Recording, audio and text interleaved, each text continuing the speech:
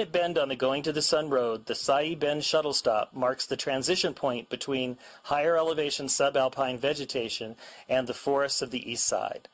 Mount Sayee towers over the area with Going to the Sun Mountain to the right and Cataract and Piegan Mountains to the left. Two popular day hikes depart from this location, Piegan Pass and Sayee Pass.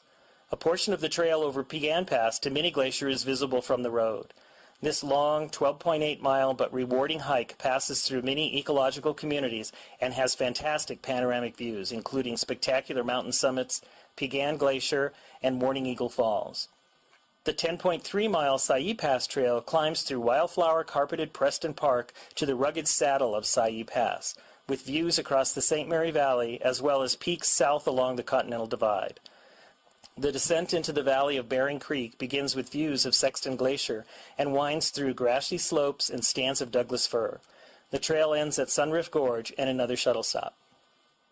While hard to appreciate while standing next to the Going to the Sun Road today, this area presented a real challenge to the builders of the road. A massive amount of material was required to bridge the gulch between Piegan and Going to the Sun Mountains and support the road. Far beneath the fill, a 10-foot by 10-foot culvert accented by masonry work and a 16-foot headwall channels Sayee Creek under the road. Headwaters is supported by the Glacier National Park Conservancy. Note: this episode deals with an intense accident in Glacier. Please take care while you're listening.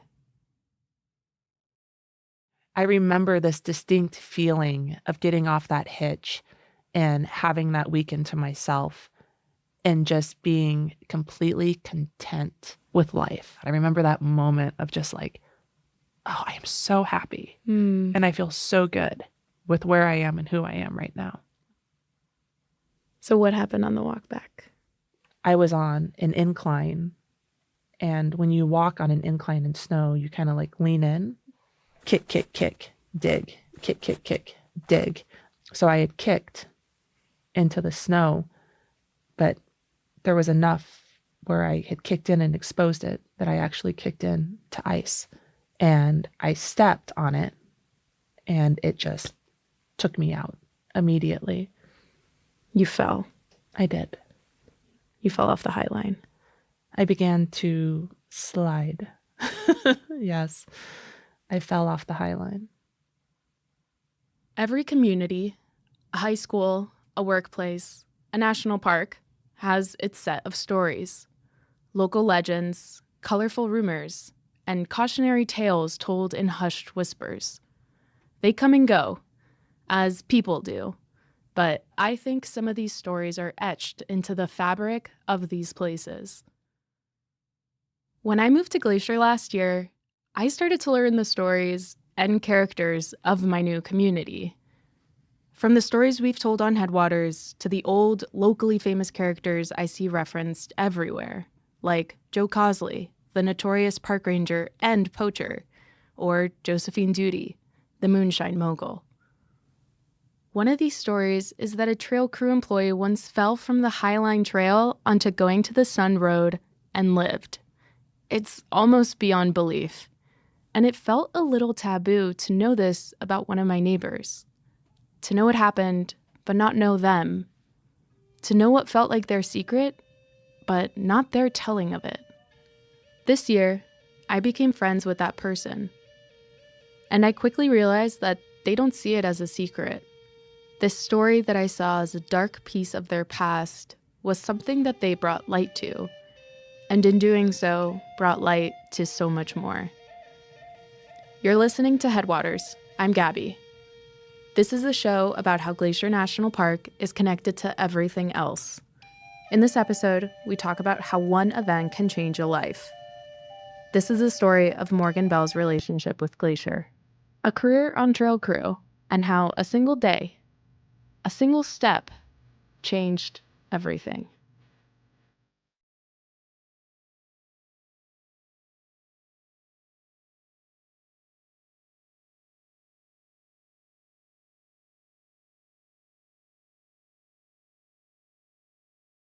Do you get the sense that you'll go down in park history, park lore? I think with such a substantial experience and story of survival, Yes, I think my name will be associated with this place for a very long time. My name is Morgan Bell. I am a concession management specialist here at Glacier National Park, and I have been employed here for 22 years. What brought you to Glacier then? What brought you to Montana? I had received a letter from Glacier National Park in the mail advertising positions for trail maintenance. Had you ever been to Glacier? I had never been to Glacier. Okay. In all honesty, I had never even heard of Glacier National Park. Okay, cool. So when you came out here at 22 to work trails, this place sort of represented adventure. Yeah, it really set a stage for me to be my own person. It was my first time on my own. 22. Yeah. So what was working trails like here when you started? It was super intense. It was exposing not only to the elements, but emotionally, like personal level exposing of being embodied in the woods with strangers for 6 months. And you're physically doing a lot of work because you're clearing trails. Yeah. Right? Yeah. Okay. What does that actually mean? What are you actually doing? It consists of typically a season that runs from April to October, and you primarily in the spring are focusing on clearing down trees that would have fallen through winter storms. Okay, to get them ready for visitors. Yeah, for hiking. So we'd go out and clear trails with chainsaws, sometimes crosscuts, clean all of the drains so that water can move off of the trail. We build structures, so all of the bridges that you cross across creeks and rivers. So it's taking a lot of you physically to be able to do all of that. Physically and then mentally, you're put into the wilderness and working hard in building relationships. But it really laid the foundation and gave me a glimpse into my ability of self, what I could and couldn't do. It was a really strengthening period for me. So tell me about this culture of trails. There's a lot of pride in it. There's a lot of ownership, and there's a lot of longevity.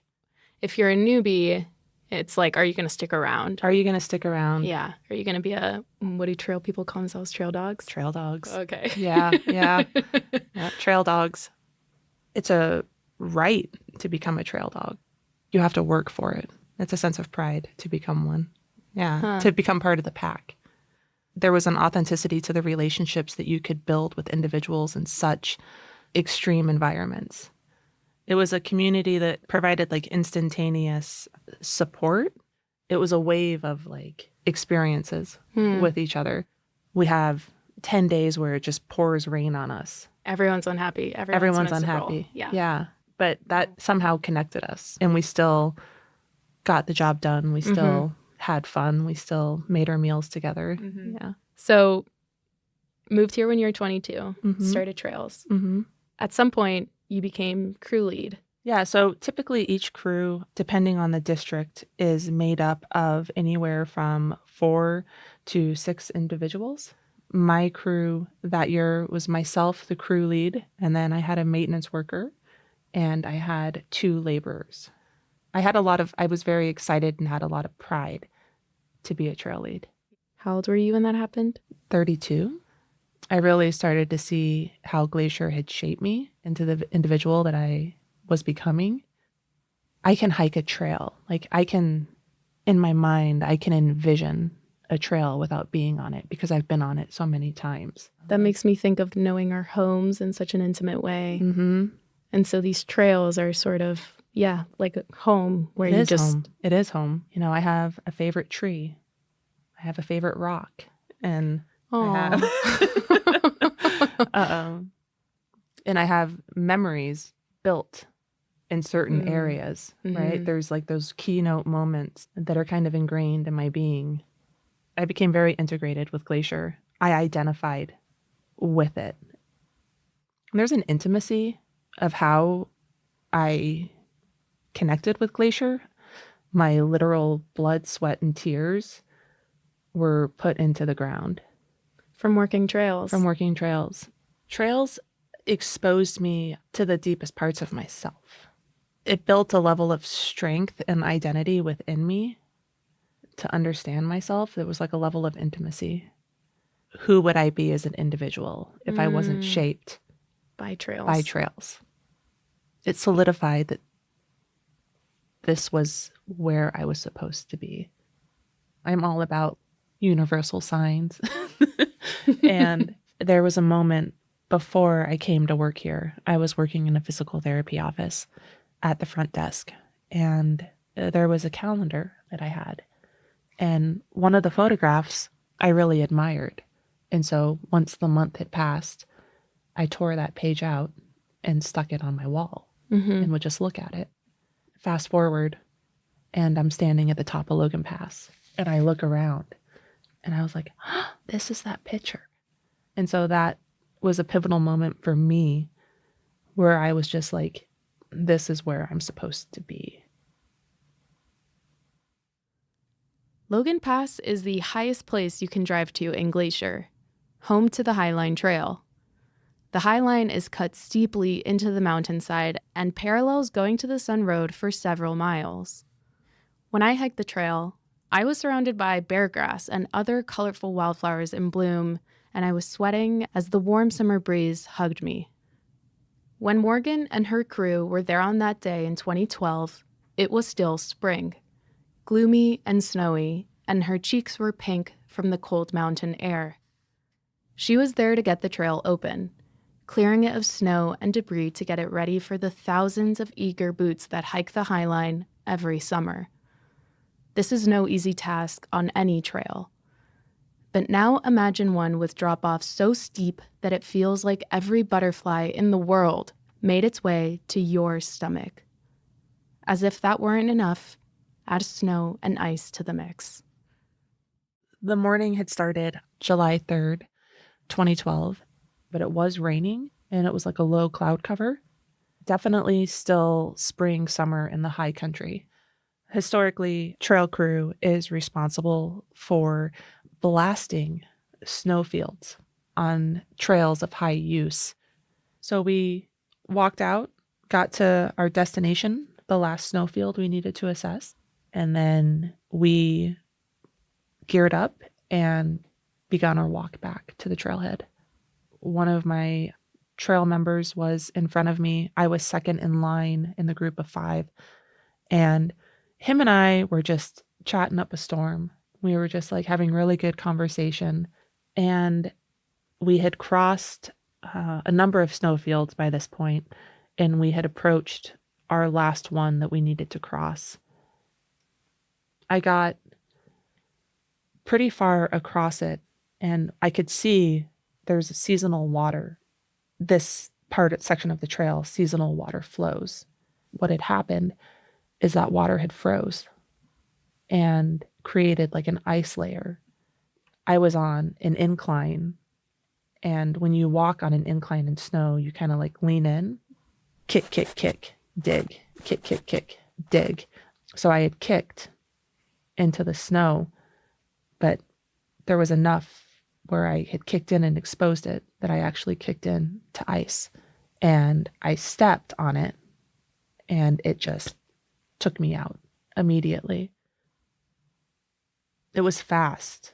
Like, it wasn't like a whoopsie slip. It was like a slip, hit the ground, start sliding. You're still on snow and ice. I'm traveling still on snow and ice, yes. And I was crossing, the snow had kind of collected in a couloir of sorts, or like a natural chute that had been created through this water feature. Okay. So snow ran from the trail all the way to the road. It's not fluffy. It's not soft. It's not playful. It's icy, hard-packed, compacted snow. Very rough and hard. And if anything, is only making you slide faster. Yeah. And the slope of which I was sliding was also steep. I hit the snow immediately and began to slide. And I recall when I first fell, I was on my back and I was going headfirst down the hill. I attempted to self-arrest with the hand tool I had, which was a shovel. So it's a method of putting it across your body and trying to dig it in and use it as a brake. I didn't have crampons or an ice axe, That wasn't something that we typically carried with us.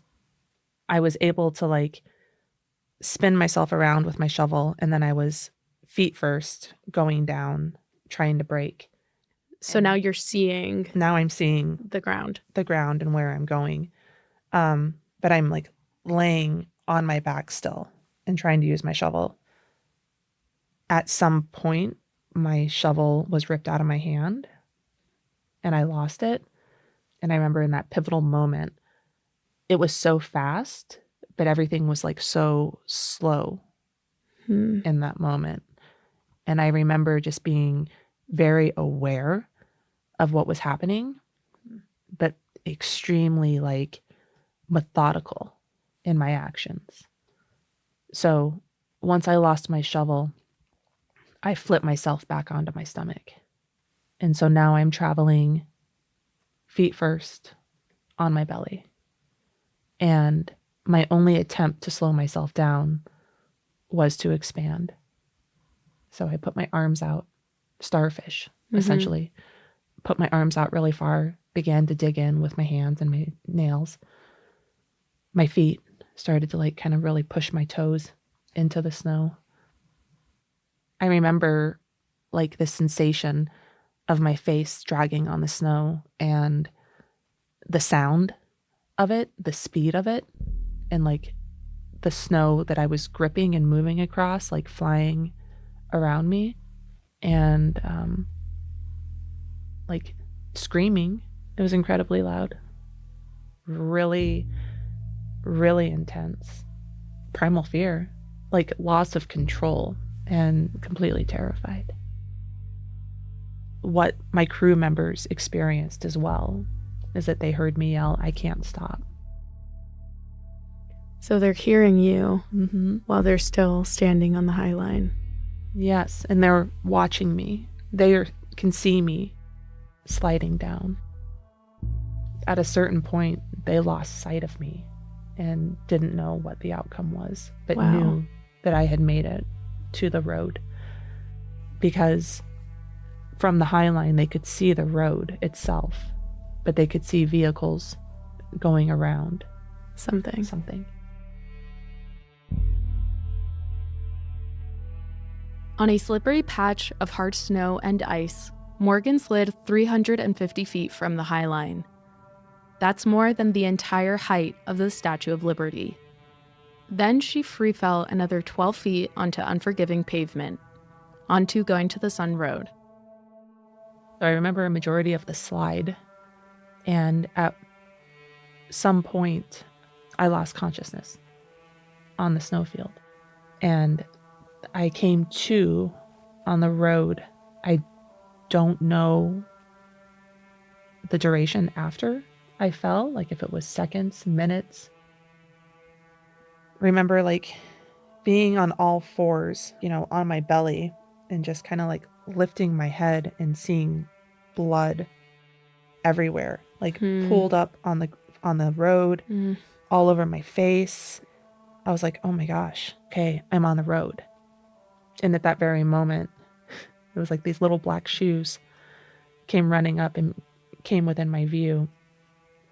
And I was almost like in child's pose, hunkered down. And this individual was saying to me, like, "Are you okay? Where did you come from?" I don't know how clear I was in communicating, but I recall saying, "I fell from the High Line. I'm trail crew. I was on the High Line. I slid." I recall laying down and instantly feeling a lot of pressure in my head, intense pressure in my head and my face, just holding my head. And I recall people coming in, so visitor service assistants from Logan Pass came down to assist.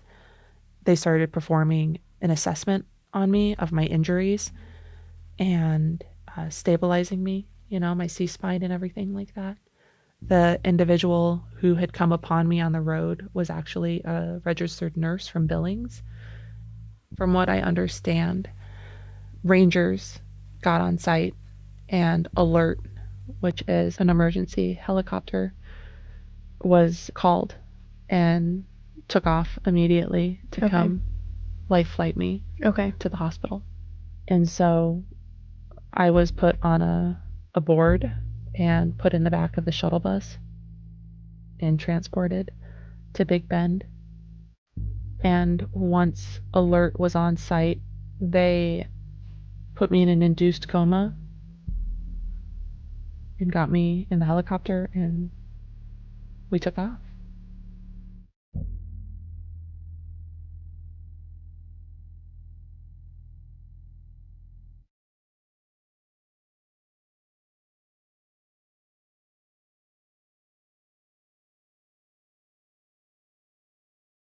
I would never be who I was again. Even with complete healing, I would always be different. It would never be the same. That trails would never be the same. That my life and my activities and my existence as I knew it would never be the same. Do you remember waking up in the hospital? Mm-hmm. Were you confused or? No, I was incredibly ashamed. I remember my supervisor, who I have great admiration for, he was there in the room. They got the call that I had woken up. I was in the ICU, and the first thing I said was, "I'm sorry." I remember him just being like, "Will you stop it? You know, like, why are you apologizing to me? Like, no apology is necessary." Yeah, I felt embarrassed. I felt ashamed. I felt that I had let the team down through my actions.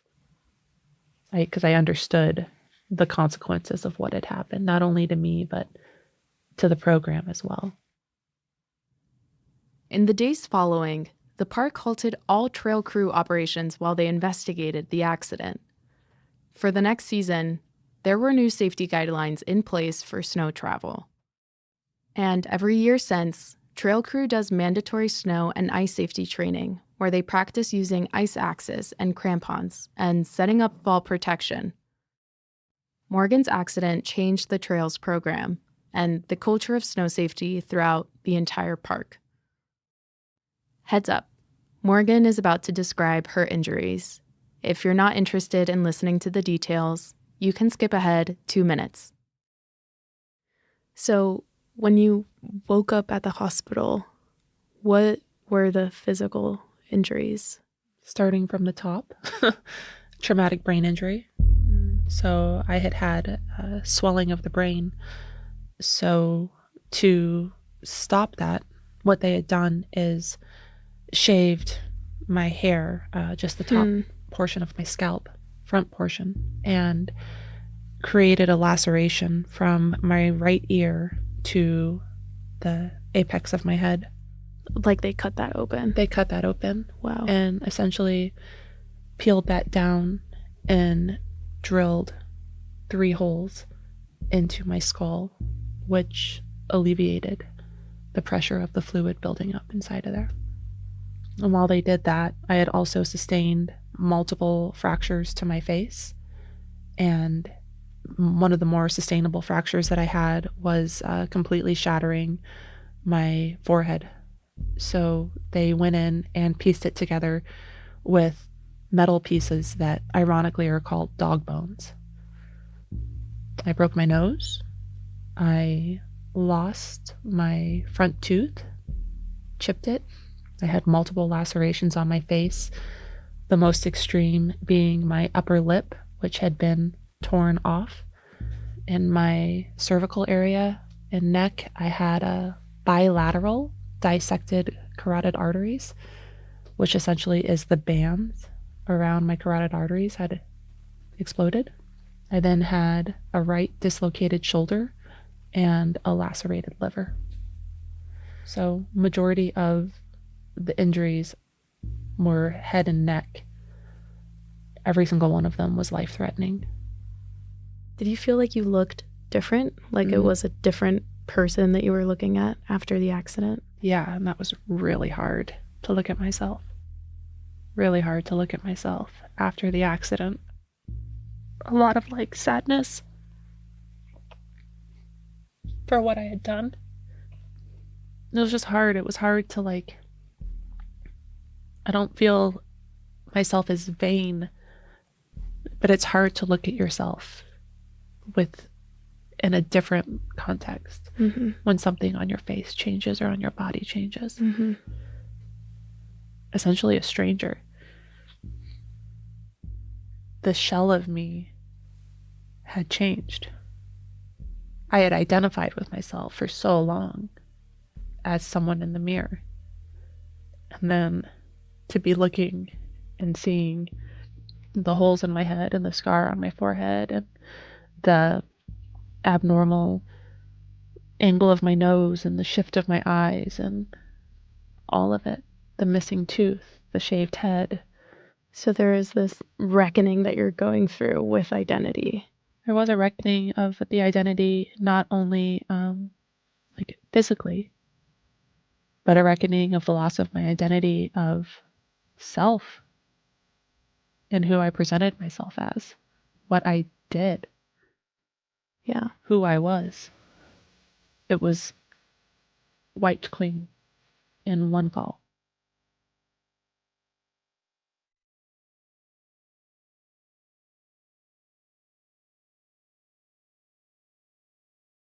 This loss of self and identity and my former relationship with Glacier for a very long time challenged me and put me in very dark places. You know, depression came naturally with it. I get covered by the darkness, and there's times that I can let it put me on the ground and be at the depths of it. Ultimately, there's an essence of my being that shines brighter. Did the fall at any point feel like it defined Glacier for you? Like you were sort of avoidant of this place because it was too intense to go to Logan Pass or too intense to go through the entrance station? Never. Never. No. I'd be remiss to say that it wasn't moments of anxiety driving up the road and approaching the chute. I know that none of this occurred out of vengeance, that I did something wrong to deserve this. I was eager to come back and connect. Such an integral part of my being, it was a loss. I was grieving. I was grieving Glacier. I was grieving that I wasn't able to immerse myself in it and that I had to be home. There was nothing I wanted more than to be here. This place means a lot to me, and I care immensely for every square inch of it. And so I have apologized to Glacier. We've come to an understanding together that that wasn't intentional. I have a direct line of sight of the garden wall from the foot of Lake McDonald. And while you can't see the exact location that I fell, it's still the general area. And I have allowed the wind to carry my words up valley, and I have allowed the wall's words to carry down to me. I honor it. Dubbed the chute, like, oh shoot. Oh shoot. Yeah, That's oh, what you call it when you shoot. go by it? Yeah. Hmm. You know, yesterday I drove the road and I said hi to it as I passed it. I spotted it. I was like, oh, well, there it is. Oh shoot. The oh shoot. And I don't pass it and associate it with the memories of falling. It's just like, wow, there is that pivotal point. The memories of the fall aren't associated with it anymore. I don't think anyone would have blamed Morgan if she'd decided to leave this place after experiencing what she did. For all its beauty, Glacier has seen some truly horrible things, Morgan's accident, and so many others. This place has stories that I will never really know, or for that matter, understand. Maybe all places and communities do. But I think Morgan is right, that to really know a place, a community, means honoring that darkness. There's not a conversation where it's like me without Glacier. It has been such an integral part of my life for 2 decades on so many levels. It's where I have worked. It's where I've experienced loss. It's where I fell in love.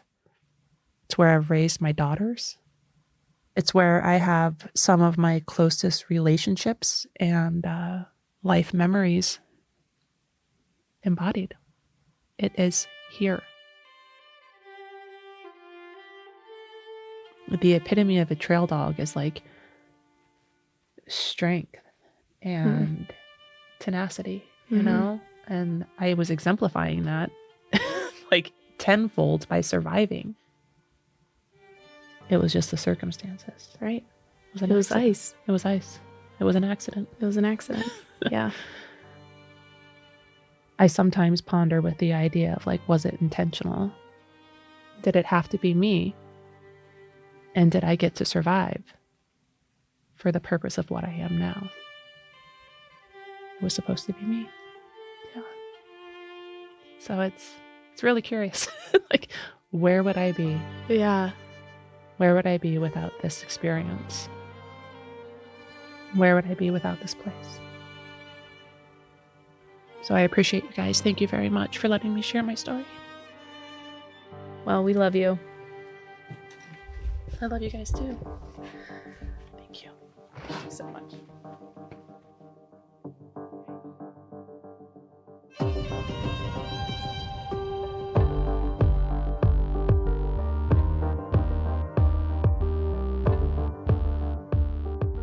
Headwaters is a production of Glacier National Park and is supported by the Glacier National Park Conservancy. We could not make this show without them. You can learn more about what they do at glacier.org. Headwaters is made possible with help from Lacey Kowalski, Melissa Slottick, and so many people throughout the Glacier community, especially the natural and cultural resource teams. We're grateful for all of you. Our music this season is by the brilliant Frank Walm. The show's cover art is by our sweet friend Stella Nall. Check out Frank and Stella's work at the links in our show notes. Special thanks this episode to Morgan Bell for sharing her story so candidly and gracefully. We also appreciate Duncan Lennon and Cameron Avison for all of their insight into the Trails program. Besides sharing this episode with a friend who might appreciate it, you can help us out by leaving us a rating and review in your podcast app. Thanks for listening. In 1872, the United States, a country that had not yet seen its first centennial, established Yellowstone as the first national park in the world. President Ulysses S. Grant signed Yellowstone into existence, and a new concept was born. And with it, a new way for people to preserve and protect the best of what they had for the benefit and enjoyment of future generations. Yellowstone Lake is one of the largest high-altitude lakes in North America and is centered over the Yellowstone caldera, the largest supervolcano on the continent. In the southwest area of the lake, the West Thumb geothermal area is easily accessible to visitors. Geysers, fumaroles, and hot springs are found alongside and even in the lake. The federally funded Hayden Geological Survey of 1871 provided the most detailed and scientific descriptions of Lake Yellowstone in the pre-park era. The Hayden Party, 34 men in all, launched Annie, the first boat to sail on Yellowstone Lake, and began exploring the islands and shoreline. The first photographs of the lake were taken by William Henry Jackson, and paintings by Thomas Moran, along with the Geological Survey, played a prominent role in convincing the U.S. Congress to pass legislation creating Yellowstone Park. Yellowstone Lake is the foundation of the Greater Yellowstone ecosystem, the largest remaining nearly intact ecosystem in the Earth's northern temperate zone. It provides the key ingredients to a large and complex food chain that sustains many of the animals for which Yellowstone is so famous. In 1894, the Lacey Act was passed by Congress, giving full protection to wildlife in Yellowstone Park, with the exception of wolves and coyotes. This act paved the way for future wildlife and environmental movements. From the days of the Hayden expedition to the present, Yellowstone Lake continues to be a source of rich, diverse, and sometimes surprising information that is rare among the world's Great Lakes. Lake Yellowstone and Yellowstone National Park, in all its preserved glory, is like no other place on Earth, and must be seen and experienced to be believed and enjoyed.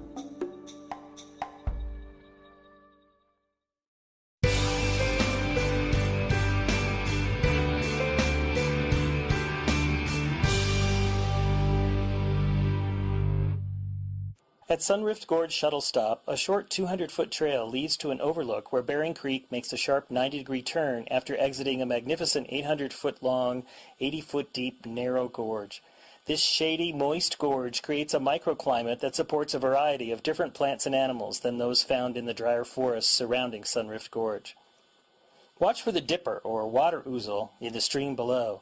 This stocky gray bird is the largest member of the sparrow family and gets its name from the unusual bobbing and dipping motion it makes as it hunts for insects in the stream. Watch for a while and you will eventually see it plunge right into the swift-moving water and literally fly underwater using its wings to maneuver through the rapid currents. When it comes back up, look closely and you might notice a large insect in its beak that it plucked from the rocks in the streambed. Sunrift Gorge is also the trailhead for the Sayi Pass area. Hikers can explore the high country of Glacier National Park on this spectacular high-elevation trail. The preferred route for this 10.3-mile hike is to start at the Sayi Bend shuttle stop and end here at Sunrift Gorge, since starting the trail here involves much more elevation gain.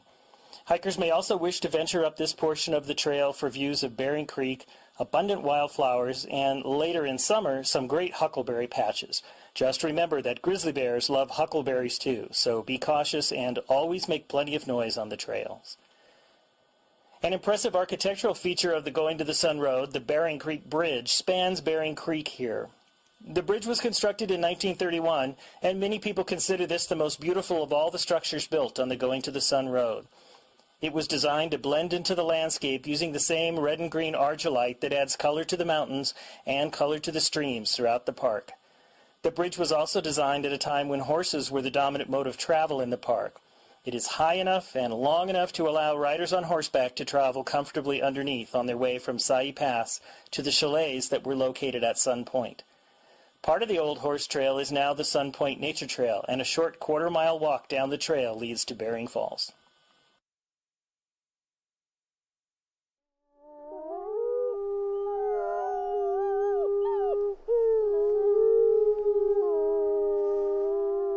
From Yellowstone National Park, this is what we do. I'm Jake Frank. And I'm Miles Barger.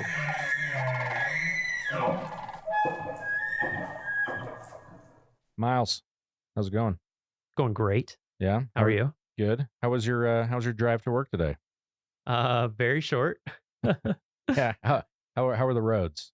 Very clear and in excellent condition. That's good to hear. Honestly, yeah. So, speaking of roads, to start, I have a trivia question. I'm curious if I would say this is on the easier of some of the questions that we've been hearing, but Okay. Do you know how many miles of road are in Yellowstone National Park? 475? That is very close. 452, I think, is the number that I've been given from facilities in some of the reports that I've read. But yeah, 450 plus. And that's roughly the distance between like DC and South Carolina, Charleston, as the crow flies. So it's like multiple states. So it's a lot of roads that are in the park that we maintain In harsh conditions. in harsh conditions. On a volcano. No big deal. Yeah. Yeah. So yeah, it's either burning the road away or it's frozen and under snow, Or both. Or both. Yeah, for many. And so to talk a little bit about that, I think when people come to the park, they just drive on the roads. You kind of take that for granted. but there's a lot of work that goes into keeping those up to date. So today we're joined by Brian Batzloff. He's the engineering equipment operator supervisor for the special projects crew. Did I get that correct? You got that correct. All right. Well, Yep. thanks for joining us. Thank you. Yeah. How are you Thanks doing for today? having me. Good. Yeah. How was your drive to work today? It was wonderful. Yeah. And when the roads are in bad shape, and you're like, man, that pothole, like what happens in your mind when you're driving and you hit a pothole? I try to figure out why it's there. Who do I need to call to get this fixed? Exactly. Yeah. So, we'll go ahead and get started. When and where did you get your start in the National Park Service? Here in Yellowstone, actually. I started, got my first job here in 1998. I was a carpenter's helper in the carpenter shop here in Mammoth. And then that was my last year of college. And then I went back to school, tried out some telecom work for a little bit in Atlanta, Georgia, and then decided I wasn't a city person. So I came back here. My family's from the area here right outside the north entrance. So I'm actually a third generation to work here in Yellowstone. Oh, that's awesome. My dad and my grandfather both worked up here in the park. Actually, my grandfather's on both sides. What? Whoa. Wow. So what jobs did they do? So my grandfather, ironically, he at one time held my position for a short time, which is, I didn't know that until recently when I was going through some of my dad's stuff, and I actually found his old nameplate from his door on there. So I have it in my office now. Oh, that's actually super cool. too. But no, he came, I believe in the 50s, shortly after World War II, after he got out of there, and he came with his uncle to Yellowstone and started his career out in Grant Village, and then kind of worked his way into Mammoth here. And then I think when he retired, he was the foreman for the carpenter shop. Awesome. And you mentioned him working at Grant Village. You are on special projects that's based out of Mammoth. Yep. Have you worked at other areas in the park? I did. My first full-time position at Yellowstone was out at Old Faithful. And I was a heavy equipment operator out there for about a year. And then an opening came back with special projects, and they actually approached me for a lateral transfer for that position. So between the job that you currently have and that first job, you mentioned that you had some movement in there to get where you currently are. Can you walk us through all the variety of jobs that you've had? So, like I said, my first year I was in the carpenter shop as a carpenter's helper, and then had that year where I was down trying to do the telecom stuff in Georgia. You're Rumspringa. Yeah. And then when I came back, I actually applied for a labor position with special projects. And when I got that job, I enjoyed the work. And so I just tried to take in as much as I could with the job and everything, and saw what I could do. And then my next position with them was a seasonal truck driver, motor vehicle operator for them. And then eventually when I was able to get on at Old Faithful as a heavy equipment operator, and then transferred into Mammoth, then worked my way up to be the work lead for special projects. And then here probably 3 years ago, I was hired as a supervisor for special projects. Awesome. Yeah, it's really cool. Like a lot of the jobs in the Park Service, this is like a theme that we've noticed, I think, is that people need to move around a lot to kind of, have to find advancement. But Yellowstone, because it's big enough, that there is also that opportunity for a lot of people, that there's more linear ladder opportunities here than other parks. Like a lot of times it's just, you might be the only heavy equipment operator and it's at a certain level. And if you want to promote, you got to go somewhere else. That's correct. So yeah, that's cool to hear. Do you have a typical day? And like, I know that there's seasons, like, Sure. but like, for us, there's really not a typical day. I mean, we have our big projects, our large projects in the summer, which consist of paving projects and chip sealing projects, which are road maintenance that we have to do every year, certain sections of the road. But, there's always the stuff that comes up, and that seems to be a daily occurrence, especially with the higher visitation and use and everything. We see more and more stuff that actually wouldn't normally, be there as far as that goes. But a typical day, I try to get into work probably about an hour before our team shows up, and then get everybody rolling, as my group likes to be out the door and working. So I try to have them out the door by 7:00 on the dot there, so they can get after it. And then kind of whatever the day takes us is where it kind of goes there.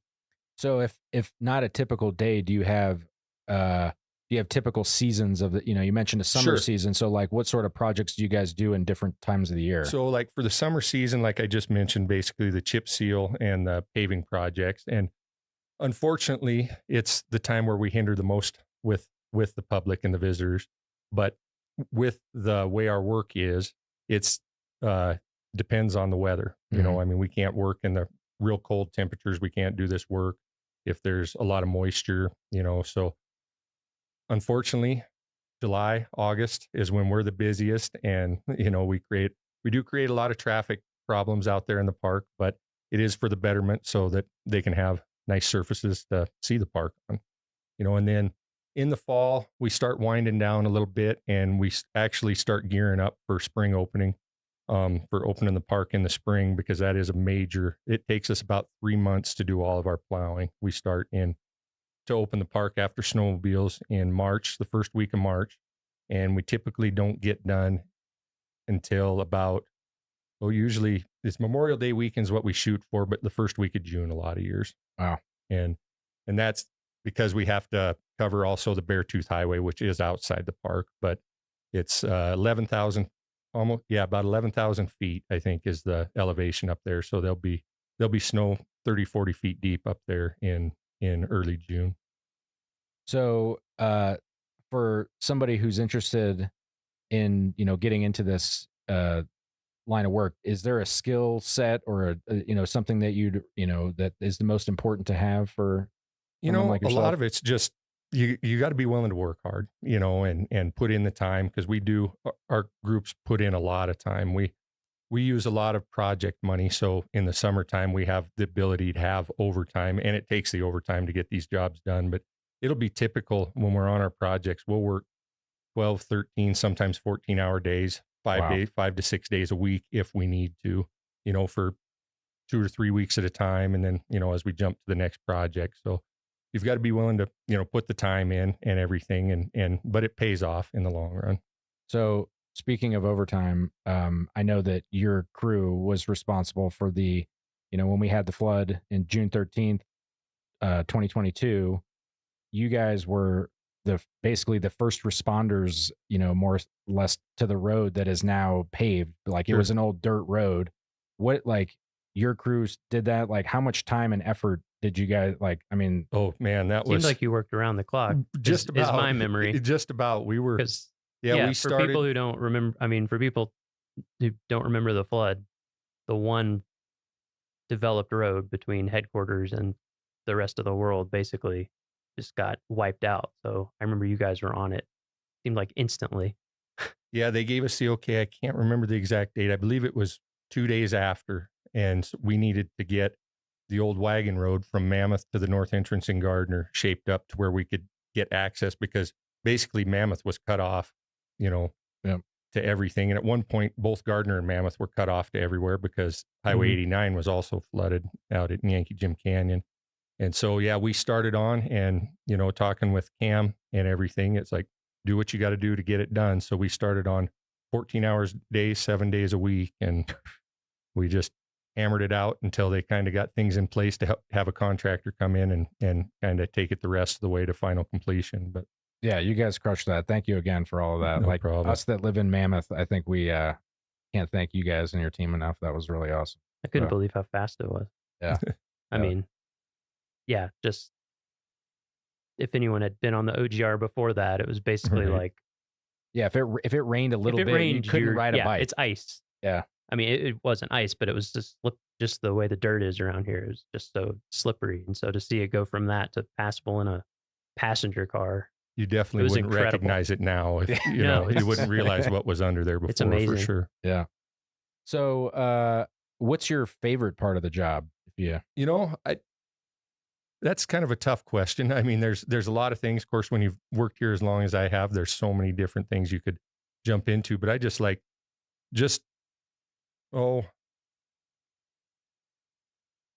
more of the challenge, of everything. And like I mentioned before, with the higher visitation, so that creates its own challenges, and to try to not ruin the visitor experience for everybody. So the challenges that go into planning the projects and making sure that everything's up and running, I think is probably what I enjoy the most of it. And it creates a lot of stress as well. But So yeah, like on the flip side, you have things that we all love about working in a national park. Are there any, like, what's your biggest challenge or the hardest part of your job? Again, I think it would be the planning phase, because there's so many variables. I mean, between weather, between traffic, between just anything just for instance, the OGR, just all of a sudden that threw our whole summer into chaos, because we still had to get our normal work done too that summer. And it just, and that's kind of the way we run a little bit, is get our stuff done, and then whatever else pops up, we'll try to fit that into and go from there. Were you guys able to take a break that winter once it snowed and the road was there? Like somewhat. We ended up having a fairly decent winter that winter also. So this winter has actually been kind of a blessing for us. Yes. Yeah. So, with the challenges, like, obviously if everything's great all the time, then there's no, reason to leave. But with challenges, like, even with those, what keeps you here? What keeps you in the green and gray? It goes back to the challenges. I mean, I like the challenge. I like to be able to push myself and push my team, and they like to be pushed, and me to be able to say that I went out and look at what we did for that project and be happy with what we did, and have people to come back and even tell us and compliment. I mean, just like you guys' compliments with us, here, that the pride that we have in our work is really. Do you have is there a moment in your Park Service career that kind of stands out as like a defining moment, or something that you did, or like something that you look back on and you're like, man, we did that? Like, I mean, if you put it that way, there could be so many, just because of what we do with what we have and what we have to do. I could probably say that for a lot of things, and everything. I can't say that there's one specific thing. I mean, I just look back, there's a lot of years, and I look back and say, wow, we accomplished that much. I mean, I guess the OGR would be a great example though, for that, because that's not just us either. The whole team, the whole park came together for that. Yeah. We had a major role in it, but there was a lot more involved than just us. Yeah. So, we've had a lot of people talk about, how they feel like, the mission of the National Park Service, and, keeping this place in great shape for visitors and for future generations. When we think of, national parks, a lot of people think about the resource itself. You guys are working on roads. How do you see yourself fitting into this mission? Like, what is how do you feel that you personally and your team contributes to that larger mission? Well, the infrastructure is major. I mean, that's the major of what the visitors, that's their main travel ways, and that makes the experience of their trip to the park. If the infrastructure is poor, they might have the most beautiful scenery, but if they have to drive over terrible roads and, to get there, and are miserable doing it, then, they're not going to have a good time and enjoy themselves. So it's important what we do and what we have to do here. Do you have a lot of employees that come into the Park Service from like private industry, contractors, things like that? We get a few. Because I'm just curious what the experience is like. Like it's different. I'm sure. Like you said, planning around the visitors and. Yep, and it's so with what we do, we're so varied in the different tasks that we perform. So we'll get a few private, people that come from private professional settings and everything. But a lot of people, I mean, for us, for a lot of years, it's been a lot of development. We've had to develop a lot of people and everything, because a lot of private sector stuff is more centralized on, I do this. They don't have maybe as wide a range of what their skill sets and what they're needed to be. And it doesn't seem like we get as many applicants from the private sector. And I don't know if that is pay gap difference or where that comes from, but we do a lot of inner development for us. And so is there like a formal training, or, for somebody who is wanting to get into this, like how does one get into your line of work? So there is formal trainings out there. There's a lot of like tech schools and things like that will do the trainings, heavy equipment trainings, truck driving trainings for commercial driver's license and things like that. We don't require necessarily any formal training. We do have obviously the trainings that we do through the Park Service and that we do through our department, you know, and everything to keep everything up. And the in-house trainings we do to develop our people is kind of the direction we go. But in order to get these jobs, obviously, you do have to have some experience, you know, with the heavy equipment. You probably need a driver's license. And a driver's license, yes, obviously. And so we require all of our heavy equipment operators have to have a commercial driver's license, Class A Type 1.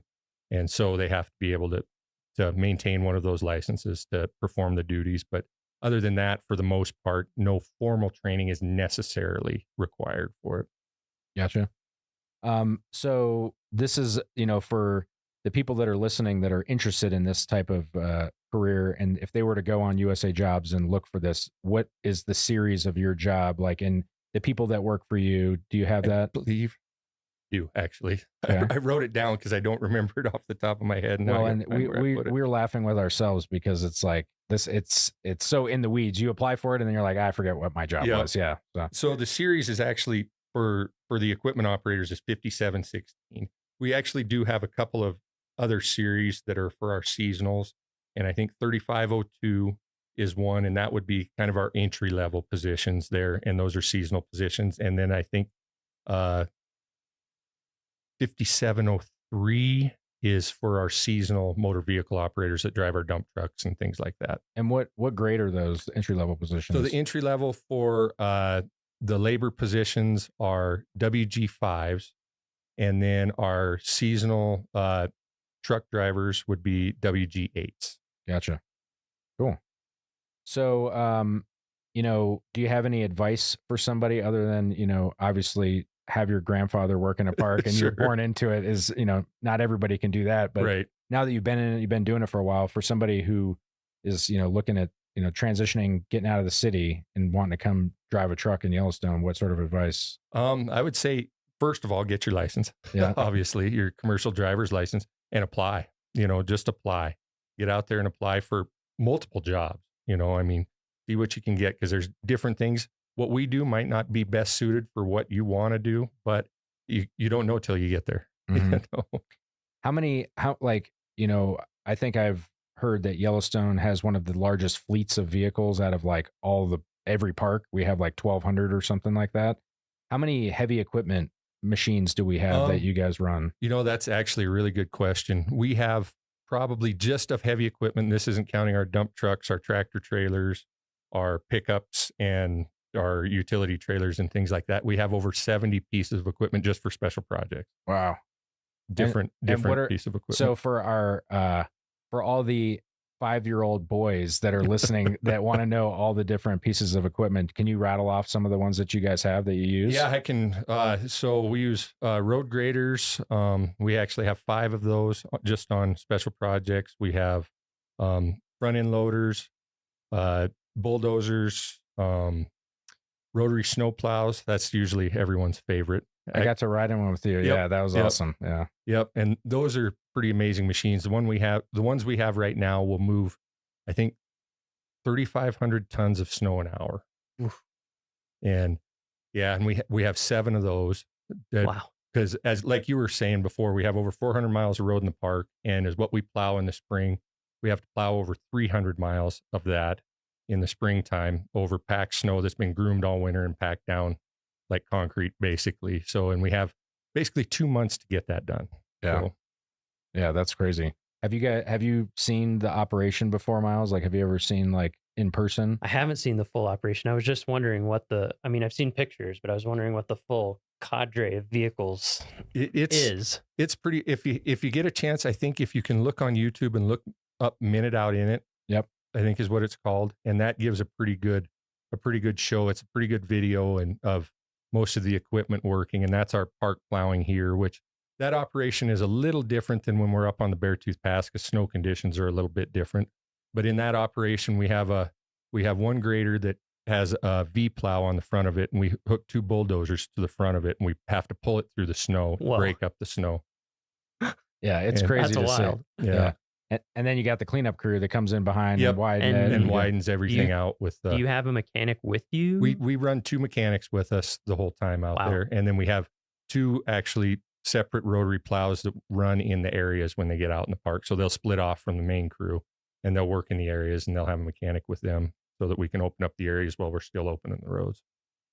Yeah, it's so I've quite had amazing. when my first year here, I came after winter and it was the spring plowing, and I had the opportunity to go out. I think we were at Lake, right? Yep, It's we like were in that. between Lake and Grant. Yep. Yeah, and Brian was running the rotary plow, and just like it like hucks snow forever. It's really cool to see that. And then I think 2 winters ago, I went up to the Beartooths, and it was like a lower snow year, but it still was like a 35-foot wall of snow. What's the name of that big famous curve? They call it the bar drift The up bar- there. Yeah, and I don't know the full history on it, but it has to do with years ago, back when the state of Montana and the state of Wyoming would meet, because the state of Montana plows the Montana side, and then we take care of the Wyoming side. They would meet up there, and then they would cut a bar into the snow out there in June or whatever, and then the town of Red Lodge would come up and they'd have a big party. And I believe I'd have to look this up to get verification, but I believe there's some pictures out there. At one time, they even had an elephant up there. Which is so random. You know? Yeah, it's really like just unbelievable to see that operation. And again, that happens in closed areas. Like it's just another thing that happens behind the scenes. You know, you drive through construction in the summer, but you're not driving through the plow operations. And so, yeah, that's like a huge thing and the schedule that you keep. I used to work in Glacier, and they also have a road that requires crazy plowing, the Going to the Sun road, but they don't really put a time limit on it. It's kind of like it's open when we're done. Yeah. You guys are like cutthroat, like we got to hit these dates. These are when the things open. And we're pretty proud of that. We haven't missed for the park. We haven't missed an opening date since I've been plowing out here. And I think I've been plowing since 2007 or 2008. Yeah. Yeah. Knock on wood. Yeah. There we go. So, yeah. Another thing I was wondering about is like, I assume you kind of get to know different areas of the park when it, being on a volcano is so weird. Sure. It's just like, has it been interesting over all these years to get to like, there's probably going to be a pothole there this year. Sure. And like, because the weirdest things pop up on the road. I'll just, one day I'm driving, it's fine. I'd come the next day and there's just like a 3-foot tall, 3-foot wide bubble in the road. And some of it's so unpredictable because the geothermal stuff moves so much. I mean, there could be an area that you've never had problems with before, and all of a sudden an issue pops up. And I think Jake was kind of saying before, we built roads on a volcano. What's not a volcano, we're on high mountain slopes or over swamps. So we don't have the most ideal areas that our roads corridors are built on. Yeah, and I hadn't thought too about the increased visitation, and also like vehicles just keep getting bigger. Right. Yeah, like RVs are bigger, and then a lot of electric vehicles are really heavy. Yeah, like it's amazing sometimes when I read the weights on these things. I'm like, whoa, 7,000 pounds for a normal size pickup or something. I hadn't thought about that, but yeah. So before we go, one of the last things that we like to ask everybody is, it doesn't have to be work related. I mean, if it was, then that's great. But do you have a favorite story of, in a national park, whether vacation or on work time, just like something where you're like, man, this is such a cool thing that I'm a part of that I get, probably, and it's not really a story because it encompasses a few years of time, but I was able to actually, when my dad's last few years here, I was able to work beside him a little bit. He worked in a separate crew. He worked for the North District maintenance crew at the time, but I was able to work alongside him on a lot of projects and stuff his last few years before he retired. So that's pretty amazing when you look at the scope of what the Park Service entails and everything. Yeah, that is pretty cool. Did you guys have a father-son friendly competition going on whose work was the best? Oh, there's always that. Yeah. I mean, whether it's even now. Yeah. So, that was awesome. Thanks for joining us today. I don't know, Miles, do you have any other things you'd like to ask? no, I don't think so. Yeah. Well, thank you guys for having me. Yeah, thank you so much. And we appreciate, again, all the work that you guys do, and especially all the work that, hopefully you guys can relax this winter a little bit from the winter 2 winters ago and all that OGR stuff. So. Yeah. Well, thanks again. I appreciate the time and getting the word out there on what we do. Because we are kind of one of the behind the scenes type of people. They might see us out there and everything, but a lot of people don't know actually what we really do. So, yeah. Well, that's it for this week's episode of What We Do. Thanks again to our guest, Brian Batzloff.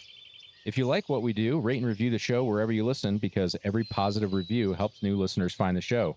If you have questions or you want to learn more about a particular job, contact us using the form at go.nps.gov/whatwedopodcast. Thanks for listening. All right, Andrew. My first season working for Glacier, I was a receptionist at park headquarters. Okay. Lowest paid position in the park, mind you, answering questions people had via phone, email, and letter. Gotcha. Occasionally, we had people in person come to the front desk with a question. And one of the most challenging questions we ever got was, where is your World Heritage Site plaque? Our what?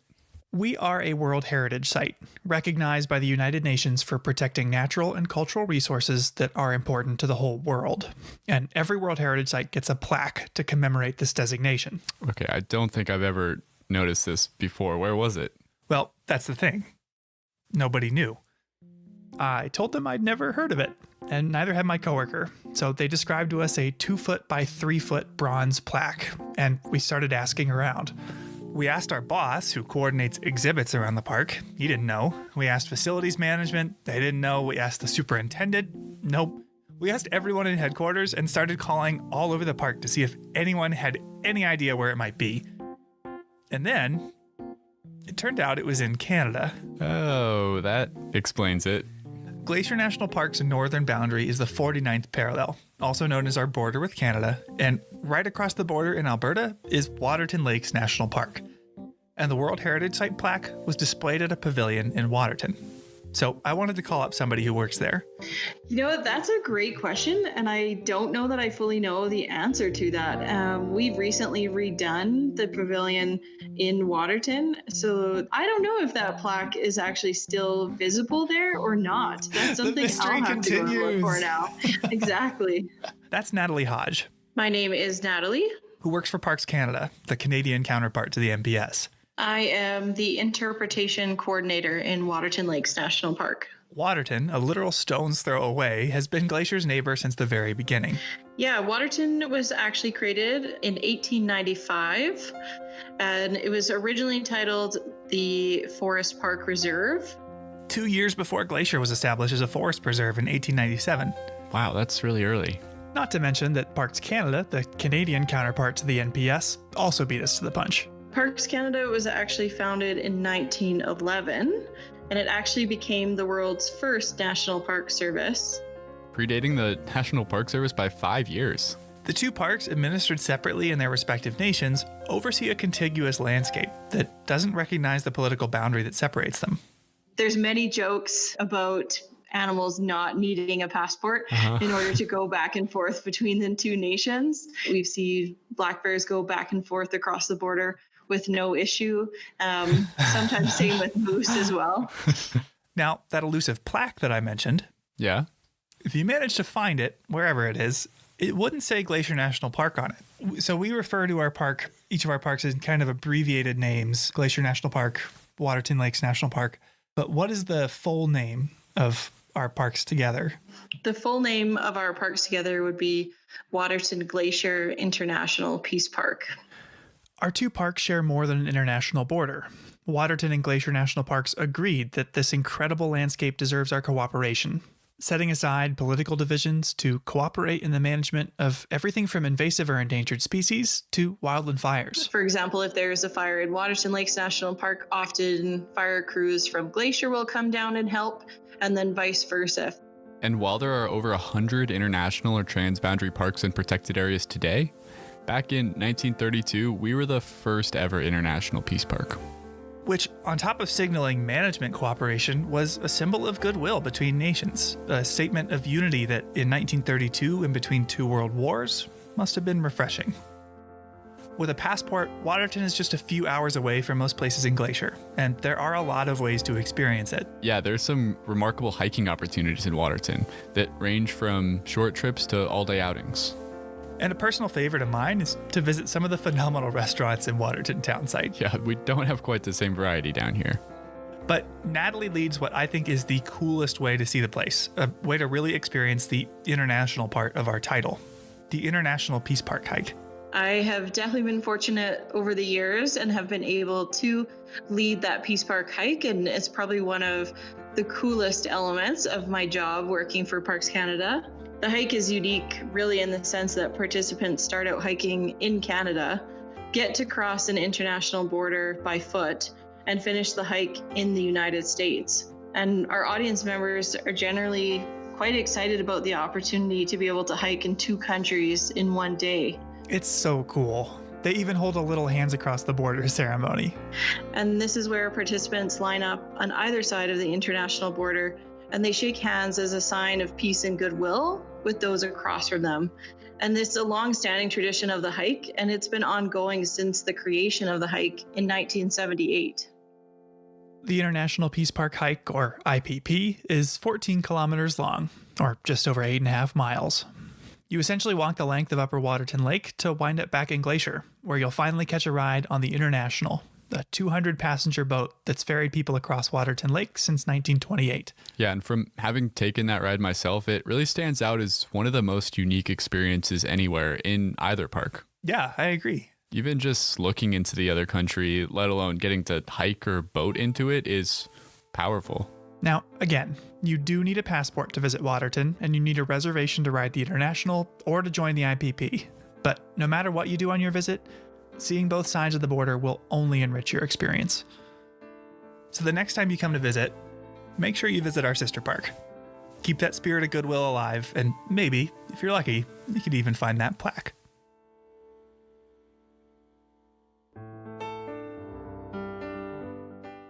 Welcome to Headwaters, a Glacier National Park podcast, brought to you by the Glacier National Park Conservancy and produced on the traditional lands of many Native American tribes, including the Blackfeet, Kootenai, Salish, and Gillespie people.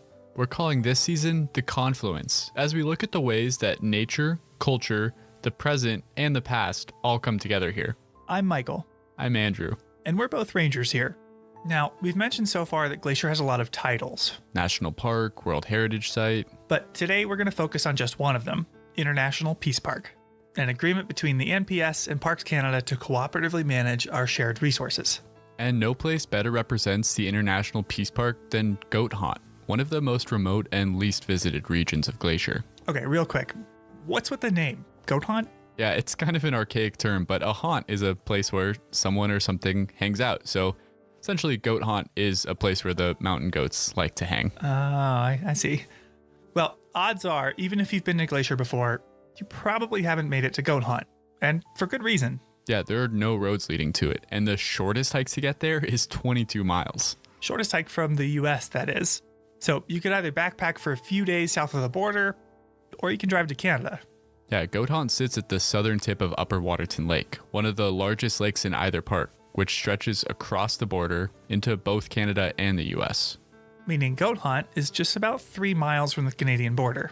Yeah, so people overwhelmingly access Goat Haunt from Waterton Lakes National Park. Oh, now I understand where the name comes from. Waterton Lake, Waterton Lakes. Okay, whatever. Yeah, so some people get there on foot, like on that International Peace Park hike, but most people arrive to Goat Haunt by boat. Including even the rangers that work there. Yeah, talk about a commute. So in this episode, we'll be looking at what it means to be an International Peace Park, how it happened in the first place, and how it has affected those that live and work here. All right, Andrew, where is our border with Canada? I think it's about 20, 30 miles north of here as the crow flies. Yeah, well, could you be even more specific? Where is the border? It lies on the 49th parallel. Yeah, exactly. The 49th parallel was first proposed as a border by the Hudson's Bay Trading Company in 1714, which is a story for another day, but it was ultimately adopted by the US and British governments, because at the time, Canada was still under British rule. Now, British and American teams surveyed the border in the 1860s, with brief interruptions for the Civil War, and monuments were erected that cemented a border nearly 4,000 miles long. But did you know that that survey was actually wrong? Wait, really? Yeah. The border was first surveyed when we still thought the Earth was a sphere, but it's actually an oblate spheroid. What? Essentially, it's a sphere that bulges at the equator due to rotation. All that to say, the original line doesn't perfectly follow the 49th parallel. Really? No, it's close, but it's not exact. Spheroid and all, it does transect present-day Waterton lakes and Glacier National Parks. And visiting the border between the parks today, you'll notice the only thing separating the two countries is a swath of cleared trees, a 20-foot wide unvegetated line continuing into the horizon. And as far as this area is concerned, the most meaningful discussions of that symbolic boundary occurred not in the halls of Congress or Parliament, but on the trail and around the fire. Two of the earliest proponents of a jointly managed park were John Kootenai Brown and Albert Death on the Trail Reynolds. Big fans of nicknames. Yeah, Brown was the first superintendent of Waterton Lakes National Park. And Reynolds was the first ranger stationed in the present-day goat hunt area. Yeah, and it was these two that hatched the idea that two parks in two countries could be managed together. And the story of their friendship is an origin story of the Peace Park itself. We actually know an awful lot about John Kootenai Brown. He was raised by his grandmother in Ireland during the Great Famine and led a colorful life after leaving home. He joined the Royal Militia in 1858, but never saw combat. In search of excitement, he chased a fortune in the goldfields of British Columbia, working as a prospector, constable, trapper, guide, mail carrier, swamper. Swamper? What the heck is that? Yeah, it's someone who steers canal boats. 50 years later, he had garnered a reputation for knowing the region as well as anyone, which led to his appointment in 1910 as the first supervisory forest ranger of Kootenai Lakes Forest Reserve, which is now our northern neighbor, Waterton Lakes National Park. At age 70, he earned $75 a month to manage the whole area. Wait, only $75? That's like the highest ranking position in the whole park. Yeah, it's about $2,000 in today's money. Oh, all right. Now, much less is known about Albert Death on the Trail Reynolds. Born in Wisconsin in 1847, he and his wife moved to Montana's Flathead Valley in 1871 so he could work at a lumber mill. And to escape the nervous strain of work, 30 years later, he retired from being the supervisor at the lumber mill to become a ranger at the then Flathead Forest Preserve. When that preserve was converted to Glacier National Park in 1910, he was stationed on the southern end of Upper Waterton Lake. And while there have been biographies written of Brown, most of what we know about Reynolds we learned from his diary. Take this entry from 1912 where he's looking for poachers. Found where some hunters had camped and hauled down a sheep or deer from the mountains. But it was in Canada, about 6 miles from the boundary line. Which had been brought to life here by the voice talent of Ranger Bob Adams. Reynolds lived in one of the most undeveloped and least visited areas of the park, often with only wildlife as company. Friday, October 25, 1912. When I arrived at camp, a bear had been there last night, and he raised hell. All around camp he went, looking into all 3 windows. Took a bath in the wash tub and stood in front of the looking glass and combed his hair with his scrubbing brush. His nickname Death on the Trail was self-ascribed, and his disdain for horses led him to walk everywhere. He regularly walked 17 miles south to get his mail. Wow. I walked just about 1 mile to get my mail, and I thought that was rough. But Reynolds would also walk north to visit Waterton, where he befriended Brown. Yeah, he walked the full 12-mile length of Upper Waterton Lake, which starts in Montana at Goat Hunt and ends in Waterton Town Site in Alberta. Walking that whole way to visit his friend Kootenai Brown, unless he could catch a boat ride. Sunday, October 20, 1912. Left at camp 7 a.m. in one of Mr. Hazard's boats. Went as far as Weeks Landing, where I walked to the post office, got some mail, then went to Mr. Brown's. His duties as a backcountry ranger included looking out for poachers, forest fires, and other, quote, threats to the park. Okay, so what constituted a threat to the park? Well, in the early years, the Park Service was guided by a fundamentally different understanding of ecology than it is today. And Reynolds' writing illustrates this really well. Early park managers were especially eager to protect ungulates, like deer. He would actually follow deer in order to chase them towards better foraging habitat. Left camp as soon as I could. Went up the trail that the deer took up the mountains. I located them up on a high bench, almost to the top of that mountain. I managed to get above them. There were about 40 of them. I got above them after a hard struggle. The snow was deep. He thought he could get them to go somewhere where they'd be happier and safer if he could only jump out and surprise them. Some went one way, while others took my trail and went down. Last of them that I saw was about 2 miles and still going. They're safe. I think if I did that in a uniform today, people would think I was totally crazy. And on top of chasing deer around, he would actively hunt and kill anything that could harm them. To kill coyotes, he even enlisted the help of his friend Brown, the superintendent of Waterton. I went to one of Mr. Brown's baits for coyotes, and I found that a coyote had been there this morning and had taken a meal out of it. I followed his tracks for nearly 2 miles, and he did not show any signs of the poison, so I left. Canadian poison is no good. In the years since, we've come to understand that predators like coyotes, wolves, and mountain lions play essential roles in the ecosystem. The practice of poisoning them has long since been abandoned. It's not part of our job anymore. No, it's nice that attitudes have changed in that respect and decided that all animals have a right to be here and not just the ungulates.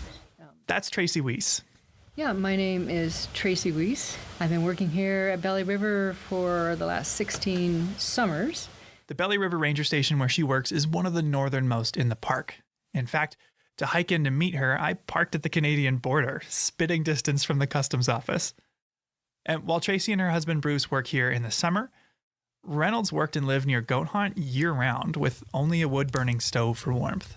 It was 12 below freezing this morning, and now 6:30, it's 10 below. Even on holidays. I made a bread pudding for dinner and took a cup of cold water. That was my Christmas. I honestly cannot imagine the rangers that spent winters out here in that kind of cold and that kind of wind. Yeah. It must have just been phenomenal. But rain or shine, Reynolds would travel north to visit Brown. December 27, 1912. The snow was deep and soft. The wind was awful. Took till 4 p.m. to make Mr. Brown's. From what we can tell, the two were fast friends.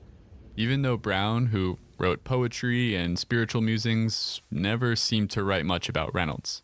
Yeah, and Reynolds, in the journals of his that we have, he doesn't write about his friendship with Brown either.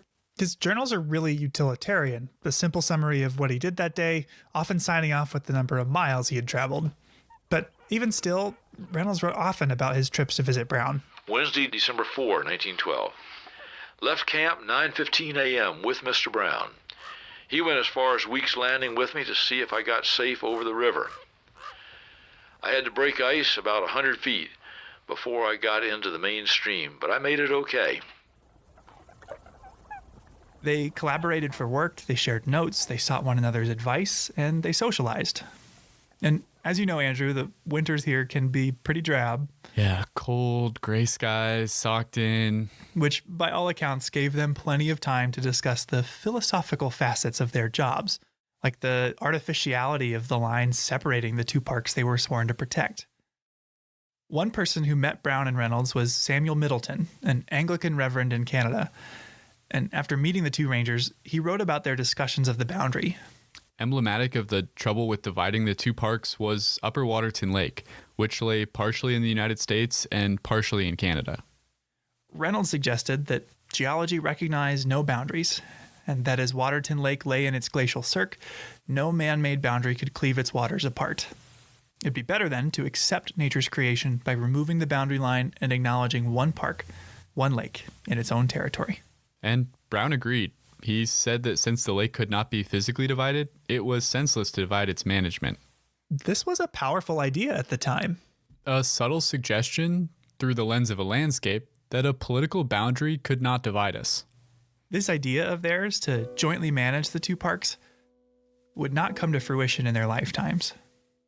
Of all the days I ever saw, today has put the cap sheaf on them all. Talk about wind. It has been a corker. I had to face it every step of the way, 18 miles.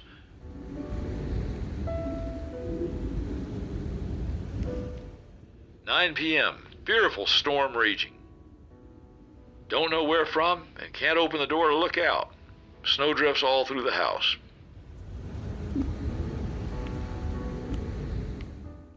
Reynolds was clearly an incredibly tough person with a fortitude that's hard to fathom today. Wednesday, January 15, 1913.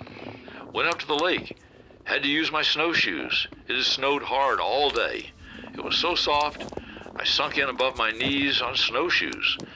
I reached home camp, found 6 feet of snow on the roof. I had to go up and shovel away from the stovepipe before I could build a fire. It took over 3 hours.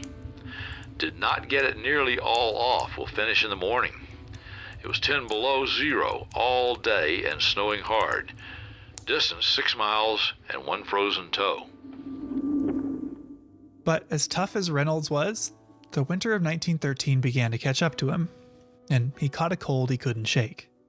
In one last journey, he ventured north to visit Brown, who mentioned Reynolds in his own journal for the first and final time. 4 February 1913. Mr. Reynolds, here, 32 below zero.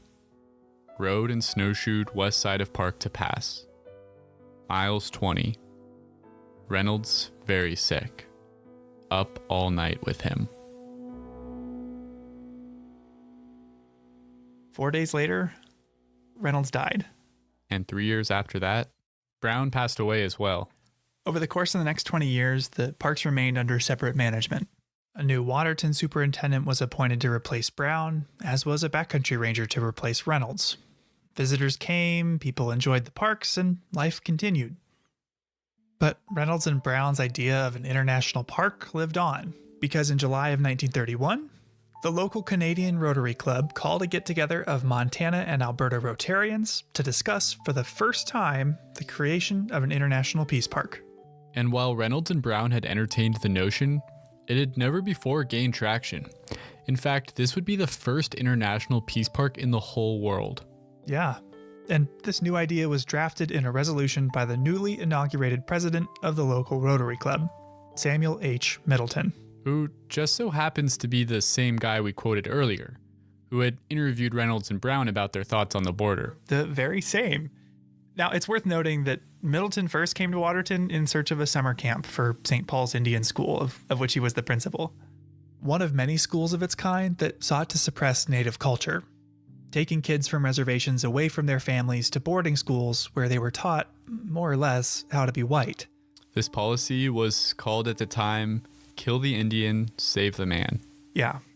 But acknowledging his racist efforts towards indigenous people, he was an important advocate for the establishment of a peace park. A bill establishing the peace park passed the U.S. Congress in December, and it was echoed by the Canadian government the following year. The details of this new designation were not clear-cut, leaving park managers to decide how they would jointly oversee the two parks. Parks that have evolved a great deal in the years since. In his day as a backcountry ranger, Reynolds hardly ever saw anyone. But Tracy, the modern backcountry ranger working along the border, she says her main job is to work with people. I really see the main part of our job as educating people in the backcountry. Today, more people visit Waterton Glacier on an average summer day than the parks used to see in a whole year during Brown and Reynolds' time. But that hasn't changed why they're protected or why they're important. People that do come here, and there are more all the time, they're looking for something real. To go backpacking, to reconnect with nature. That's what these parks are all about. And I think every day that goes by, they're more important than they've been in the past. But throughout the last century, with all the changes it's brought, the two parks have strived to work together. So whenever our two parks share wildland firefighting resources, whenever we lead cross-boundary hikes or boat trips, you know who to thank. A couple tough old curmudgeons with an idea. Sunday, December 29, 1912. Oh heavens, how it does snow and blow. A person can't see 200 feet, and it is coming harder and harder. I wish I was back in Helena.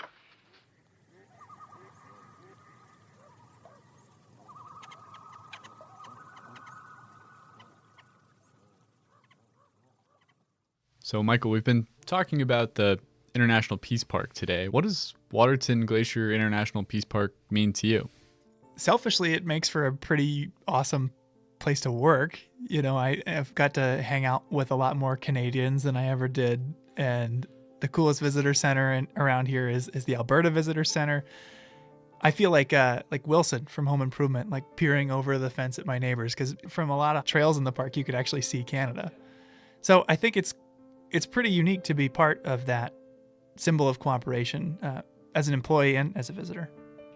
I totally agree. It's pretty cool when you think about, the ecosystem here, the plants, the animals, even the rivers and lakes. They don't know where the border is. They don't care where the border is. They're just interacting with each other in the way they always have.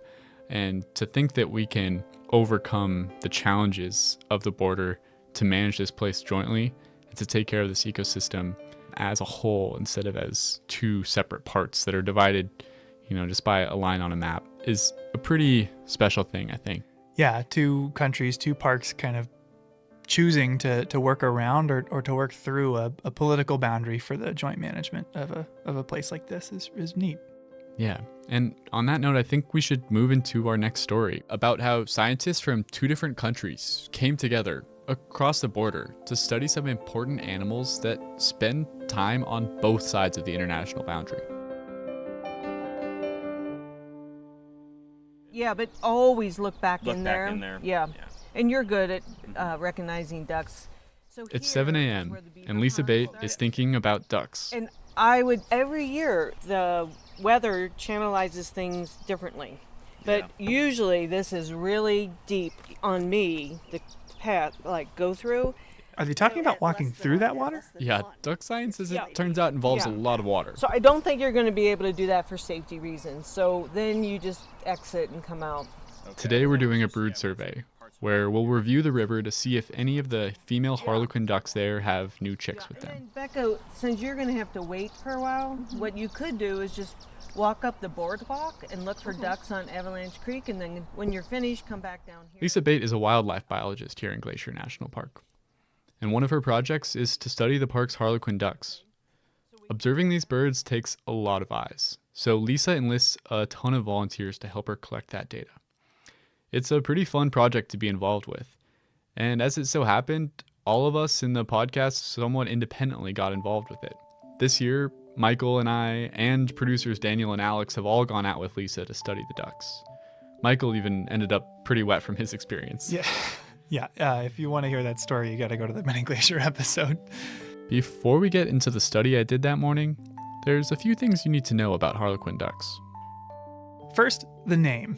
Harlequin ducks are named for the male's breeding plumage, which resembles the makeup of a harlequin, a jester-like character popular in early modern European theater. And harlequin ducks are migratory birds, but unlike most migratory birds, they don't migrate north-south when the breeding season arrives. Instead, because they're sea ducks, they actually migrate east-west. But just because these birds migrate east-west doesn't mean they're not international. How so? I know a bird that migrates north-south, like a robin, will spend time in Canada, the US, and Mexico, but if you migrate straight west of here, you'll just hit ocean, not Canada. Yeah, it turns out the migration path isn't quite straight west. Check out this map of one duck Lisa tracked. Oh, wow. Spent part of the year in Washington, part in British Columbia, part in Glacier, and part in Waterton Lakes National Park. The next thing you need to know is that these birds love whitewater. They feel right at home in crashing surf and fast-running creeks, and that's part of the reason why they're so hard to study. And the last thing you need to know is that harlequin ducks are very loyal. Extremely loyal. As far as we know, the females only nest on the streams where they were born, their natal streams. Though we've banded nearly 300 harlequins in Montana thus far, we have yet to document a breeding female dispersing to a stream other than her natal stream to reproduce. Well, what if something happens to the natal stream? Yeah, that's kind of what makes them such a sensitive species. They seem to not be able to just find a new home. I think this is one of the leading reasons that harlequins are a species of concern.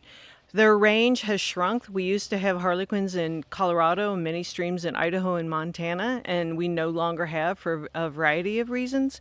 And right now, I think it's highly unlikely that those streams would ever be repopulated unless we can document that females will disperse to other streams. It's not just streams they're loyal to. I asked Lisa if the ducks are loyal to a particular mate as well. If you asked me that question at the beginning of this study, I would say very loyal. The first 3 years of this study, we just saw incredible, I think 100% mate fidelity.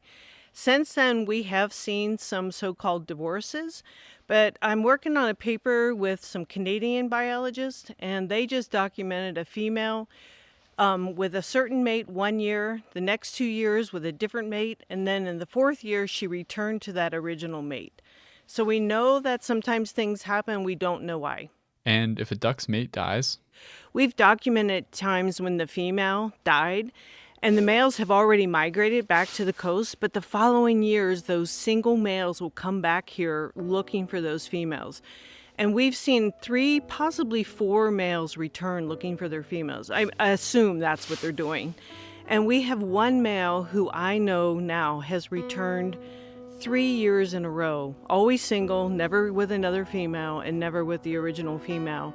And we just assume that that female has died. I can picture the Hallmark movie now. Lonely duck wintering on the coast and spending the summer searching the Rocky Mountains for his missing mate, looking for a love he'll never find. And Lisa told me that there's about 33% more males than females on the wintering grounds. So these single males are pretty unlikely to find a new mate. At the beginning of her research, Lisa didn't really know how many ducks there were here. When I first started this project, I thought maybe there were 40 pairs of harlequins throughout the whole park. And you can't tell because they look identical. It wasn't until we started putting colored bands on them that we realized that we had more ducks just on Upper McDonald Creek drainage alone than we realized. So to tell individuals apart, you've got to catch them and put a unique band on their leg. Biologists have developed lots of ways to safely catch birds, but none of them could really account for the challenges of dealing with a bird whose preferred habitat is whitewater. In the spring, when both males and females are in Glacier, the water on the creeks here is dangerously high and fast. Wading out into a raging creek to try to catch a duck was potentially deadly, so for a long time, we knew very little about these birds. But it's not just raging waters that Lisa has to deal with. There's some years that we're walking over like 40-foot deep avalanche drifts still. So there were lots of challenges, but there was a lot of pressure to understand these birds better because they seemed to be disappearing. Biologists throughout the western half of their range have all documented a decline or a shift in distribution. But today, when I joined Lisa, we weren't catching any ducks. We were just counting them. We broke into teams to comb every foot of the creek and observe if any of the hens had chicks. If we found any chicks, then later in the summer they could be caught and get a band before they migrated back west. But this wasn't just walking down a trail. To stay along the stream was a lot of bushwhacking. Yeah, and it gets really bushwhacky when the water's high. And at some point we're going to just start walking in the creek because it'll be a lot easier than bushwhacking. Okay. Because the bushwhack is like through hawthorn and real fun stuff like that. And eventually we just went right into the water. We walked in the creek through water that was above my knees. Well, did you find any ducks? We did. Lisa and I saw 7 harlequin ducks that day. And we were able to collect data on other birds as well. We saw some American dippers and spotted sandpipers. The sandpipers had just had little babies, and they were about the size of a piece of popcorn. They were so tiny and fuzzy. Popped popcorn, though. Popped yes? popcorn, Okay. yeah. So we actually ended up seeing a lot more pipers and dippers than harlequins.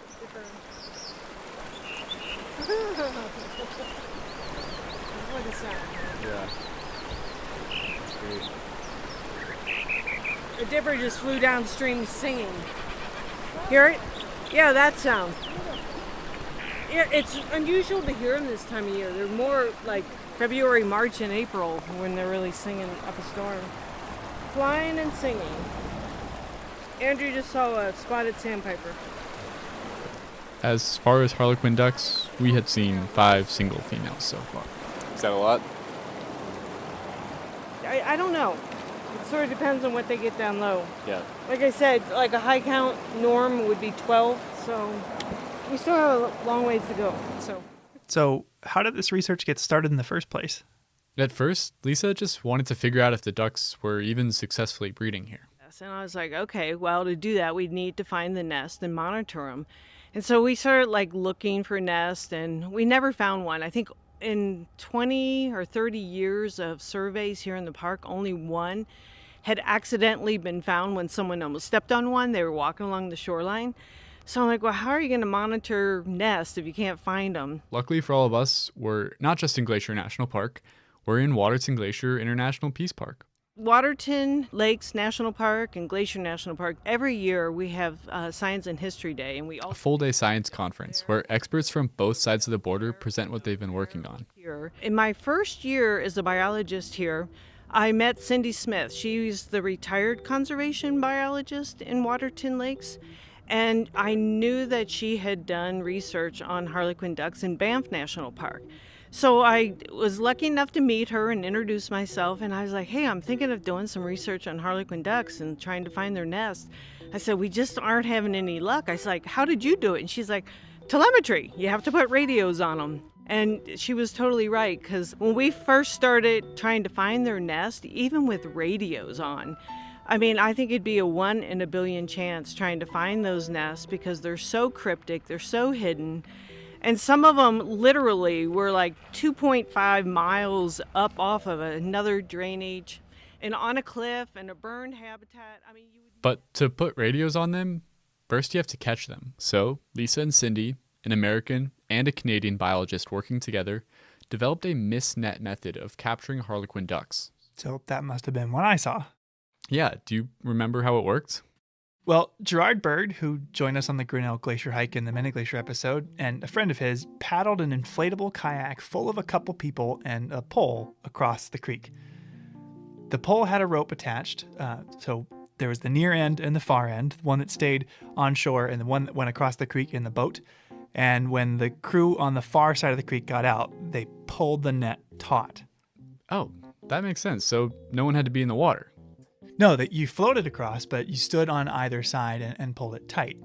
And because harlequin ducks, unlike mallards that fly way up in the air, harlequin ducks fly down low, right over the water, so they go straight into the net. Okay, so what would you do if you caught one in the net? So the net is suspended on a cable that runs from one end to the other. And if they catch a duck in the net, the crew on the far side will twist their pole to close it, disconnect it from their side, and then the near side crew will pull the net all the way along the cable until the duck is in their hands. And then they can handle it on shore without having to get into the water. Yeah, precisely. So what was your job then? Oh, I had a really critical, a very important duck catching job. Oh, yeah? What was that? I sat probably a half mile up the road just looking at the creek with binoculars to see if ducks were coming. Okay, that sounds pretty important. How many ducks did you see? None. Well, okay, no, I saw mallards and I saw some mergansers. I saw mergansers, but no harlequins. They didn't come down the creek that day. Well, hopefully you still felt useful. I did for all the lofty ambitions I had of catching a duck that day. Lisa valued all the effort we put in. Lisa reminded me that even if you don't find any ducks, knowing that they're not there is useful data for her too. People get disappointed when we don't see many ducks or 0 ducks, and I always remind people that 0 is a real number too. It's a sad number, but it's an important number. And even though you didn't see any ducks that day, this method has been incredibly successful here. We have not had any serious injuries to any people, and we have not had any injuries or mortalities to any of the birds. And we have probably captured 250 birds now. Do Lisa and Cindy still work together? Yeah, they do. In fact, Lisa spoke really glowingly of their collaboration. Cindy Smith has been a mentor of mine for years. She's amazing, even though she's retired. As she told me, she's retired from bureaucracy, not biology. So I've worked with her on a number of publications, and she still mentors me on several projects. That's a real Peace Park success story. And the success isn't just with the science they've done. We're not just colleagues, she's become a very close friend. A friendship that's been able to thrive across the international border.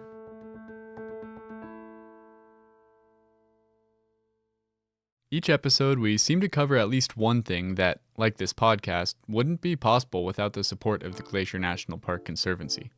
With the help of some friends over there, we got the number of Executive Director Doug Mitchell and decided to call him up out of the blue to ask about these projects. For this episode, we wanted to ask him about a very special bird.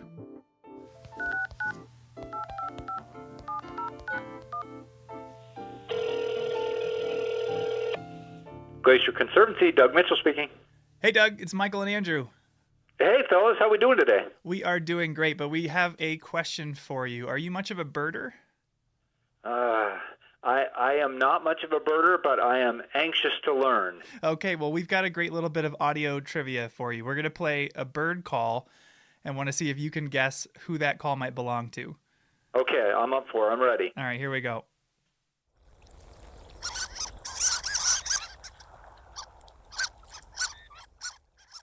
Does that ring any bells for you? I'm going to default to one of my very favorite projects in the park, and I'm going to say harlequin duck. You got it. You nailed it. How do you know about harlequin ducks? You know, I have come to know harlequin ducks, to be honest, through my work here at the Conservancy. We actually got to see a few of them with Lisa Bate. Boy, count me jealous. I have not, to my knowledge, seen one. My wife has. She watched a mom harlequin duck kind of teach her young to navigate the rapids there on McDonald Creek. It was, as she said, a really neat experience. Yeah, they're a very, very special, beautiful animal. So are you involved with Lisa's research at all? We've been very fortunate here at the Conservancy to be able to support Lisa's research in a number of areas, including with these harlequin duck studies, and also trying to do some work repairing some of the trails. There are some social trails that can be disruptive on the McDonald Creek area. So we've been very, very fortunate to be able to be part of that process as it's been ongoing. That's pretty cool. It sounds like it might allow some more people to have an experience like your wife did when they visit the park.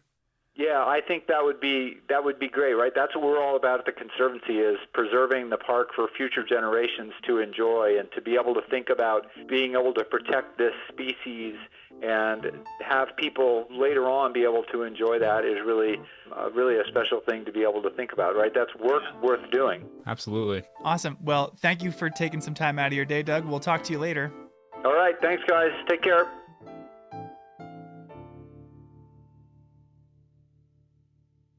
So, Andrew, neither of us grew up in Montana, right? That's correct. I actually grew up in Washington State. Yeah, and I grew up in Ohio. So the fact that we not only met, but became friends is something that just flat out never would have happened if it weren't for Glacier. Absolutely. Over the course of a year, this place serves as an intersection of people all over the world. A couple years ago, I was working as a ranger up at Logan Pass, and a guy asked me if I was the same Andrew who had refereed his kid's soccer game like 6 years ago. What? And I was. No way. So the Peace Park provides a unique opportunity to meet other people and experience cultures on both sides of the U.S.-Canada border. Just by virtue of having the Alberta Visitor Center near the west entrance here, we've had the chance to meet and befriend a lot of Canadians over the years. From the little things like celebrating Canada Day on July 1st to having them go out of their way to get me Canadian candy, ketchup chips, or Fruitopia that you can't find down here. The International Peace Park is like a confluence of two countries coming together into one unique thing. I mean, it's a lot of fun. And just in this episode, we've heard a few examples of employees befriending their counterparts from across the border. But I want to close us out today by meeting some folks that took the whole cross-border friendship thing to the next level. You know, I would say we got the full story from the Peace Park perspective. Meet Justin and Kim. Yeah, I'm Justin McEwen. And I'm Kim McEwen. We're currently at our home in Calgary, Alberta, Canada. Some Canadians? Well, yes and no. I'm from Ohio. And I grew up in the prairies of Canada in Saskatchewan. Oh, I see where this is going. Justin and Kim both worked in Waterton Glacier in the early 2000s. Justin, how did you wind up working here? My uncle was park superintendent down in Waterton Lakes National Park, so I had some exposure of going out there and visiting him and my aunt.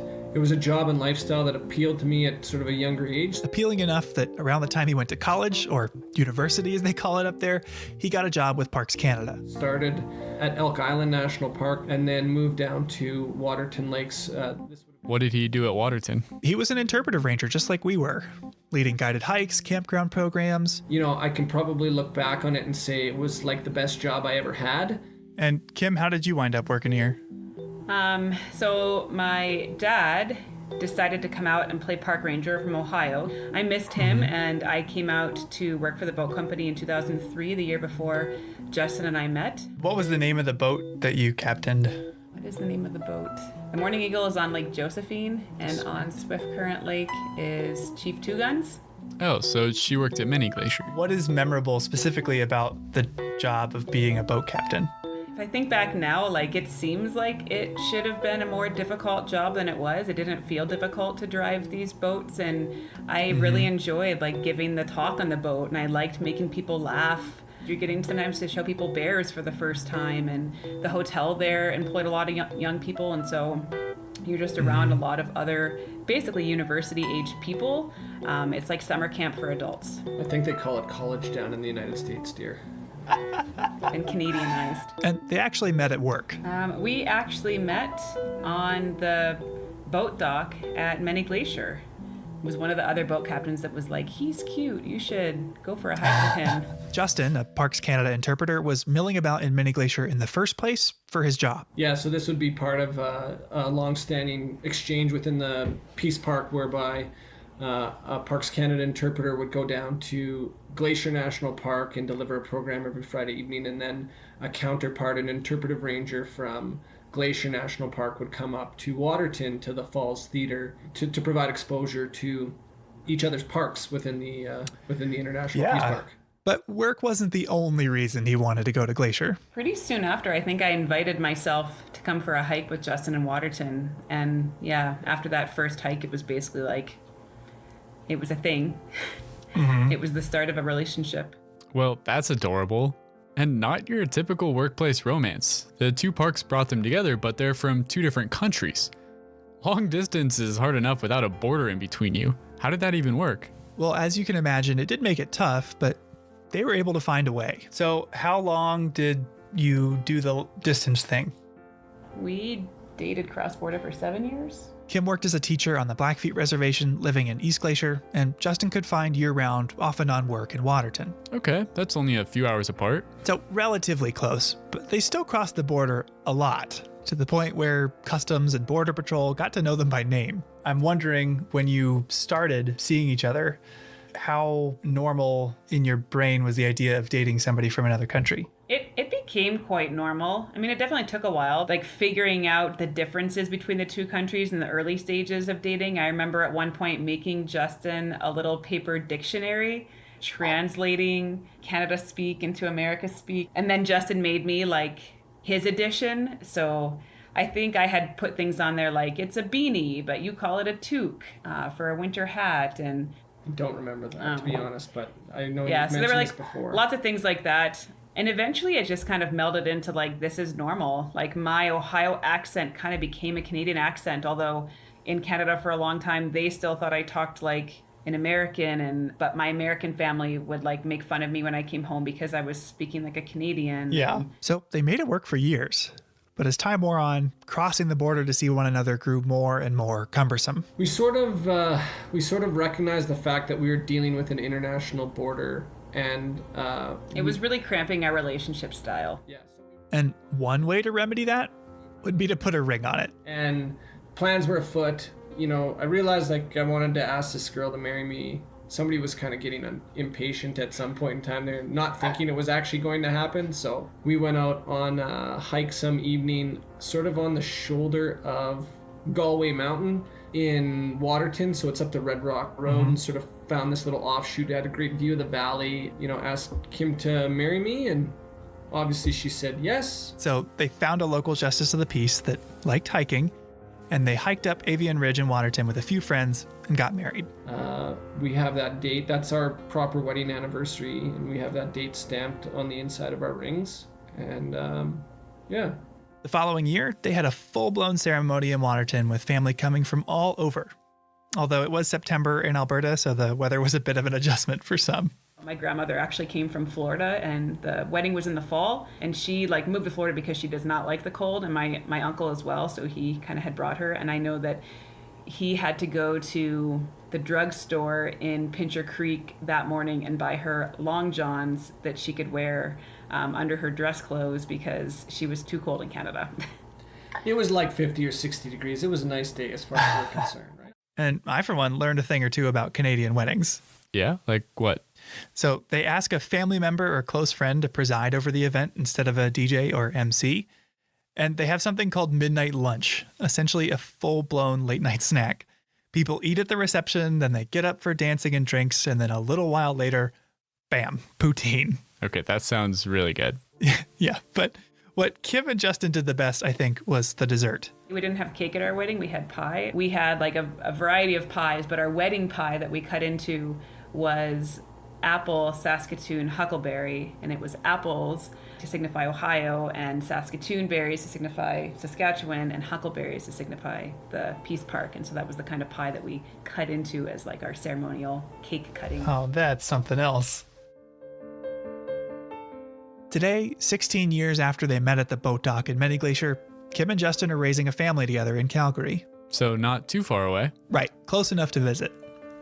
Now, we have spent a lot of time talking today about how the International Peace Park recognizes that the landscape we share knows no boundaries.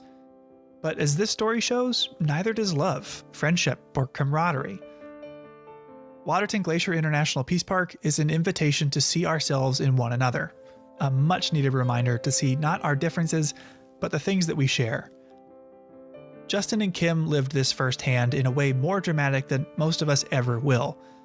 So I was curious, what does the designation International Peace Park mean to both of you?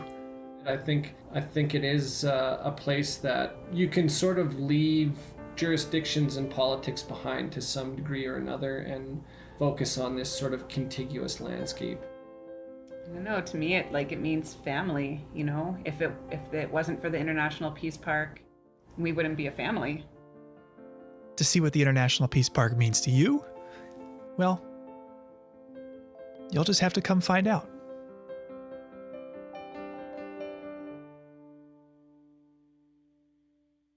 That's our show. For more information on the International Peace Park, on Waterton or Harlequin ducks, check out the links in our show notes. Thanks for listening. Headwaters is a production of Glacier National Park, with support from the Glacier National Park Conservancy. The show was written and recorded on traditional native lands. Andrew Smith and Michael Feist produced, edited, and hosted the show. Ben Cosgrove wrote and performed our music. Alex Stilson provided tech support. Quinn Feller designed our art. Renata Harrison researched the show. And narrated the credits. Lacey Kowalski was always there for us. And Daniel Lombardi and Bill Hayden were the executive directors. Support for this show comes from the Glacier National Park Conservancy. The Conservancy works to preserve and protect the park for future generations. We couldn't do it without them, and they couldn't do it without support from thousands of generous donors. If you want to learn more about how to support this podcast or other awesome Conservancy projects, please go to their website at glacier.org. Of course, you can always help support the show by sharing it with everyone you know, your friends, your family, your dog, and also leave us a review online. Special thanks this episode to Natalie Hodge and our friends at Waterton Lakes National Park, Tracy Weiss, Bob Adams, Lisa Bate, Diane Stein, and Kim and Justin McEwen.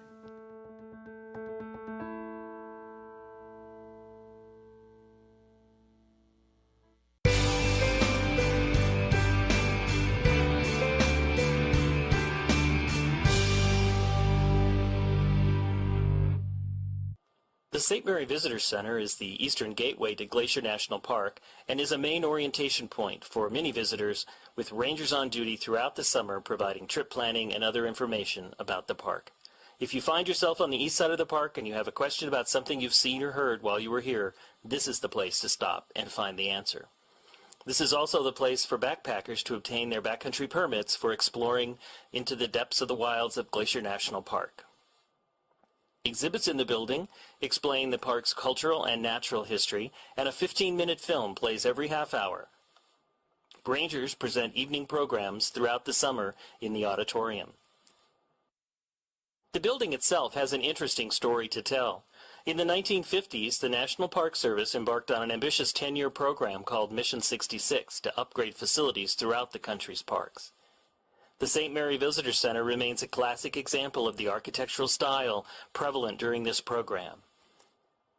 If you look closely, you'll notice that the building's lines reflect the mountains in the background. In the years since Mission 66, many buildings and parks around the country have changed or been remodeled or in some cases torn down. That makes preservation of buildings like the St. Mary Visitor Center all the more important. These buildings help to tell the story of one of the most significant initiatives in the history of the National Park Service. One thing you'll notice right away about St. Mary, it's almost always windy here. So the building needs repainting often to keep up its appearance. And over the years, the original colors were painted over in shades of tan and brown. Recently, it became time to repaint the building again, and historians researched the original records and rediscovered the original colors used during the Mission 66 construction of the building. Its exterior has now been returned to its original appearance, allowing the building to once again showcase one of the most important building projects in National Park Service history.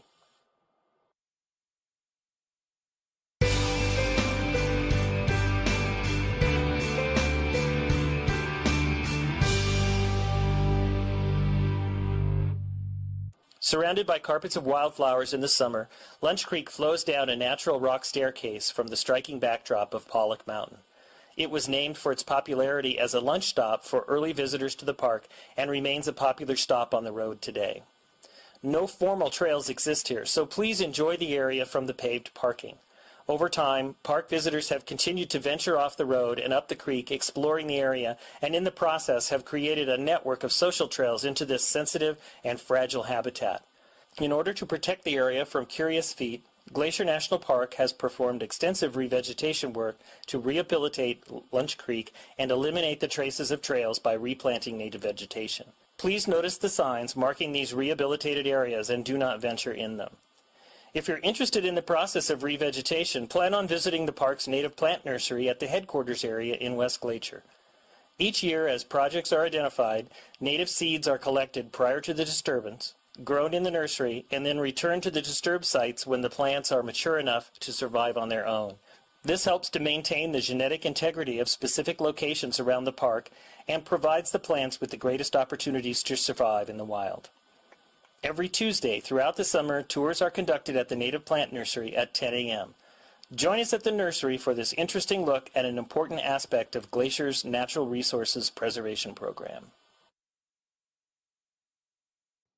Hello again, Rocky Rangers.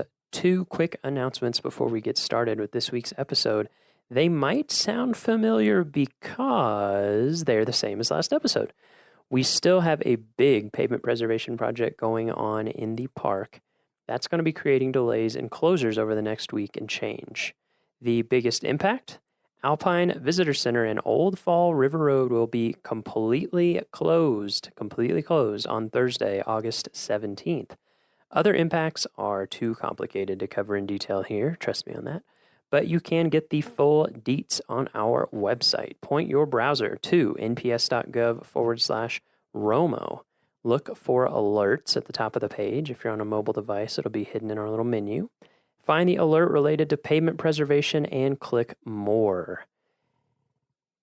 It's been rain lately with heavy thunderstorms and even continuous rain rolling in every afternoon. It's raining right now. Always check the weather before your visit. Plan any hikes so that you are well below tree line before storms are set to arrive, and never leave the safety of a building or your car if thunderstorms are present. Lightning is serious business, so play it safe. And now for our episode. This week, we join Design Outside, a class of undergraduate graphic and industrial design majors from the University of Kansas who spent a week camping at Moraine Park and expanding their creativity outside of the classroom and studio. As you'll hear, the class had a big impact on the students, and it was super fun to talk to them, to hear all the different types of projects that they'd come up with over the week, how the week impacted their design process now and potentially in the future, what it was like to camp for the first time for some of them, and to get to geek out about design stuff, because that's what I do all day usually. We hope this podcast inspires you also to camp, to explore Rocky, and to create beautiful things. Let's rock.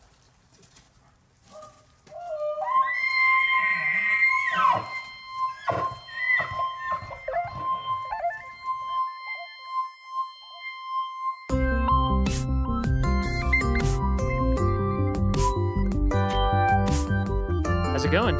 Good. How's your week been?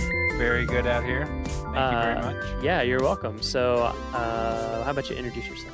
Okay, my name is Jeremy Shellhorn, and I'm associate professor of design at the University of Kansas, and I teach a summer class called the Do Studio, Designing Outside, and the purpose of that is to really get the students outside of the traditional classroom setting and get them outside where they have to be in a place that pushes them to think about design and make things differently than they would otherwise. And it's been a great week out here at Rocky. The weather's been great, but it's just a good time to get them out of their comfort zone and have to deal with things like climate and elevation and not being able to run into studio every 5 minutes to print stuff out. Yeah, so great. Yeah. This is year 2, right? This is year 2, yeah, second annual. Yeah. So I was certainly a little bit better at preparation. And yeah. How did this feel this year compared to last year? It was very good. I think I had a good mix. These students got to do a couple hikes to kind of get acclimated. Oh, we nice. went to Emerald Lake the first day. Yeah. We had a lot of flatlanders, so they had to get used to the elevation. Very smart for our listeners. Very smart move. Yeah. Start easy. Started easy. So you went up to Emerald Lake and did you do like sketching and stuff, or was it? Yeah. What was kind of involved? So we got up there and just got acclimated to hiking in the elevation, and then just kind of had a sketch time. Yeah. And it was hot out, so we did have a couple brave souls that did maybe get into the water. Ooh. And then very quickly got back out of the water and resumed sketching. Never will you feel more alive. Yeah. And that's awesome. So that was a great kind of first day to get acclimated. And then the next day we went to Mills Lake. Kind of the prototypical, gave them the story about, one of the proponents of getting, Rocky up as a park, Mills, and he was actually a Kansan. That's right. From Lynn County, Kansas. Yeah. And so I gave him a little bit of story about how he ended up here. And so we went and visited the lake of his namesake. That's great. And then a couple of us that were up to a little more adventure kept on going to Black Lake. Okay, yeah, that's a good hike. And there was a little bit of snow. Yeah, you were saying that earlier this week. Like how much snow? There was quite a few spots where we were crawling up and then maybe sliding down. Yeah, okay, so a lot of snow. Yeah, a lot of snow. And I guess that was like late June. Yeah. Late June. That's pretty typical. Yeah, it was gorgeous, and one of the nice things about going Black Lake. Past Mills Lake was it's fantastic to see that site, but if you're able to go maybe just a little bit farther, you beat a little bit of the crowds. That was Mills Lake was kind of like my first introduction. So I came here for the first time, I guess 3 years ago, to make their brochure map. So everybody who uses a map in the park. I came here to make that, and I stayed afterwards and did a backpacking trip. And like I went in Glacier Gorge, up to Mills Lake, up to Black Lake, and then I actually kept going up past that, like way up into Glacier Basin. And I tried to go over Stoneman Pass, and that's when I lost the prescription sunglasses that I was talking about earlier. Oh, got it. There was still a lot of snow up in that pass. Yeah. And that was late. That was like in the 20s in July. Wow. Anyway, but it's beautiful up there. I love that. Like Longs and the Keyboard of the Winds coming down and Pagoda Mountain, Chief's Head. Tried to point out Black Lake, as too. many places like that on our way, and certain times you head up that part of that particular trail and you get a good kind of side angle of the diamond on Longs Peak. And so we did have a couple climbers in our group. They did not venture to something that hard. Yeah. But a little bit of bouldering this week, and mostly hiking and sketching. Oh, that's awesome. And just getting out with the paints. Yeah. And stuff that sort of forced them to get off screens for the week. So as an educator, just a chance to get them to experience a place like this. Force them to have maybe some parameters they don't always have. Yeah. And force them to be a little bit more creative Yeah. about how they're going to create what we're looking at now is sort of a show. We're in Moraine Park Campground, and my students have put up a show, a little art and design show, and invited some of the camp guests here and we're just hanging out and sort of looking at what Yeah. they did this week. Yeah, we're gonna walk around and play pass the mic. Cool. You're just gonna get to play like duck, duck, goose, Awesome. kind of. Awesome. Yeah. We'll do that in a little bit. Well, yeah. Yeah, I think it's great. I think it's so awesome, and it's something that we do try to promote, but I think doesn't get associated a lot with national parks is art. Mhm. And art has always been so essential. Like Mhm. part of the reason why Yellowstone was even set aside is that Moran Yeah. went into the wilderness and Mhm. hauled all the stuff Mhm. and painted it and interpreted it so other people could see it and be like, wow, that's incredible. Yeah, and a painter And it's like- inspired so yeah. much art too that isn't even about national parks necessarily. Like that's great that you made the Mhm. connection with Enos Mills. Mhm. Yeah. Yeah, and Albert Bierstadt. Yeah, oh yeah. The lake named Incredibly after him famous here.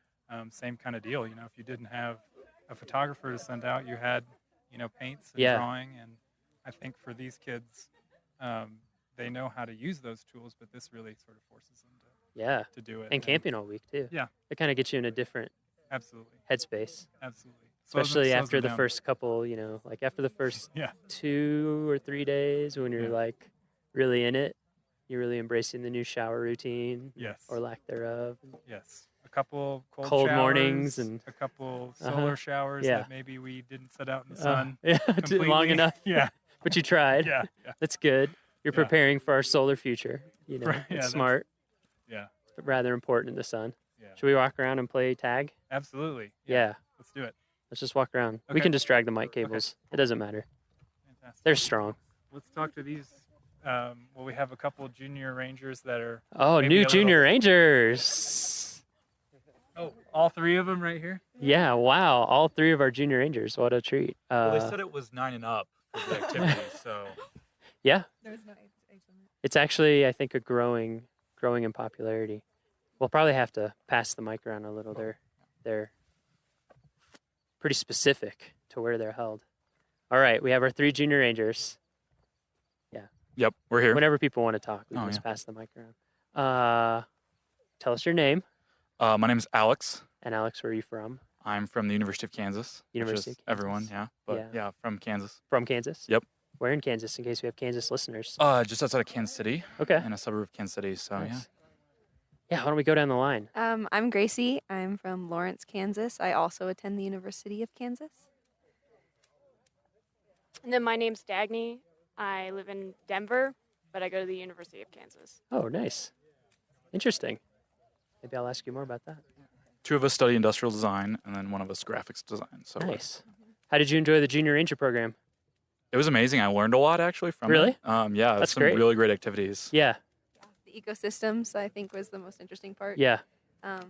We're also about to go get the Stargazer's badge. Ooh, patch nice. You're going to go to the tonight. stargazing Yep. program? You will love that. Yeah. I don't know if you've been getting out at night here enough to be able to see, We've but had some good night skies. yeah. It's been pretty cloudy, too. Oh, that's true. Hit and miss. Yeah, I think tonight you're looking good. Yeah. It's looking extremely clear. I'm excited. Yeah. Yeah, I think a lot of people much above the age of 9 enjoy the junior ranger program. I almost think we should have an adult ranger program. I think that'd be great. Yeah. I just doing the activities. I imagine parents involved with their kids learn a lot as well. Like with the kids, just Yeah, that's what we hear. It's a great program. Dagny and I have considered making. We thought it was one of our projects that would be fun to make our own patches. For being an adult ranger. Like Oh, adult, nice. We were thinking like all of the names like super senior, junior, senior ranger. Like we were trying to think of like how to be inclusive. Mr. Yeah, that's good. Yeah. I like that. I don't know. What do you guys thought about this week? You enjoyed camping all week? Oh yeah. Oh yeah. It's been a lot of fun. It's definitely not something I've done in a long time. Yeah. Any of you guys been to Rocky before? Yeah. Yeah. Everybody? yeah, everyone. Yeah. Wow. There's such a big Kansas, Rocky, Denver, of course. Neighboring state, man. It's true. Yeah. It's not a far drive, and it's a lot better looking Yeah. in some ways. Oh, okay. Well, okay, yeah. we have If the you like sunsets. mountains, We have sunsets. that's true. Yeah, my fiance is from Wyoming, where it's in a little more open part of Wyoming and misses the sunsets. Yeah. Big open sky. Baxter was chasing one. A Yeah. fellow classmate was chasing one, and he finally got a good one last night. So Nice. Yeah, while he was fishing. So So Jeremy gave a little bit of overview about the class, so people sort of get the overview. I think his intent was to shake things up, get you outside. You know, how has it been different from your normal design life, if at all? I mean, usually our design life is, I mean, tons of late night hours in a studio, dealing with the rest of college Yep. while trying to do design projects. This has just been completely different, being outside constantly, Yeah. having to adapt to the environment and what you just have available. I think there was a lot of creativity from using available supplies that you couldn't necessarily go to the store and pick up whatever you wanted. You kind of had to use what was available, and a lot of sharing of resources and stuff like that. Oh, that's cool. That's interesting. Yeah, I was gonna say, like, for the most part, graphics, we live oftentimes in the basement, so there's Yeah. very few windows. I know how that goes. So, there's the joke we had that's like, well, the only windows are on the computer. But it was like really fun not being in a basement, not being on a computer, Yeah. actually being outside in a temperature that was ideal instead of the humid Kansas weather. And so Oh. that was a lot of fun. And like, I did a lot more handmade stuff. Mhm. And I usually feel like I fall heavily on, Illustrator program, like Yeah, Illustrator and I definitely do. mostly Illustrator for me. Yeah, I think we all do that with the computer. It was nice getting away from it. definitely. 'Cause during our normal design process, we usually jump into that technological aspect Yeah. really, really fast. Yeah. And staying away from that really, I know I got a lot more ideas than I normally would have Really? gone through. Yeah. Just by using the pencil and paper and Huh. some watercolor. Yeah. I think there's the Bauhaus philosophy of design, where like using a lot of materials to experiment, and it was fun. We do that in our first year of design school. It kind of gets lost when we go to the computer, and so it was nice kind of Yeah. returning to that and playing with physical materials. I was playing with some pine cones earlier today, and like put some googly eyes on them, and that was just a great time. Like you tripped. Yeah. He just tripped over a pine cone and then he just started collecting them, and we were just like, what is?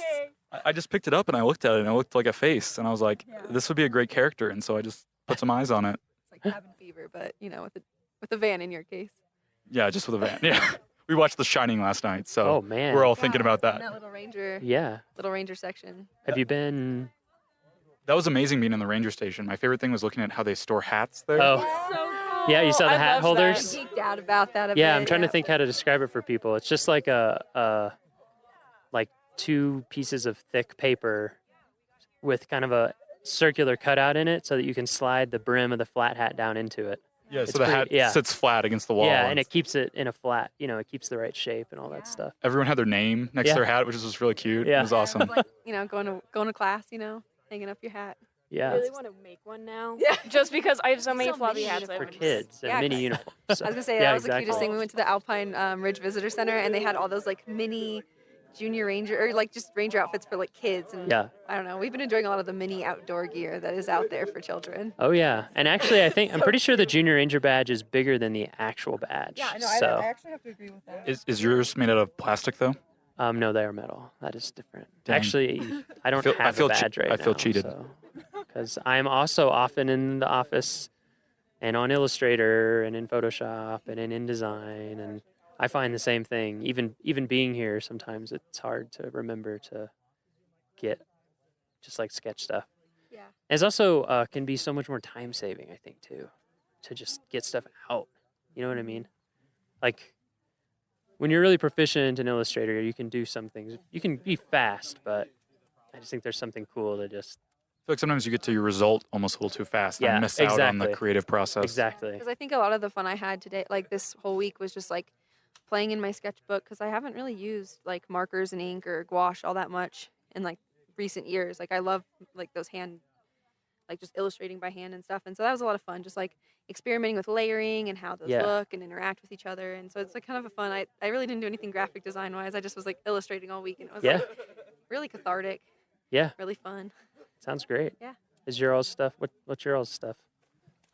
I did the I'm calling it the climbing universal route identifier. Or Oh. yeah, so I feel like climbing routes could be increased safety wise if they had a better like designation system. Mhm. So I just started like talking to some climbers, and out of the climbers I pulled at several of the crags, mainly at Lily Mountain, none of them knew the name of the route they were climbing or the difficulty. Really? Nor the amount of Interesting. protection that was required. 0% of them. So I thought Wow. that was like kind of crazy. Interesting. And so I felt like if, some little like small designation tags could be made with the route information from the difficulty level and also the amount of protection needed. Interesting. And also when it was bolted. So that's on the back of the tag. So I made some little prototypes and put them on a route and photographed them. And then that's great. Tried to use. I was hoping like all the climbing routes designations around the world are all kind of different, and so I was hoping to maybe use shapes and color and maybe a new system that they could all fit within. Could kind of unify them. So I was trying to use almost like the skiing slope system of a green circle tag for low level routes. And then, all from the Yosemite system to like all the other worldwide ones, they could all put their numbers on it. Right. But, somewhere on that scale. Somewhere on that scale, but they could all have a unifying design language of, the lowest ones are green circle up to, blue square to all the way up to, like a black diamond. Yeah, that's awesome. Yeah. Well, hopefully Jeremy will send me example, like everyone's stuff, but. Yeah, I'm excited to work some more on it and maybe send it over to you. So. Yeah. I mean, it'd be interesting to see what our climbing folks would think about it. Yeah, because we definitely I remember just speaking with Alex real quick on his that one thing that was really cool too was the idea. Sorry, I was getting distracted. That's okay. Yeah, we've got some campers or other visitors that have showed up to check it out. Yeah, they're from the next campsite over. Nice, making connections. I'll get back to my thought. I just kind of escaped me. So I guess what I did was I just focused on a lot of illustration because I really wanted to make a children's book. But nice. We did so much outdoor activity that I really didn't have the time to sit down and illustrate. So I just made a little character, a little chipmunk. And I was just thinking of how he might interact with the mountains and the ecosystems because I really thought it'd be a cool way to educate on the ecosystems and introduce to other characters among ecosystems. And so I made a little bear too. So it's for you, that's the birds on top of my sketchbook, but then it's the mountains and then the little things at the bottom. With the that's awesome. Little red jacketed. Yeah. Yeah. So that's kind of what I just did this week was thinking of more of a younger approach to the mountain. Yeah, that is a fun feel. I'm trying to think of what era or something it reminds me of, but I like it. Thanks. Yeah. I don't have a name for him yet, so yeah. If you have any suggestions. For now, he's just Blank the bear. Just Blank. Yep. So I kind of like Blank the bear. Blank the bear. Actually. Yeah, that's cute. No, I like the. Yeah, but that was kind of my approach. I work with preschoolers back in Kansas, so I kind of had them in mind when I was making it, the idea and That's the colors great. and stuff. So yeah, I was really thinking how could I teach the kids I teach in Lawrence about what I've experienced and how they can help save the Rocky Mountain National Park, or how they can make a difference, or even just be more educated in a very easy way. Oh, that's super awesome. Yeah, that's great. What about you? So I focus specifically on some hiking shoes for people hiking specifically within the Rocky Mountain National Park. Because as a child, I did a lot of hiking, but my footwear wasn't adequate enough, so it really made me really dislike hiking, dislike backpacking. Yeah, sure. Until I was able to find the shoes that actually worked for me and for my environment. And I notice a lot of people on the trails are wearing these athletic shoes, which don't really translate well into this environment, especially when you're encountering snow and rocks and water and dust and dirt and everything. So I thought about the specific trail conditions that we encountered on our different hikes, and then looked up a few on some hike rating websites and tried to combine a shoe where you're keeping that toe protected, you have a sole that can really handle those rocks and those sharp inclines, and then also more specifically finding a way so that way people can casually go through those areas with those snowbanks and still be safe and not be sliding down. So I know that most snow protection is kind of goes over the whole shoe and you take it completely on and off, and thinking maybe of a thing where you can flip it so it starts out on the outside of your shoe and you can flip it down and goes on the bottom side of your shoe. So it's not necessarily in use all the time. Yeah. Is that, do you do a lot of product kind of design like that in your normal school stuff? I would say shoes is my emphasis right now. You really like shoes? Yeah, I really like them. I've been having a good time drawing them. That's awesome. And there's a lot of different variations. Yeah. Yeah, I like lots of weird types of shoes. Yeah, I can see that. Yeah. Right now I have on, what are these? Tiny, super thin, barely there, barefoot sandals. The soles are really thin. Yeah, they're super thin. But yeah, shoes are fascinating. And like you said, especially if you end up hiking or backpacking a lot, you start to really care about shoes. Yeah. Because you hate when your feet are killing you. Yeah. And I'm a person with a really weird foot. So other people can not be feeling the same discomfort I have in the past, Yeah. that would be a great thing. And That's I'm sure awesome. a lot more people would come outside and Yeah. really enjoy it. Yeah, that's really cool. What a diversity. What do ranger boots like? What does a ranger usually wear? Because I feel like they, with as much as you guys are outdoors, like, is there a standard issue boot? Let's move out of the smoke. Yes. Yeah, we're right by the campfire. We said we were going to have podcasts that were like we were sitting around a campfire, and we actually are this time. Very literally. What's up? Yeah. Too bad you can't see it. We'll get some sound of the crackling fire later. Ooh. Ranger, there are standards. Yeah, there are uniform standards. So in terms of appearance and things like that, and then there's like specific ones that you can order. And then people who are out in the back country or, like climbing rangers or there's more choice about what works for you. So, I mean, nobody's going to want to let you go out with something like totally inadequate, but most people are just like, these are the type of boots that work for me, They tend to be brown leather. We try to keep it classy for the most part. Yeah, it's a good question. Yeah, the uniform standards are, I don't know them as well as I should because I don't usually, I don't get to wear a uniform as much as I'd like to, really. Yeah.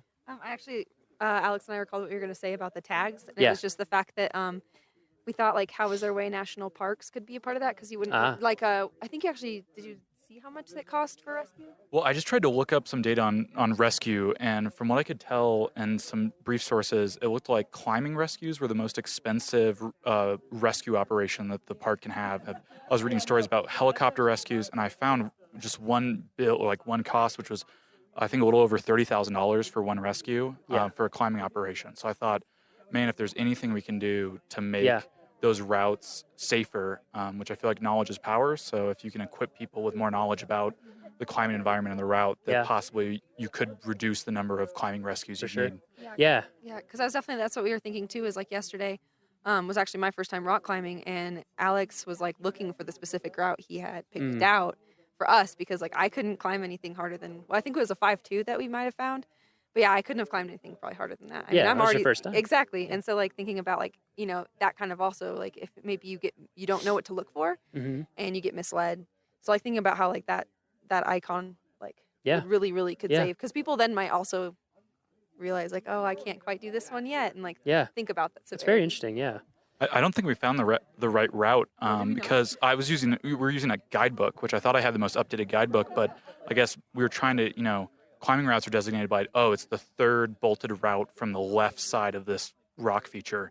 And I think more bolted routes had gotten added since that guidebook had been published. So it was kind of interesting. It's a very popular climbing place up here. That's interesting. It's cool that you were thinking about that. I just met with one of the climbing rangers today, Everett, and we're going to work with him on a new preventative search and rescue video. PSAR is what we call it in the Park Service for Longs Peak.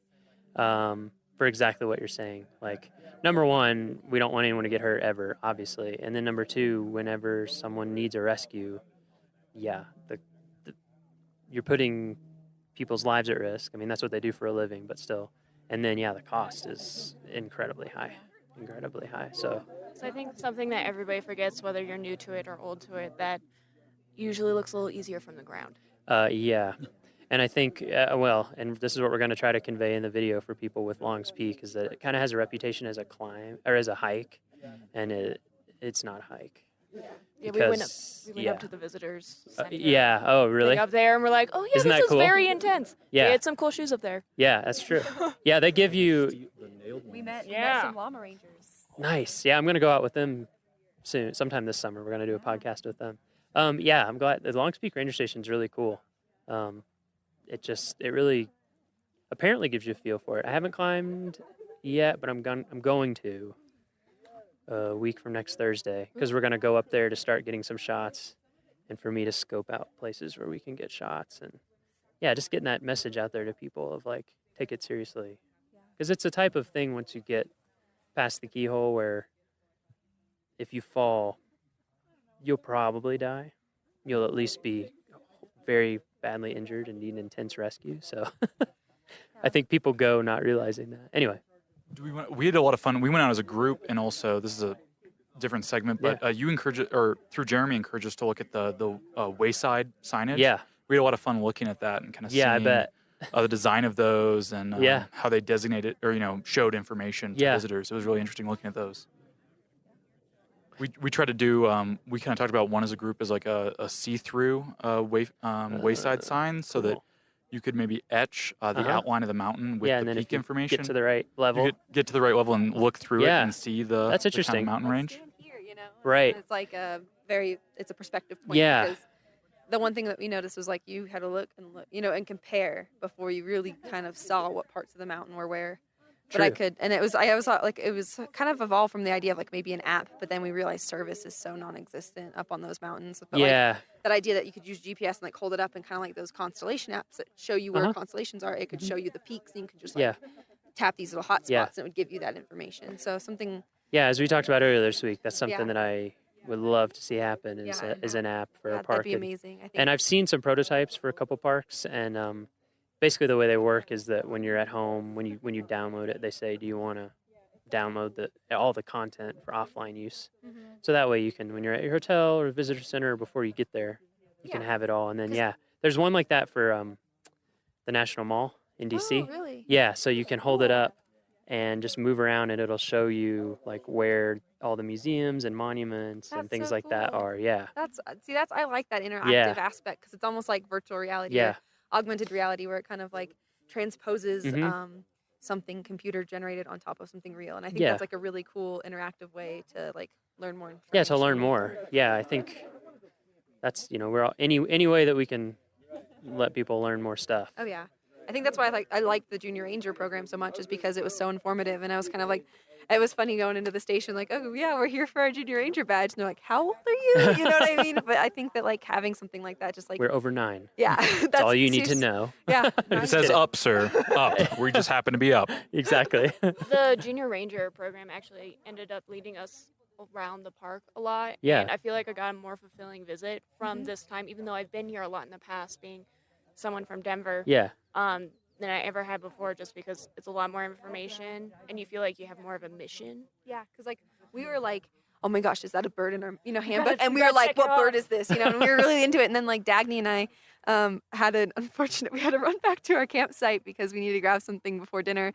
But on our way back, we were lucky enough to run into some bears. So it was like, while we were a little bit late for dinner, we also had this crazy experience where we got to see a mom and her cubs. And so like that was like, and we were just like, we get to put this in our ranger book. I think so that's excited about it. I think like what you were saying earlier about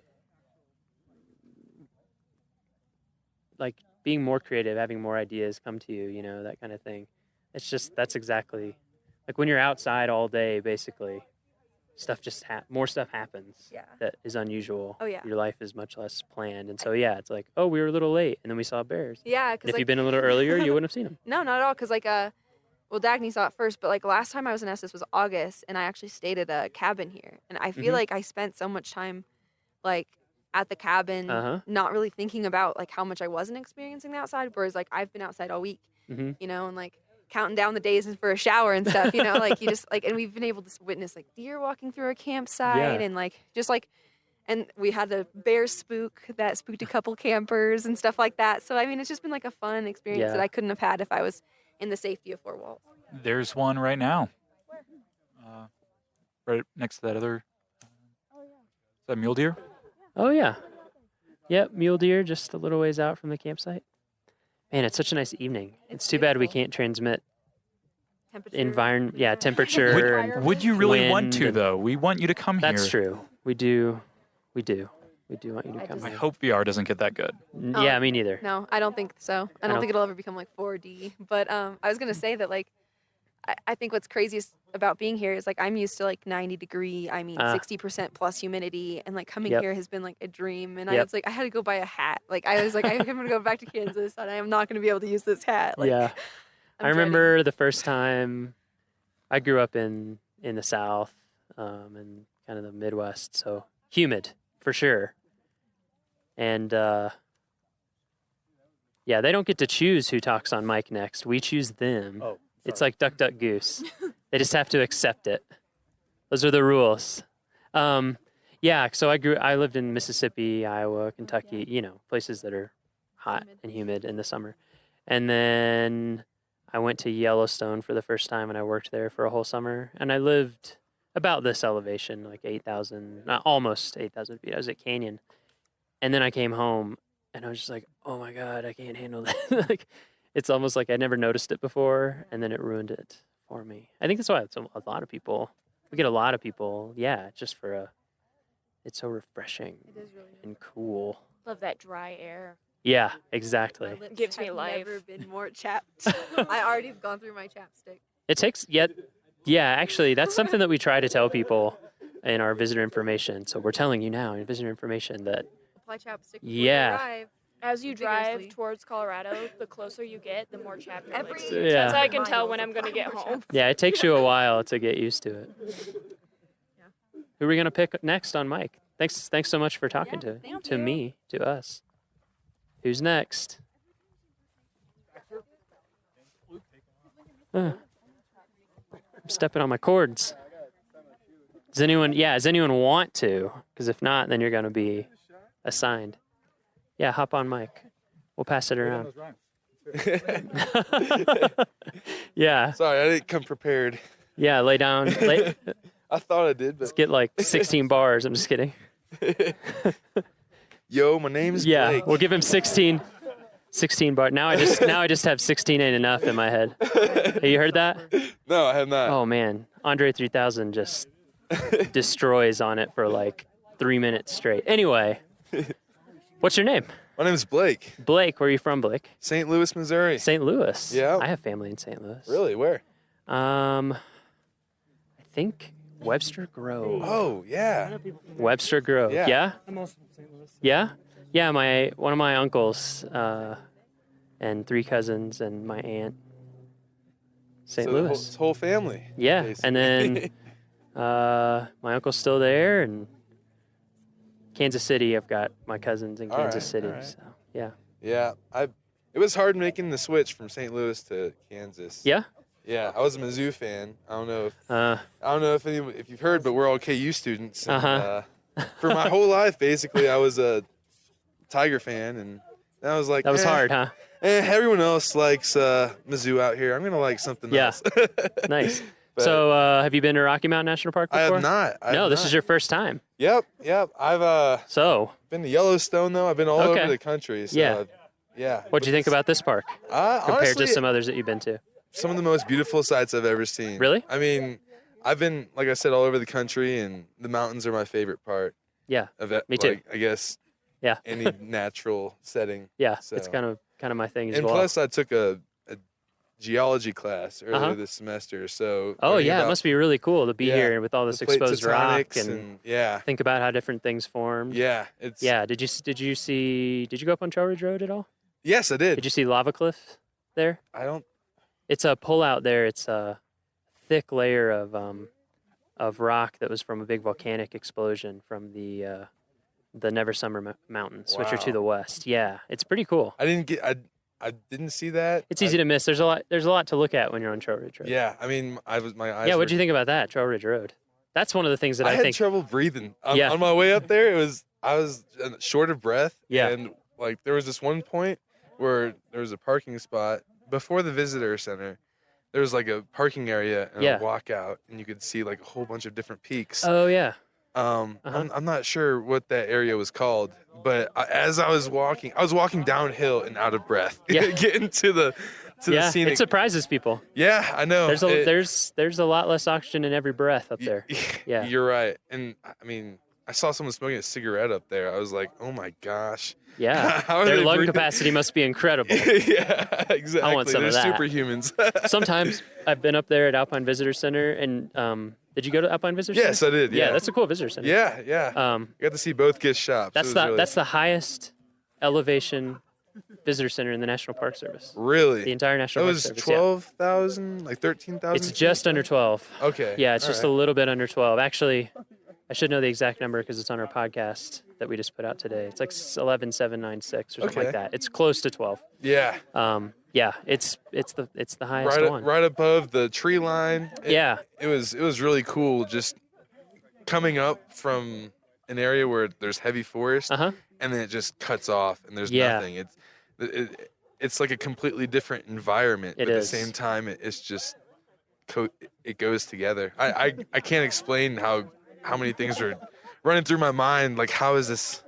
Yeah, it's pretty mind blowing. You know what I mean? Yeah, it has. It's for me, it always has a really surreal feel. You're just like, how is this real life? Right. Yeah. It's exactly. just everything's a little weird. Yeah. I feel like humanity is not supposed to be on the top of mountains, but somehow Biologically, we are not. But, it's hard to survive up there.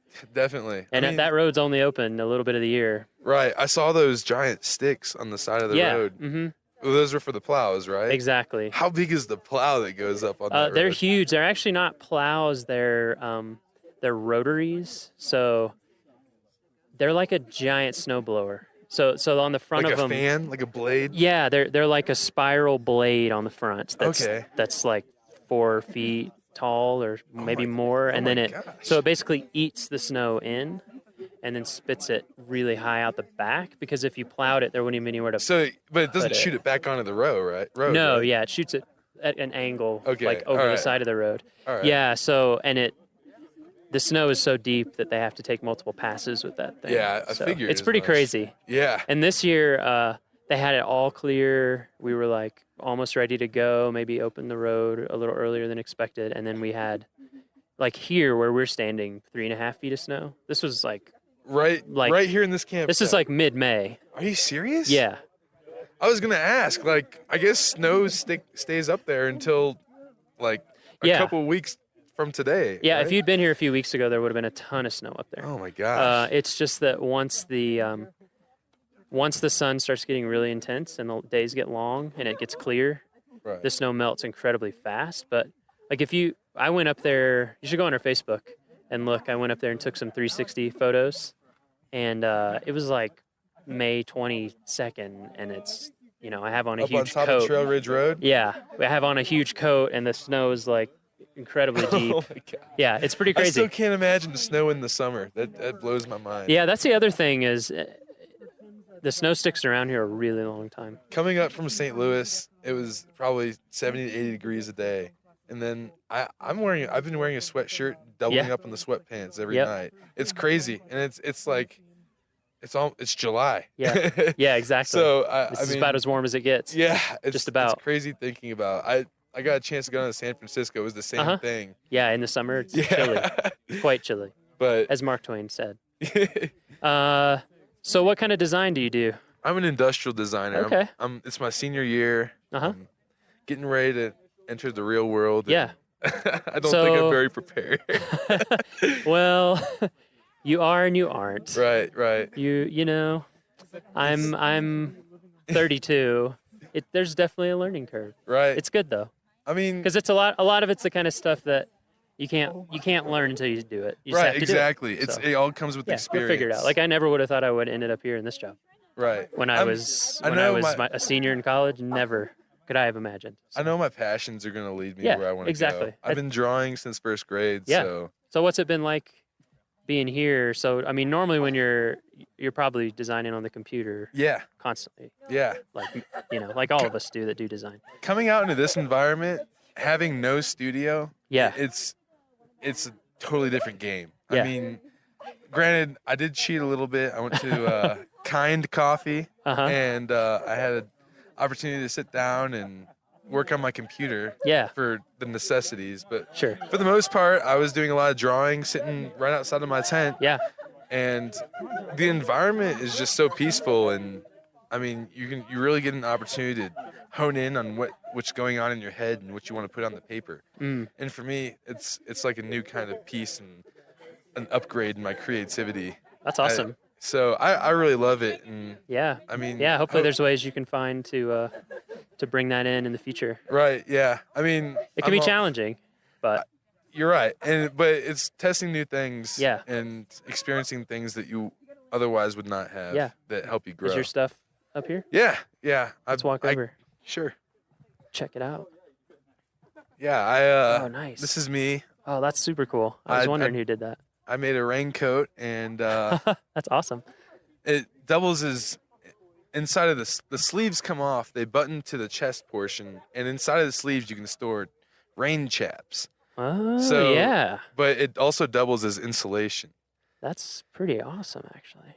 So, yeah, it was just the quick idea I thought of. Usually it takes me longer than a week to create a product, but why do you think it went faster here? Well, actually, good question. It's because I got to experience the environment myself, and I recognized what would be easy, light, and efficient to bring with you on a hiking trail or rock climbing. Because you never out here. I've learned that the weather is pretty unpredictable. It's it's crazy. So you want to be prepared for hot, cold, rain, sunshine, like all in a day. Yeah, so, especially if you go up to Trail Ridge. Right, and you want to also pack lightly too. Oh, sure. So I thought I'm gonna make a coat that can keep you warm, protect you from rain.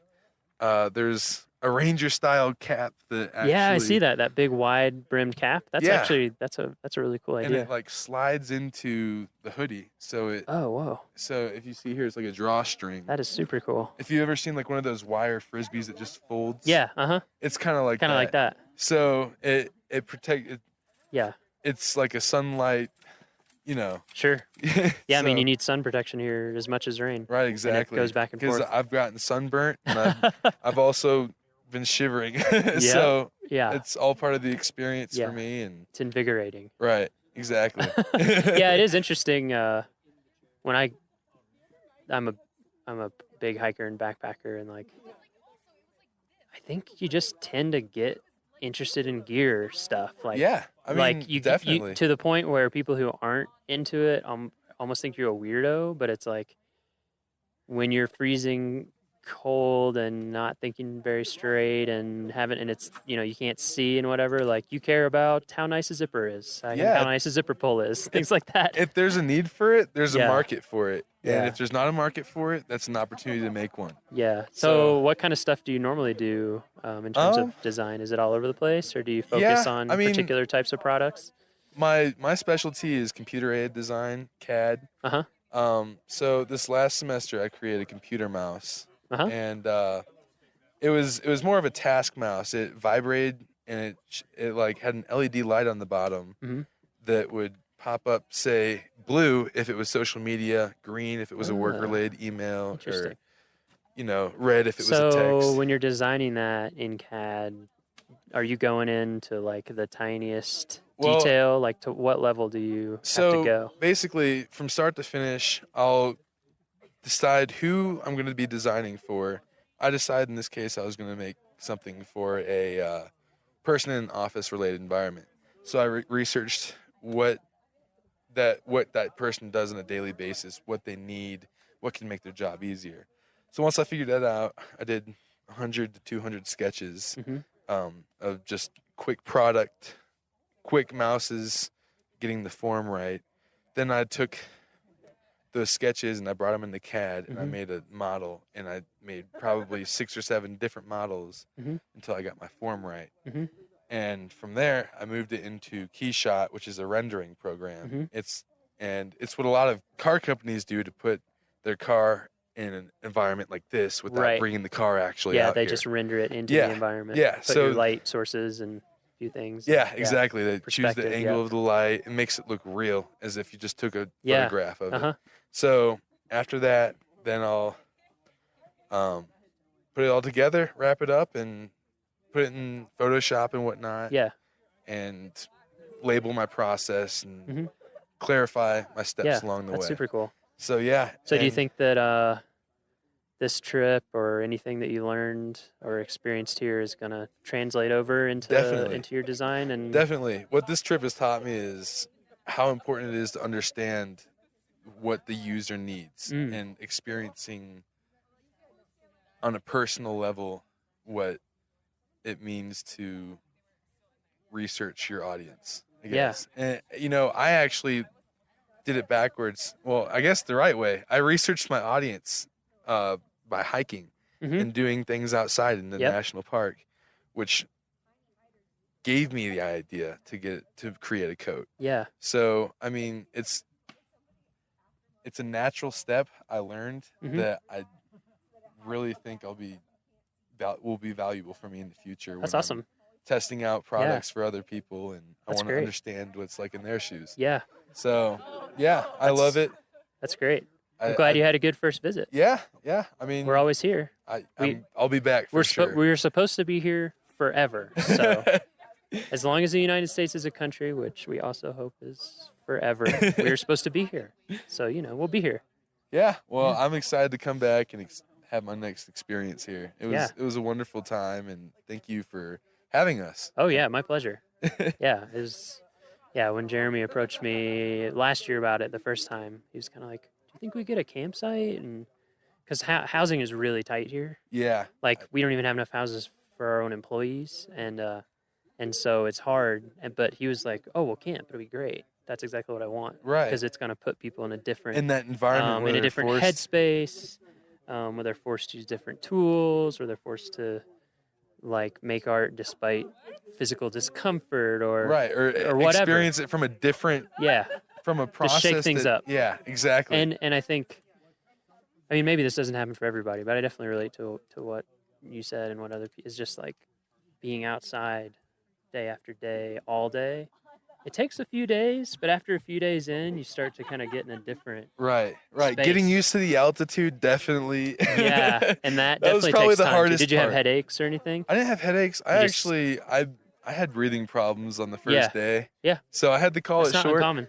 But after the second and third day, I was 100% Doing way ready to better, go. yeah. Yeah. I went climbing yesterday, and I didn't actually get to climb because it started drizzling. But I went up the hill to the climbing spot, and I just felt 100% better than I did Monday. Yeah. So that's good that you recognize that.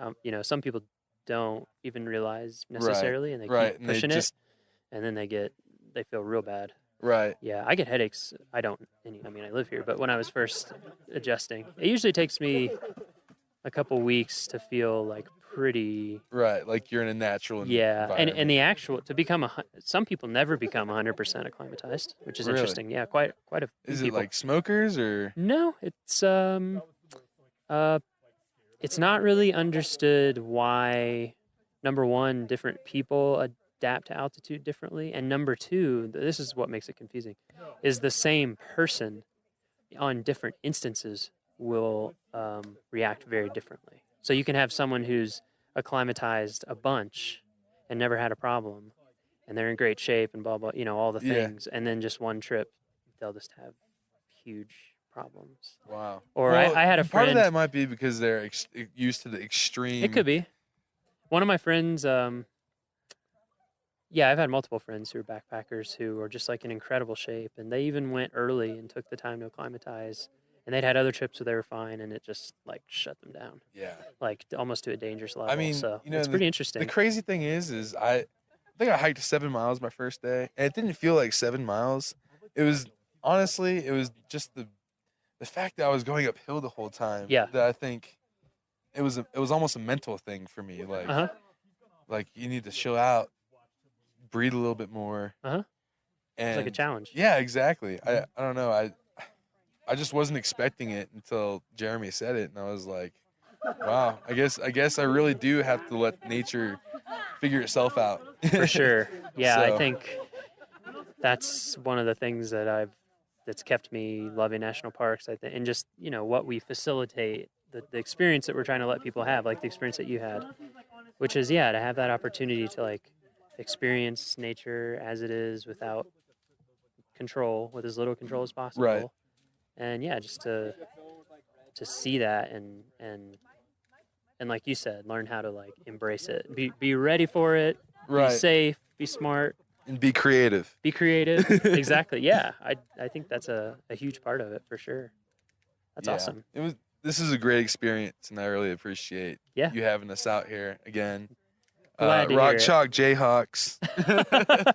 Nice. And I'll hand the mic off. Who else should we give the mic to? We should do one. We should hand it off to something. All right. Somebody. One more. Ryan?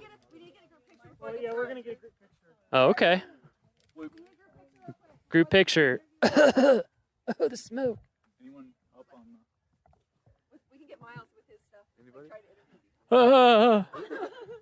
Yeah, where should we stand?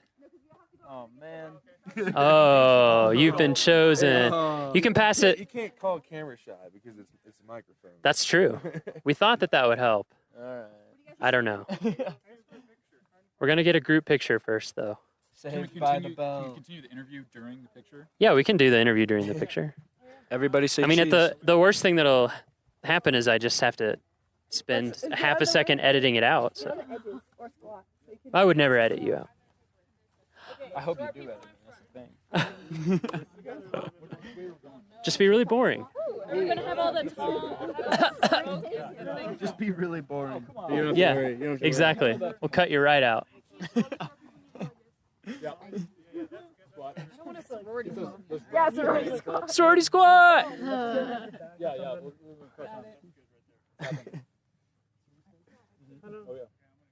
I'm just casually holding up mine. Work it, use it. Work it. Say cheese. Where? Oh! Oh. Snag. That's a Leica too, isn't it? You better be. That's a precious, precious child. No, I can't. Molly just nodded it.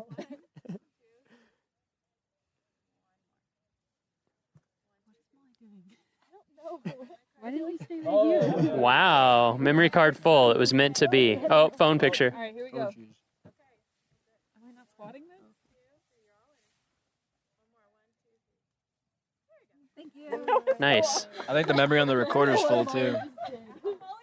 No, it's not. No? Sorry. Sure? Yeah. All right. We can only record 21 hours, 48 minutes, and Oh. 36 more seconds. Are we So, planning on being out here this long? Yeah. Turns out audio doesn't take up that much. What about the batteries? Battery low or space. something? I've got an extra set of batteries. Oh. So, nice Came try, though. prepared. What's your name again? I'm Luke. Luke. Where are you from, Luke? Madison, Wisconsin. Madison. Most beautiful place other than the Rocky Mountain National Park. Madison's pretty cool. It is. Yeah. You been there? I have.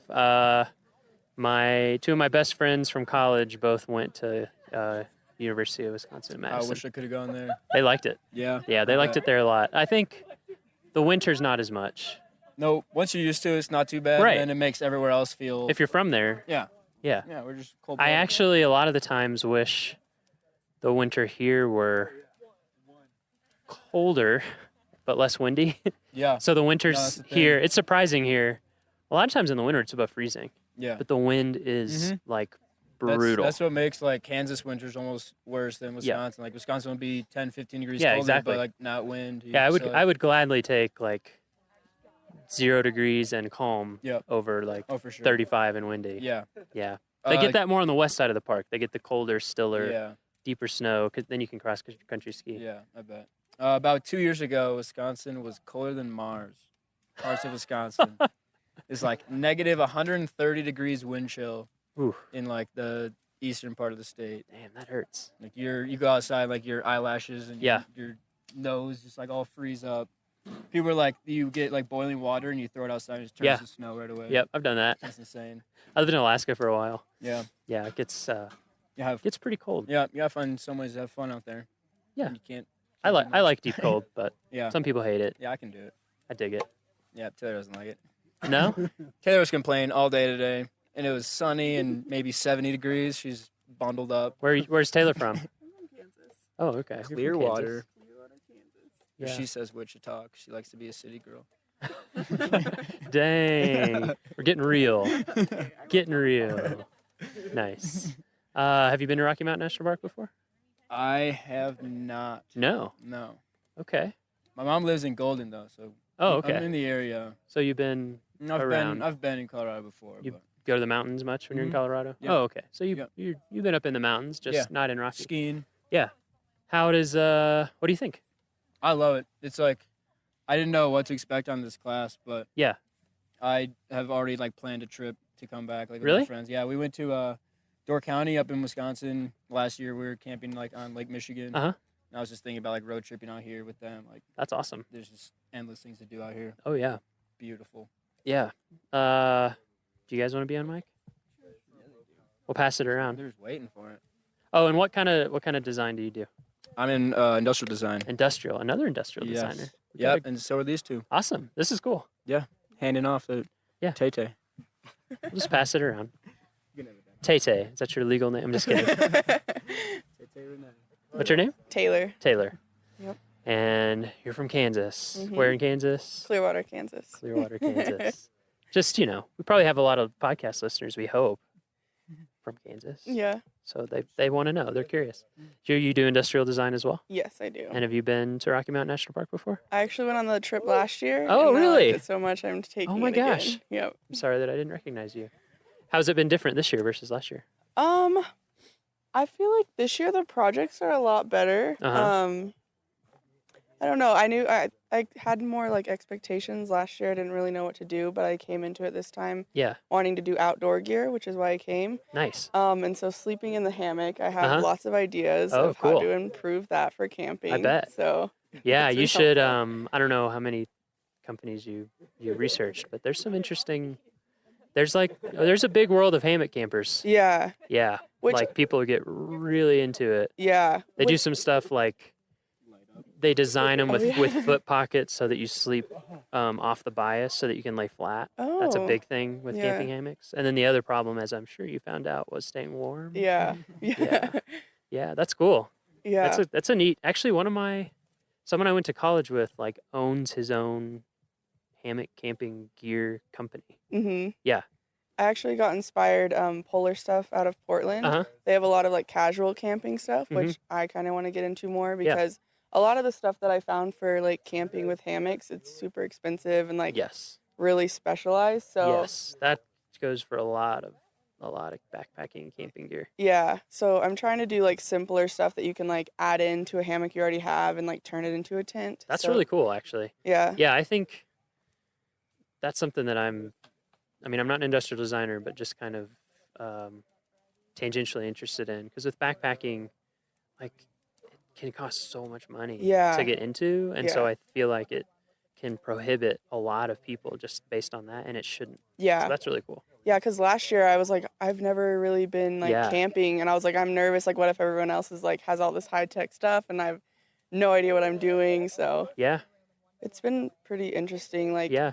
So do you feel that your camping skills have improved since last year? yeah, I think they have. I mean, you came back, so you must have Yeah, liked it. yeah. Yeah. I tried to sleep in my hammock last year, and I got way too cold and slept in the car. So this year I only slept in the car once Wow, instead that's of like cool. 3 times. So That's cool that you're taking that and making it like your focus. yeah. Yeah.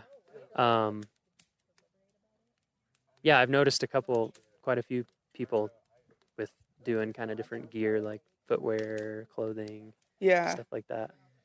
And it Yeah. makes sense because it's your direct experience, right? Yeah. And so for this trip, I want to do that for my senior thesis. So I just kind of focus on patterns Uh-huh. and I would like take pictures and then create like color palettes from those Mhm. and then make patterns to use like for the camping gear. Nice. So that's what I focused on this week. We got embers in the Yeah. area. Yeah, we'll look at it in a second. What about pass the mic? Getting everybody on the mic. What's up? Hi, how are you? Good. What's your name? My name's Baxter. Baxter? I'm from St. Joe, Missouri. St. Joe. Mhm. Okay, nice. That's where is it? It's about an hour north of Kansas City. Right. Mhm. Okay. Yeah, I lived in Red Oak, Iowa for Okay. quite a while, so we would always drive down through. Okay. Sort of through that area. So you're industrial design as well? Yes, I am. Nice. Mhm. Have you been to Rocky before? No, this is my first time actually. Really? Have you been in the mountains a lot? I was in the Bitterroot Valley in Oh, Montana yeah. a couple weeks ago. Bitterroot is beautiful. Mhm. It's That's very awesome. cool. So that was your kind of first Yeah, kind big of mountain first trip. Yeah, Yeah. drove up with a couple friends and enjoyed it so much I thought I'd sign up for Yeah. another class. And, Yeah. How's this been? Fantastic. Yeah. Yeah. What do you think about the park? I've never been, but I've just been blown away by the views. Yeah. Yeah. Incredible. And Yeah. I've been just awestruck about all the lakes here. Yeah, And the they're lakes just are amazing. beautiful. And I just didn't imagine how great this place would be. Yeah, So, that's awesome. I mean, it's been a great yeah, experience. Took me by surprise the first time I came here too. Yeah. And I've been to a lot of parks, but still, it's just there's something about it. Just Yeah. like every park, there's something about it. Yeah. What have you been working on this week? I kind of been taking a step back and doing a little bit of photography, but Nice. I kind of focused on an app a Mhm. little bit, a hiking app based on just looking at, the types of people. There's all different types of people come from all over the world here, and it seems like they've been maybe unprepared. I've noticed. I saw a couple people walking up in just like sandals and without water. Yep, And for sure. for safety reasons for park rangers, I thought it'd be nice for people to be educated about their trail that they're Yeah. going on. So the app I've been kind of designing is based on a little bit of an app that's already been out there. It's Mhm. called All Trails, but I took a little spin off of it, and I've kind of created just something that's easy to use and shows all the trails around you. Yeah. Do you have it? Yeah, it's actually right here. Oh, nice. Just shows a quick picture of the your hike that you're supposed to go on and the rating and all that kind of stuff. With most of the park not having service, I thought it'd be nice to download a map so that you know what direction to take and that kind of stuff. Yeah, I mean, if it's not super data heavy, then yeah, you could pre-download a bunch of stuff. And then another quick thing I wanted to do was like have a check-in, so that if you like maybe go on a serious hike, you're gone for maybe a day or two, you could check in and then check back out, make sure people know where you are if you're just by yourself. That's cool. And So if you checked in and if you had like a profile page or something, somehow people could see if you had checked back in or not. Yeah, that's awesome because that's that's something that we try to impress upon people, and I mean it's easy to forget, but just always let somebody know where you especially are. if you're out there by yourself. Yeah, even here, I think like our trails are so nice. Like our trail crew does an amazing job, and they're just beautiful, and there's so many nice bridges, and there's paved roads, and it kind of gives people the impression that whatever. But yeah, when you're 5+ miles away, and we have people get hurt not even that far from the trail, just sprain an 'cause- ankle maybe. Yeah, or like you said, they just don't bring water or just things that are preventable. I think people just don't know. So that's cool that you're trying to just get integrate the people education part into it. I also thought I'd maybe integrate like a medical part aspect of it, maybe that just the park rangers could see. Whereas it could have your medical information on it if there was a rescue mission or something like that. Yeah, like it could be built in that you would give consent or something to have that information shared. Maybe you're diabetic or something like Yeah, that. And that's cool. Yeah, that's nice. Yeah. So how has being out here been different for you in terms of, well, I mean everything, but design? What kind of influence do you think that's had? It's been different because you're not in a studio. You don't have, other people. It's been kind of just on your own this week in terms of designing things, which has been nice. Yeah. You don't have a lot of, people telling you what to do or that kind of stuff, and so you kind of go on your own. We've been as a class just all over the page with projects, and it looks fantastic. Yeah, it does. I wish we'll get some photos from you guys after, so we can post it maybe with the with this podcast episode. We'll put it in the blog post. But yeah, it's really really cool stuff, and like very high production value for working out of a campground too. I mean, we're working with no Wi-Fi, just little to no supplies, and I mean, it turned nice, out right? great. Yeah, it actually is. One thing to that get always away. amazes me is how much more time you seem to have when you don't have Wi-Fi. Yeah, you don't it's have internet access and movies and stuff. It's been nice to and get you're away. waking up early because it's, I don't know, maybe there's people here who still sleeping, but I usually am a sleeper inner, but when I'm camping, I get up. Sun wakes you up exactly. in the tent. I'm Yeah, just like, and you tend to fall asleep really early. You're so cold, you're ready to get up Like, in the morning. like backpackers midnight. Yeah. When I would be backpacking, we'd be like, oh man, it's late. What time is it? 8. Like in the spring when it's not quite as light as it is now. It's really light. What time is it right now? 8:30. 8:34 and plenty of light in the sky. It's interesting. what is your fiance's cousin's husband? Anyway, he's my cousin. He's my cousin now. He's from Hawaii, like born and raised, and hadn't traveled a ton until he started doing travel baseball. Anyway, he was here visiting in the summer, and he was just like, whoa, like the sun stays up so late. And I never thought about, I've never lived anywhere like near the equator at all. So that's pretty interesting. It is, I worked up in Alaska for a while. There it's real interesting. I was in Denali. Oh, okay. And so like on the summer solstice, we just stayed up all night. I mean, you could read a book in like the darkest it got. Really? Yeah.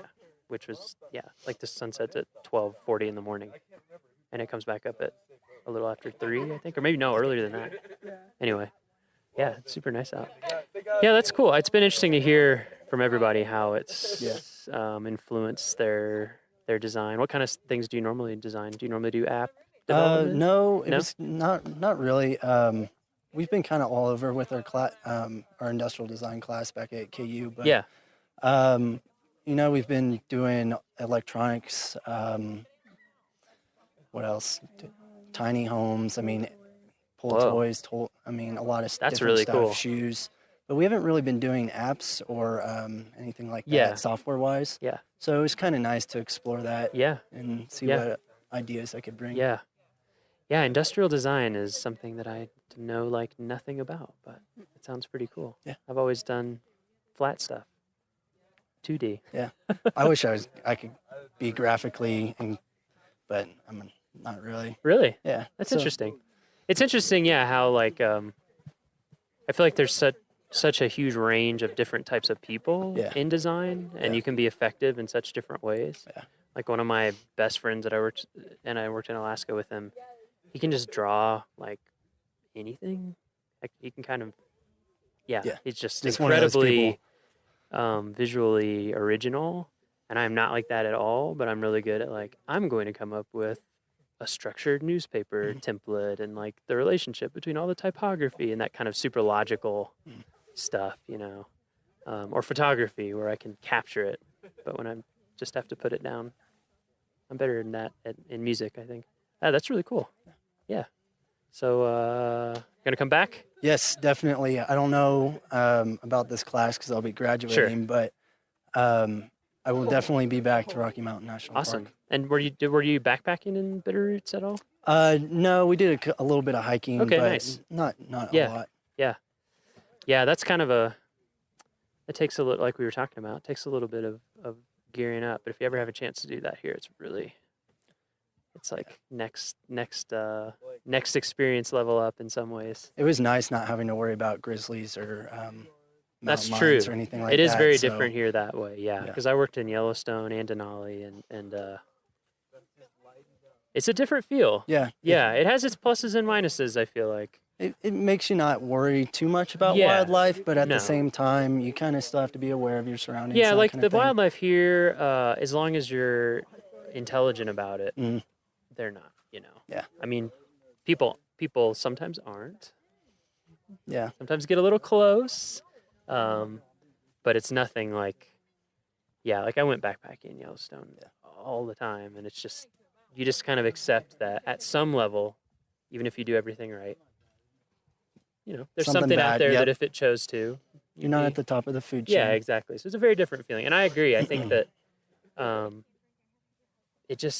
that's part of everything that goes into giving Rocky. Like, it's beautiful and jaw-dropping, but it is also a little bit approachable, and you don't have to have the same fears. And It's a little more family friendly, I would say. Uh-huh. I guess less threats, but there's definitely still things to watch out no, for. definitely. But we we kind of had a little run in, maybe possibly with a black bear that came through the camp. Yep. We're not sure. Yeah, I was the only one up for it. And heard it. Really? Yeah. I mean, I wouldn't be surprised. Yeah. Unfortunately, we try really, really hard to get the bear message out about storing your food and doing everything properly. But some people still don't do it, and bears are very smart and very hungry, and so they tend to be around the campgrounds sometimes. But we're putting in more and more of those bear boxes, which I think are helping, because it's just easy, just like put all your stuff in there. So I think we're trying to get a bear box for every campsite eventually. That'd be nice. Yeah, we got there with Aspen Glen. Okay. That's a whole interesting industrial design challenge. Bear cans. I Really? don't know if you've ever looked at. Yeah.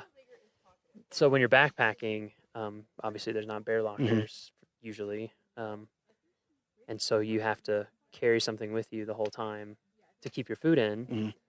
And if you're in places with trees, if you know how to do it correctly, you can hang your food. Hang it right. up, yep. But like in Denali, like There's you're above no- tree line all the time. And so, yeah, it's literally just like a canister. Oh, really? That you just set 100 yards or more away from your campsite. And so it is interesting to see the different designs out there. Like the one that I use has tabs that you push in, and then it kind of lets you unscrew it. And over the years, they've had to keep adding tabs because there would be very smart bears out there somewhere They'll get into it. who have figured out, like, oh, if I bite this tooth here and this tooth here and push in here, like, they're super smart. Yeah, so there's certain areas where you're you're required to use one, actually, in the backcountry. And like the Sierras they have the most devious bears. So there's like a whole agency that tests and approves these things, and every now and then a new one comes to market. I'll have to look into that. Yeah, it's kind of interesting to see. The one that has been really interesting is called Ursac. Okay. And it's Kevlar. I think it's Kevlar. Maybe it's even Dyneema now. Anyway, it's like an extremely strong fiber, and then they try to like weave. They make a bag out of it that you put your food in. That'd be nice. So it's and not then, so bulky. yeah, it's way lighter. But it, for the most part, isn't approved in places. It's not foolproof enough for a lot of agencies. So there's space out there. Something to look into. Yeah, I think there's like there's two major people, and then there's people that make one out of, it's like carbon fiber, so it's really light, but very expensive. Yeah. All right. Have we harassed everyone we should harass? Nope. No? No. The three girls. You got We haven't Molly, Maggie, and harassed you Beth. yet? They're actually one. They're one? They're one group. Three as one? Come on. Yeah, come on over. Come on over.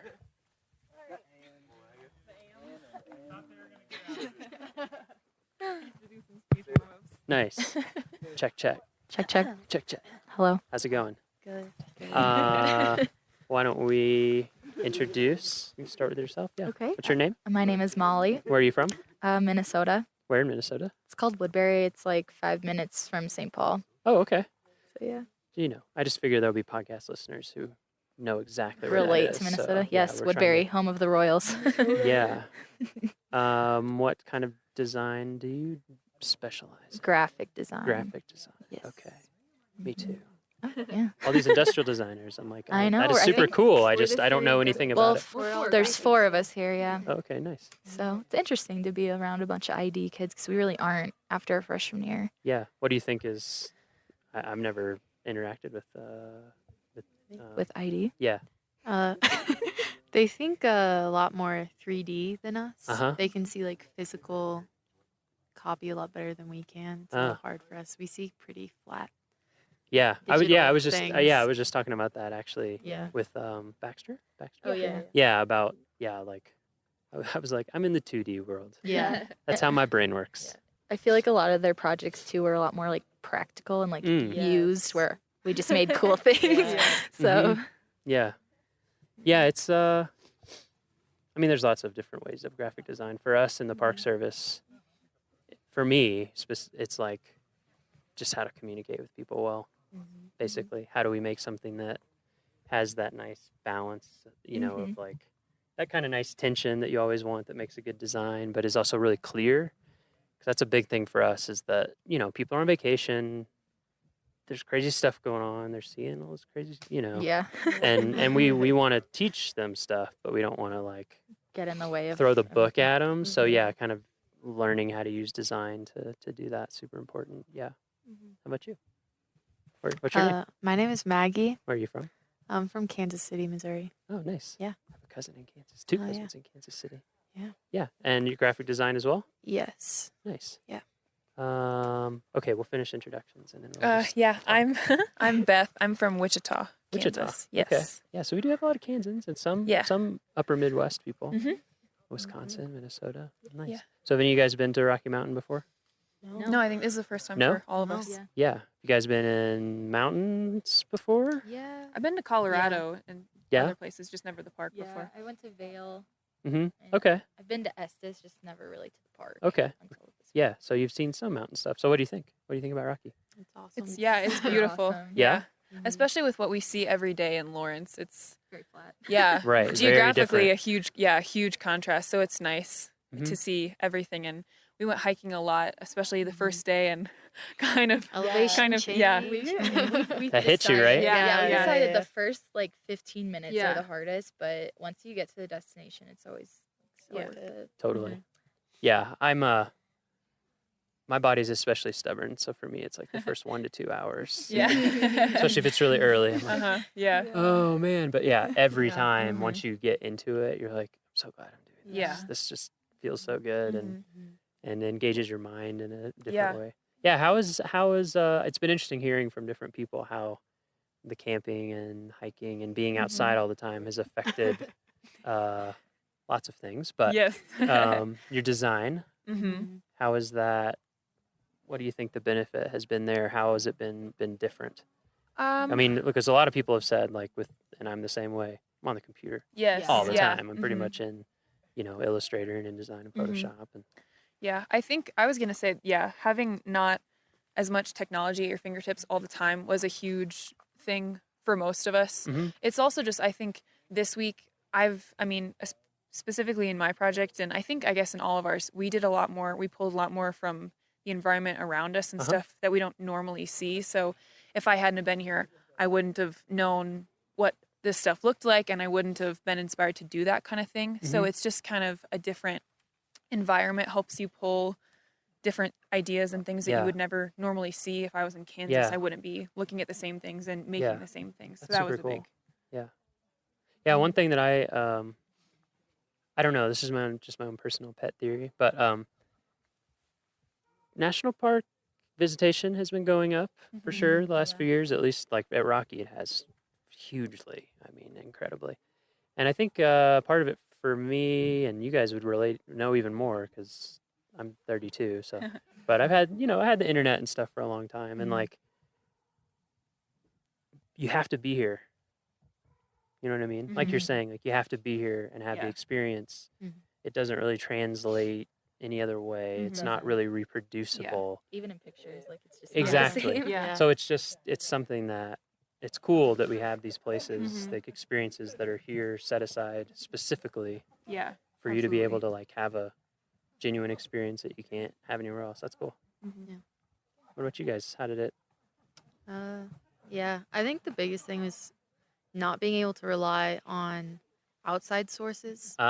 So Oh, yeah. having to come up with things that were like personal experiences, things that you are familiar with. Mm-hmm. And then also for me, a big thing was like not being able to compare what I was doing to other things that have been done. Uh-huh. So it was kind of figuring out a way, or I guess it was just not having the ability to go out Yeah. there and look at what's already been done. Huh. So just I hadn't even thought relying- about that, but that is Yeah. huge because Mhm. I mean, Good we all do that. inspiration. Yeah, Yeah. like when I'm starting a project, I'm just like, oh, I have this feel in mind, Yeah. and you start looking at And then references, you get lost. Yeah. yeah, you kind of like if you had, I mean, you still come up with something Mhm. original, but like maybe Yeah. you had some idea before you started looking that now has Mhm. gotten kind of Yeah.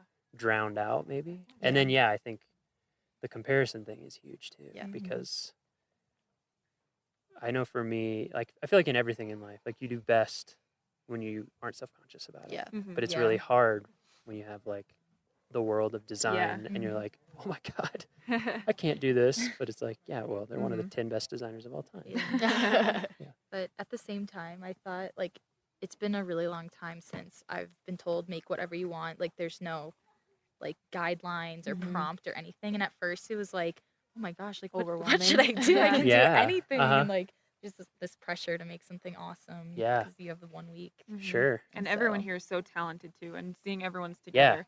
everyone around you is making really amazing stuff. Yeah, so I agree. When it I puts looked more at everything, pressure Yeah, on. there was definitely panic. Like, what do I do? that's cool though. Like that's a good, Yeah.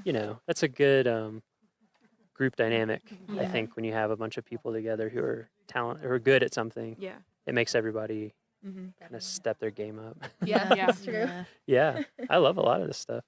Mhm. Yeah, we're gonna try to get pictures up so we can put it on the blog. Oh, cool. Good. Good. Yeah. Yeah. Well, I'm glad that you guys have had a good time Yeah, and Yeah. that it's great. been valuable. Mm-hmm. Absolutely. Do you think there's things from this experience you'll take back with you?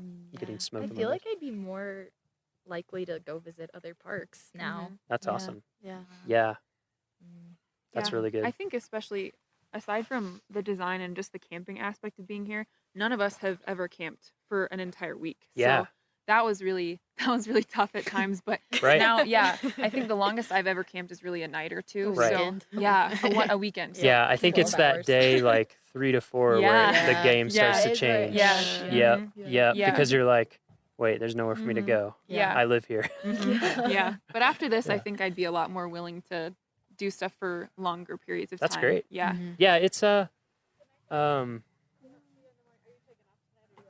it's like a time-based thing, You almost have to you realize, I mean, I've done backpacking trips and you kind of sense this pattern where it's like day 2, day 3, day Yeah. 4, and as you get deeper into it, you become more and more comfortable. Mhm. Yeah. It's cool.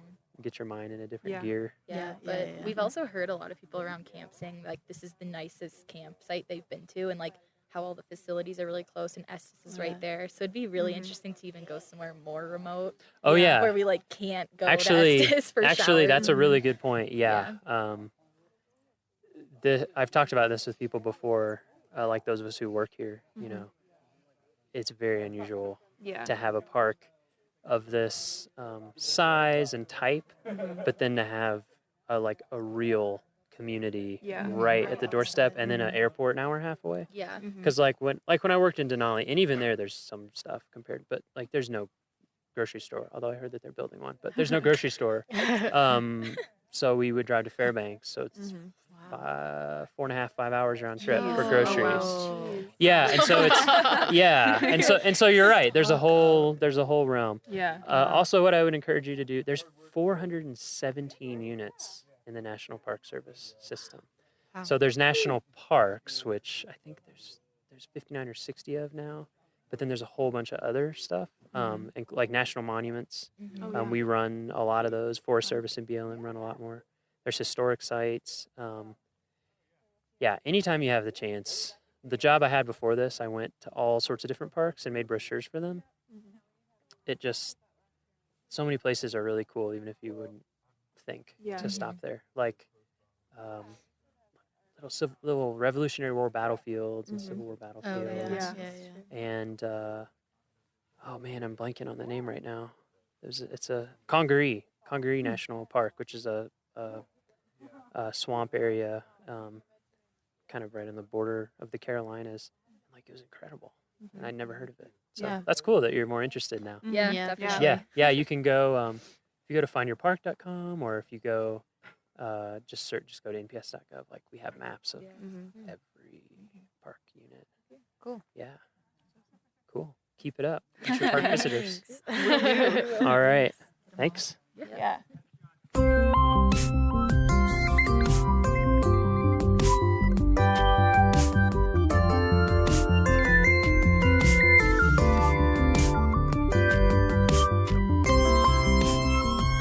Our next episode will be released on Friday, August 25th.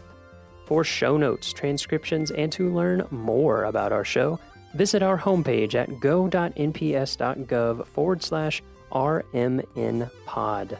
That's go.nps.gov/RMNpod.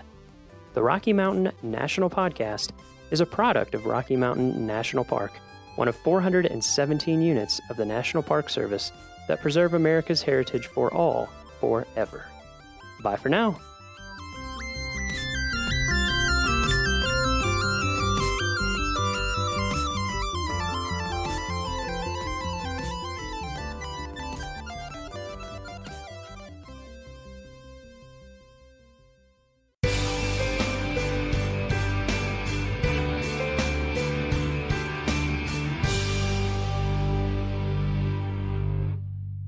As you drive through the West Tunnel, imagine the time and manpower it took to bore through 192 feet of mountain using 1926 technology. Dynamite and jackhammers were used by men working double and triple shifts tackling this monumental task in October of 1926.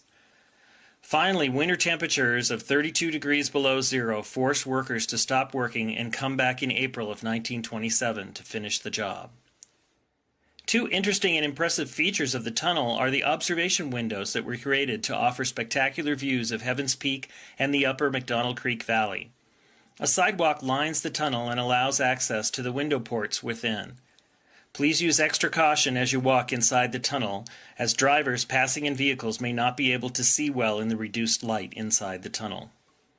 As originally constructed, the tunnel was unlined, and over time seeping water started to weaken the roof, and bits of rock would occasionally fall onto the roadbed and passing vehicles.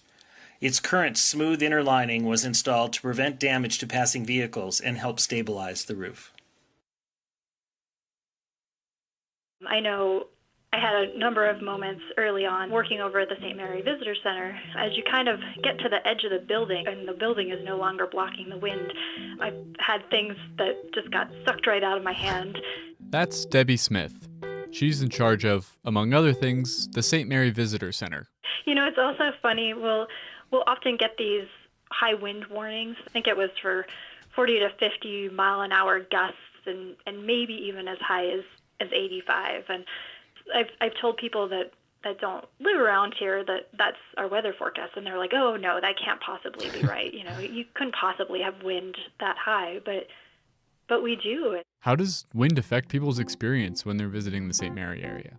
Partly it's just about the sort of obvious things like making sure their tents don't blow away and making sure when you're eating lunch that you have, you know, a hold of everything that you brought with you. And then there's also being able to see what the park is like, and whether it's seeing St. Mary Lake on a day that it's really windy with huge whitecaps.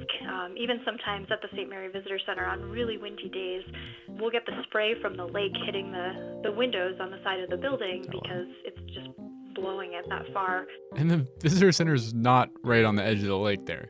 The wind has to carry that spray over a quarter mile for it to hit the building. When people are hiking in St. Mary, what are some of the effects of wind that they might see in the plants or the landscape? One would be flagging on trees. When you see trees that basically all the branches on the windward side are broken off or they're kind of deformed, so that side that's facing the direction from which the wind is blowing, and then it resembles a flag because all of the branches are just on the other side. Besides the practical side of not letting things blow away, do you think you've learned anything from the wind there? I think a lot of it is just learning about this place. And I mean, there's, you know, the obvious challenges that it presents to people like you were mentioning, but I think also the wind is something that makes the east side of the park really beautiful, and it makes it, you know, this diverse place and dynamic and harsh and wonderful all at the same time. And it just adds to the experience, and it creates the amazing place that we have on the east side. How does wind affect life in your area? Does it invert umbrellas, sculpt dunes, or drive wildfire? Maybe you hardly think about the wind at all. The way you interact with wind is largely dependent on where you live. In Tornado Alley, wind is a life-altering force. But in other parts of the country, it might be more of a curiosity. In this episode, we're going to look at two elements that, perhaps like the wind, have been eliminated as a major factor in many people's lives, but that still find a home in Glacier National Park. First, you'll hear a story about the grizzly bears in the park, and then about our dark, starry night skies.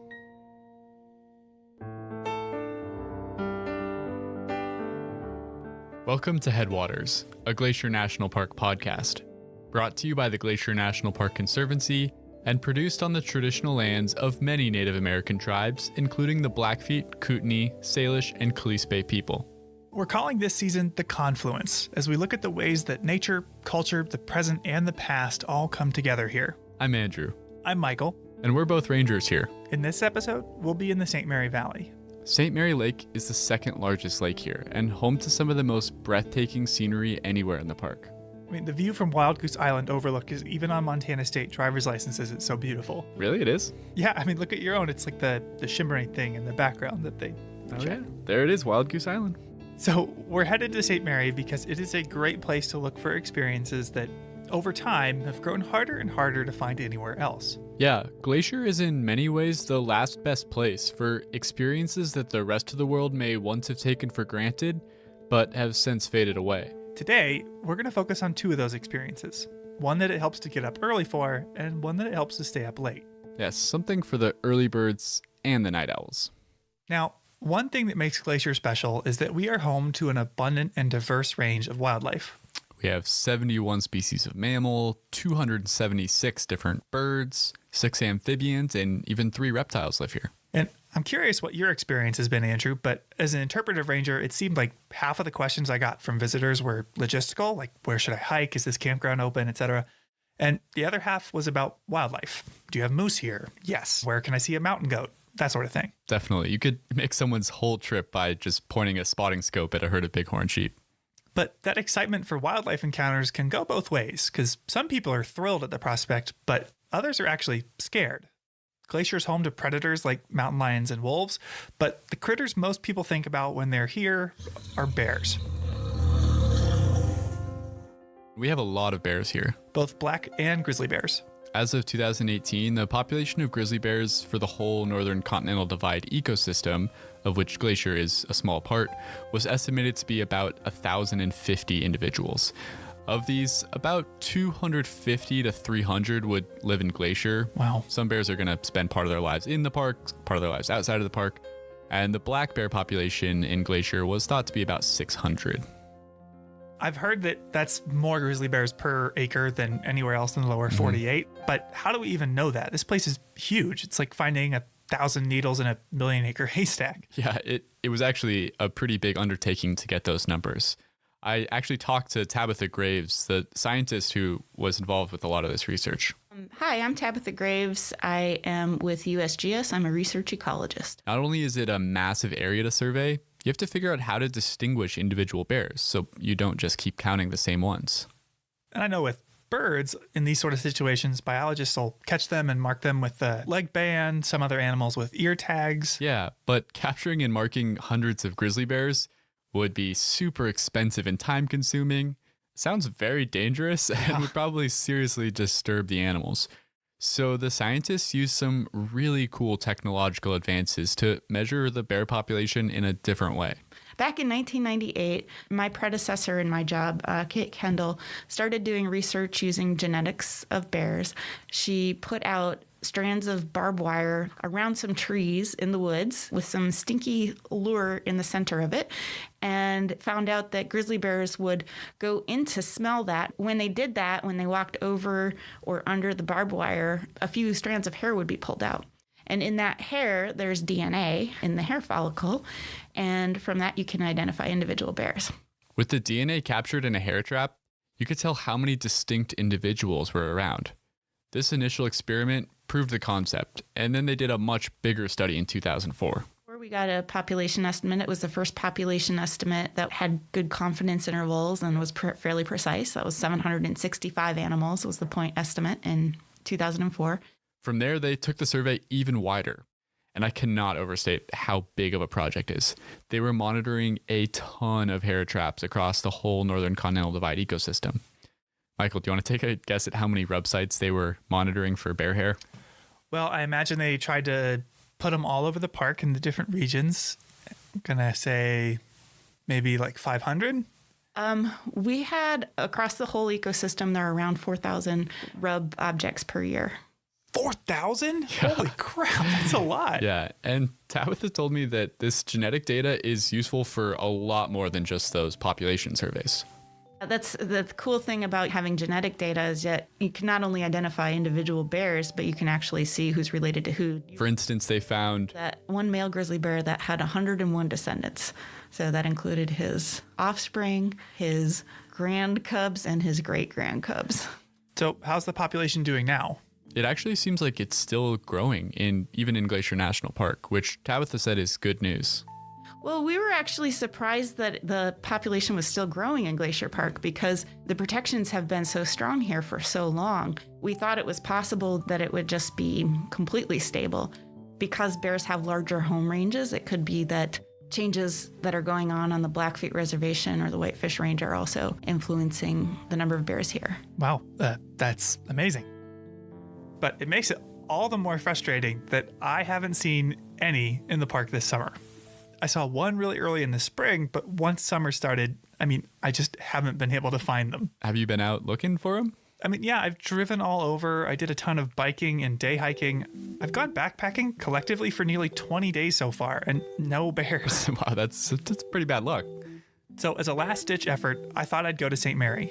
Along St. Mary Lake is a stretch of open meadows called Two Dog Flats, a place where in the past I've seen bears before. Yeah, me too. It's great habitat. And a common piece of wisdom is that if you want to see wildlife, it helps to get up early. So this morning I left the house around 5. Really early. Let's get this over with. That's especially true in the summer when it gets hot in the middle of the day. Wildlife like bears are going to be more active around dusk and dawn. Exactly. So with that in mind, I drove over to St. Mary from the west entrance, a nearly 2-hour drive to make it there before sunrise. Before sunrise? Yep. You don't have the reputation of being No, I'm not very much of a morning person. There it is. But this was serious business. I can't have gone the whole summer without seeing a bear. Seriously. And that's a promising sign. I just drove through some bear poop. So I parked on a roadside pull-off, got out my binoculars, and scanned the horizon. And binoculars will definitely help. At a distance, it's pretty hard to tell the difference between black and grizzly bears. So there's 8 species of bears in the world, and brown bears, grizzly bears, Kodiak bears are all the same species.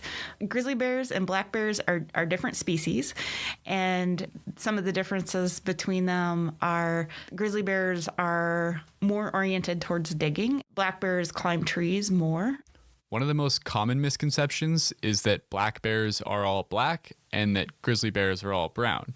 The truth is we have brown black bears, black grizzly bears, and they're examples of both species that are cinnamon or blonde here in the park. So don't rely on the fur. Look for physical characteristics. Tabitha mentioned that grizzly bears like to dig. That means they have huge shoulder muscles that give them a really pronounced hump on their back. Black bears, on the other hand, spend a lot of time climbing trees, which gives them really strong hindquarter muscles and gives them a nice big rump. And there are other little things to look for too. Grizzly bears have longer claws, black bears have a straighter snout. But to use any of this information, you have to find a bear in the first place, which was something after an hour I had not managed to do.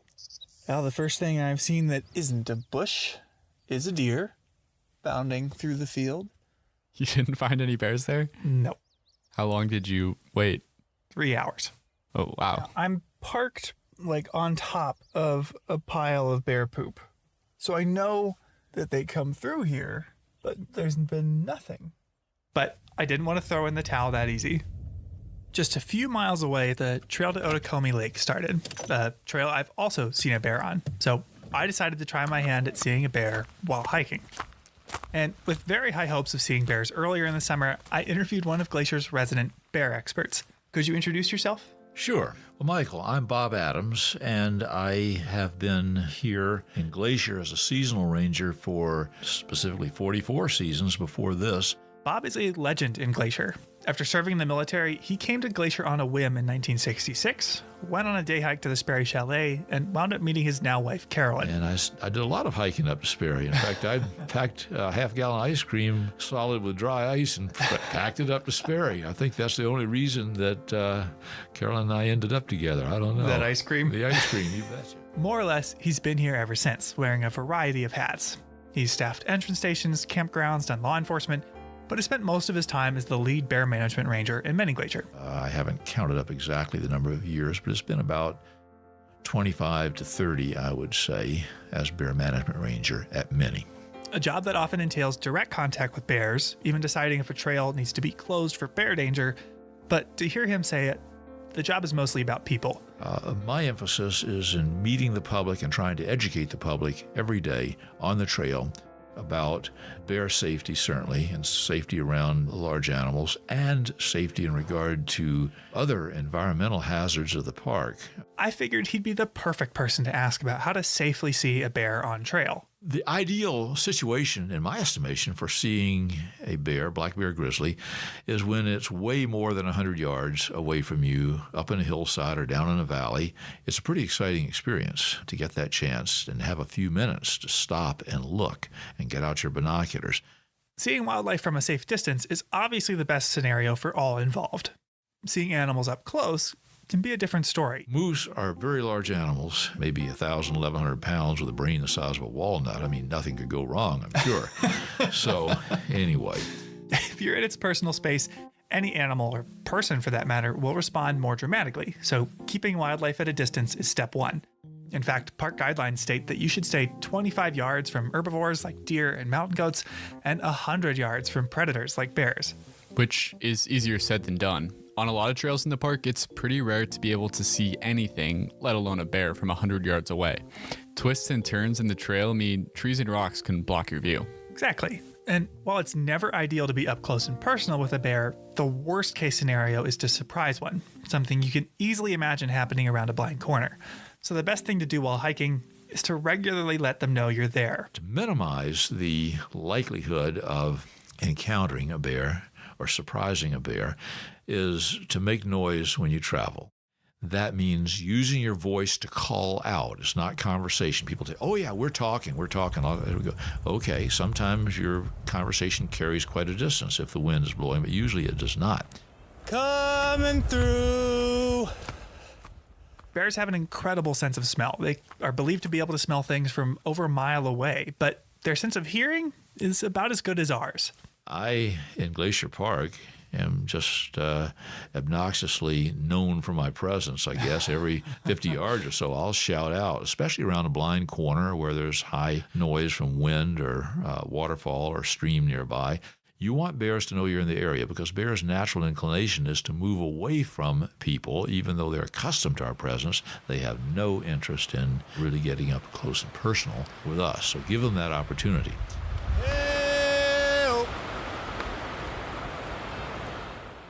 So making noise is a must, even if it feels a little silly sometimes.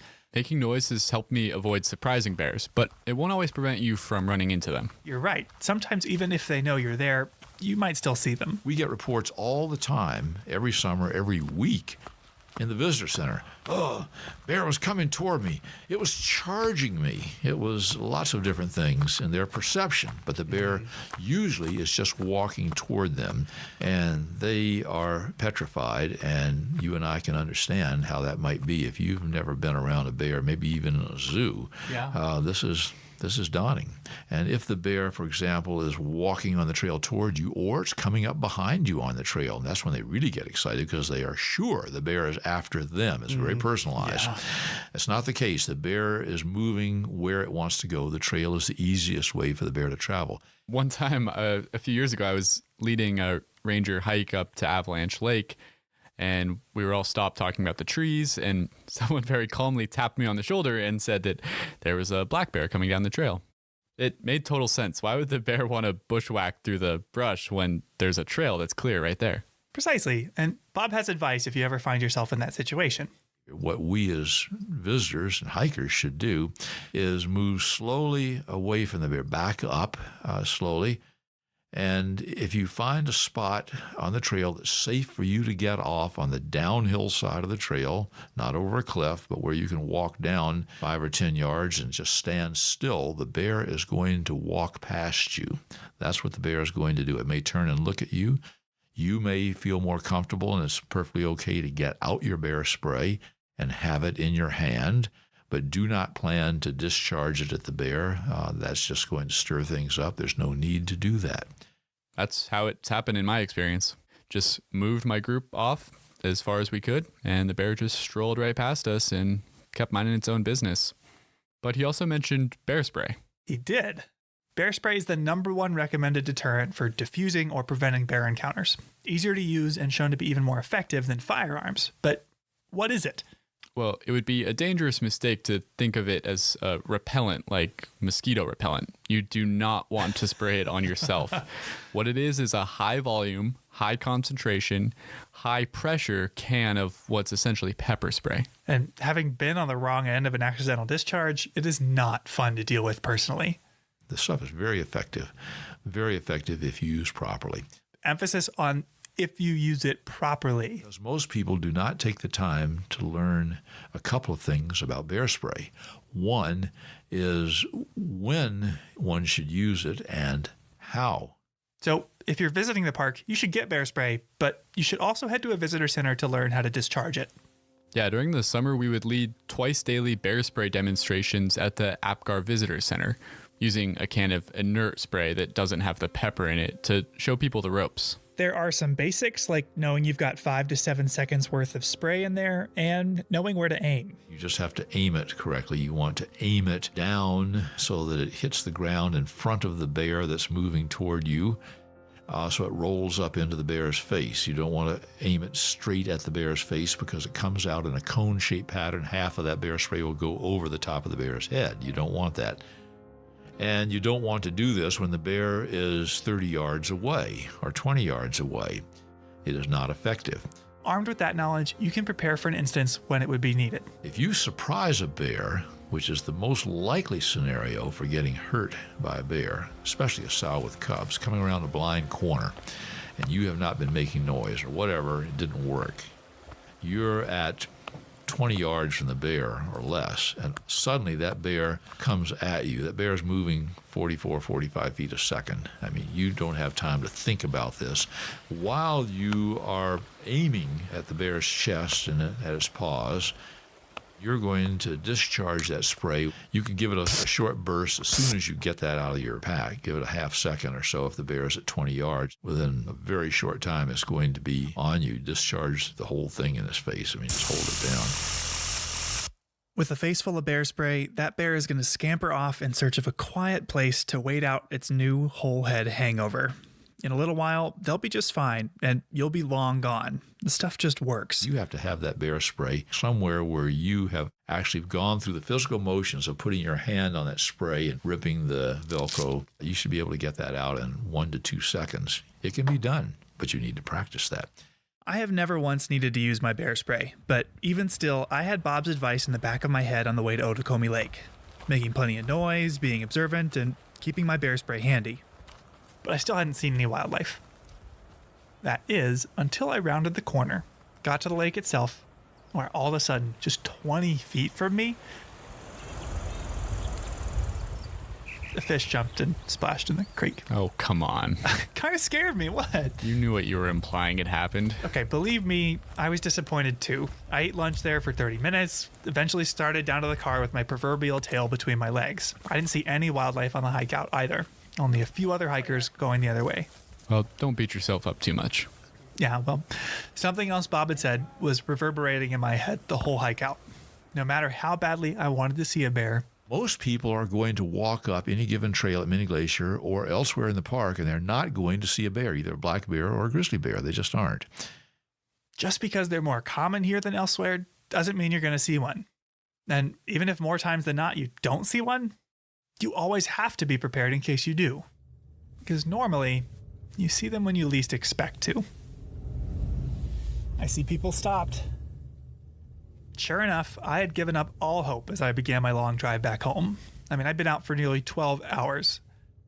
But before I could even drive out of the St. Mary Valley, I noticed cars parked at a roadside pullout. Oh? And I thought back to one more thing Bob had mentioned. Bear jams. And a lot of them are just happy to see them from the roadside, which creates some other problems. Bear jams.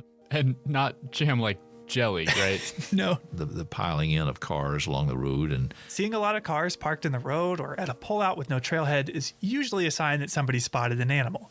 And animal sightings are exciting, but these bear jams can be problematic. Preventing bears from even crossing the road to get to water because there are 30 to 40 cars parked solid. People essentially acting as a barrier between the bear and food or drinking water. Exactly. People out of the cars and advancing toward the bears. I mean, it's hard being a bear, I guess you could say. With a roadside bear sighting, if you're the one driving and you spot it and nobody else has seen it yet, what should you do? Well, I can tell you what you should do, perhaps, and I'll tell you what you're going to do. I know what you're going to do. You're going to stop, and you're going to call the kids to the window, and if it's no more than that, at least you're going to be there clicking from the car. And, of course, once you do that, other cars pile in, and then the thing goes pretty quickly to chaos, or it certainly can. What you should do is take a look, slow down, take a look, keep moving. That's what we'd like people to do. It never happens. But amazingly, that afternoon, everyone had pulled safely off the road into a large pull-off that didn't interfere with traffic in any way and had binoculars trained up the hillside where over 100 yards away, 2 grizzlies were foraging. Really? That's awesome. We came across someone else who had spotted him when he was further down the mountain. Yeah. Oh, that's huge, isn't it? I mean, it was the perfect bear encounter. They were enormous, for one. Like, the one bear was scarily huge. They were far away, and we weren't bothering them in the slightest. That's really good to hear. And people there were clearly absorbed by the experience. One couple set up a spotting scope to share with everyone so you could see them really clearly. And many were seeing a grizzly bear for the first time. I was looking, I thought it was going to be dark. Me too. Well, the back is dark. When he turns and the front is light. Yeah. But But as fun as it is to make sure I didn't add to the parking problem, after I got a good look and talked to a few people, I got back in my car and I kept driving. Now, I spent all day trying to find a grizzly, and I was mesmerized when I did, along with everyone else at that roadside pull-off. But as we hinted at earlier, seeing a grizzly bear hasn't always been that rare of an experience. Most people know that the range of the grizzly was vastly larger. I think it stretched back almost to the Mississippi River if you go back 300 years or so. Through 200 years of hunting and poaching, the grizzly population of the lower 48 was reduced by as much as 99% compared to 1800 levels. Today, thanks to conservation efforts like the Endangered Species Act and even protected lands like Glacier, they're no longer on the brink of extinction, but they are still far less common than they once were. And as exciting as it is to find one today, bears aren't just here for us to see. This isn't a zoo. They play a really vital role in the ecosystem. Here's Tabitha Graves again. They have effects on lots of different parts of the ecosystem. Because they dig for roots a lot, particularly in the spring and the fall, they're actually digging up the soil, and that's actually a kind of nutrient cycling. They might eat huckleberries, for instance, in one place, and then because they can move such large distances, being large animals, they are really important for seed dispersal. They regulate prey populations, break down logs. Really, the list goes on and on. Their role in this ecosystem is enormous. The fact that we not only have them here today, but that thousands, millions of us each year can share this place with them speaks to the strides we've made in bear management, which, as Bob put it, used to be, well, different.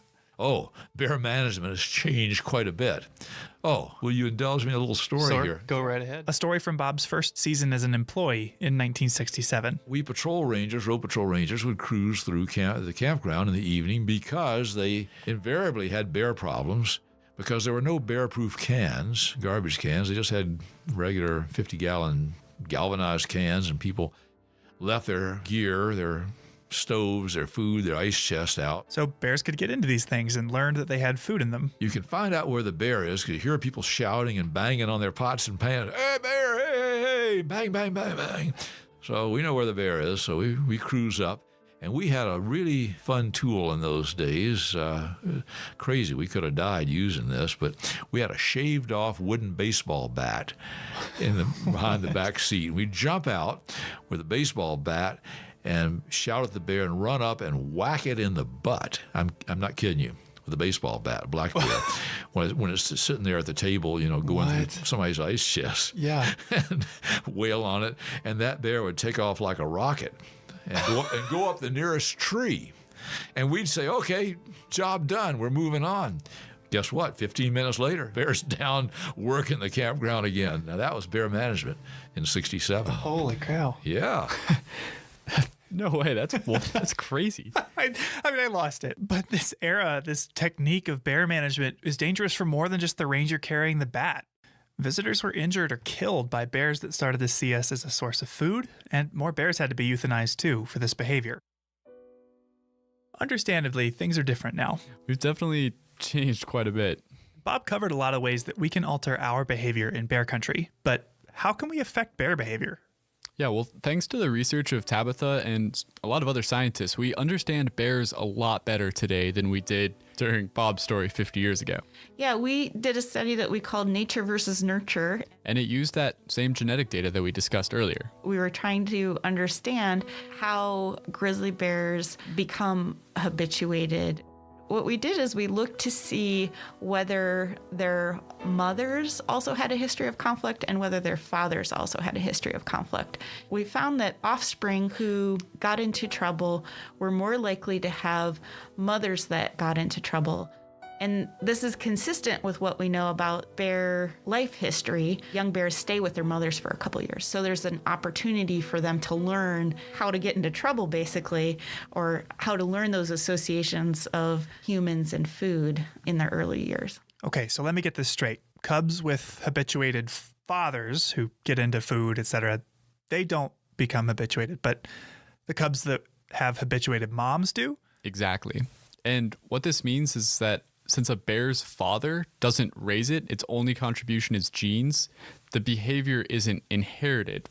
Okay, so cubs must be taught this behavior by their moms. Yeah, exactly. So Tabitha told me that this realization emphasized how important it is for visitors here to properly secure their food. Yeah, our research really highlights the need to prevent food conditioning from happening in the first place because there could be kind of these longer term effects that could be passed down from mother to offspring. So it's really important to put your food away, make sure that you're storing all of your attractants safely at night inside of a hard-shelled vehicle or in a bear box, in some place that keeps the foods and attractants away from bears. Wow, talk about the butterfly effect.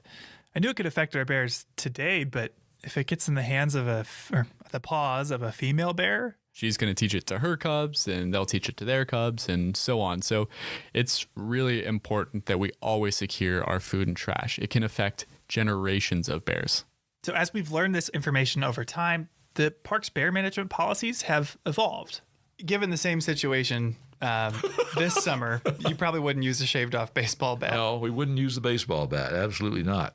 Sawn-off baseball bats have given way to a variety of safer and more effective tools that rangers can use to teach bears to keep their distance from us. There's cracker rounds, beanbags, rubber bullets, and also infrastructure set up to know how and when to close trails or campgrounds to prevent encounters in the first place. But like Tabitha mentioned, the most important tool that has kept our wildlife as wild as can be in a place with 3 million visitors a year is food storage. All foods, all things that are associated with foods kept away at all times except mealtime. That's the mantra. And the result of all of this is that today in Glacier, you just don't see grizzlies in a dumpster. You don't see bears in the campground running off with bratwursts or breakfast pastries. You see them up on a hillside, foraging for huckleberries, chasing ground squirrels, sliding down snow.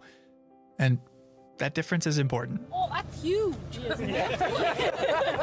So the next time you come visit, read up on our food storage regulations. Buy, carry, and learn how to use bear spray, and embarrass your friends and family by making noise on trail. Good morning! Because you might not see a bear. Heck, you probably won't see any.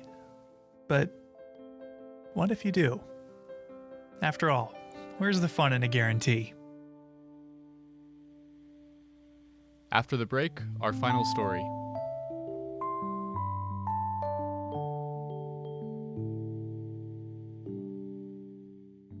Each episode, we seem to cover at least one thing that, like this podcast, wouldn't be possible without the support of the Glacier National Park Conservancy. With the help of some friends over there, we got the number of Executive Director Doug Mitchell and decided to call him up out of the blue to ask about these projects. For this episode, we wanted to ask about their support of astronomy programs.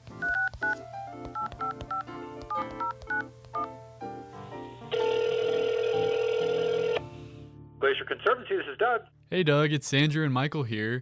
The Mad Podcasters. How are we doing over there today?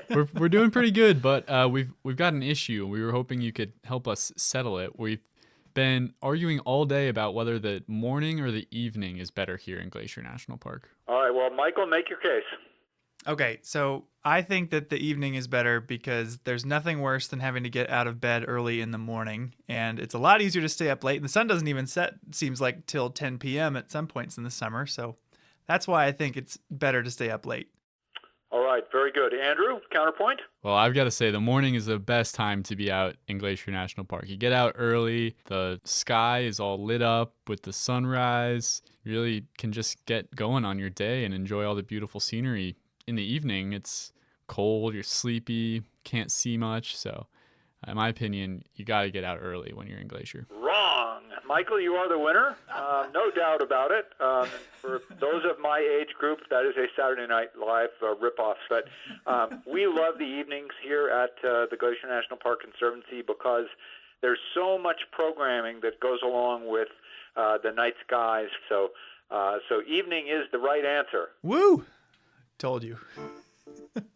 Well, I should have known Doug would come down on your side since the Glacier National Park Conservancy funds so many dark sky and astronomy programs in the park. Yeah, I'm going to be holding this over his head for the rest of the day. As you should, as you should. You are the king, long live the king. All right, well, thanks for the time, Doug. We'll talk to you later. Of course, thank you guys. Call anytime. Cheers. Yeah, bye.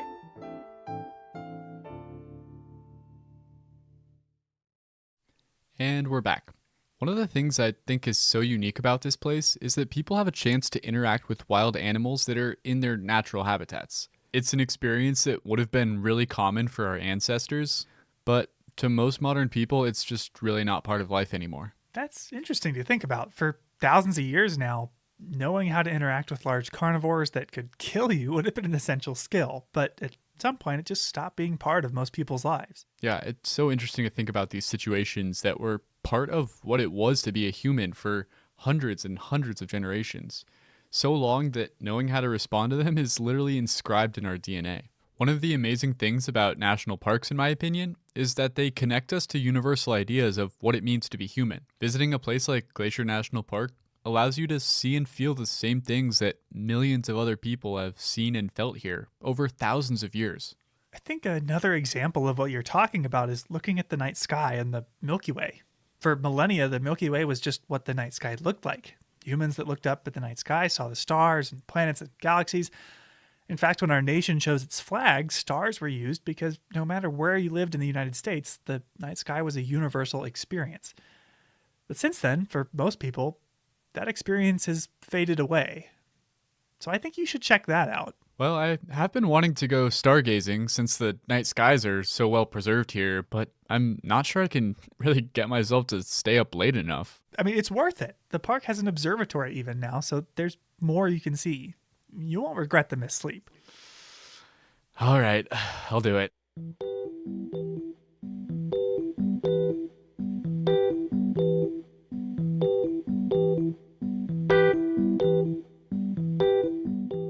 Armed with 2 cans of iced coffee, some high-energy music, and my microphone, I drove across the divide from my APGAR office to Glacier's observatory at the St. Mary Visitor Center. There, I met Lee Rademacher, the ranger who spearheads Glacier's astronomy program. Hey Lee, good to see you. As he started up the observatory and aimed the telescope, I asked him some questions about Glacier's night sky program. First of all, what do we mean by dark skies? Dark skies are more than just a night sky. Dark skies are really about a sky that lacks light pollution. It's stray light that shines up into the sky that creates a sky glow, and they are getting rarer and rarer. Okay, so light pollution is extra light that is making the stars less and less visible? Yeah, that's right. And having dark skies is actually pretty important. So in the biologic realm, basically every single organism that lives on the surface of this planet has evolved with a day-night cycle. Our internal workings rely on that day-night cycle to reset the clock. And it's not just, things with eyes. Plants are also impacted by light pollution or by a lack of dark skies. All right, that makes sense. Plants and animals are used to dark nights. If light pollution makes the night brighter, it can throw things off. Yeah, but there are cultural impacts too. Culturally, dark skies are really important. Throughout time, societies around the world have relied on the skies to help tell stories, to help know when animal migrations are going to occur, know when seasons are coming. The skies really help them kind of predict the world around them. For Lee, the dark skies are one of the best parts of working in Glacier National Park. To me, dark skies are an opportunity to discover. It's an opportunity for things like mystery and awe. And sharing that sense of discovery with visitors is really rewarding. It's really kind of fun because a lot of people that come to the park have never had the opportunity to experience truly dark skies. They often are in a sense of disbelief about what they're actually seeing. And on more than one occasion, people have thought that we were tricking them when we were showing them Saturn through a telescope. They're just kind of blown away and in true disbelief. That's a really fun experience for me to be part of. Glacier National Park has made a massive effort to expand the opportunities for visitors to experience dark skies here, all of which culminated in Glacier, with Waterton Lakes National Park in Canada, being designated the world's first transboundary dark sky park. The process of becoming an international dark sky park was pretty extensive. The park started by hosting night sky interpretive programs. Then, a lighting inventory was conducted, looking for lights all around the park that unnecessarily shine up into the night sky. These lights were then replaced with less polluting and more efficient lights. And we were able to do that with the help of the Glacier National Park Conservancy.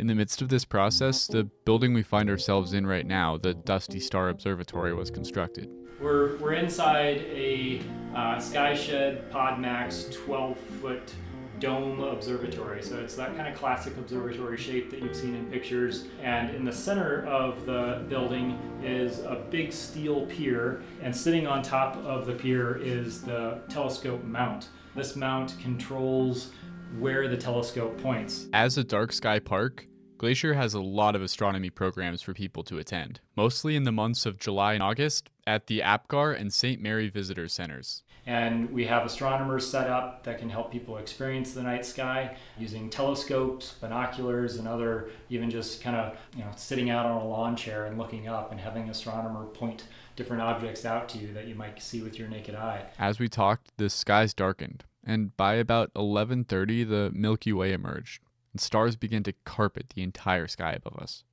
It was time for the fun part. Lee pointed the telescope at the planet Saturn.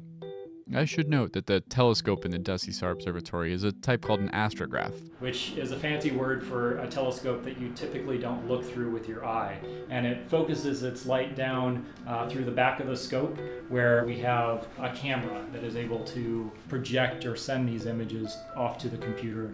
Which is why you'll hear us referencing a screen rather than an eyepiece. I carefully watched as Lee aimed the telescope.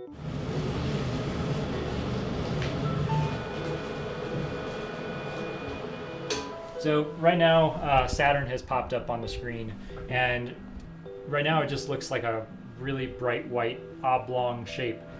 I'll see if I can fine-tune it a little bit to make those rings come out. In no time, the planet came into focus. So cool though, like you can very distinctly see the rings.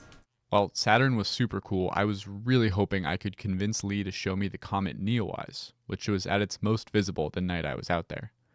That particular comet only comes by about every 6,800 years. So it's really no exaggeration to say that seeing it in this telescope would be a once-in-a-lifetime opportunity. After a few minutes of adjustments, Lee got the comet squarely in the telescope sights, and it didn't disappoint. So now we've got the nucleus of the comet on the left side of the screen and the tail stretching out to the right. Oh my god, yeah, that's really impressive. He talked me through what I was seeing here. So the Neowise is a fairly green hue and actually has a greenish ion trail. Every comet has two tails as it approaches the sun. One is the tail kind of made up of the dust and gas that's kind of blasted off of the core of the comet. And then a second one is an ion tail that's formed from the interaction between the comet and the solar wind. And so the ion tail is kind of this greenish blue, and then the comet itself is more of a kind of a greenish emerald almost color. Wow, I'm so jealous. I told you it was worth staying up late. Did you get a picture? We did. Here, check it out. Oh wow, you could really see the tail and everything. We should put that on the park's website for listeners to see. That's a great idea. We can get it up there. By now, as we looked at the comet, it was getting really late. The excitement of seeing the comet had given me a rush of energy, but I knew it wouldn't last forever, and Lee had to work early the next morning. I think it may be time to call it a night on this fairly successful image. I have a 7 o'clock shift tomorrow. Yeah, I gotta drive back to You can enjoy the stars on any clear night in Glacier, even if you're not able to make it to an astronomy program. All you really need is a clear view of the sky. Lee recommends bringing some warm clothes, maybe a lawn chair, and a pair of binoculars can help too. And he said that if you can't make it to an event, with a smartphone you can download an app and point it at the sky and learn a little bit more about what there is up there. If you decide to check out the stars while you're here, and you definitely should, it was well worth staying up for, it's important to think about leaving no trace. With stargazing, Lee reminded me that Leave No Trace Principle 7, be considerate of other visitors, means taking an effort not to shine bright lights where people are stargazing. If we take these simple steps to leave no trace, we can make sure that there's continued opportunities here to be part of this ancient human tradition of viewing the night sky. Today, when you look up at the night sky, you're not just seeing the stars. I think you're really connecting to that shared humanity and that shared culture. Sounds like you had a great night. I'm really thinking now about all the ways that people and our lighting clashes with the natural dark skies and how it hasn't always been that way. So I called Darnell Rides at the door, and Amskapi Pekuni, our Blackfeet tribal member that I met in another episode, to learn more, and she pointed out the observatory's name. Dusty Star is actually a Blackfeet term for a comet. Those are comets. We call them dusty stars. It's just kakadus. The concept of a dusty star might have been especially relevant this year with the comet Neowise. My coworker Andrew got the chance to go look at that in the St. Mary Observatory. Oh, how awesome. Oh yeah, that makes total sense after seeing it. Comets are like just dusty stars. Yeah, and Darnell told me that the Blackfeet language is a very visual one. You know, it's interesting to think about. The last time the comet Neowise passed by Earth, some 6,000 years ago, Blackfeet people were probably looking at it up in the sky and calling it by that same word. The things we talked about today, seeing grizzly bears and the Milky Way, are just a few of the countless unique experiences you could have here.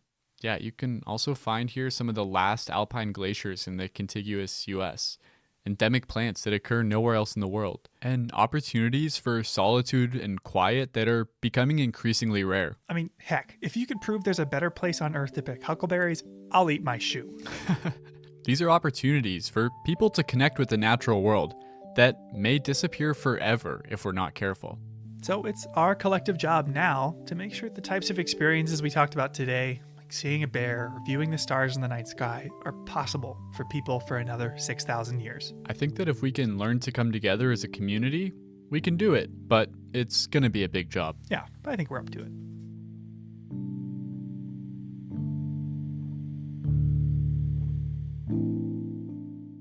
That's our show for today.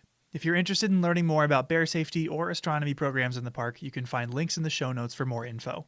Thanks for listening. Headwaters is a production of Glacier National Park, with support from the Glacier National Park Conservancy. The show was written and recorded on traditional native lands. Andrew Smith and Michael Feist produced, edited, and hosted the show. Ben Cosgrove wrote and performed our music. Alex Stilson provided tech support. Quinn Feller designed our art. Renata Harrison researched the show. And narrated the credits. Lacey Kowalski was always there for us. And Daniel Lombardi and Bill Hayden were the executive directors. Support for this show comes from the Glacier National Park Conservancy. The Conservancy works to preserve and protect the park for future generations. We couldn't do it without them, and they couldn't do it without support from thousands of generous donors. If you want to learn more about how to support this podcast or other awesome Conservancy projects, please go to their website at glacier.org. Of course, you can always help support the show by sharing it with everyone you know, your friends, your family, your dog, and also leave us a review online. Special thanks this episode to Debbie Smith, Darnell Rides at the Door, Tabitha Graves, Bob Adams, and Lee Rademacher.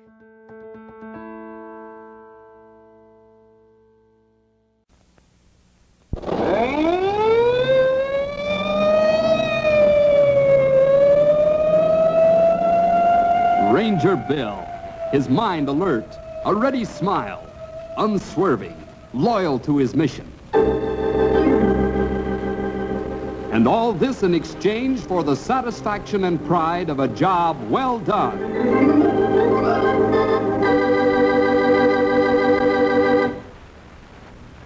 As Chief Ranger, I like to keep right up to date with everything that goes on, and I get a lot of very much appreciated help from my friends.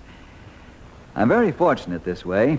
Maybe it's because all the people in the district know that we're trying to do a sincere job.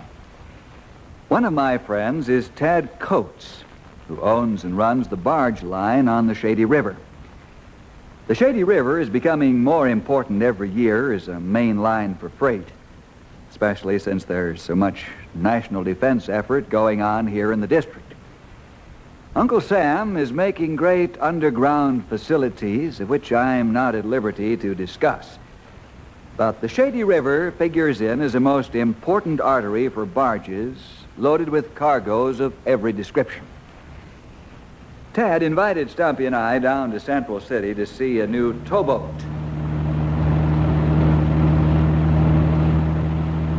Well, here's Central City. Yep, right where it's always been. Say, what's so special about a towboat? Ain't they all the same? You see one, you see them all. You're in for an education, old-timer. I am? You sure are. If Tad asked us down here to show us what I think he's going to show us. Hey, I thought this was a secret. It's a semi-secret. Well, now if that ain't one for the cake. I've heard a semi-trailer, semi-circle, semi-final, semi-fluid, semi-conscious, semi-double, semi-dome. But I ain't never heard of a semi-secret.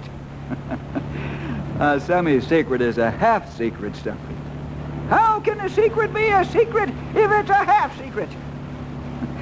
Okay, forget it. I knowed I'd tucker you out sooner or later. Hey, we're here already. Say, what's that? That's Tad's surprise. His new towboat. Towboat? Looks more like one of them pocket battleships to me. Now, how can you carry a battleship in your pocket? Oh, a wise guy, huh? Come on, get out. We'll find Tad and look at this giant of the river.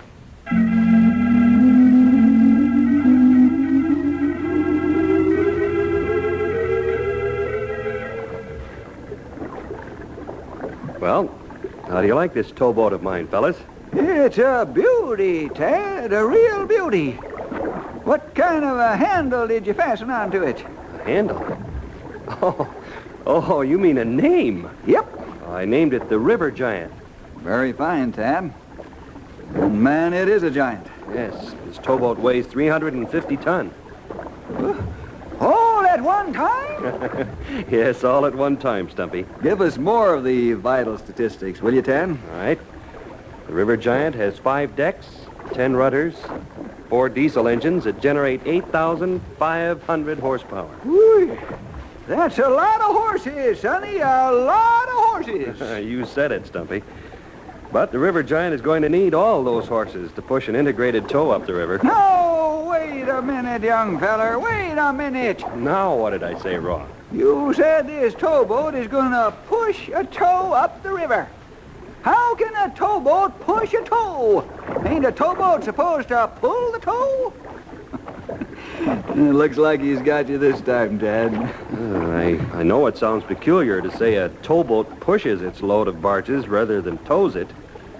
But the truth of the matter is that the tow can be handled and maneuvered with pinpoint accuracy by pushing it rather than by pulling it. Does that clear things up, old-timer?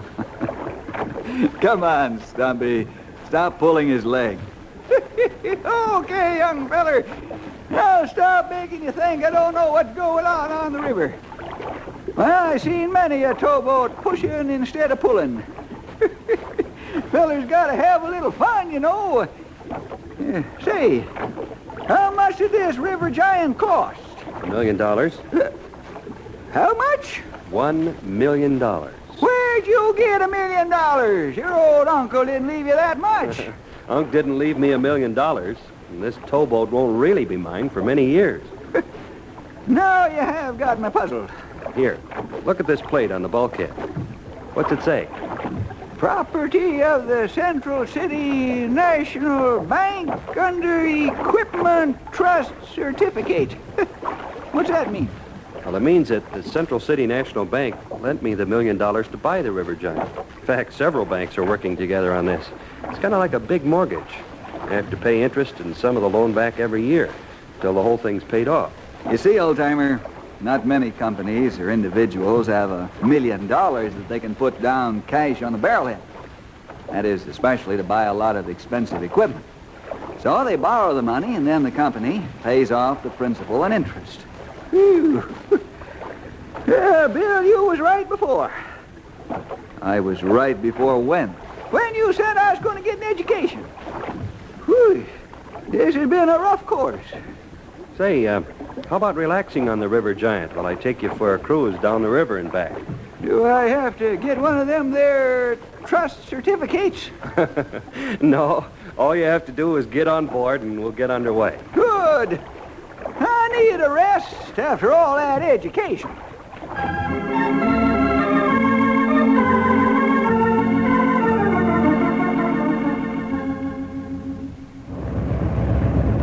Say, Stumpy, how about taking the wheel for a while? See how easily she handles. Nope. Nope, why not? Bill did. I sure did. River Giant handles like a dream. Nope. Why not? I ain't about to try and steer $1 million. I might run it into a bank. Oh, old-timer, I never cease to admire your sense of humor. Well, you better keep your eye on the road, Sonny. I mean the river. Looks like someone's coming against you with some barges. Hey, he sure is. Let's give him a couple of blasts.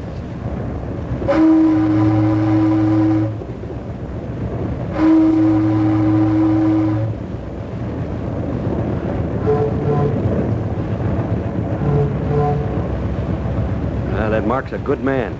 Always on the job. Always thinks. And he gives you 8 hours of work for every 8 hours of pay. Let's see, 2, 4, 6, 8, 10. It's a pretty good-sized tow he's pushing. That sure is, Bill. 10 barges with 1 million gallons of gasoline in each barge. Uh-huh. I thought those were tank barges. 10 million gallons of gasoline? Great day in the morning. We don't fool around, Stumpy. One of those barges costs $85,000. We make them work night and day, and every day we can. Whew. One of those buckets costs $85,000? Oh, they earn their keep and then some. Mark's pushing 1.5 acres of cargo up the river. That reminds me. Better turn the River Giant around and head back upriver.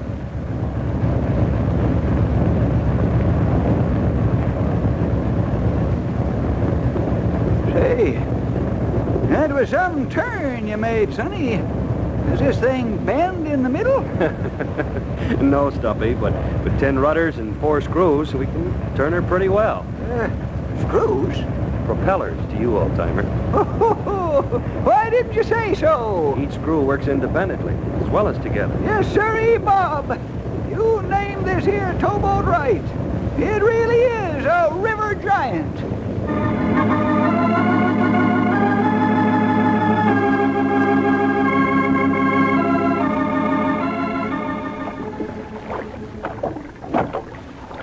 Well, everything's put to bed. Day's work is done. We sure enjoyed ourselves, Tad. Many thanks. That's right. This was fun. And educational at the same time. Oh, don't mention it. I'd be glad to have you come back anytime. Well, Tad, we gotta run now. It's getting late. Oh, no, you don't. You fellas are staying for dinner. Oh, we really can't. Stumpy, what's the matter with you? You kicked my shin. I ought to kick you harder. Don't you know who the cook is around here? Oh, all right, you old rascal. You've got your mouth set for Mrs. Murphy's cooking. So I might as well agree to stay. Yep, that's right. My my stomach hears Mrs. Murphy's voice calling, "Come and get it!" It's about that time, too. Let's go get washed up. Where's Mark and his tow? Oh, he's gone up the river to Knotty Pine, Bill. Without his supper? There's a complete galley on both towboats to feed the crew. They get good food. When do they rest? Well, let's see. They won't get to Knotty Pine until late, and they lay over and start back with another tow. We switch pilots here as the tows go by. Tomorrow's my day to break in the River Giant. Taking a 16-barge tow down to Junction City. That ought to keep you out of mischief. You said it. Well, let's go have dinner.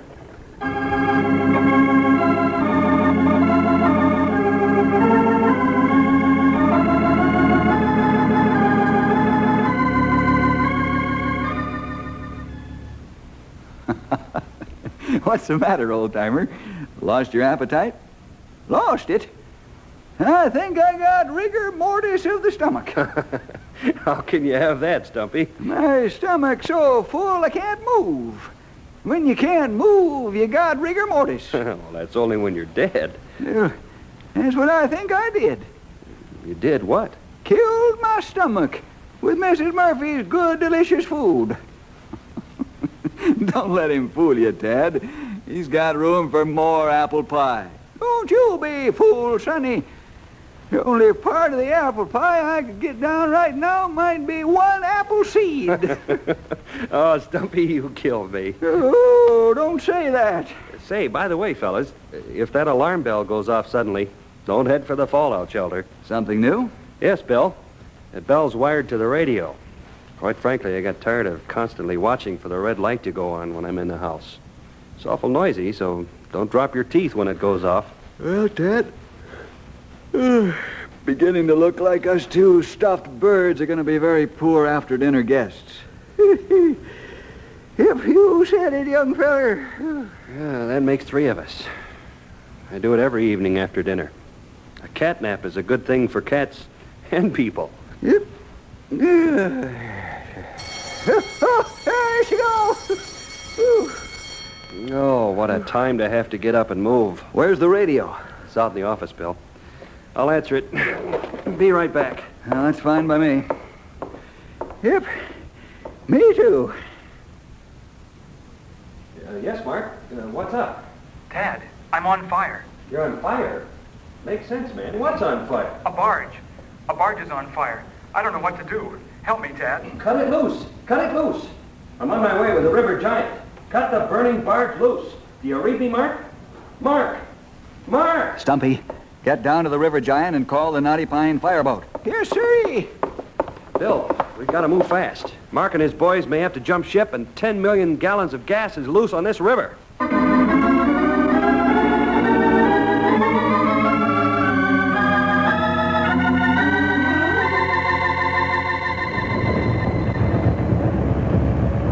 Ranger 1 to fireboat.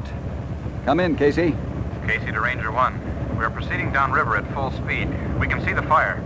What's it look like? The fire is presently confined to the front barges. Maybe it's only one barge. I can't tell yet. Oh, we can see the fire now. Your orders are to come alongside the River Giant and throw a supply of asbestos suits overboard. They're need to cover us with water while we go aboard Mark's boat, try to cut loose the burning barges. Or barge, as the case may be. Acknowledge. Casey to Bill. I read you loud and clear. Cut your speed, Tad, so the fireboat can come alongside. Right. Stumpy, you see any signs of life aboard the other boats? Yeah, they didn't jump ship. They're still on board, but they're all at the stern. As soon as we get the suits, we'll go aboard the other boat. Yes, sir. We better make it soon, because that sure is going to be a hot bucket before long.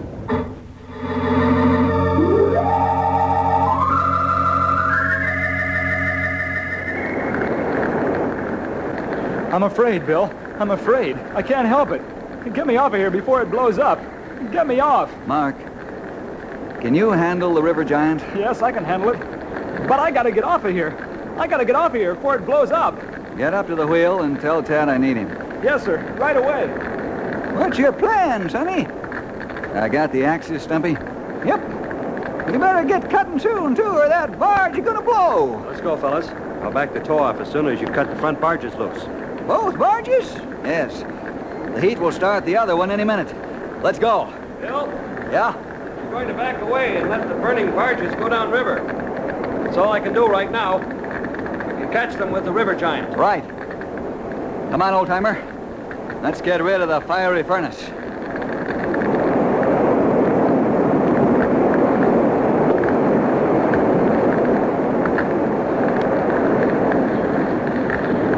Whew! That's a hot one, young feller. Right. Here comes the fireboat alongside. What now, Bill? Can you catch the barges and blow the hatch covers off to release the pressure? We can give it the old college try. Casey. Yes, sir. Stay as far away as you can and still do the job with your high-pressure nozzle. If the hatch covers start to buckle, turn back.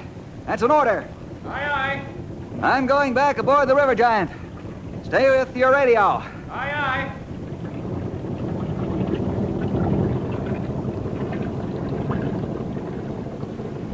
You think we can catch those barges? Tad wants to show off his River Giant. Here's his chance. Now, just in case we don't make it, you get on the radio and have the Central City Police evacuate the riverfront. Good idea, Bill. Hard telling where them 2 million gallons of burning gas are going to land.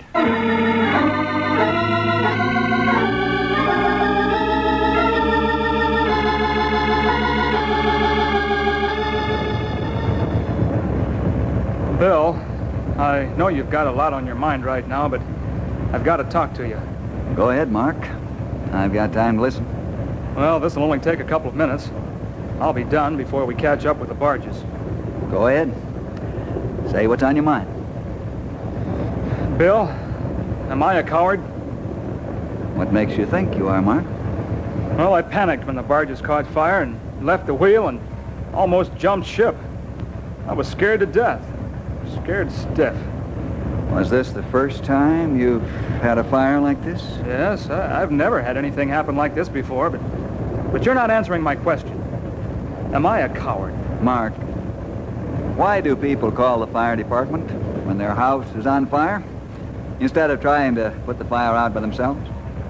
Well, the fire department has men trained to fight fire and equipment, too. That's the point.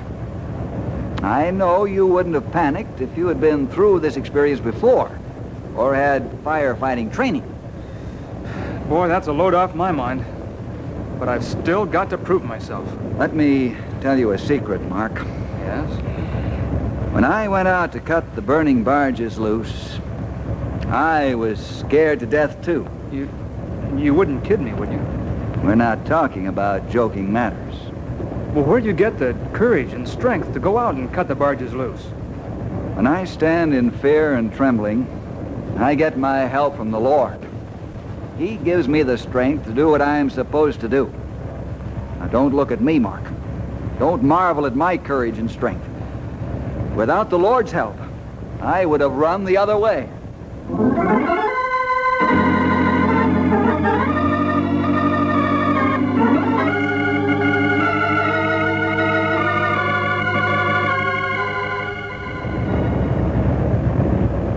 Casey, did you get the hatches blown off?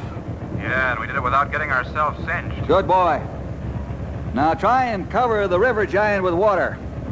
We're going in and push the second barge up on the riverbank. What about the first barge, Bill? One hot bucket at a time. Are you ready? Make your move and we'll cover you. All right, Tad. Beach number 2 bar. Right. Here we go.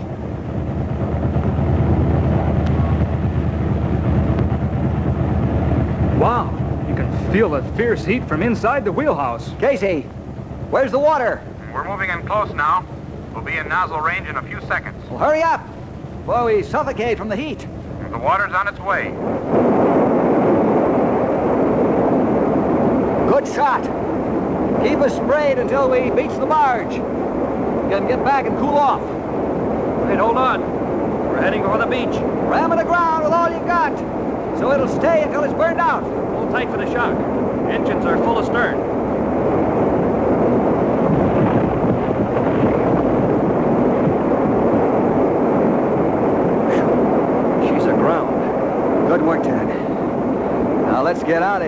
go after the other one.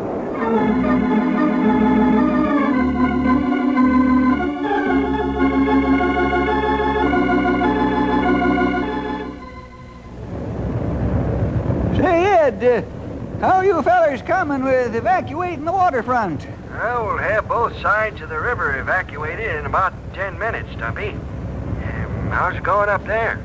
We beached one barge, but the other one's way ahead of us now. We're chasing it. Yeah. Can you catch it before it reaches us? I don't know. Why? I just found out the mining company has 10,000 pounds of high explosives stored in one of the warehouses right along the water. What's it doing there? It just came in today on a barge.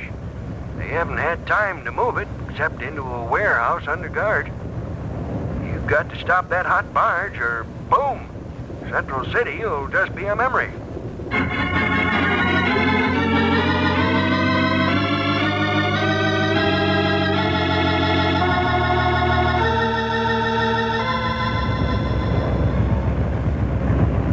And that's the situation.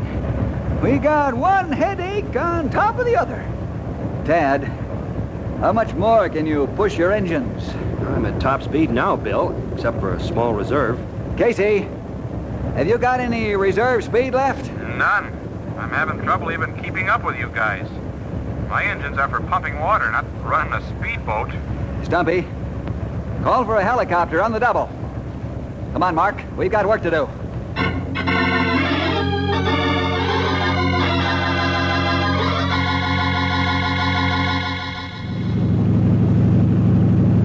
Your asbestos suit tight? Yes. How's yours? Okay. I guess we're ready, Harv. Let's go.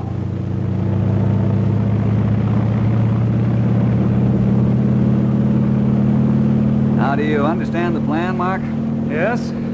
You want to drop this light cable onto the back of the barge so that the copter can pull back and try to slow the barge enough so that the river giant can catch up and then ram it ashore. Right. The pilot will lower me on his winch cable as close as he can. Then I'll throw the hoop of this cable over the stern cleat. I want you to stand by in case I miss the cleat. You pull the cable back up while the copter is maneuvering for another try.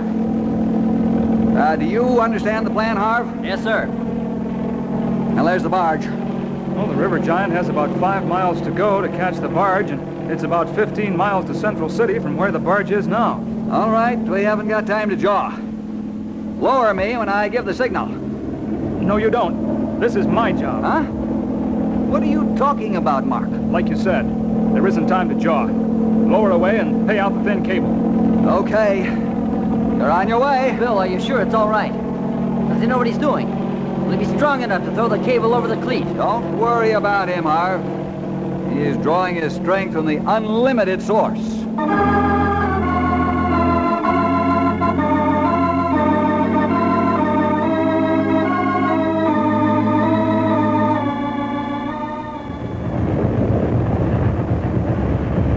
Hey, what's going on up there? That ain't Bill on the cable. What? Are you sure? Well, I ought to know. I've been looking at him almost every day for nigh on 15 years. Must be Mark. But what's Mark doing on the cable? I don't know. But it must be all right. The copter's moving over the stern of the barge. He's gonna drop the hoop on the cleat now, any second. Boy, that heat must be terrific. Can't stay there for long, Stumpy. He dropped it. Oh, no, he missed. Yeah. Looks like they're circling for another try. They'd better make it this time. We're running out of miles.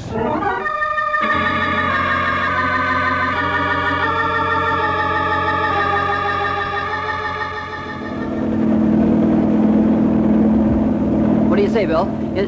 Is he all right, or should we bring him up? He's okay. I just got the sign from him. Look, I don't recommend more than one more time, Bill. Oh, the heat's murder. The updrafts are bad. I know. Try and hold him steady. I believe he'll make it. Oh, I'm glad I'm not there. Boy, without that asbestos suit, he'd fry.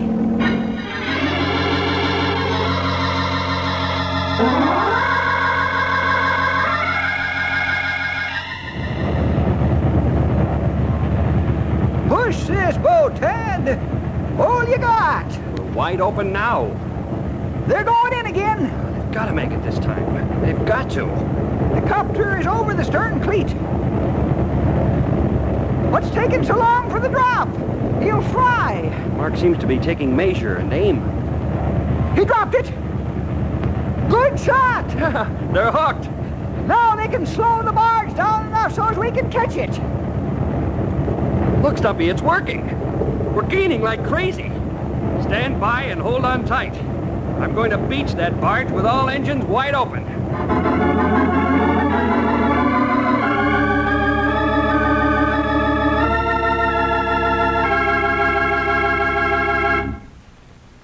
Thanks, Mark. You did a fantastic job. Thanks, boss, but Bill and his men are the ones who deserve all the thanks, not me. Nonsense. It took a lot of courage and strength to do what you did. Well, it wasn't my strength and courage. Huh? What do you mean it wasn't yours? I'm not joking. The Lord gave me the strength and courage to do that job. I don't understand. Well, I don't understand all of it either, but Bill does. He's the man that told me the secret. I'm sure he can fill us both in on some of the details.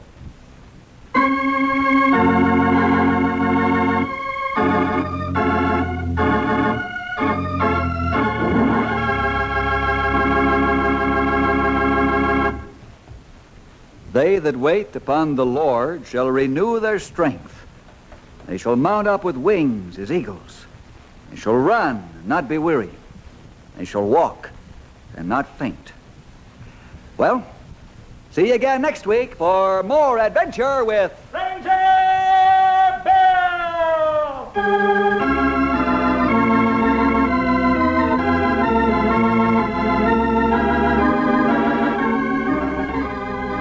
Ranger Bill is produced in the radio studios of the Moody Bible Institute of Chicago. This is a Moody Radio Network production.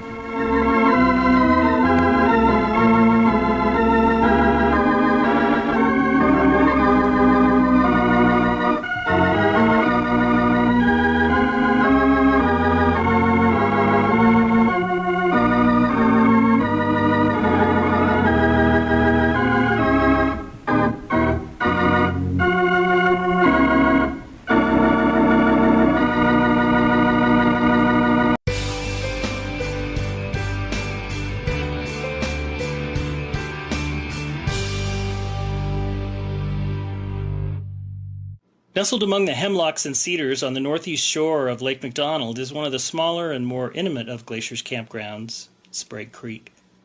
Its 25 sites and proximity to the lakeshore make this a prime spot for campers in the know. Several of the sites overlook the water and offer spectacular views. Due to its small size and the narrow loop road, trailers and other towed units are not allowed, making this the ideal spot for tent campers.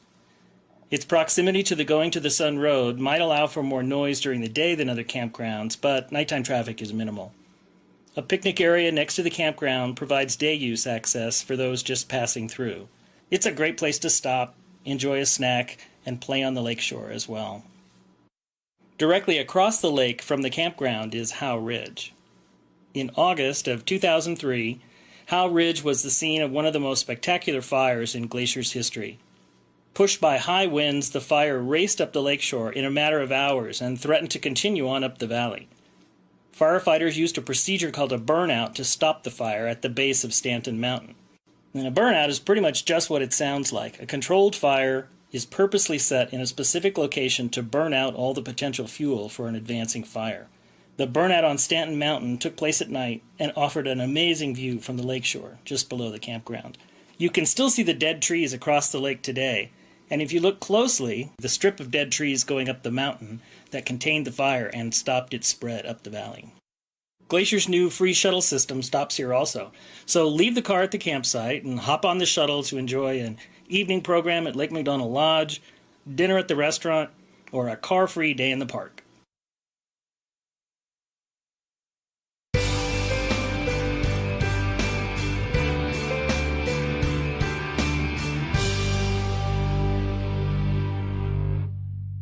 This large pullout along St. Mary Lake offers spectacular views of the lake as well as an opportunity to marvel at the skill of the builders of the Going to the Sun Road.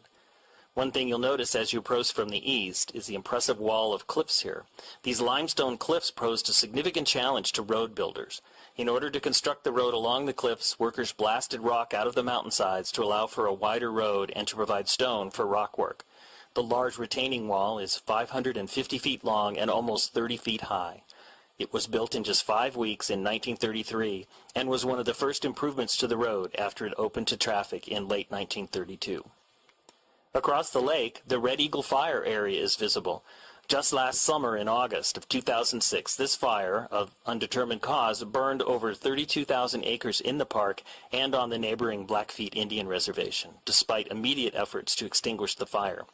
Within hours, it went from a small puff of smoke to an impressive inferno with towering smoke plumes that could be seen miles away. Most areas of the park have burned at one point or another, so fire is nothing new to the species that live here. In fact, many plants and animals are dependent on fire for their survival. For instance, lodgepole pine cones spiral open in the heat of a passing fire and release their seeds on the wind to flutter to the ground and germinate in the newly created sunny soils. Several species of woodpeckers thrive in the years following a forest fire as they seek the insects that attack the newly dead trees. Many shrubs start to sprout from undamaged rootstock within days of a fire. The Red Eagle Fire looks black and uninviting to us, but places like this are essential to many species and are vital to maintain the tremendous biological diversity found inside the park.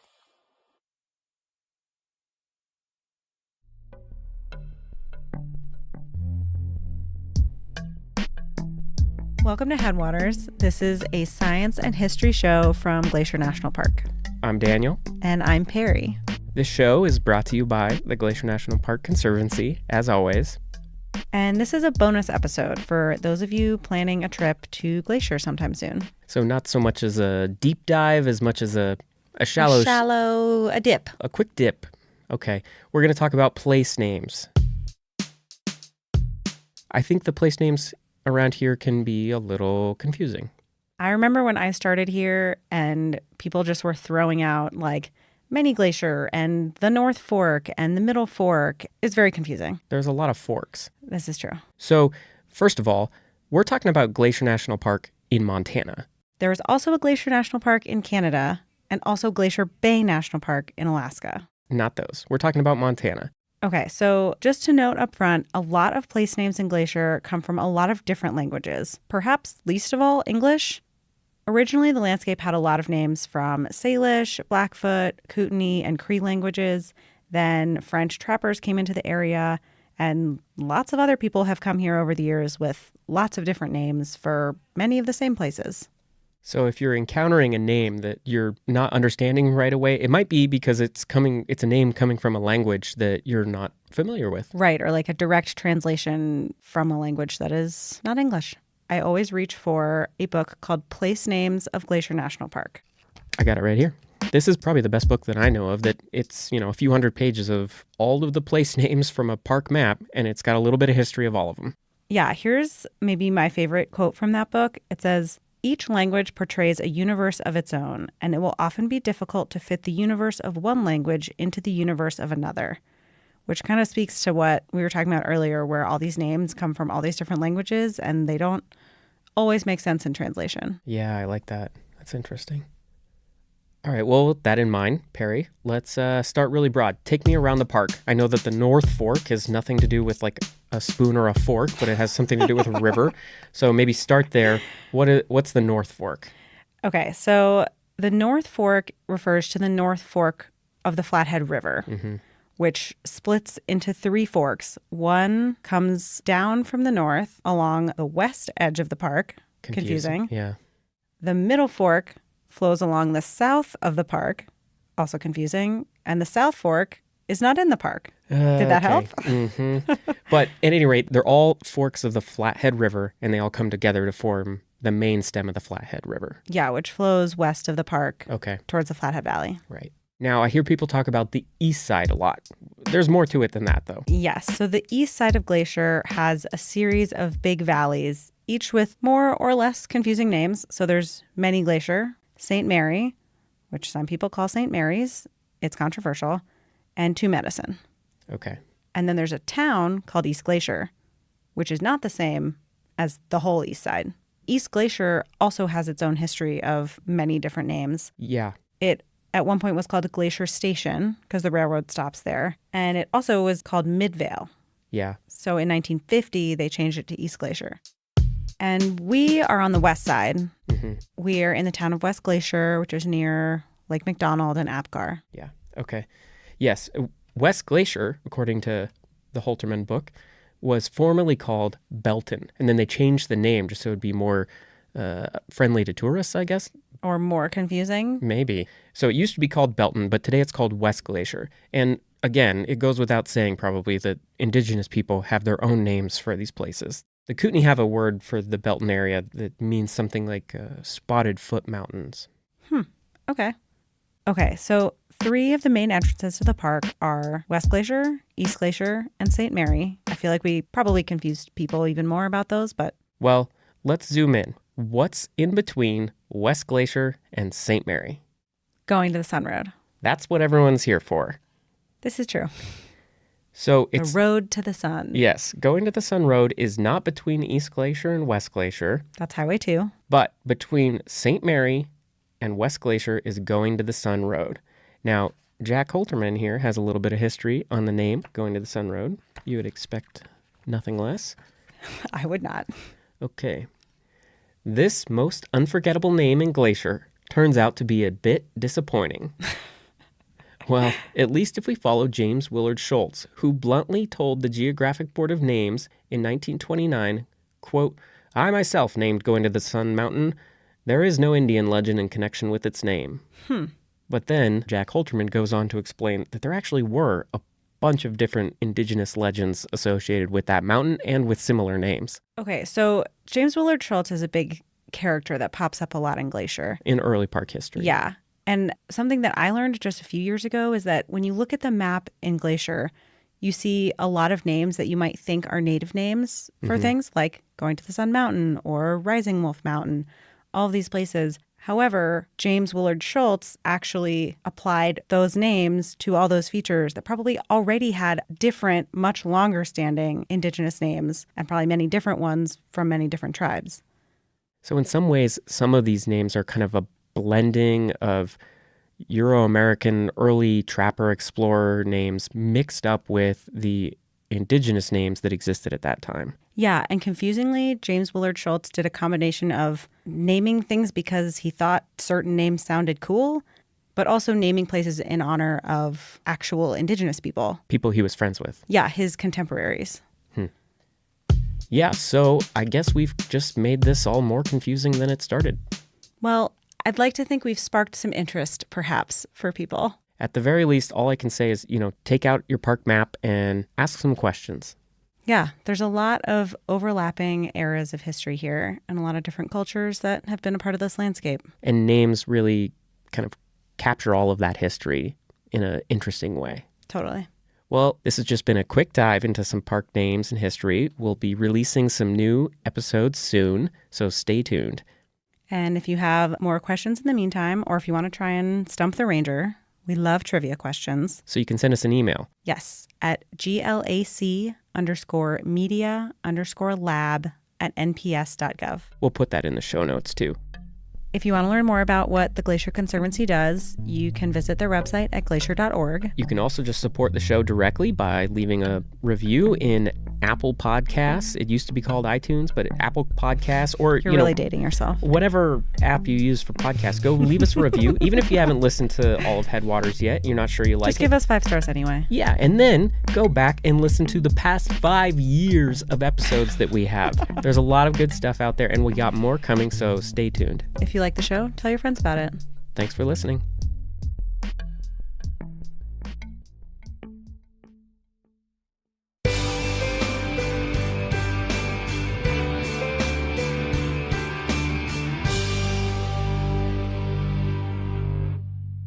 The shuttle stop here at St. Mary Falls Trailhead provides access to several hiking areas on the east side of the park. Visitors are encouraged to pick up a free copy of the Day Hikes in Glacier newspaper. The maps and trail information inside the paper will help visitors match their interests and abilities to the mini hikes in Glacier National Park. Here, the St. Mary Falls Trail, one of the more popular hikes in the park, is a 2.4-mile round trip which can be extended to 3.6 miles by continuing on to Virginia Falls. The hike offers a short and pleasant stroll down to the valley floor, crossing the stream below the roaring St. Mary Falls. After St. Mary Falls, the forest opens up a bit, and those continuing on to Virginia Falls will be treated with views of Little Chief and Dusty Star Mountains, as well as one of the best waterfalls Glacier has to offer. Please remember water-related accidents are the #1 cause of fatalities in the park. Use extreme caution near water and remain on the trail. Moss-covered rocks and wet logs can be extremely slippery, and falls into swift, cold streams, rivers, and lakes have been tragic. Never walk, play, or climb on the slippery rocks and logs around this or any other stream in the park. Hey, you rockin' Rockyites! Finally, our theme song matches reality. We have started hearing the first elk bugles around Rocky, which means the bulls are back in town and the rut is on. A few things to keep in mind if you're visiting us this fall. Fall weekends are super busy, like our busiest weekends of the year. Surprising, I know, but true. If you can come during the week in the fall, I highly suggest that you do that. It is noticeably less busy. But if the weekend is your only chance, which totally makes sense because you work, I'm the same way, then try to arrive before 10 a.m. or after 3 p.m. Those times are less busy.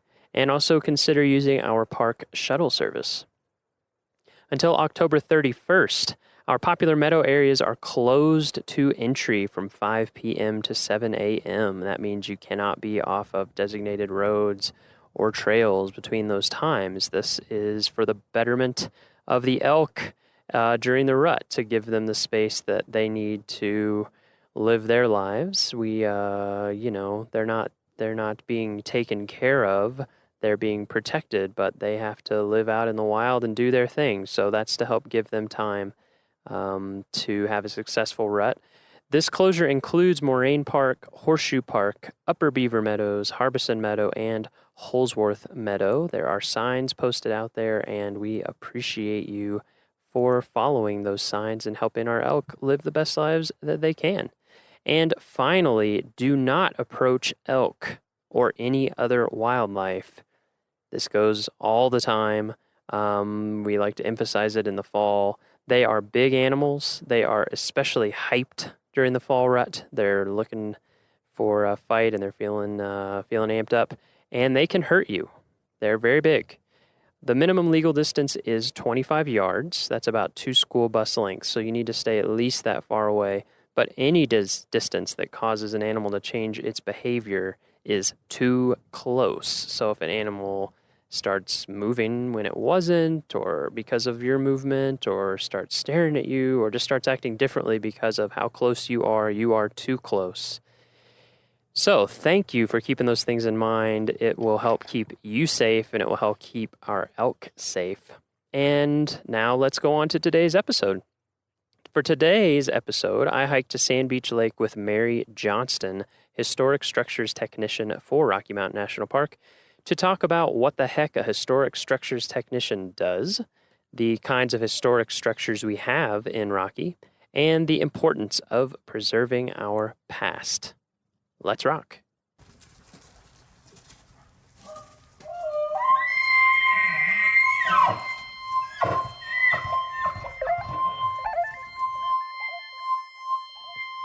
And we're recording. Set this over here.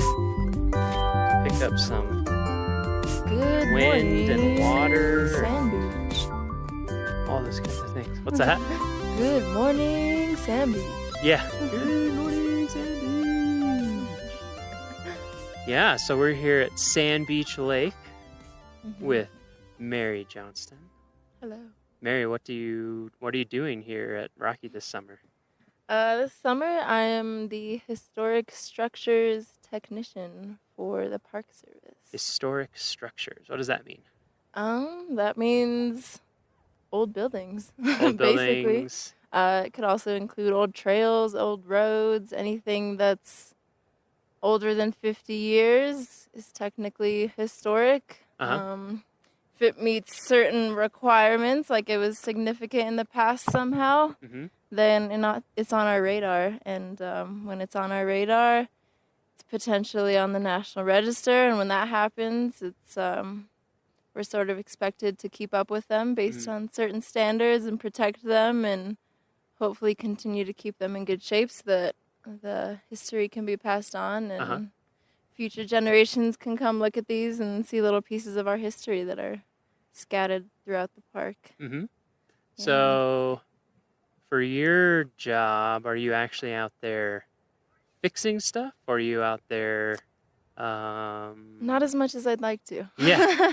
So what are you doing? Like what's a typical day? So a typical day day involves me having a list of structures that are around the park. Some might be in the front country, right next to a road. It might be a comfort station. It might be one of the park houses. Others might be in the back country, 5 miles away from the nearest road, like a patrol cabin that the rangers use. So my job is to go out and visit these structures and do an assessment of how well the park has been doing in keeping them close to their historical significance. So making sure any changes to the building haven't compromised the original character of it, making sure none of these buildings are being neglected in any sense. None of the changes are inappropriate, as in like modern updates or additions, because we really want to keep these buildings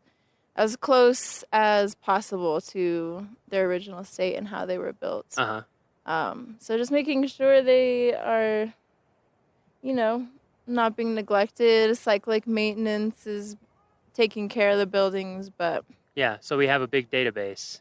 yeah, It has so all this stuff in it, is that right? after I go out and visit all these structures, take photos, take notes, I come back and update this giant database that sort of serves every park in the country. Oh, really? Yeah, every park in the country has their own set of structures, and all of these are in this database. So That's nationwide. yeah, Wow. like anybody from the parks or even individuals can go onto the site if they have a specific structure in mind, or if regional offices need to know more about certain buildings in a park, but they can't go out and visit them themselves, they go into this database, and based on the work that myself and other structures technicians have, based on the information that we've put in there, it's pretty much a comprehensive timeline and update of past conditions, current conditions, any work that's been done on them, what the building looks like now, what it used to look like.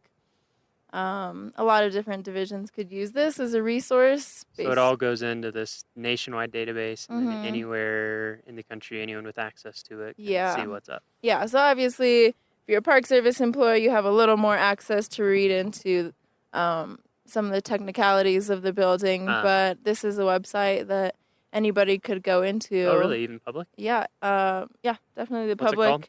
It's called the LCS database. What does that stand for? List of classified structures. List and of classified Classified sounds fancy, but it really just means historic. So They've been classified as historic. Is everything on there on the register, on the National Register? Yeah, so most of them are on the National Register, which And is could we why they kind of have... explain what the National Register is Yeah, for folks? yeah. So the National Register, once a building has been sort of deemed as special in history, as in it had some sort of association with an important event, whether that's a local event or a national event, period in time, or it's related to some significant person, and that could be on a local level as well, or even a certain style of architecture that's been deemed unique or significant.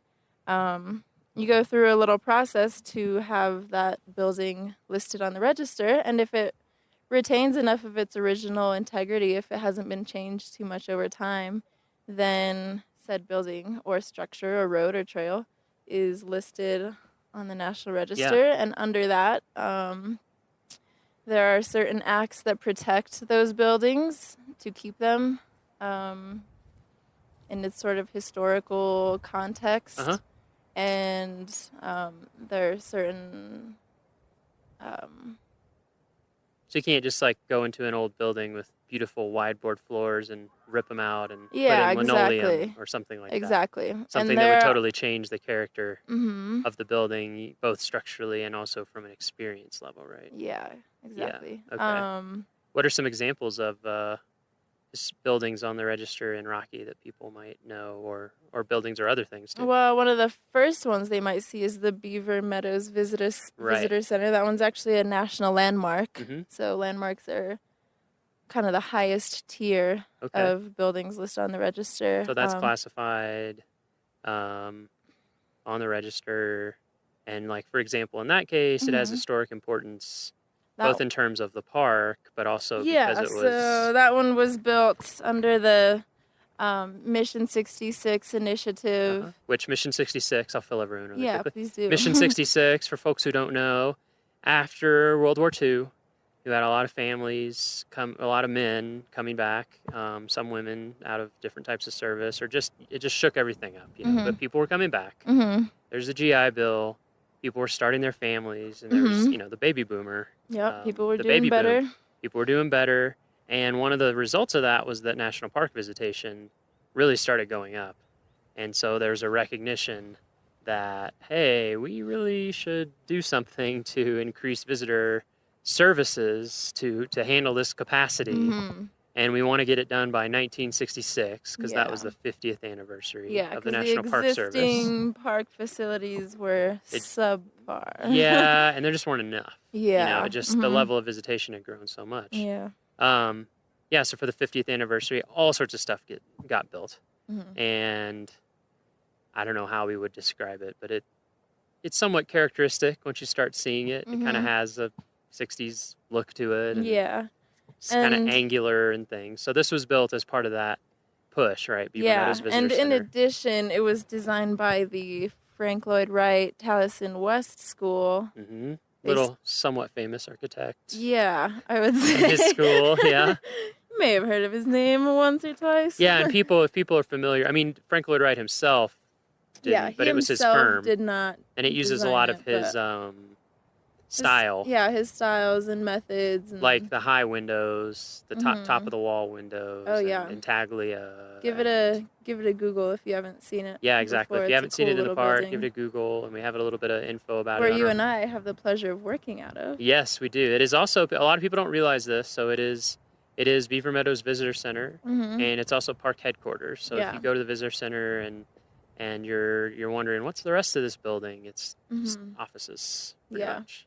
Yeah, it's Yeah, a worth really cool stopping building. and getting out and Yeah. looking at the building. 'cause And there's from there's an interpretive sign outside that talks Mhm. about the architectural importance of the site. Yeah. So that's that's a big one. That's one. If you've ever run into any of the backcountry patrol cabins. Yeah, if anyone's been out hiking and seen cabins out in the backcountry. Yeah. Are those all on the register? Pretty sure every single one of them is on the Yeah. register. Because I mean, remember, those were built. what was it, 2 years ago? When you and I hiked out to Mhm. North Fork Cabin, for Oh, yeah. example. And A lot of them are kind of hidden. Yeah, they are. They're not intended to be like seen by everybody hiking along. They're initially intended for the rangers doing patrols out in the backcountry, making Exactly. sure everything's okay out there, giving Yep. them a place to stay without having to Right. set up tents. And Yeah, stuff for anyone who every does night. see them, they're government-owned administrative facilities, so we use Mhm. them for like Yeah, still used law today. enforcement, backcountry patrols. If we have trails crews or backcountry crews working, they can base out of there sometimes. Very minimal. Very minimal, yeah, But really nice. yeah, And what I super thought was neat when typical. we were looking is that, so like North Fork, that was in Mhm. the 30s, early 30s that was Mhm. built, right? And Yeah, it was late built 20s. with almost all on-site materials, correct? Like, Yeah. which is incredible to me. It would be way too expensive to haul in that Yeah, stuff, and especially back then. Yeah, I mean, it's- now it would be too, but That was what, like 8 miles from the nearest road or something? 6 miles. it was from a the ways, nearest and even the road? road that was the nearest road is hardly. yeah, yeah. a You road. wouldn't want to be hauling a bunch of construction No. equipment in on Mhm. there. Yeah, so those are all on there. What about is like Old Fall River Road? Is that?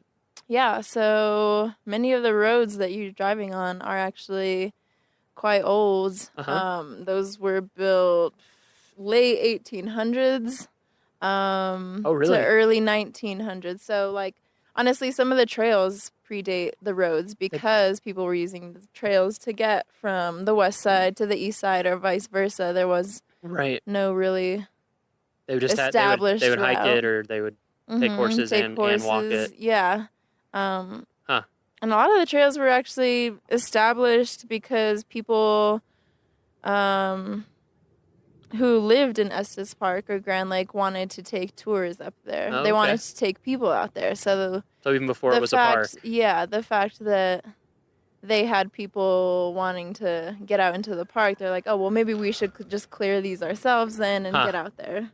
Of course, a few of these trails were used by Native Americans, obviously, to travel from the west side to the east side, crossing over the Rockies. And to get up into the mountains for hunting. Yeah, and things like so those sort of laid the baseline for where trails would go. Later people would Yeah. start to clear them a little more. And Yeah, we them. talked to Cynthia Langeth at Alpine Visitor Center a little bit about Trail Ridge Road and how a lot of it is like exactly where the trail was that Ute and later and Arapaho people would use later, and early people even before that. Yeah. So I think that's pretty cool that a lot of the routes we still use have. Yeah. I mean, they make the most sense, as that's what we talked about with her. Mm-hmm. One thing that surprised me when I first went out with you on one of these trails was just that a lot of the trail work itself, like rock work, so like the rock walls that people see when they're hiking that support elevated sections of trail, or some bridges, or bog walks, which are elevated either dirt or wood or something through really marshy areas that help you hike through them without getting your feet soaked and mucky and boggy. Yeah, those also can count, right? Because those were created using, they're historical. They're using old techniques. A lot of them were built back in the 30s, and you can kind of start to see CCC, right? Yeah, Civilian the Conservation CCC. Corps. They had a really beautiful way of building some of those little rock walls that hold up the trail. Yeah, I remember when you showed me some of the details. I was like, wow, you're right. This is pretty if you're immaculate. on a ledge where there's a bunch of stacked rocks below you and lichen and moss growing on them, it's pretty likely that those are some of the original. It's amazing how well they fit together. Yeah. You know, that they're just doing like dry. They're sort of characterized by, no cement or anything, nothing like that, just dry laid stacked rocks, but you can tell each course, so it's in layers, and they kind of squared them off like chisels at the rocks to make sure they would fit together really well, and just so it's like really nice and tight. And some of those I'm continually are amazed awesome. as I go to more and more parks and work in different parks and my career goes on, how essential the Civilian Conservation Corps was to the parks. Like, we still rely so heavily on so many things that were built during that time. Yeah, we're basically and we're kind of repairing and we're just kind of those. repairing and maintaining them. But without them, they pretty much laid a huge amount of groundwork for tons of parks, even parks that you wouldn't think of. I remember, like, I did the map for Andersonville Prison, which was a Confederate prisoner of war camp in it's in Georgia. It's kind of near Americus, if people know that town.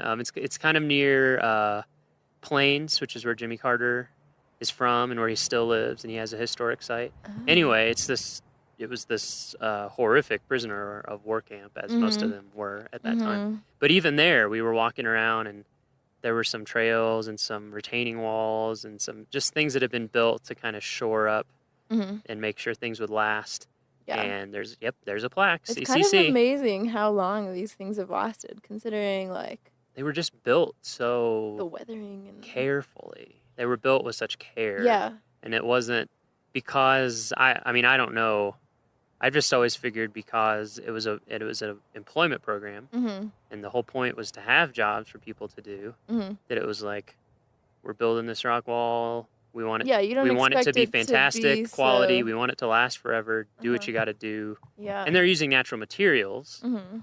so you don't have the material cost. And so I think it was just like, let's make this incredibly nice so that it'll last Oh yeah. for 100 years or Mhm. more. Definitely you know? built to last. And a lot of them are getting close Mhm. to 100 years, and Yeah, and they look great. That's the point of all of this, is to keep these things intact so that there is evidence of it down the road, and that other people and our kids and grandkids and Yep. all those people down the line will be able to see these things. Because honestly, the older it gets, the cooler it becomes. Well, that's the thing. and- That's what I think a lot about with historic things and things on the register, is that there's this weird in between point. It's almost like fashion or something. Yeah, There's yeah, this yeah. weird in between point, like when it was like in the early 90s or something, you're like, oh, Mhm. the 80s, that was lame. But now people think 80s are cool because they're old enough. Yeah. And I feel the same way with a lot of historic things, just like a rock wall on a trail. Mm-hmm. Maybe right now we're like, oh, whatever, it's a rock wall, whatever. Yeah. But, then people go to like the UK or something, and they see Mm-hmm. these hundreds and hundreds and hundreds of year old walls. And We'll then get it there takes one day. on. We'll get there one day. Yeah, it takes on this different feeling. Yeah. Okay, that's so what- so we have a giant national list of all this stuff, Mhm. and you are here at Rocky in the summers Yep. to go around Mhm. and basically look at all of it. Yep. And Document keep track of it, keep document track it. of the condition, Yeah. and make recommendations for how the park could Yeah. be doing better, or how they're already doing great, Yeah. and ways that they can sort of mitigate any problems that I see. A lot of times there's one issue that's sort of affecting a lot of different buildings, Uh-huh. where it's like, Yep, they just need to, just something we need to work on. yeah. hmm Um, And it's so cool to me how there's so many specialized techniques for maintaining these things. Like I Yeah. remember some of those, what were they, joists or Logins? logins? Yeah, the Mhm. logins on a cabin. Oh, And you yeah. were showing When me, they- and you were like, "Oh yeah, this has been cored out and filled with foam." I was like, "What?" Yeah, And yeah. you're like, "Yeah, There are a lot of little well, ways we don't to- want to replace the entire thing, Mhm. and so it's more the best structural integrity if it starts to Yeah. rot out is And that's to the thing, you always are trying to figure out ways to repair it, because what's the best compromise. Yeah, you try never to replace something unless it's absolutely Unless you necessary, absolutely because have you to. want to keep the originals, and if just part of it has to be repaired, then Yeah. just fix that Like part. I don't know if but- people realize, maybe they've seen it when they go around the park during certain construction. Like the first time I came here a few years back, Mhm. up on Trail Ridge Road, they were doing some road work and repairing some of those walls. Oh, That are yeah. up there.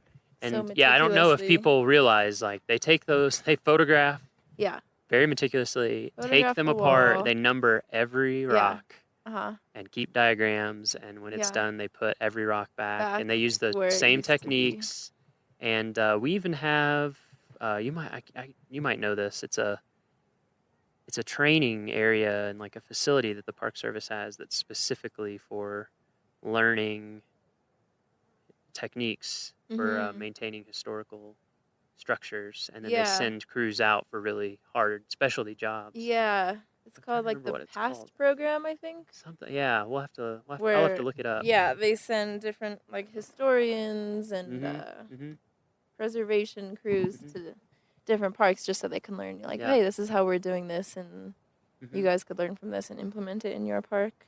Yeah, so we survey things, you survey things, we keep Mhm. track of them, Mhm. and then who is actually going out and doing the work to maintain things or to So repair Rocky things? has its own preservation crew. They're called the Special Projects Crew, I believe. Uh-huh. And they specialize in all the work done, maintenance work and rehabilitation work on historic structures. That's so super they're cool. separate sort of from building maintenance crews, where they sort of go in and do their thing. But the preservation crew specialized in working with old buildings and sort of using these special techniques to not alter anything or do these repairs rather than replacements of building features. And they're a really experienced crew. I know Bob Maitland, the crew lead, he's been in the park for Ever. what? Yeah, he grew right? up in Like this his park. life. His dad Yeah, worked right? in the park, so he grew up here. Yeah, He he's a grew up in- multi-generational ranger. Yeah, grew up in some of the old houses that he's Yep. fixing up today. So he's Yeah. Yeah, It's really good to have someone so knowledgeable. People probably don't even realize, like, even a lot of our park housing is historic. Yeah. And so there's more than enough for that crew, that specialized crew, to do all year round. Yeah, like, too exactly. much, really. Yeah. So what kind of training do you have to come out and assess historic structures? Well, my education is in architecture, and I personally had taken quite a few courses in historic preservation. How'd you get interested in historic preservation? Well, it was always kind of like a personal moral thing where I was into sort of preserving old buildings before building something, like before building strip malls and stuff. I'm like, well, why aren't we fixing up these old buildings that we already have in like city centers? Like, we have this infrastructure and everything. We should be using those before we're using all these resources and wasting resources by tearing buildings down. So you felt like that even before architecture? Or is that what led you into architecture? It hand in hand, yeah. I really wanted to do architecture because I hated the way these suburbias were just being produced with these cookie cutter houses, and it kind of like got to me. So I was like, well, how could I get in there and do something about it? So that's interesting. That's sort of, yeah. Where are you from? I'm from Albuquerque, New Mexico. Albuquerque, New Mexico. Yeah. ABQ. Big ABQ. Born and raised? No, sort of. Raised in southern New Mexico, okay. but I do so love New Albuquerque. Mexico. Yeah. Land of enchantment. Yep. Yeah. Such an enchanting, beautiful place with a lot of history. Yeah. So we do have a lot of old structures down there. Yeah, really old. Like some of the oldest in the U.S. Yeah. Outside of like Florida. Dating back to the Spanish. Yeah. Right. Exactly. Before Anglos even got in on that game. Yeah. So, yeah, it was sort of just like my disgust for some of the new stuff being built, which is what and were you seeing that like in Albuquerque or just in general? There's like specifically this area outside of Albuquerque called Rio Rancho. It's like this new kind of city, I guess. It's now its own city. Just the epitome of like suburbia. Where just parking lots everywhere, strip malls everywhere, like. And you're just like, this doesn't speak to me. We like to say like anywhere America, you know? Anywhere USA. Yeah. Yep. So saw that going up. Didn't like it at all. And I was like, well, let's go back to what we already have and like what do I love about architecture? And a lot of time it's the detail and the care and the character of a lot of these structures that, you know, a lot of suburbias are missing character. It's just all kind of for sure produced cheaply, not made to last. Well, we were just talking earlier on the hike up. So yeah, we didn't even mention. So we're at Sand Beach Lake right now. You can't see it because it's audio, but I'll try to post a photo on the blog. Beautiful lake in Wild Basin. Neither of us had been here before. Me neither. It's such a little gem. Yeah, it's about 4.5 miles hike in, right? Some elevation gain, not completely uphill gruel, but lots of sections up. Yeah. And it really does have a ton of sand on the shore. It's such a little gem out here. I had no idea. It's very beautiful. There are people off in the distance. There's a group of like 10 people with their towels and bikinis just right now. sunbathing. Yeah, I mean, wow, why didn't I think of that? And this, we were talking about this lake, Sand Beach. Oh, and we have a great view of Mount Meeker and kind of an interesting view of Longs Peak. Yeah, the south I don't side look of at it Longs. from this side that often, so that's kind of cool. And Pagoda Mountain. And this is one of the lakes in Rocky, of which there are quite a few. There's a couple. There's a couple lakes for sure. How many lakes are there? There's so many. But it's one of the lakes that it's a natural lake, but it was impounded to raise the water level to store even more water in the lake. So it had a big earthen dam at the outlet. Yeah. And then during the Lawn Lake flood, which was 1987. Is that right? I believe so. Okay, Lawn Lake flood. Let's hope. We'll check our dates. Yeah. But the Lawn Lake flood, that's the same kind of situation. A natural lake that had an earthen dam impounding it to raise the water level, and it fell apart. It just fell apart and gave way, and all the water came down, and that is an extremely dangerous and destructive situation. So yeah, after that happened, a lot of damage. I mean, you can't even imagine. people say they heard Check out the alluvial fan. Yeah, and go to the you'll alluvial see. fan and you'll see, just look at those boulders that get moved around and think about that, how much water it would take to do that. And so when that happened, some of our other lakes, like Sand Beach Lake is one of them that had the earthen dams. There was a process of going in and taking them out to both return it to a more natural state and to get rid of that danger. So anyway, that's where we're sitting, and we hiked up the trail to look at historic trail structures, right? So we had some bog walks, we had a little bit of rock wall. Yeah, some built rock walls, a few bridges. Obviously, like the bridges have been replaced. Yeah. Wood structures, those have to be replaced. They don't last forever. Mhm. We haven't found the infinite wood yet. Yeah, so we're up here at Sand Beach Lake. So had you done anything with architecture before you went to school for it? To college? Well, honestly, I had always wanted to be an artist. Uh-huh. I used to tell my mom I wanted to be an art teacher. Uh-huh. She was like, "Oh, that's great, but don't you want to do something that makes a little more money?" And I was like, no. But then I got into a single drafting class in high school, and I discovered that my perfectionism really lent pulled itself well to through. drafting. Yeah. I can relate to that as somebody who likes to make maps. Yeah, Very it's similar. It's so like fun. it's artistic It is and artistic. You creative, get to but also very draw. technical Yeah, and very but there's precise. a right way. Yeah. Like you gotta be. It's like yeah. it's creativity and art inside of very particular rules. Yeah. Yeah. But there's still room for creativity. Yeah. So after that first drafting class, I honestly knew that that's what I wanted to do. Yeah, I could just sit there for hours and draw. Yep. Floor plans and building plans and do the weird sections and- architectural hand lettering. What's that Yeah. script called? I don't know. I don't know. It's funny. It looks the same. Like Yeah, everyone's- you just have to write in caps all Yeah, the you time. just No learn. lowercase. Yeah, Just- exactly. And then they're like, okay, now make up your own. So you were interested in art. You Yeah, tried so drafting. love drafting. And the drafting Figured was out great. that architecture was the Mhm. perfect balance between like art Uh-huh. and something like Yep. functional. Uh-huh. Like something Yep.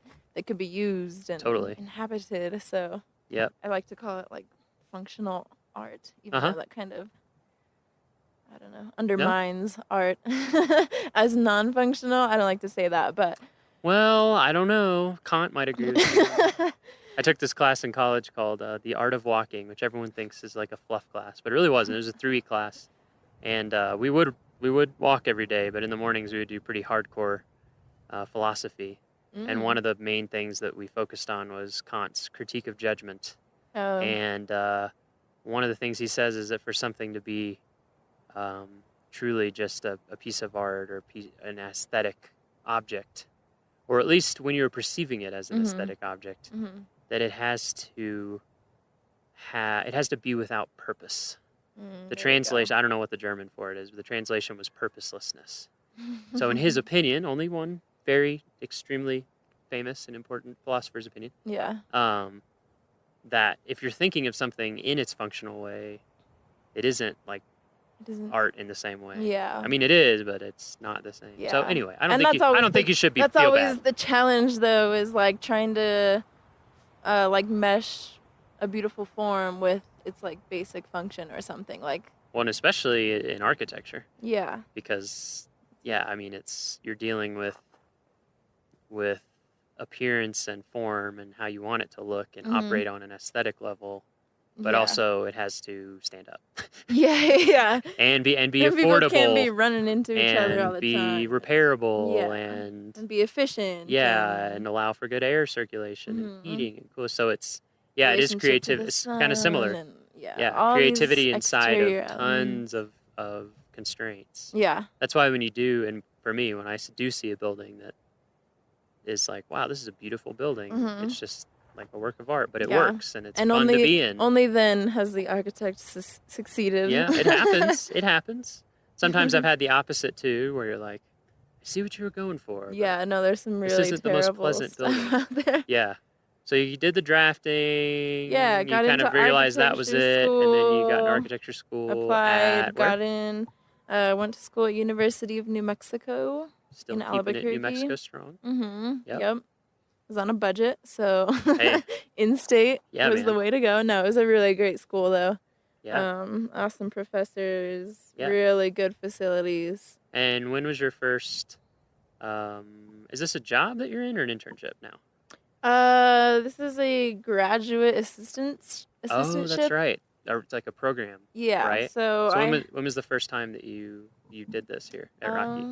My first year in Rocky was 3 years ago, 3 years so ago? in 2014. Had you done a summer thing before that? Yeah, the summer before that, in 2013, I was doing the same position in Yellowstone National Park. Nice. So it's really interesting to see the difference in areas, difference in parks, like both the magnitude Just of the the size, yeah. structures, the quantity. Yeah, I mean, they're 8 times bigger in area Yeah, than us. exactly. So it's Yeah, just crazy. and how even much- just like here, actually maybe a little like more than Rocky doesn't have any hotels or lodges or anything in the Yep. park, whereas Yellowstone has a ton of Yes, those and they're in big. the park, and a ton of restaurants and a lot of concession-run facilities. whole other scale. Yeah, so definitely different, like entire little towns in the park. Yes. Where here, Yeah. we've managed to keep those out. Yeah, the of towns are park. the towns are at the entrance. Yeah, you're right. In Yellowstone it is. It's like a a few small, really small towns. Yeah. Although Grand Canyon not Grand Canyon. Old Faithful, not that small, but Yeah, pretty big and they're all inside one national park. It's kind of amazing. So you did that for a year. That's pretty awesome. Yeah. I worked in Yellowstone for 2 years. Oh, nice. Yellowstone has a special place in my heart. I would Yeah. go back anytime. Could really only explore like Oh yeah, it's a 50th of the park It's in crazy. one summer. It's huge. Yeah, I mean, my first summer there, I was a room attendant for Zane Terra. Oh, at I'm Canyon. sorry. I'm just Yeah, it was kidding. okay. It was chill. It was laid back, no stress. Yeah. So I would just make up rooms, and sometimes you'd have to wait for bison to move off of porches. And things Yeah. Like that. Yeah. But the nice thing was, because it was no stress in terms Mhm. of like, it was not a lot of thought went into it. Yeah. We just hiked Oh, all the yeah. time on the weekends. Those are the kind and of people after who get those work and- jobs. yeah, exactly. That's why Like, we're what all else there. are you doing there? Yeah, If not and going around so hiking and being I hiked outdoors. around a lot, like all the time, and yeah, I saw Mhm. just a fraction. Yeah. It's so big, Mhm. including like some areas like the southeast and southwest corners, Mhm. where you're never going to see them unless you have time to hike, 50, 60 mile Yeah. round trip, Mhm. because it just takes so long, like the thoroughfare, getting down in there. Yeah. Or, Isn't it like one of the most remote places? I think that somewhere way down in south Just east. in terms of being farthest from roads. Yeah, and I think stuff, somewhere like, way down in southeast Yellowstone is Yeah. the spot in the lower 48 that's the farthest from any Mhm.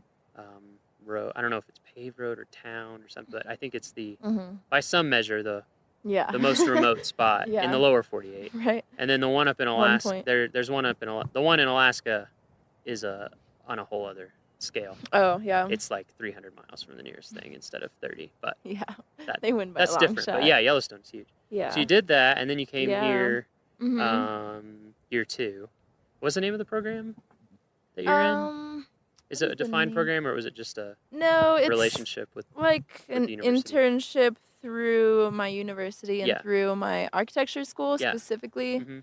So students from either the School of Architecture or the School of Landscape Architecture or Historic Preservation or Regional Planning, Cool. they can all apply to this, and then they hire a handful of us, anywhere from like 4 to 6 of us, Mhm. and then we're each sent out to our own park for the Mhm. summer. So there's pretty Yep. much just one of us in the park. Our specific program is just the Intermountain region. So Mhm. pretty much from northern Montana up in Glacier to like southwest Texas. Yep. Is it Intermountain region as the Park Service defines it, or just? Yeah. Yeah. Okay. Mhm. Okay. Yeah. Yeah. For folks who don't know, the Park Service were divided into geographical regions, Mhm.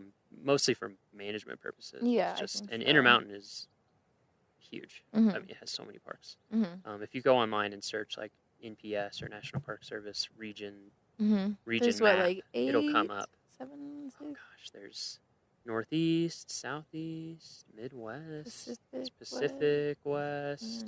Alaska little used to be rusty. included in that, but I think Alaska is its own. I don't know. I would Okay. have to look at a map, but Yeah. and then Intermountain. So you were there, and then you went back to school for a year, and then came here. Mhm. So you already talked a little bit about how Rocky compared to Yellowstone in terms of just the scale, in terms of buildings is very different. How else did it compare? Had you been to Rocky before? No, I'd never been to Rocky. What'd you think before. when you first got here? I was bewildered. I was like, this has been What'd you think my about neighbor my whole life, Yeah, because and I've never that's been true. It's here? not that far. No, I mean, it's it a really day's isn't. drive. Yeah. Yeah.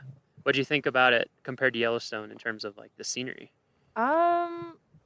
Very different. Different, yeah, for sure. Both in the sense of the wildlife that's around. There are a lot of We're missing a few bison and species here. wolves up there. Yep, we're missing a few species in Rocky. Yeah. Yeah, and not being in grizzly country is a very different Oh my experience. God, it's so nice. It's so nice hiking when there are no grizzlies to worry it's about. very It's different. kind of always in the back of your head It when you're is, hiking yeah. in Yellowstone. I've talked to people about it because Yellowstone and then Yeah. Denali, and I miss it in a lot of ways because it puts, I Kinda don't know, puts it a little just edge on it just your- puts a whole different feel on the trip. You know? Yeah. I mean, the danger still statistically is really low, Yeah. relatively speaking. Yeah, but they are around. It is a danger. Yeah, You know, I remember just and- taking a walk around my dorm building in Yellowstone. It was like sun had already gone down, walking back to my dorm, and this ranger rolls up. He's like, "Do you guys have your bear spray on you?" And we were like, "No, we're just taking a little stroll." He's like, "Okay, well, someone just spotted a grizzly by your dorm, so Yep. Where did you live? Mammoth? yeah, Mammoth Hot Yeah. Springs." Yep. So that was a fun Yeah, walk you home. always. Yeah, I always had bear spray on. Yeah, from then Always. on, you're like, Just- okay, it's worth it. Because It's- even like when I it's was in worth a peace of Denali, mind. even walking to the hangout spot for all the employees. Yeah. Even there, you would see Because bears. they are around everywhere. They're They're everywhere. like, yeah. They can go wherever they want. They and they can do whatever they want. Exactly. And no that's one what can say That's what puts a boo. different feel on it. Is when you're Yeah. out there at some level, you're just like, Mhm. okay. Yeah, so that's definitely a big difference. Also, there's, I would say, over 1,000 historic structures in Yellowstone. Wow. Whereas here, there are probably around 300 total. So still a lot for the size, but Yeah. way less. Yeah. And a lot of them way smaller. Exactly. like Yellowstone Lodge, that counts as one, right? Yeah, that took me like a whole day and a half That's to huge. take It's photos an of amazing and building. take notes of. Yeah, really cool. Yeah, I can't believe that when who's the architect on that? Oh gosh, I'm forgetting his name now, but he was The so Yellowstone young. Lodge? He was so young when he designed that. It's just kind of mind blowing. Anyway. Yeah. And then the other thing that surprised me when I went to Yellowstone for the first time, because I'd never been out west, so I had this thing in my head of just like mountains, you know. And there Yeah. are mountains for sure. Yeah. There's a lot of mountains, but Mhm. there's a ton of it that is not. No, mountains. It's no. kind of flat, Mhm. lodgepole forest as far as the eye can see. Yeah, you're like up in the or glacier mountains, basins, but geyser basins. once you're there, I feel like the mountains here feel more prominent. Yeah, they dominate. Yeah. Everywhere, no matter where you go, you don't get away from them. Whereas Uh-huh. there, depending on what part of the park you're in, it's very Mhm. mountainous. But you Yeah. can be like if you're in the center of the park or Mhm. down like southwest corner, Mhm. it's not mountain. Yeah, and I love the alpine country up here. Yeah. It's one of my favorite parts. Yeah, About it's the beautiful. park is just Yeah. the hikes through the alpine country. So this is your third year. Third year here. Doing this. Yes. What keeps you coming back? Everything. Yeah, everything. Have you seen Rocky Mountain I National have seen Rocky Park? Mountain National Park. I definitely have. It is very amazing. Yeah, I don't know. It's a blessed place to be Honestly, for sure. if you study architecture, you're probably going to end up getting a job in a city. Sure. Yeah. In an urban area. Vast majority. So just the fact that I get to come out here and be surrounded by wilderness and Yep. forests and lakes and stuff, like I consider that a rare opportunity. Uh-huh.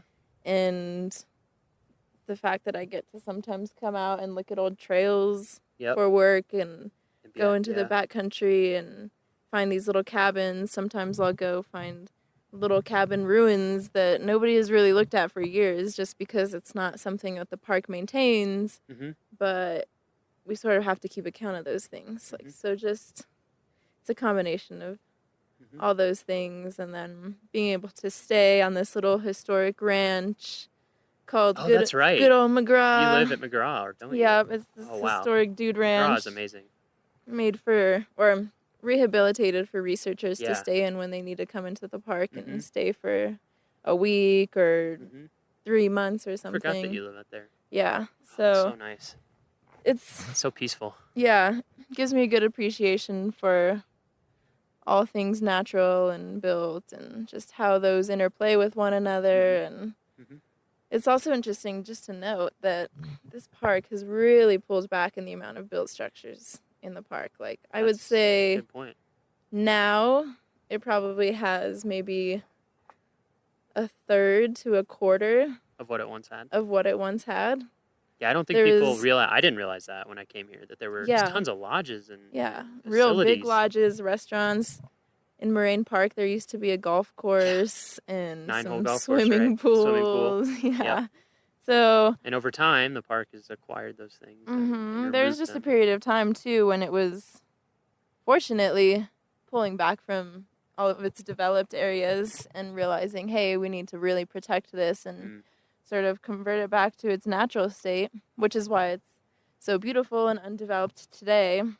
And in hindsight, like, some of those buildings were really cool and great, but there has to be this balance. You obviously, nowadays, I think it's really great that we don't have any lodges in the park and too many campgrounds or swimming pools and golf courses, you know, like that just takes away from what a national Well, especially a park is. like this, where, like we were talking about, you're never that far from town.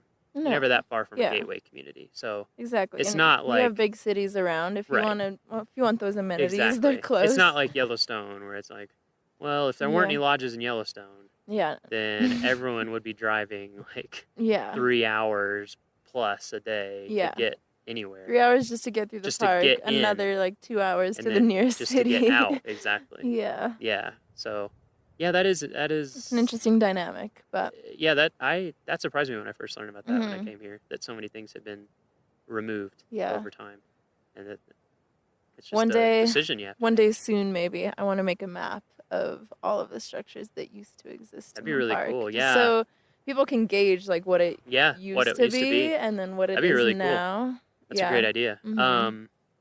There was a student group from CSU, I think, or something like that, that did one of those just for Moraine Park.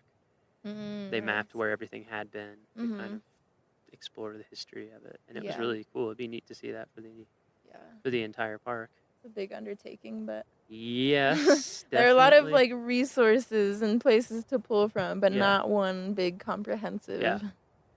So as Mapping an diagram. architect and as someone interested in historic structures and keeping things repaired and using what we already have and all those things, what would you say to visitors when they're coming to visit? Like, what tip would you give from that perspective about the park? I would say inquire about it because Just be aware of it. Yeah, I mean, just like notice the buildings around you and know that those are a lot older than anyone's houses that they're living in or a lot of the cities that they live in, you know, like, and just to sort of appreciate the people that were there before you and just think Yes. about their lifestyle and how they lived before you and what they were thinking of when they passed through the place and just pretending like you were there 100 years ago or even before that. And then just having a respect for it, you know, not sort of like the leave no trace thing, like don't be tampering with any of the stuff that you're seeing. Don't be messing with any of the buildings or carving your initials into them, you know, Right. like Yep.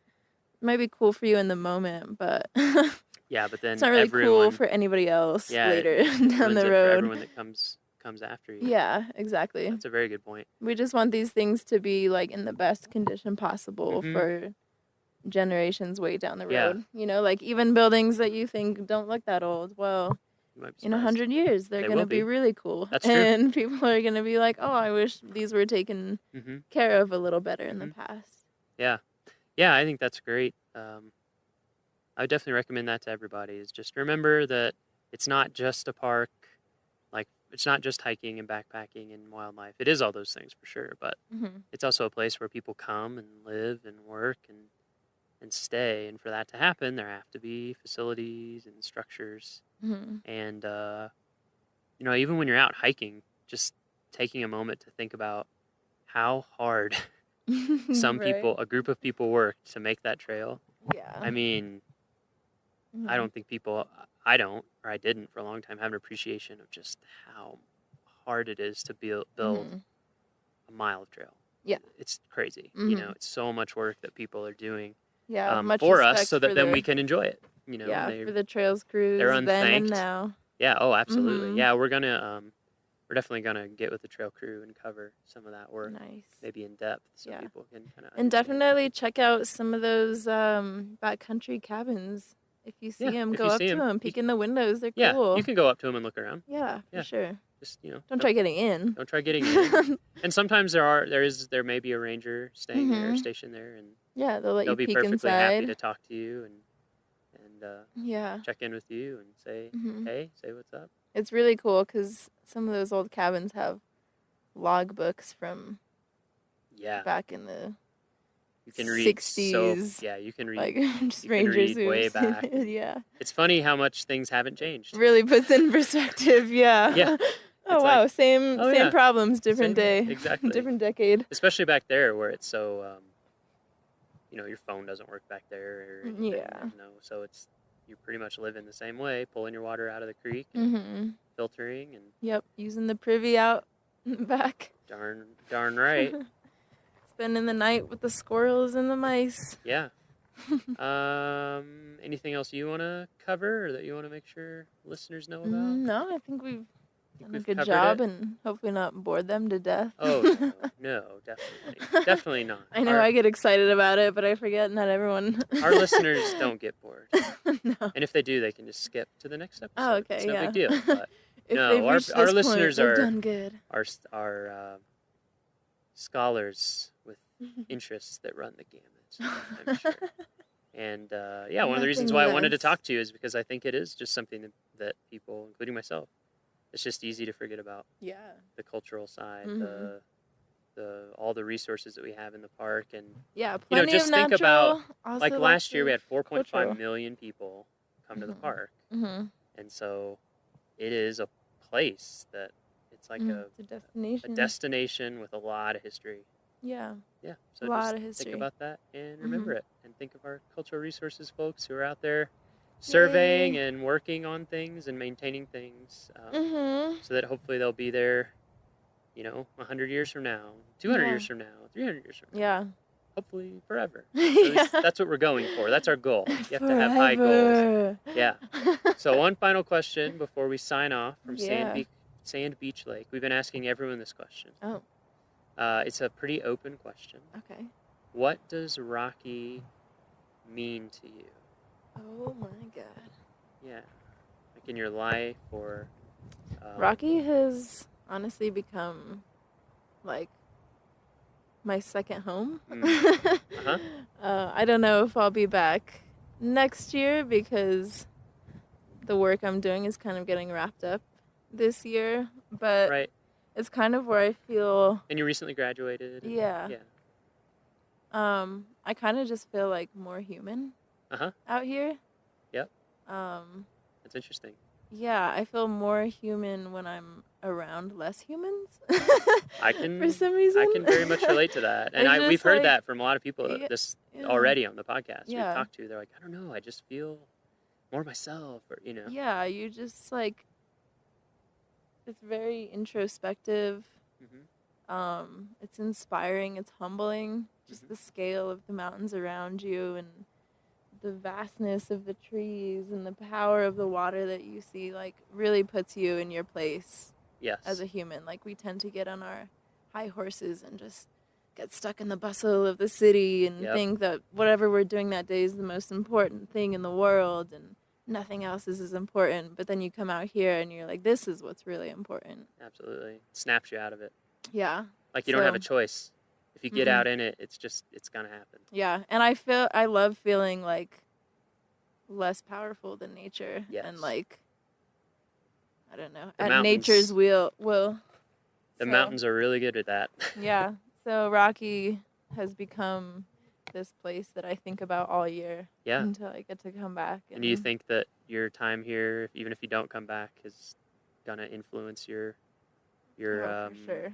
career and life going forward? I knew like nothing about the Park Service until my first year as an Yeah. intern. I was like, oh my gosh, there's that much that goes on. Like, there's people doing this stuff and entire divisions dedicated to this. So I really opened my eyes and gave me a new respect for the Park Service. Like, I always tell my friends, like, okay, yeah, I'm going out to my internship for the park. And they're like, oh, you're a ranger?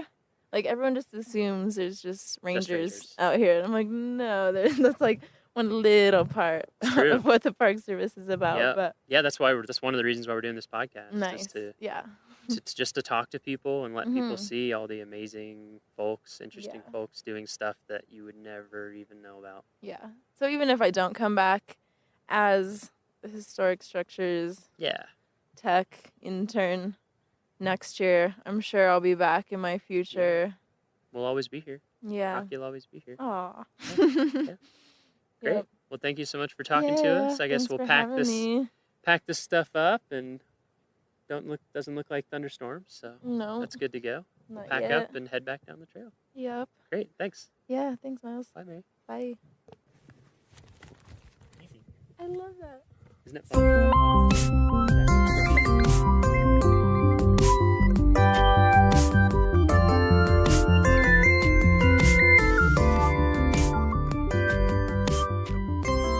Our next episode will be released on Friday, September 22nd. For show notes, transcriptions, and to learn more about our show, visit our homepage at go.nps.gov/RMNpod. That's go.nps.gov/RMNpod. The Rocky Mountain National Podcast is a product of Rocky Mountain National Park, one of 417 units of the National Park Service that preserve America's heritage for all, forever. Stay classy, Rocky Rangers.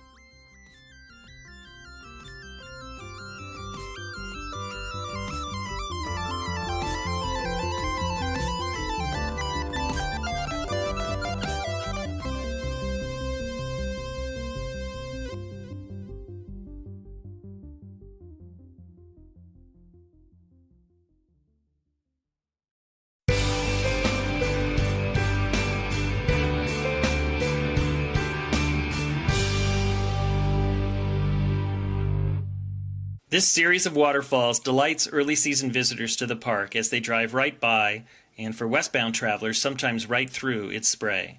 More than one savvy driver has driven just a tad closer to the cliff edge by this spot, surprising passengers in the back seat with a hefty dose of clear, cold mountain water as it splashes through the open windows. By August, the gushing torrent dries up to a mere trickle and looks more like a weeping wall than the impressive cascades seen when the road first opens in early summer. Most people don't realize that this entire series of waterfalls is a remnant of the construction of the Going to the Sun Road. As engineers carved through the rock here, they created a cliff which water from springs and melting snows above pour over and onto the road surface below. Special drains were designed into the road to allow the bulk of water to pass below the pavement, but on days of especially heavy flow, a small stream of water covers both lanes of traffic for a short distance.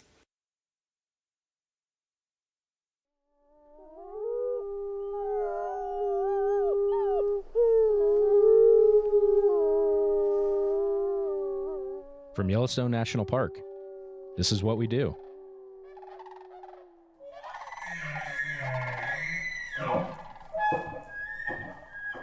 Hey, everyone, and welcome to the What We Do podcast. I'm Jake Frank.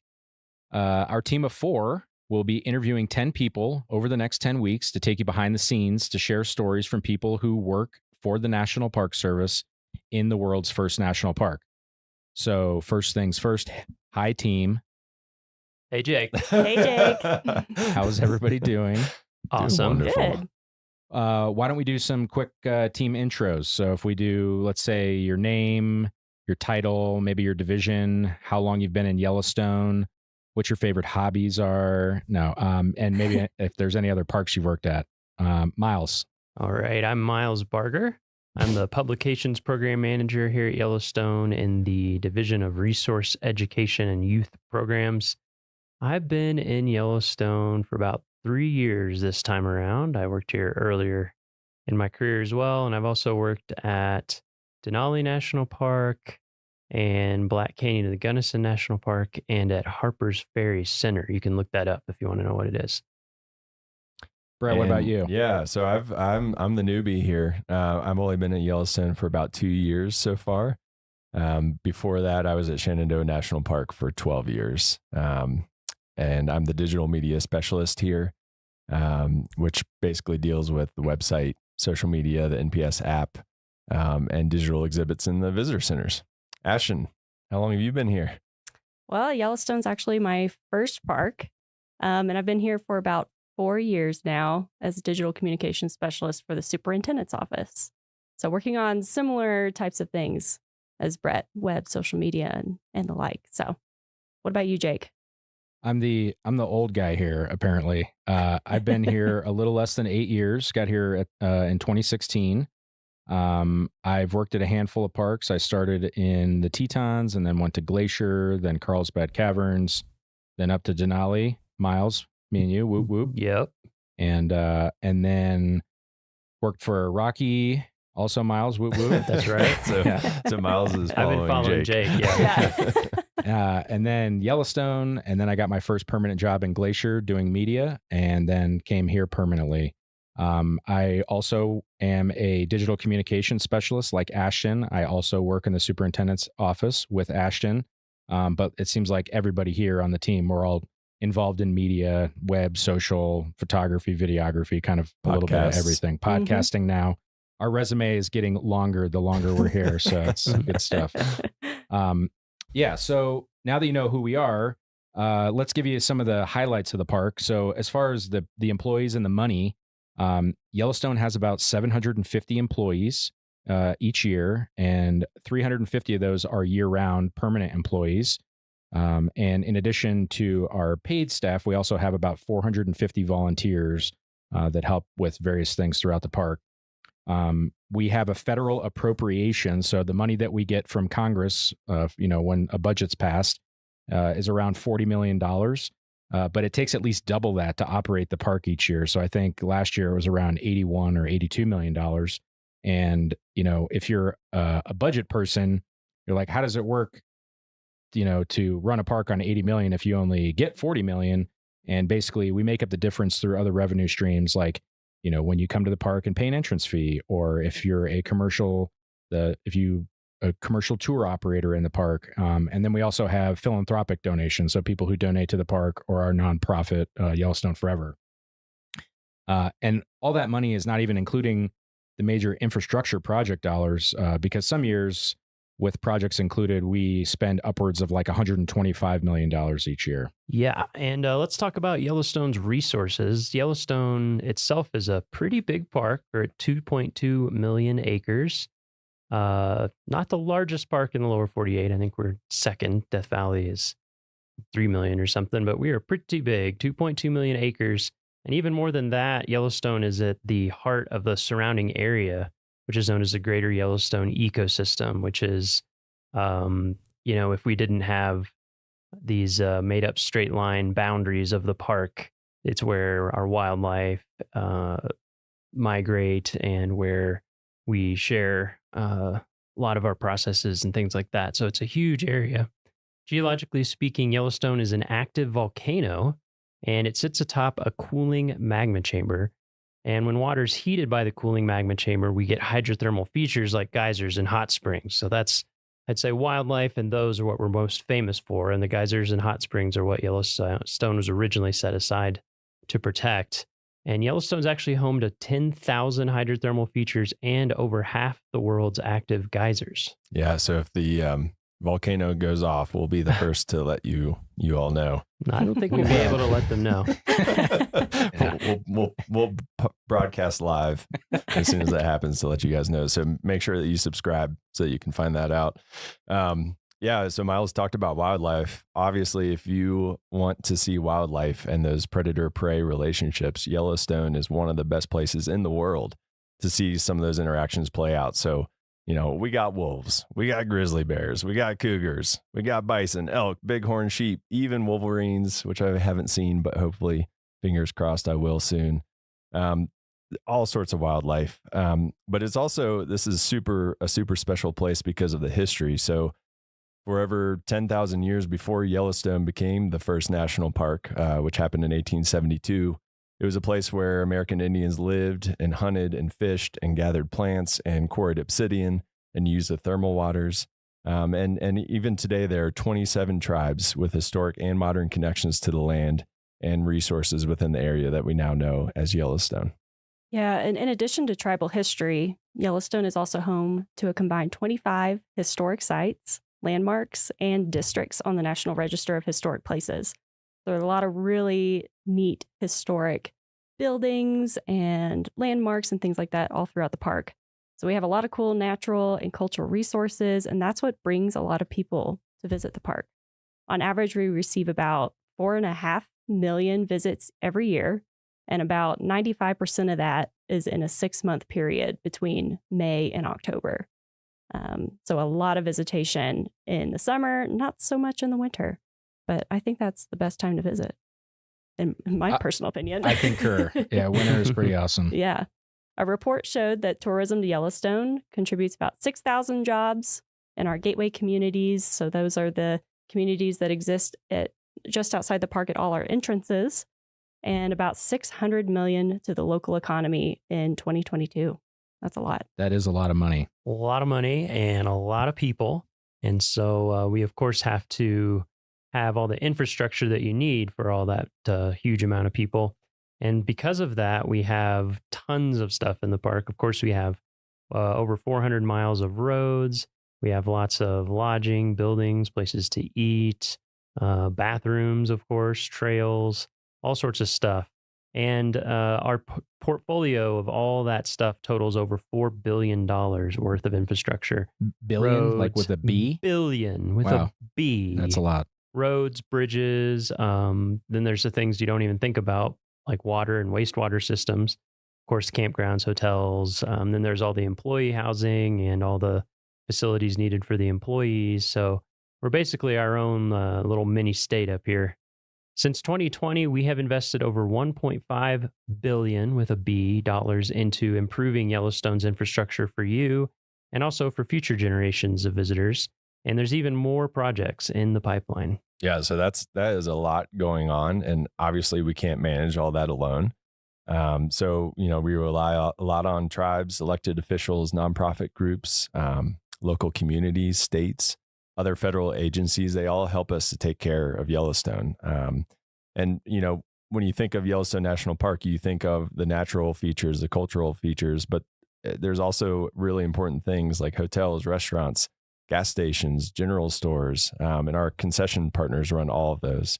And our nonprofit partner, Yellowstone Forever, offers educational programs and runs the park stores as well, the bookstores that you see at the visitor centers. So they also support the park through philanthropic dollars that are really important to us. Yeah, so as you can see, there's no shortage of things to talk about when it comes to Yellowstone. We could go on and on probably all day. There's a lot to talk about. And there's a lot of content about all this stuff and more on natural and cultural resources in the park. And you can find a lot of that information on our park's website, which is nps.gov/YELL.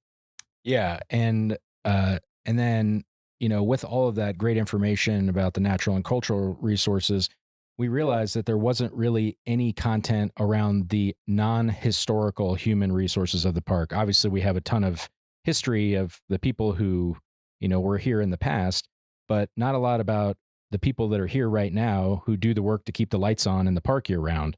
And that's when we came up with our idea for our What We Do Wednesdays social media campaign in 2019. And since then, we've been highlighting our employees and what they do through photos and stories on our social media platforms. It's been really well received both internally and externally. We have coworkers all the time. They're like, wow, that was cool. I didn't know that so-and-so did that. And so we thought, hey, why don't we, try to develop some longer form content? And boom, now we got a podcast. What We Do podcast is our new brainchild. Yes. And it's a pretty awesome brainchild, I think. So with this podcast, we're operating under the assumption that if something is interesting to us, then it'll also be interesting to you, our listeners. And that being said, one of our intended audiences is current and future NPS employees too. So we intend to cover some information that may get a bit jargony, like how to get jobs in Yellowstone and, all the things that make Yellowstone work. And if you know anything about government agencies, we love acronyms and special terms. TLAs. That's right. Exactly. TLAs. Yeah. 3-letter acronyms. So to help you out with all those TLAs and other terms, we've created a web page with a glossary of terms and definitions. And you can find that at go.nps.gov/what we do podcast. Yeah, I'm probably going to be referencing that sometimes. I literally had a meeting yesterday that was a BMA IDT. That was that was the calendar invite. So, but generally speaking, here are 3 things that we think that you should know about jobs in the federal government. So this is kind of the insider's look into getting jobs in the federal government from those of us who have done that a few times. And the first thing that you really need to know about is usajobs.gov. This is the website where all government jobs are posted to. So if you're interested in applying for jobs at Yellowstone or in the National Park Service or in any federal agency, really, you need to get familiar with that website. So after you listen to this episode, after you hit subscribe, go to usajobs.gov, create a profile and check out what jobs are on there, because there is a lot going on there, especially across not just the National Park Service, but the federal government in general. So highly recommend that you use the resume builder if you've never applied for government positions before. Resumes are a little bit different than they are in the private sector. They're not the one pager that you often use in the private sector. They're a little bit longer because you have to prove why you're proficient in all the skills required for the position. So that's why I recommend that resume builder. It kind of helps get you started when you haven't applied for a government job before. And I'd also recommend that you set alerts for saved searches for positions that you find that you're interested in. So if you listen to an episode and we interview someone that is doing a job that you think is really cool, go on usajobs.gov and maybe set an alert so it'll email you anytime that job comes up. We could go a lot more in depth about writing resumes for government jobs, but that would take way too long here. Boring. Yeah, we're not going to do that. But just know about usajobs.gov. That's a huge first step. Yeah. And the second thing that we think you should know about jobs in the federal government is there are 3 main types of positions. So you'll see seasonal positions, term positions, and permanent positions. So first, the seasonal positions, those usually last for a specific amount of time during the year. So for example, in Yellowstone, we hire seasonal workers for the summer and winter seasons, and those can last about 5 or 6 months or so. I think it's 1,039 hours is the max. So Yes. 1 hour short of 6 months. Mm-hmm. And then the second type, those are term positions, and those are usually project-based. So maybe a park needs to hire someone to help with a specific type of project going on in that park. They'll hire this person, and that term position usually lasts for like 1 year, but it usually will not exceed 4 years. And then lastly, permanent positions. And those are your typical year-round permanent jobs, which is what all 4 of us who are on this podcast today have here in Yellowstone. We're very lucky. Very lucky.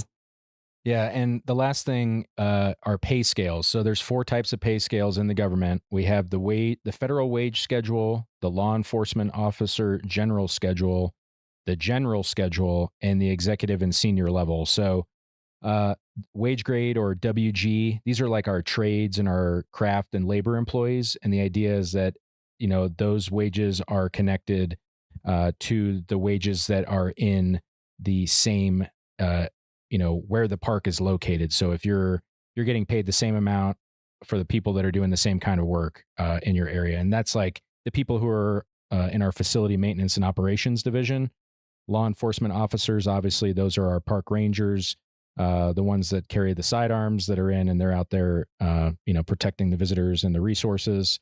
And then the GS is basically everyone else in Yellowstone minus one person. And that one person is our superintendent. We have, once you've risen to a certain level in government, you can apply it to the senior executive series. And there's only a handful of parks that even have SES positions. I think it's like Yellowstone, Grand Canyon, Yosemite, Everglades, and a few other parks. They have SES superintendents. Otherwise, most of those positions are at regional or national levels.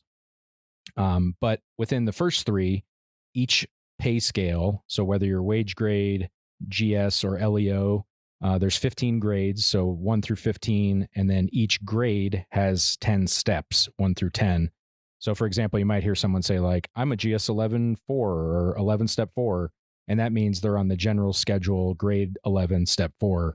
And the reason we explain all this is because all of this information is public knowledge. So when you apply for a job, you can actually see what you'll start at and what you can max out to. It's all public information on the Office of Personnel Management site, or OPM. I don't want to get out of this without using an acronym.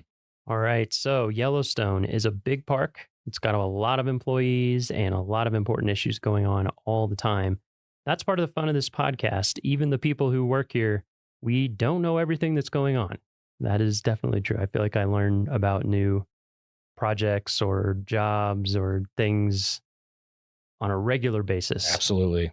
Yeah, and with 750 employees, I've already met a few coworkers that I didn't even know I had doing this podcast. So it's been a lot of fun.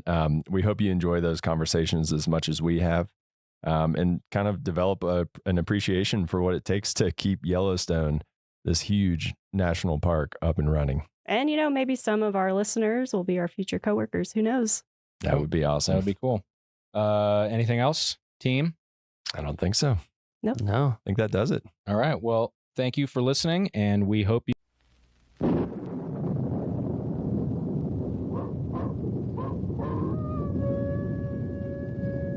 Ranger Bill, warrior of the woodland. Ranger Bill, warrior of the woodland, struggling against extreme odds, traveling dangerous trails, showing rare courage in the face of disaster. In the air,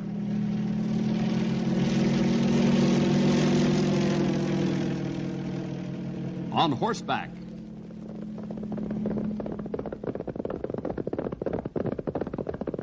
or in a screaming squad car.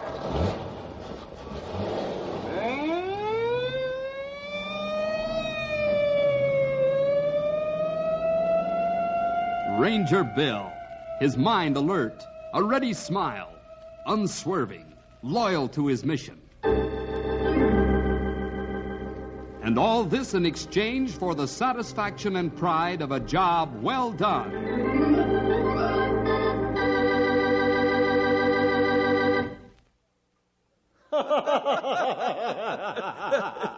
These brave men who risk their very existences sailing out for the new world. See, these brave souls who never again have the benefit of our great civilization. But in the name of their dear Portugal, they give up all and go. Oh, Rodriguez, we are of all men most fortunate. See, what luxury, what bliss. Here we are in the new world, slaves to do our bidding, treasure enough to buy the whole country of Portugal. But who would, for all the treasure in the new and old world, leave the paradise we have here? Oh, not I, my friend. What did you think of my method of hiding the treasure? A stroke of nothing short of genius. These stupid natives know nothing of the value of their craftsmanship, but we do. And we have enough buried treasure beneath this fort to own the world. Let us keep your trinkets safe from bad men who would try to make profit from such things, I said to them. And they hurried to collect as much as possible and to store it beneath this fort. I have never seen so much gold in my life. I did not know there was so much. And now it is ours. My friend, your joviality supplants your manners. My glass is empty. Your glass or the bottle. Allow me to get another. And no, on second thought, why have we all these servants running about the fort if not to use them? Pity our poor civilized brothers back in Portugal. They must toil. We simply command. They must fetch and carry. We simply command. They must exert themselves. We simply live. The slave! Is there anyone out there? Take your eyes off them for 1 minute and they are off somewhere sleeping. I shall see what they are about.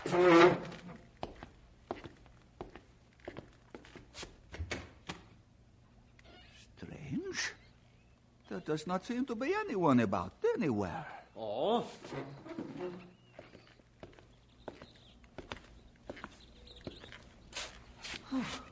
Not a soul. Where are the slaves? More important, where are the troops? There is something very unusual going on here. Perhaps we should look around.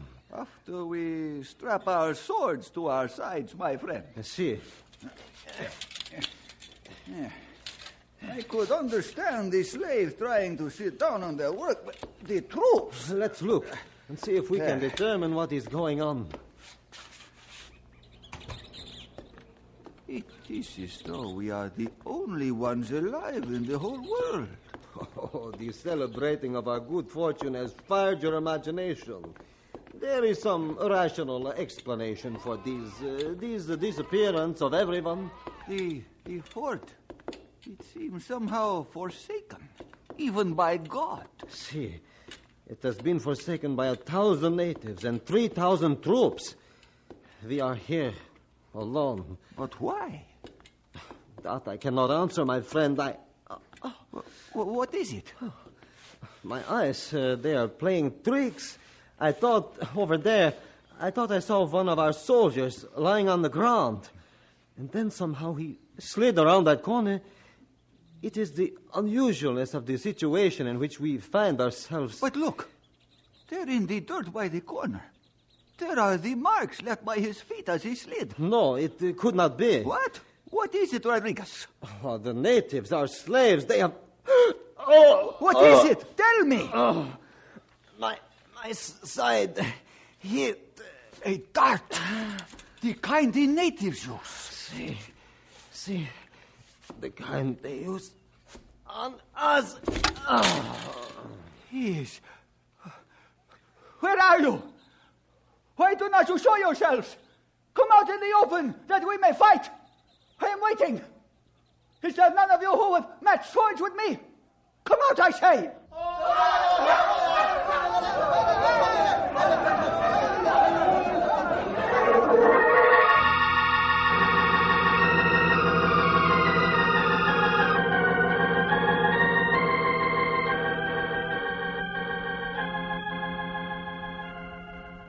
Hello, boys and girls.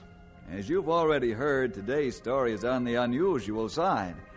That's why I'm out here now to tell you just a little bit about it. What you just heard was one of the strange events of history that few people know anything about. It happened down in South America way back in the 15th century, almost 500 years ago. Men of Portugal had established a few forts along the great Amazon River and were making slaves of the natives and taking their gold and craftsmanship to sell. Then, one day, scenes very much like the one you just heard began taking place.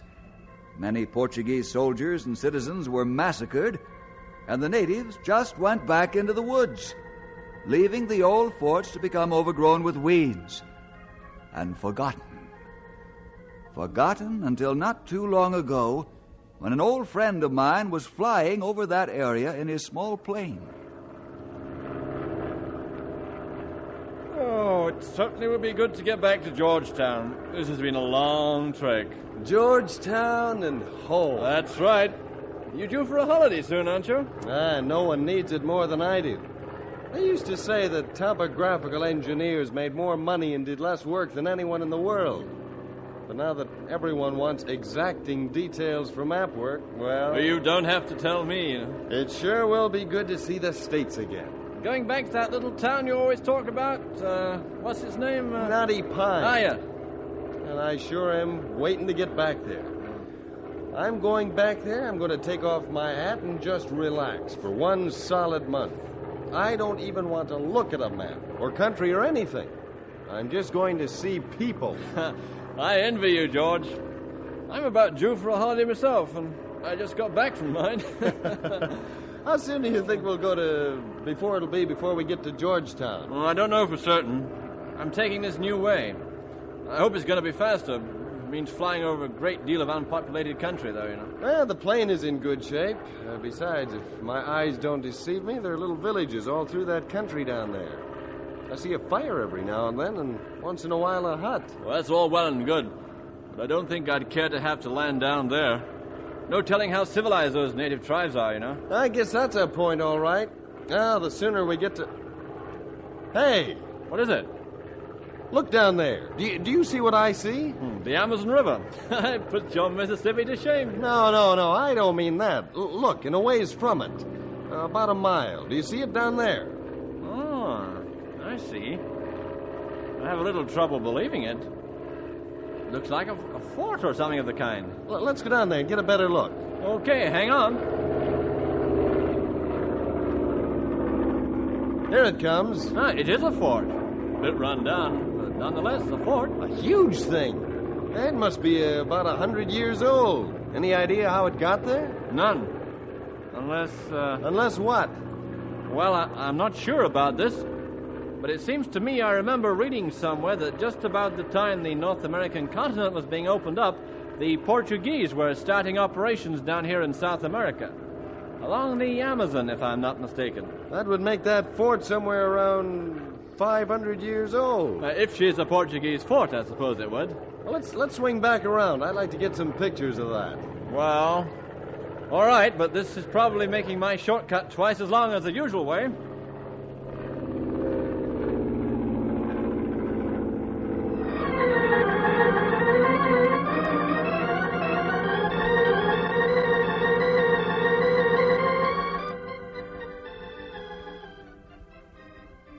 Well, it looks like fun to me, Bill. I think so, too, old-timer. It'll do us good to get into a completely different part of the country. I don't know how much of that deep-sea fishing I'd want to do, but I know I wouldn't complain about soaking up lots of sun on them there beaches. And it's all settled. This year we spend our vacation in sunny Florida. Yippee! I haven't seen you this excited about a vacation in a long time, Stumpy. I guess I'd better settle down a bit. You know that old saying... If I don't know that old saying, I have a feeling I'm about to learn it. The bigger the summer vacation, the harder the fall. I knew it. Things never change in this office. Well, look who's here, George Nelson. Just as I expected. Stumpy, cracking jokes, and the rest of you looking, just a little pained. How are you, Bill? Stumpy? Fine. I hardly need to ask you. Look at you. You must have gained 50 pounds since the last time you were in Knotty Pine. You're looking just swell, young feller. You know, sometimes when I'm working down there in South America and I think back to my school days here in Knotty Pine, you guys get to be a legend to me. I sometimes get to wondering if you really are here. Well, if you dreamed us up, young feller, we'd like to thank you. We've got to be pretty good friends. That's right, and you never change. Boy, it's great to see you again. And you, George, sit down. I know you've got about 5 years' worth of things to tell us. How's the map-making business these days?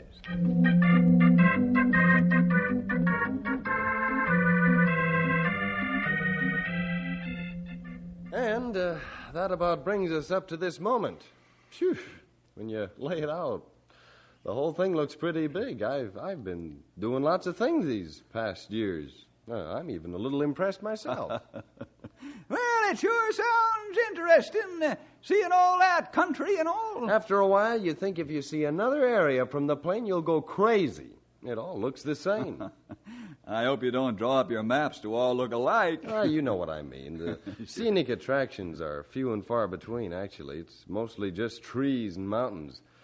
I'm just glad to see people for once. I'm sure you are. Yeah? What is it, George? Oh, a fleeting thought, Bill. We were talking about seeing interesting things, and boy, I sure thought of one really unusual sight I saw on my last flight before I came back here. What was it? I've got some pictures of it, Bill. Really unusual. Right down there in dense wooded country near the Amazon River. An old fort. A fort? That's right. From what I hear, the Portuguese built the things about 300 years ago. Is there anyone living there now? Oh, not that I could tell. Here, let me show you the pictures. Let's see. These were taken from the plane as we passed over it. Would you look at that? Whee! Looks almost haunted. It certainly is overrun with weeds and shrubbery. That's what makes me think that no one is living there now. Look in this picture here, Bill. Mm-hmm. Now, I didn't notice it when I took the shots, but see if this looks like anything to you. See, right down here in this corner. Almost looks like a skeleton. Maybe my imagination is a little excited by the looks of that fort. I thought so, too. And you know, there isn't a town within 10 miles of that place in any direction. Not even a native village. The whole place really intrigues me. I've had a hard time getting it off my mind ever since I saw it. It does have that effect on a feller. I mean, it's even got me wondering what's really there in all them old stones. I'll have to join the club, too. Sure would be fun to explore that old fort, wouldn't it? Bill. Yes, old-timer? I was just a-thinking, I don't really see where sitting on some beach down in Florida would be so much fun. I get plenty of good sunshine all year right out here. Uh-huh. And I suppose I could put off deep-sea fishing for a while. I mean, after all... Wait a minute. Do I read you fellas right? Are you deciding to go down to South America and find that old fort? Our vacation rolls around in exactly 3 days, George. And I'm on vacation right now. Good. I was hoping we'd have somebody who knew the country down there. Listen, there isn't anybody who knows the country around where we're headed for. Is it settled? Are we going? We're going to have to pack a little different kind of bag than we planned.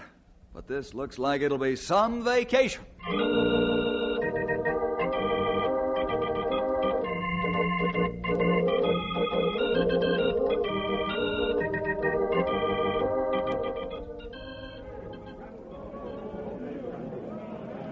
If that don't beat all these fellers standing around this here market looking for work, but as soon as you tell them where you want them to go with you, they run off. It's strange, all right. I've never seen anything like it. Are they against working for strangers or something? Well, hardly. That's the way they make their living. I can't figure out what the trouble is. They seem to have something against that old fort we want to see. I didn't think anyone had ever heard of it before I saw it from the plane. Well, it seems that... Pardon me. You gentlemen looking for fine guide? That's right. Yeah, we are. I, Cassadell. I find guide. You may be, but your tune might come out a little different when you hear where we want to go. White-haired father, hard to hear. Cassadell not sing. He means that you might not be so anxious to act as our guide when you find out where it is we want to go. Cassadell no. And you're still willing to go with us? You have many gun? Well, we have enough to go around. Cassadell go. Go as far as legs will allow. Cassadell, what is this all about? Why is it that none of the others will accompany us to the old Portuguese fort? Oh, it long story. Passed down from fathers long ago. I tell you whole story on way. Maybe you want turn back when you hear. If that's the case, why are you willing to go out with us at all? Oh, that easy. You pay Cassadell for time he give you.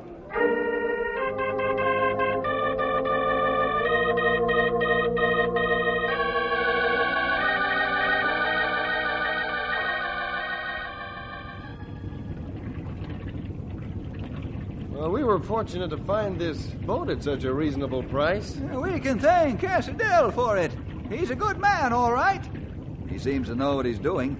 When are we going to ask him to tell us about the fort? Well, I'm for doing it right away, but he seems to be putting off the discussion. You know, I think he wants to get a few days up the Amazon before he tells us. So he'll get a few days more pay, huh? I think that's it, all right. He's an enterprising young feller. Seems pretty sure we'll turn back when he tells us the story of the fort. You know, it just occurred to me, maybe the reason he's not telling us about it is that there's no story to tell. Maybe he's making use of the time to think one up. Well, that's possible. That wouldn't explain the fear that everyone back in the village had of the place. No, I guess not. Well, I, for one, am about to bust if I don't find out soon. Let's go back to where he's driving this here boat and have a look. I'm about as anxious as anyone. That makes three of us. Let's go. Cassadell see great question on face of three new friends. That's exactly what you see, Cassadell. Got any idea what we're curious about? You want Cassadell to show beautiful scenery on sides of river? I guess again. You want stop at small island, talk with one who live on island? Oh, quit beating around the bush, Cassadell. You know why we're here and what we want to know. White-haired father say hard thing. Cassadell guiding boat upriver, not even near bushes. Listen, he means stop giving us answers you know we don't want. That's right. And while you're at it, you can drop that white-haired father business. Drop? Cassadell, you know why everyone back in your village was afraid to accompany us to the old fort. You also expect us to turn back when we learn the secret of the place. We want to know what you know about that fort. Oh, Cassadell, happy to tell you. That's more like it. Later. I'm afraid that won't do, Cassadell. We want to know now. So Cassadell tell. But this mean less pay and Cassadell very poor man, very poor. Cassadell might be a very rich man if he tells us, and we still go on to the fort. The whole trip will take over a week. No chance. Not even fiercest tribes of backcountry go near old fort. Spirits, keep them away.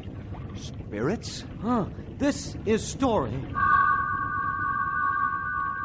Many year ago, long before Cassadell or any of oldest people Cassadell know, there lived white man from across sea in old fort. He very bad to my people. He make them work for him for no pay. He take everything they have. He beat them. He take much gold and things from them. Hide it away for himself in fort. One day, my people tire of serving, tire of beatings, tire of having nothing for selves. They kill all white men in fort and go back into forests. But white man very bad. His spirits still live in old fort. He still keep gold for self. He still beat and kill anyone who come near to fort. That's why everyone in village afraid to go to fort. And that's why Cassadell now turn boat around and go back to village. Wait a minute, Cassadell. Don't turn back, not yet. But now you know story. That's right. Now we know the story. So far, I ain't heard any reason to stay away from the fort. Neither have I. But spirit guarding gold. Even bravest warrior of fiercest tribe not go to old fort. That may be true, Cassadell. That's because they fear some old Portuguese ghosts. We don't fear such things because we know they don't exist. You not be sure. Cassadell hear many strange things. That may be true. But we know that there is only one true spirit. There is nothing greater than the one true spirit. Oh, you talk like teacher in my village. He say there only one spirit, and other times he say there no such things as spirits. Teacher? A white teacher. He come from your country. I learned language from him. He tell us of man named Jesus who die and send his good spirit to us. But old fort guarded by spirits of bad men. They not like anyone come near. They kill anyone who come near. Cassadell, how do you know about these bad spirits? Cassadell know from father and from father of father. All my people know from old fort. I've been down here for almost 5 years. I've never heard of it before. And that because no one talk of fort. No one go near fort. No one live near fort. No one talk of fort. Well, it all all sounds pretty fantastic to me, bad spirits and all. Now, don't forget, Stumpy, we haven't been raised in the same way Cassadell has. To him, spirits are as commonplace as cars are to us. You not believe in spirits? Nope. But you just say something of one spirit. You see, Cassadell, we believe in the one spirit who has power over all other spirits. He is the spirit of the great God who made all the earth. Oh, that what teacher tell us? Well, your teacher has told you rightly, Cassadell. And God's spirit is not like an evil spirit. He comes to help us and to teach us of God and his Son, Jesus Christ. Teacher tell us that Jesus killed for all world. But Cassadell not understand. That oughtn't to be too hard to follow, Sonny. Look at her this way. Let's say we was all taken captive by a bunch of hungry cannibals down here. Cassadell not think of that. Just for the sake of showing you an idea what Jesus dying for us means. Now let's say that Bill here stepped out and said to the chief, "If you let all these other fellers go, I'll let you do whatever you want to me." Oh, that brave thing. Well, in a way, that's just what Jesus did for us, Cassadell. God wants us to be good people, loving and serving him. But we aren't, and he has to punish us. That clear, but still hard to understand. Maybe we'll be able to talk more about it while we explore the old fort. Then you still go there? Yes? Yep. Well, Cassadell offered to take you, so... Oh, Cassadell take you. Good man, Cassadell. That's the spirit! I mean... We're glad you'll stay with us, Cassadell. It long trip upriver, maybe 3-4 day. Well, in that case, I think I'll get a little vacation in. I've got a feeling that when we reach the old fort, we ain't gonna have too much time to relax.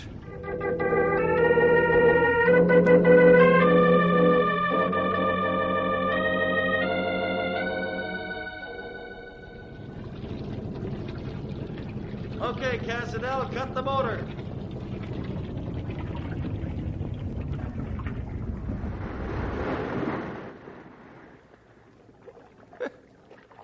Almost looks like this bank of the river was made to dock a boat on.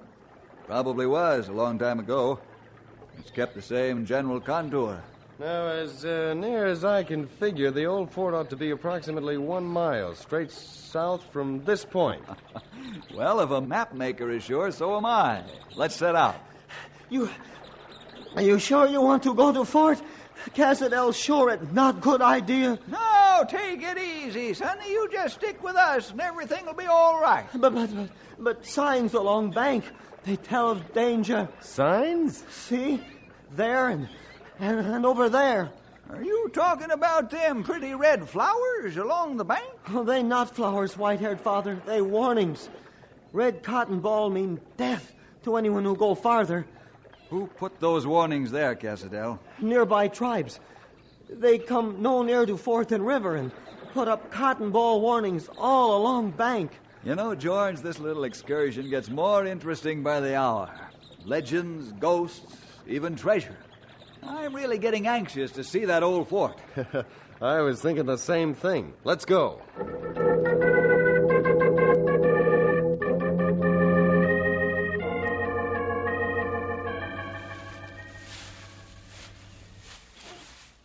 Shouldn't be too far ahead now. How are you making out, Cassadell?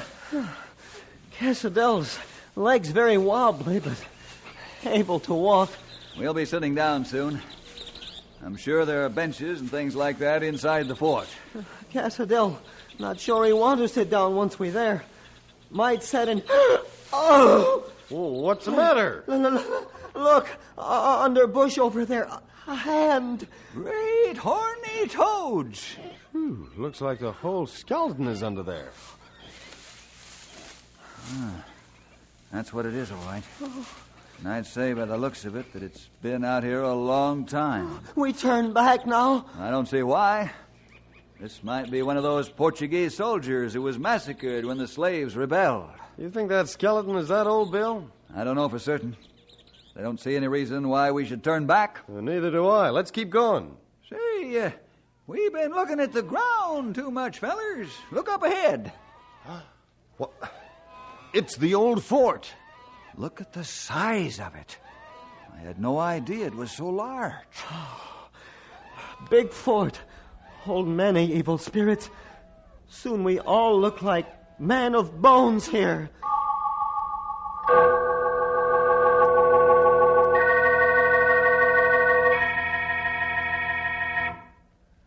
Well, it looks like our time is about up for this week, boys and girls. I know you'll want to join us next time to see what happens when we actually explore the old fort. That'll all have to wait until next week when we join you for more adventure with Ranger Bill!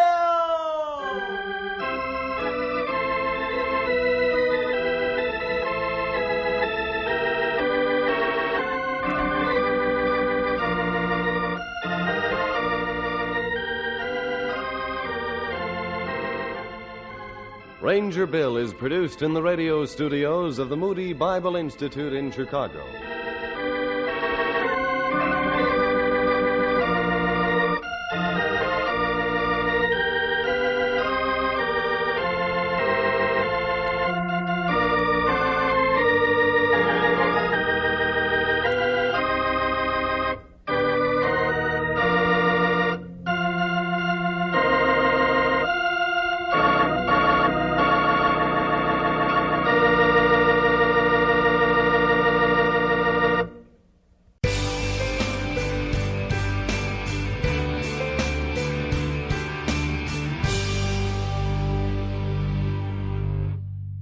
Triple Arches is probably one of the most recognized features along the Going to the Sun Road. Built to span several large gaps in the mountainside, engineers had originally planned to create a large retaining wall and use huge amounts of fill to build up the roadbed. Designers came up with a more elegant solution by constructing a series of 3 arches to span the gaps. It is a reflection of the care and dedication evident throughout the original construction of the Going to the Sun Road.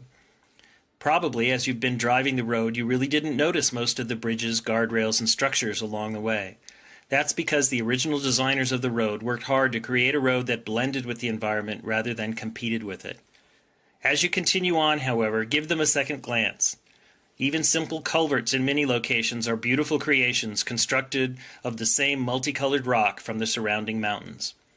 The Going to the Sun Road is one of 6 National Historic Landmarks in the park and one of a very few roads in the country to make that list. Today there is a massive rehabilitation project in progress along the entire length of the Going to the Sun Road. Engineers and contractors are working hard to ensure that the historic features of the road are maintained while creating a road that meets modern safety and traffic requirements. It's a challenging job and will take several more years.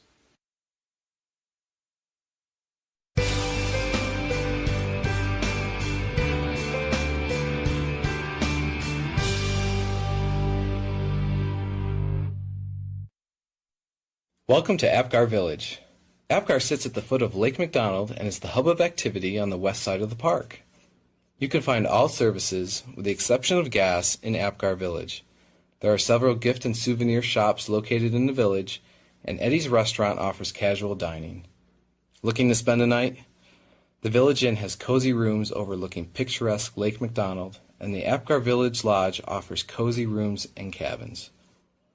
The Apgar Visitor Center and Backcountry Permit Office are also located here. Whether you are just here for a drive-through visit or are planning a multi-day backcountry adventure, friendly rangers provide visitors with hiking and trip planning information. Families will find the Discovery Cabin an enjoyable and educational place where kids can have hands-on experience learning about Glacier. Other family activities are available as well. Horseback rides along McDonald Creek and through pine-scented forests offer a chance to see areas not often seen by most visitors. Boats long have been a part of the Apgar scene. Early visitors boarded steam-powered boats for an 8-mile journey up the lake to Lake McDonald Lodge. Boating is still a popular activity on the lake, and boat rentals are available from Glacier Park Boat Company here at Apgar and in other locations around the park. If you have your own boat, a public boat launch is your access to this largest lake in the park. There is something for everyone at Apgar Village, whether you are staying in the area or just passing through.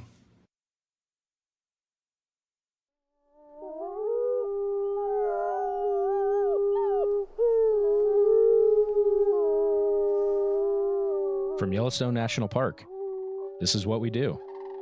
I'm Jake Frank. And I'm Ashton Hooker.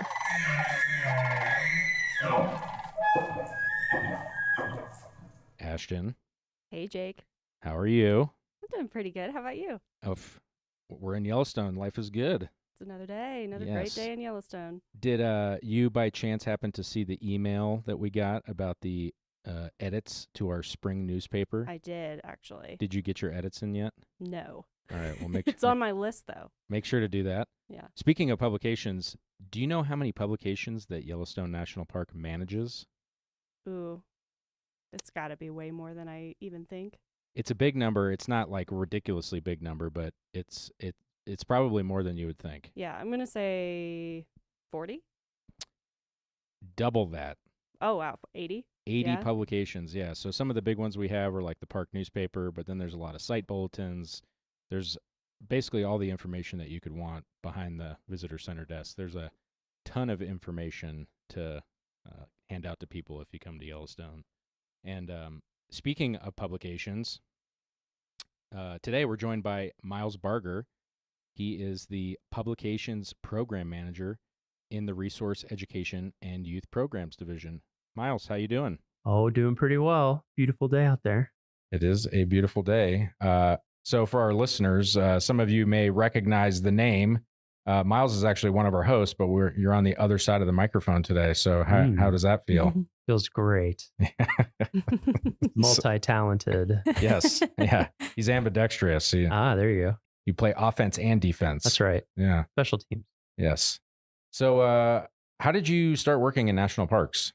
I was in college and I was looking for a summer job. I had been working near my parents' house in Kentucky. And then somehow through the magic of the internet, I realized that you could work in a national park in the summer to make minimum wage, which I think was like $5.25 back then. You're dating yourself. I know. Yeah, you could work in a national park and make minimum wage instead of being at home doing it. So I thought that's interesting. So I applied to, I don't think I applied to Glacier because you couldn't have a beard. At that time, whatever the concessioner was. What a terrible idea. I know. So I was like, well, I'm not doing that. But Yellowstone, I saw some jobs. So I applied for a job with the concessioner operating the hotels, which was Xanterra back then, as it is now. And I got a job cleaning cabins at Canyon before they had built all the huge lodges that are up there now. Oh, wow. It was all just cabins. And I towed a cart around from cabin to cabin and paused when a bison was sitting on the porch and I couldn't get in. It's like a forced break. And that was my first summer, and I haven't done anything but work in or around national parks since then. Gotcha. Wow. So, this podcast, we're focusing mainly on people who work in national parks. Yeah. But you mentioned that you worked for our concessioner. So, I did. Yeah, just something to tell people that are listening is that in Yellowstone, we have about 750 roughly permanent and seasonal employees combined every year.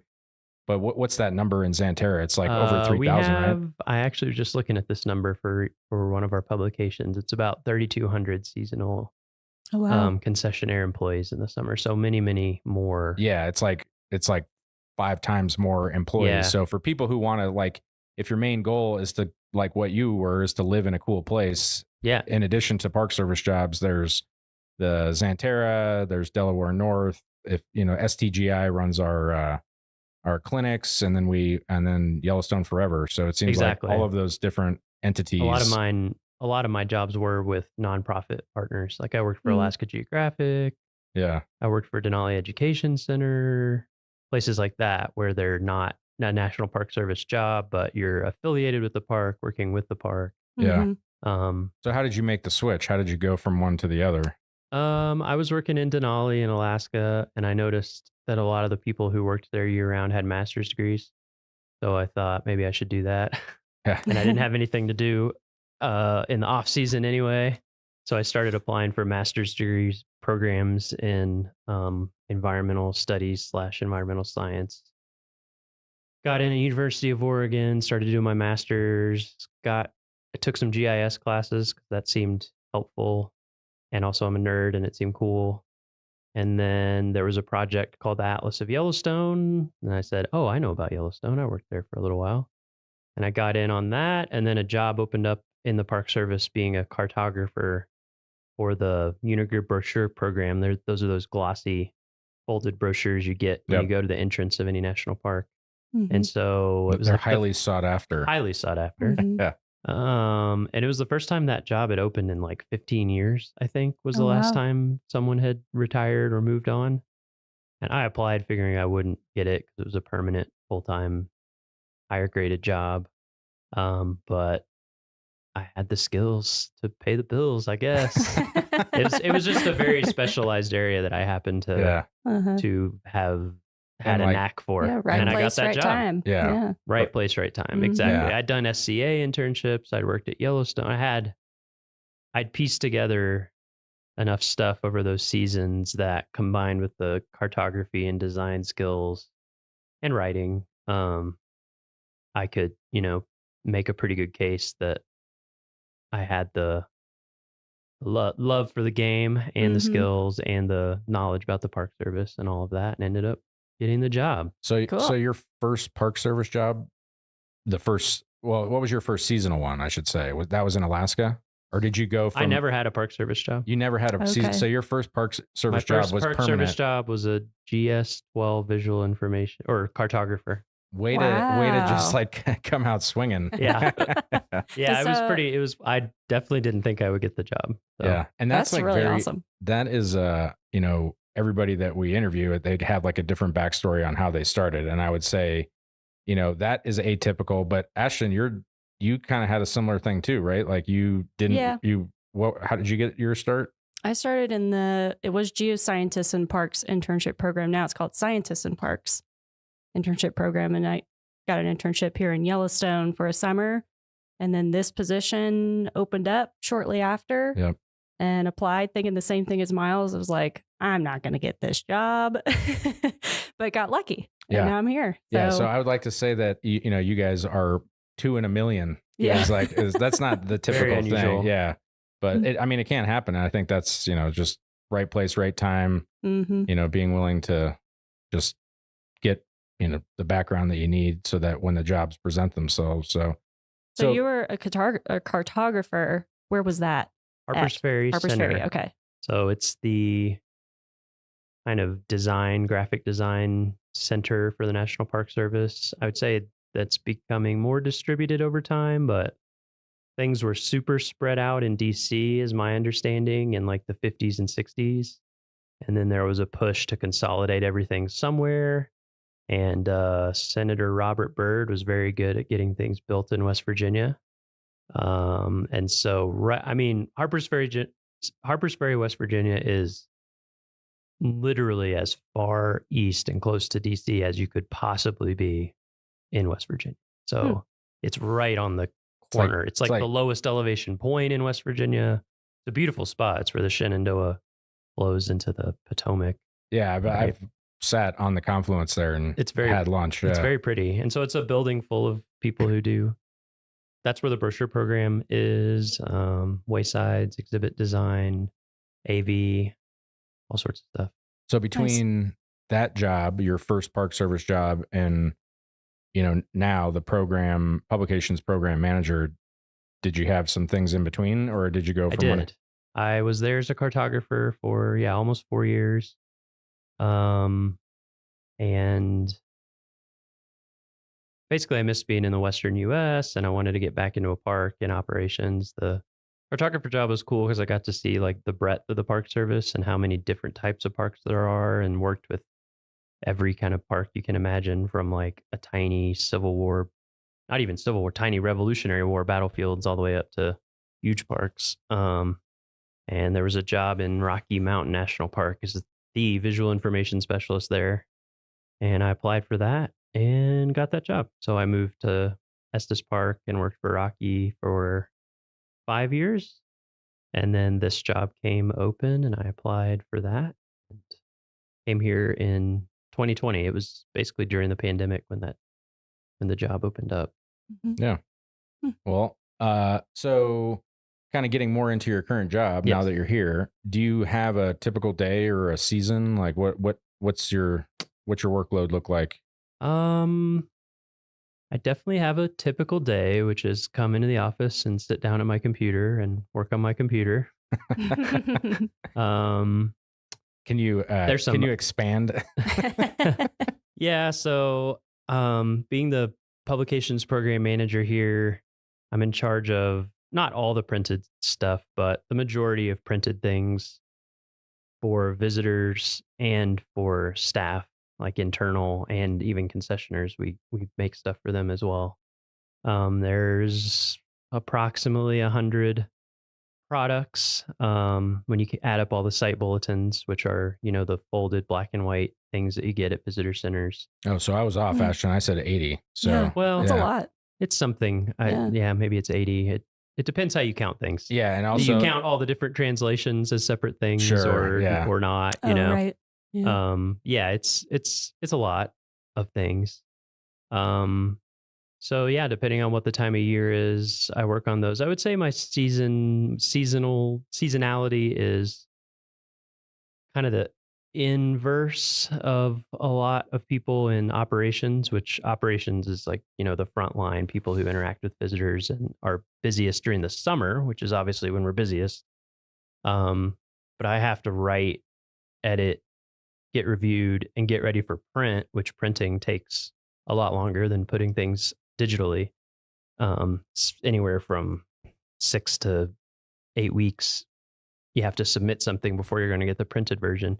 So my winter is really the busiest time from like October through now, basically. Yeah. I have a bunch of stuff I'm getting done right now because we need to get it here by the end of May, basically when our busy season starts. And then the summer it's busy, but in a different way. In the summer, I'm mostly responding to, I also make a lot of signs, design a lot of signs and get them ordered. So a lot of sign requests come in for just stuff that happens in the park. And then, things tend to happen in the summer. We have a road, something goes wrong and we have to reroute people, or a regulation changes, or it depends whatever. How many floods or water main breaks, or depends which plague we get. So I'm kind of responding more short term to things like that, and like sending things to people in the field, taking requests for publications that people need more of, and then going out more in the summer to like visit places, talk to people, kind of see what the needs are. So those are kind of my two main seasons. So with that, do you have like an important, like what, for people who are interested in this type of a job, like, is there a skill or something that you would consider that it serves you well? Yes. So I do design, but I also write almost everything as well inside of the design. And so I would say writing is a very key, writing and editing. Yeah. So in that sense, like being able to write well, being able to write in different tones and styles, depending on what you're making, like the newspaper visitor guide that you get at the entrance stations is very just visitor information focused, and it has a ton of stuff in it. So it has to be very concise. So that's one type of writing. It's like plain language guidelines, which is a government thing for basically saying not using huge words and keeping sentences pretty easily understandable. So that's one type of writing. But then like resources and issues, I'm more editing other people, but that's more in-depth scientific writing and kind of everything in between. So I'd say it's also nice to be able to write your own stuff, because when you're designing on paper, everything takes space, physical space on the page. And so a lot of the time you need to be able to edit for space as well. So it's nice to be able to go back and forth to make things fit, or like I'm OCD about columns being all the same lengths and things. So it's like, oh, I I want to edit this to be like 7 words longer, Yeah. things like that. And then Detail-oriented. Exactly, Yeah. detail oriented. And then there's the design side of things. I think that's a tough one for me. There are skills you can learn, but I also think there's a certain je ne sais quoi that some people have and some people don't when it comes to design. But that's an important skill. And then there's all the technical stuff of like, no, we use Adobe products in design, Illustrator, things like that. But you know, something like Figma or GIMP or whatever, all the different open source things are very similar, but knowing how to run those programs well and do what you need to do, being like proficient and facile in those things. And then I make a lot of maps as well. I guess I wouldn't have to do that. Most people probably would call in on the GIS shop at their park if they have one to do that. But Since you have that skill in your back pocket. Yeah, which is also, again, like the writing is a nice skill to have because you can design for your own space and stuff. Mm-hmm. When I worked, so my job before I came to Yellowstone was in Glacier as a visual information specialist, similar to what you were doing more likely in Rocky. I was very hesitant to write anything, and because it's like that's why I take pictures, because I'm not a solid writer and I let my pictures do the speaking. 1,000 words each. Yeah, exactly. I was like, I'm a prolific writer through photography. But when I came here, I was able to kind of do the same thing because there were people around me that were writing. But then as I got more into this job and started, changing things like the products that we were making, that Cam was asking us like, hey, do this or do that. There was no one to write. And so you just kind of had to write for yourself. And that is a skill that I've picked up. And I would agree, like writing is I had to do writing in college, but you're like writing for that is very different than writing for the web or writing for social media. It's just like it has a different tone and really kind of like getting comfortable in that. So I would echo that writing is a really a solid thing to do. And it seems like kind of like a lost. It doesn't seem like it's emphasized as much on like with everything is 180 or 280 characters. So it's like that's a skill too, to try to be succinct, but also like if you need to write more than that, that's good thing to practice. Yeah I was an English major and music composition major in undergrad. I think both of those things help. The music one's harder to explain, but it's similar in a lot of ways, I think. And also when I was when I did seasonal work, I was a guide. Okay. So I was taking people on hikes and teaching classes and stuff all day long. And I think that has been helpful too, because it's kind of that skill of learning how to take a bunch of information and synthesize it. Mm-hmm. Yeah. And I'm curious. So in your current position here, what's like the biggest publication or the one that takes the most time and effort or project? Like what's the thing that takes the longest for you to work on? Resources and issues. Yeah. It's a 300-page book. Okay. So I always get the feeling every season that I would like to just start it over from scratch. But then I remember it would probably take 5 years, honestly, of full-time work to do that at least. But yeah, that's the biggest. Yeah, that's a beast. That's job security, Miles. True. Yeah. That's the biggest by far. Everything else pales in comparison to that. So like out of the, the writing, designing, like all the kind of things that you mentioned, do you have any of those like kind of stand out as your favorite that you like to do? Making maps is my favorite. And I love when I get the chance, which is not very often because of time, but I love just like starting something over from scratch, just like forget that it exists and make it brand new. So I guess I would say like, what would that be? It's almost like book design, kind of, where of course we don't choose the fonts because we have the fonts, but you're kind of choosing the architecture of things, like what kind of columns am I using in baseline grid and designing all the styles and all that kind of stuff. I think is probably my favorite. What's your least favorite? Because like that's why they pay us. It's like you can't love everything. Yeah. I think my least favorite is just when there's so many things that need doing that sometimes they just need to get done and updated. Yeah. Or I should say, what's the most challenging part of your job? Because it's like you can like everything, but what is the thing that makes it difficult? I would say one of the big challenges is this is a big park. There's a lot of information. Yeah. And there's a lot of people who specialize in things. But like something like the newspaper visitor guide, I don't even know how many people review it, like dozens. Yeah. And so sometimes it's coordinating all the different needs of different groups of people. Herding turtles. Yeah, exactly. Yeah. But I mean, herding turtles. I wouldn't say it's difficult, but I also enjoy it because you get to learn a ton about Right. the park. Like you get to learn about all the not different only all these perspectives. different subjects and information, but also the different perspectives. Like Yeah. the language on a sign for visitor resource protection or law enforcement purposes is very different from, like, if you have a sign about fishing or a wayside, the fisheries biologists have very different goals for that than the people who like want to enforce regulations versus the interpretation side of it. So Yeah. I enjoy it, but that is definitely a skill that I've had to learn. I think that's kind of a perk being in like the communications field, is you kind of have to be exposed to all these different perspectives. Yeah. Because you're writing, you're editing, you're designing, you kind of have to know a little bit about everything. And so I think it helps to be curious. It definitely helps to be curious.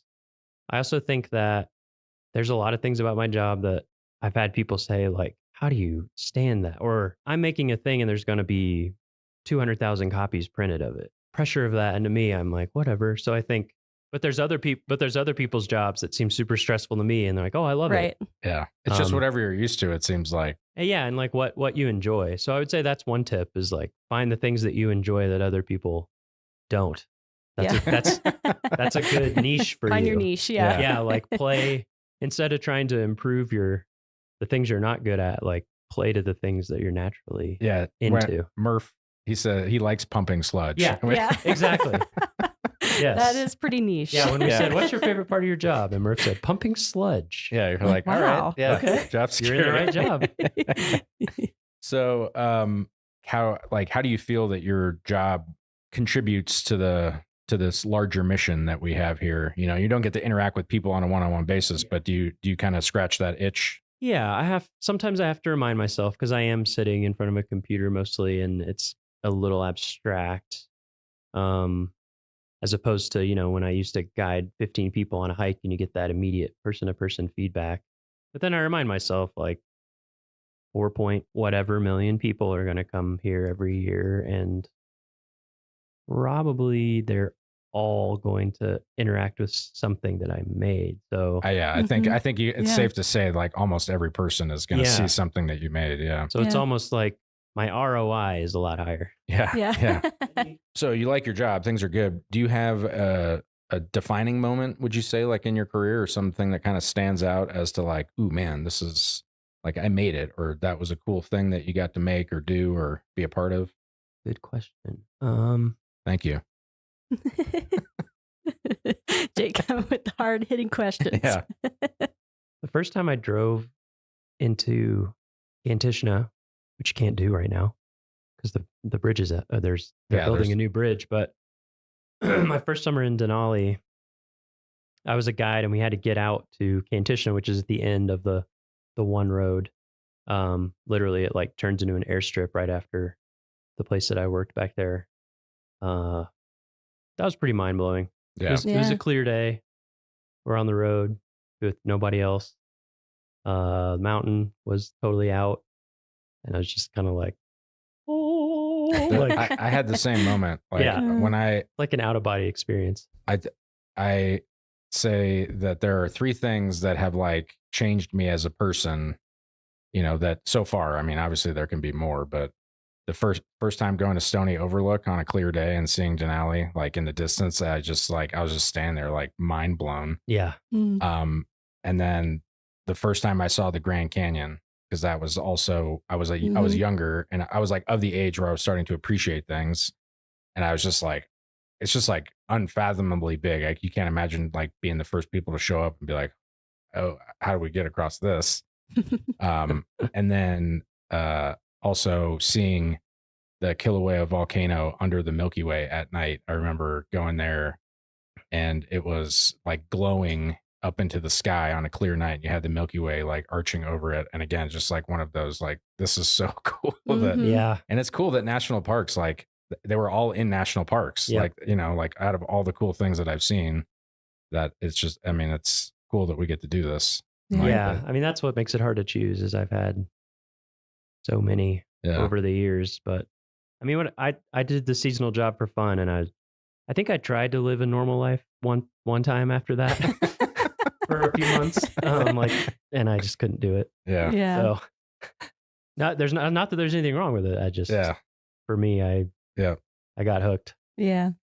So for people that are interested in doing this kind of work, let's get into some of the details. Like if someone goes to USA Jobs, what are they? What's the series they're looking for? Yeah. So I think a lot of the interviews for this podcast, we've had interesting, weird job titles, but this may be the weirdest. It's traditionally these jobs have been called visual information specialist. It's 1084. Okay. I don't know why that's the title of the job, but it encompasses a lot of different things. It can be, gosh, it can range so much what that is. Because I've done a lot of digital stuff too. Like at Rocky, I was in charge of all the media, so you can be doing digital stuff, print stuff, audio, video. There's so many things. So that's one of them, but I think there's a movement right now to change a lot of the jobs, if not all of them, over to 1001. Is that right? Yeah, that's what I am. Yeah. So there's a recognition that visual information specialist doesn't quite cover all the things that these types of jobs do. So there's a move towards that. And then I would also say there's, as you guys know, there's public information, and a lot of times almost exact same type of job as my job is advertised under different public information things. There's also, like I said, there's subspecialties, like cartography, which in my mind is a subfield of design, or like writer editor, audio video production specialist. That was a job I had too. Yeah. So I think look for 1084, 1001, but also when you're on USA Jobs, just search for terms that apply to what you're interested in terms of like audio video or editing or writing, and it's kind of all over the place. Yeah. And I don't think we've said this yet, but like on OPM, there's a list of all the jobs. So like if you go to the OPM website, it's like the 1000 series is all of the like arts. Right. So from like from 1001 to 1099, there's like a bunch of everything that we're mentioning kind of falls in there. And so it seems like if you're looking for it, you could set your alerts on a variety of those different keys, but it's good to know which ones specifically. If parks aren't flying them in a certain category, then doesn't make sense to, set an alert. Mm-hmm. You already mentioned all the training that you had, for the design and everything. Is there any other than the design aspect and knowing how to run these programs, like, is it required that you have a formal training, that you go to school for that? Or could you just like teach yourself how to do this? And you like, a lot of people grow up and know how to use Photoshop and stuff. I think you can teach yourself. Yeah. Yeah. I mean, a ton of it I taught myself. I think like you said, Ashton, curiosity is a big one, I think, for these positions. Yeah. Curiosity about different types of design work and audio, all that kind of stuff, but also subject matter. I did tons of personal projects, like I'd say I probably did more personal projects than work projects to get into this kind of stuff. Like whenever I was just seasonal, took a ton of photographs and had a blog and made books for friends and family that they didn't want that I thought were cool. Yeah. So it seems like you were interested in being creative and you just happened to find a job that it's just allowed you to do that. Yeah, it's just kind of who I am. Yeah. That's cool. Do you have any advice for people that, if they're looking to get into this career, just general advice? Make your own stuff. If you have some opportunity to, I definitely know people who've gotten into it who are seasonal or permanent in a different career field, and they are a photographer and they start working on their photography and they get really good at it, or they start writing stuff, or a lot of times I have projects that I need some help with from people out in the field who have that knowledge, and they can, it's not volunteering because they're doing their job, but and generally with parks, with federal, well, I shouldn't say federal, I just know Park Service, but you can spend up to 20% of your time on alternate things as long as they're, and so definitely I did things like that, and others, people in like interpretation or other staff do that as well. You can contribute to projects.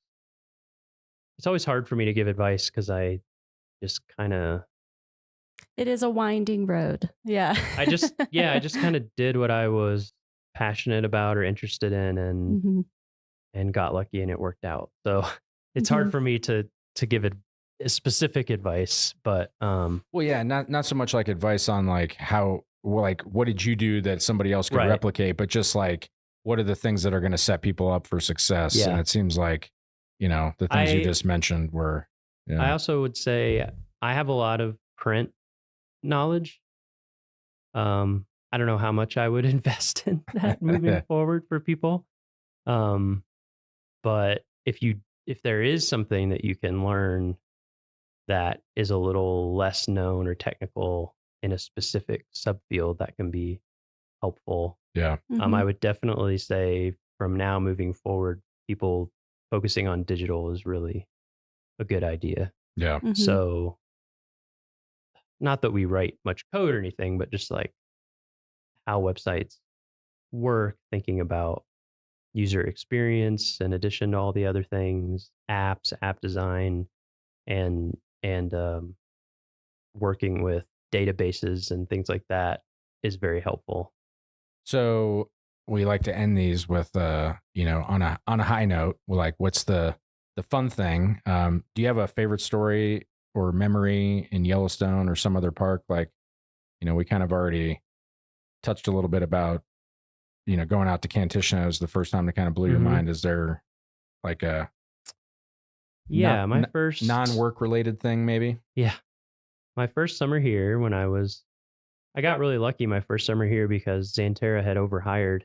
But I took a lot of time. I took a lot of those, like, does anyone want Friday off? Yes, I do. I did a lot of backpacking, and one of my trips I did Mount Washburn. No, wait, not Mount Washburn, Mount Holmes, which also had a fire lookout on it at that time. So I hiked in. My plan was hike into a meadow, the next day get up, go to the summit, come back, camp, the next morning get up, hike back out, and be done. Kind of break it up. I think it's 20 miles round trip. Yeah. So that way I had like 5 miles in, 10 miles round trip, 5 miles out. Nice and calm. And so I did the hike in, camped at a backcountry site, and the next morning got up, and there's like a big meadow right before you kind of get above tree line for Mount Holmes. And if I remember correctly, it has kind of a lot of little like pothole ponds and things. And so I kind of hiked up. I'd never done it before. I hiked up over this ridge and saw this big meadow, and there were just a ton of cow elk with their calves. I think, they get away from the roads, especially at that time of year when the calves are young and things are, and so there must have been, I don't know, I'm going to say like around 100 or something. And right as I came over the ridge, they were all acting really skittish. And I was like, really? Like one person by myself? I don't advocate backpacking by yourself in bear country, but I did. Do as we say, not as we do. Yeah. I was young. I wouldn't do it now. My risk tolerance was different. Anyway, so they were acting really skittish and whatever. And so I was hiking along kind of the edge, and then they just started running. I was like, wow, I can't believe how skittish they are. It must be with the calves. And then I looked up, and there was a grizzly bear running like full speed, which if you've never seen a grizzly bear running at full speed, it is something. Like, it doesn't make sense. They run very fast. I think, what do they run, 35 or Yeah, Carrie says like Wow. 40 feet per second. It's crazy. Wow. Like it doesn't look real. And the way they run is very odd because they're like very front heavy. They have the big shoulders and the shoulder hump and the big powerful front claws. It's almost like they grab the ground in front of them and just pull the rest of their body forward. And it was trying to chase down an elk, Wow. like a young elk. It looked like it was probably a year old elk that it was trying to get. And I was by myself, and it was my first summer in a national park and my first summer in like mountains. And I was just like, whoa. And you could hear it. Like it was so heavy that you could hear the sound of it running. Yeah. Wow. So I just kind of backed up against a tree, pulled my bear spray out, carry bear spray. I had my bear spray, took the safety off, had it ready. And the grizzly ran, gosh, it was probably like within 15 feet of me. Did not care about me at all. It was my gosh. in pursuit of this elk running uphill. And then they went into the trees and they turned some kind of corner and came back the other way, farther away, down towards that meadow. And it ran forward and like swept one of the back legs of the elk and got it and started taking it down, was going to eat it. And I was just like, I think I'm going to keep hiking. So I started going up, and I went up to the top and I got to the fire lookout and I was really freaked out. And then I was talking to the guy who manned the lookout back then, or the person at the lookout who worked up there all summer. And that's a remote one. You can't drive to it. You get resupplied by pack animals, I'm pretty sure. And I mentioned like what I'd just seen. And he was like, yeah, there's a guy got killed at Grizzly Lake a few years ago. And I was just like, don't say this to me. So I hung out for a little while and then I hiked all the way back down to my camp and I packed up all my stuff and I hiked out the whole way that night because I was just freaked out. Oh my gosh. But yeah, that was pretty amazing. We'll never forget that one. Yeah. Probably set me up well for risk management going forward. I was a lot more aware of what can happen, which is anything. Anything can happen, which is why it's exciting. And for people listening, just a friendly reminder that we encourage people to hike in groups. Yes. Make a lot of noise. Yes. Carry bear spray and know how to use it. That's how to proactively stay safe. Yes. Well, Miles, thank you for joining us today. It's been interesting catching up and hearing about your job and what you do and all that. My pleasure. Ashton, did you have any other final questions for Miles? No, I don't think so. Thanks for joining us, Miles.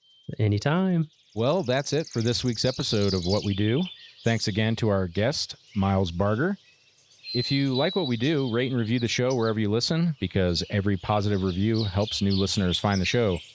If you have questions or you want to learn more about a particular job, contact us using the form at go.nps.gov/whatwedopodcast.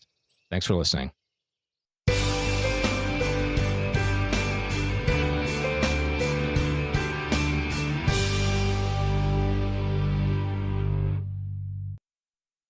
Hi, we're Al and Kay Aguilar, and we're hosts in Apgar Campground, Glacier National Park. We hope you'll come see us. Apgar is the largest campground in Glacier and makes a good location for a base camp. Like most other campgrounds in the park, it has restrooms with flush toilets and cold running water. Picnic tables and fire grates are located at each campsite, and water spigots are located in each loop. Bear boxes are available throughout the campground for campers with no way to secure their food. Bears do wander through from time to time. Help us help bears by keeping a clean camp and never feeding any park wildlife. All food and any item that might attract a bear must never be left unattended and tightly secured in your vehicle or one of the bear boxes when you leave your campground for any length of time. Just across the road from the campground is the amphitheater, where rangers present evening programs in summer, and also where one of the shuttle stops for Glacier's new free transit system is located. A short walk or shuttle ride away is Apgar Village, where you can find a host of services including lodging, a restaurant, gift shops, and the Apgar Visitor Center.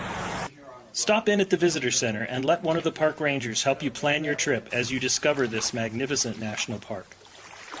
The legislation that created the National Park Service specifies two main missions: preserving the natural and cultural resources unimpaired for future generations, and also making them available for the benefit and enjoyment of the people. Well, one way to make parks available for people to enjoy is through the building of campgrounds like the one here at Apgar. Campers frequently comment that their first introduction to a lifetime love affair with the national park system started with a childhood camping trip to a nearby park. The memories of chilly mornings gathered around a campfire and the smell of bacon wafting through the campground can remain as vivid decades later as they were on that first camping experience. The excitement of seeing a deer walk through the campground never fades. Somehow, a roasted marshmallow, a piece of chocolate, and a graham cracker just don't taste the same back home. Apgar Campground is a great place to relive old memories and make some new ones as well.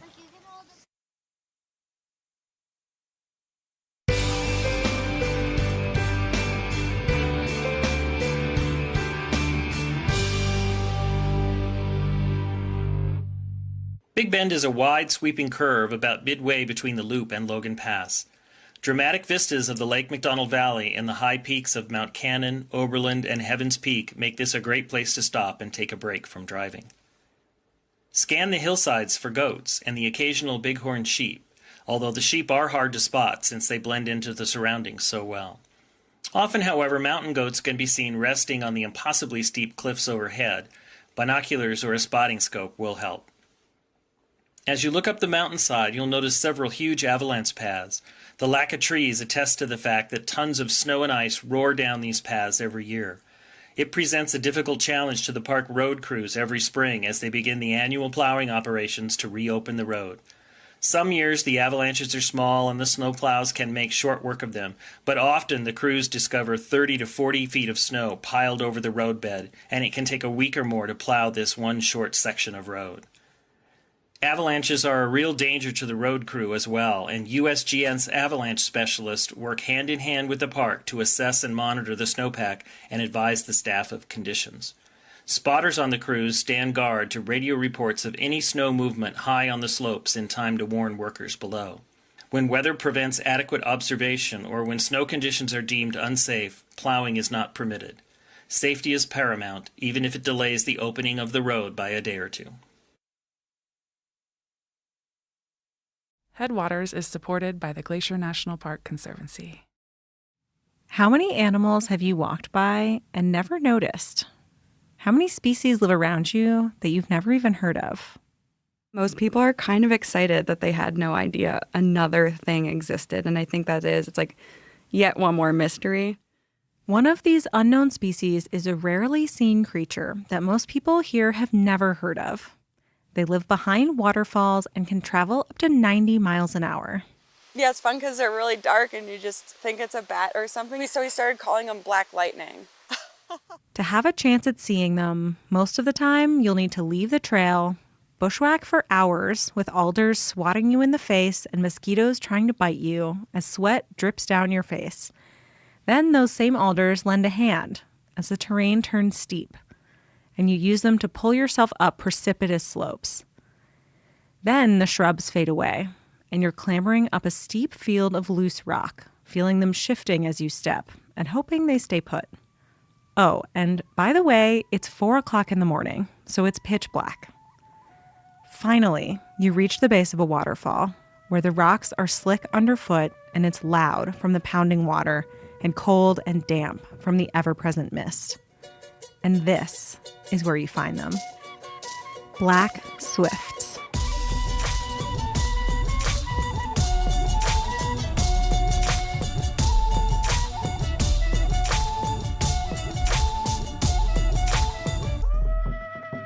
I'm Perry, and you're listening to Headwaters, a show about how Glacier National Park is connected to everything else.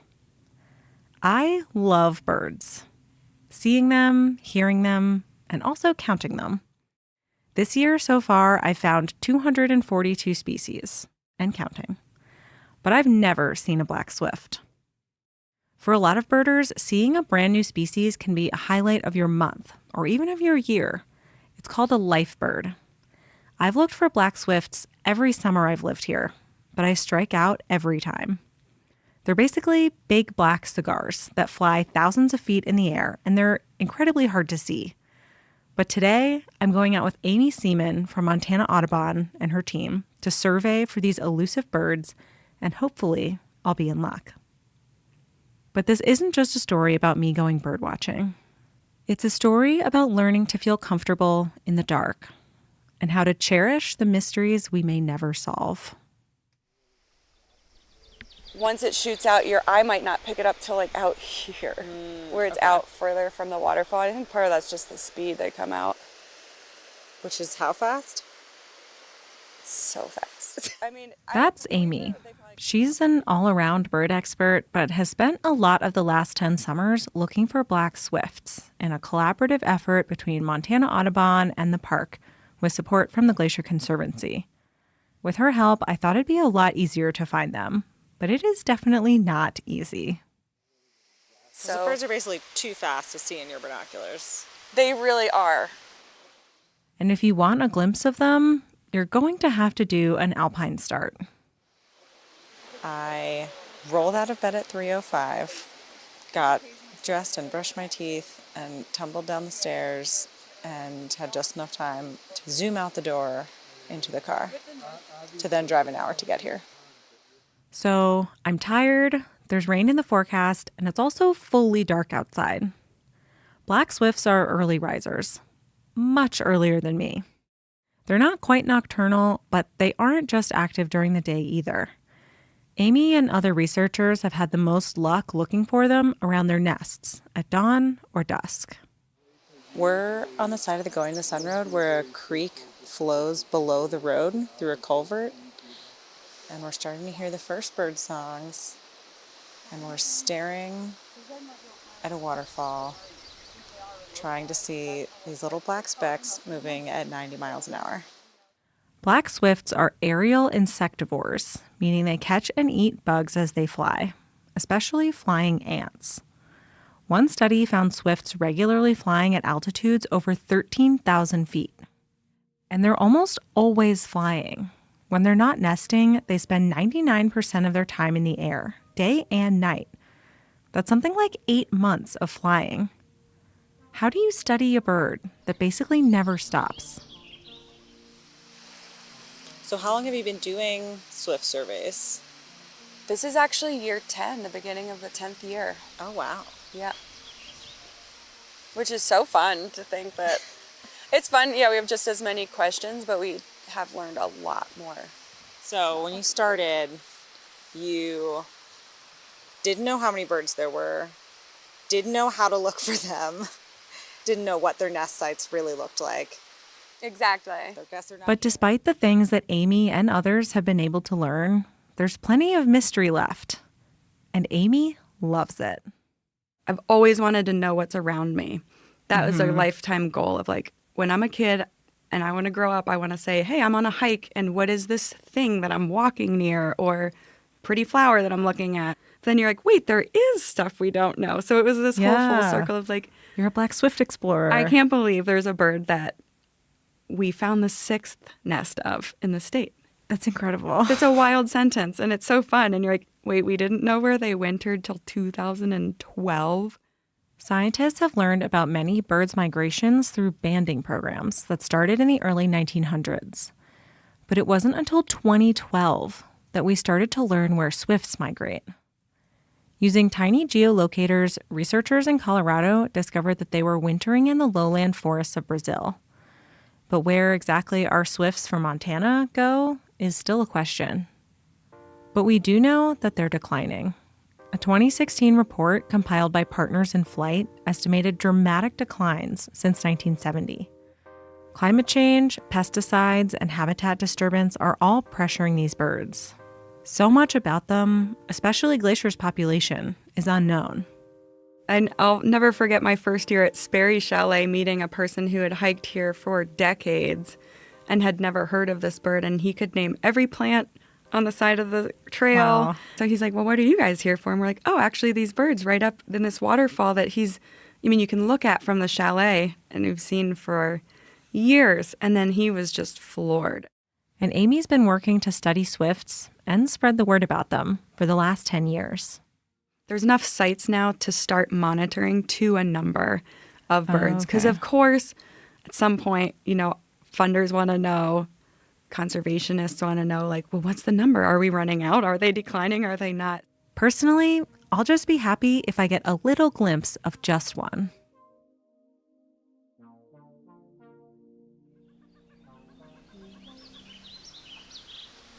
Okay, have I missed anything? Not yet. Just staring. I'm standing with Amy and her team, all of us staring intently at the waterfall coming out from under Going to the Sun Road. I'm bundled up, but the cold, damp air is still somehow seeping in. It's 5:25 now. I've still seen no swifts, although it's seeming less absurd that I might be able to see that now that it's a little lighter, but it hasn't happened yet. We do call them the swifting hour. There's like a certain light that starts to settle in the morning or night, and you're like, okay, I can feel the activity now. So Maybe Amy could feel it, but I was not at her level. So I'm just looking at the waterfall in my binoculars, and we talked for like 2 hours yesterday about how you can find the nests and what to look for, and this kind of nook or crevice or the whitewash from their poops out of the nest, and they made it all seem very straightforward. And I am befuddled. Needless to say, seeing a swift, even with Amy's help, was not going to be as simple as I'd hoped. But compared to most of their sites, which involve not just a drive, but hiking miles off trail to get to, this is a breeze. So is this like the cruisiest survey spot you guys have? Yes. I was saying I've never rolled up and I was like, I'm going to wear Crocs just because I can this morning. It was enough of a challenge for me to get up at 3 a.m, and I'm grateful we did not have to backpack here or bushwhack for hours up a mountain. So I like to say swifting's not for the faint of heart. You would be right. Also, because you get so excited sometimes, I'm like, oh, I'm going to have a heart attack because of my excitement level. I can't say that I was at heart attack levels of excitement, but some booms of thunder did start to get my heart going.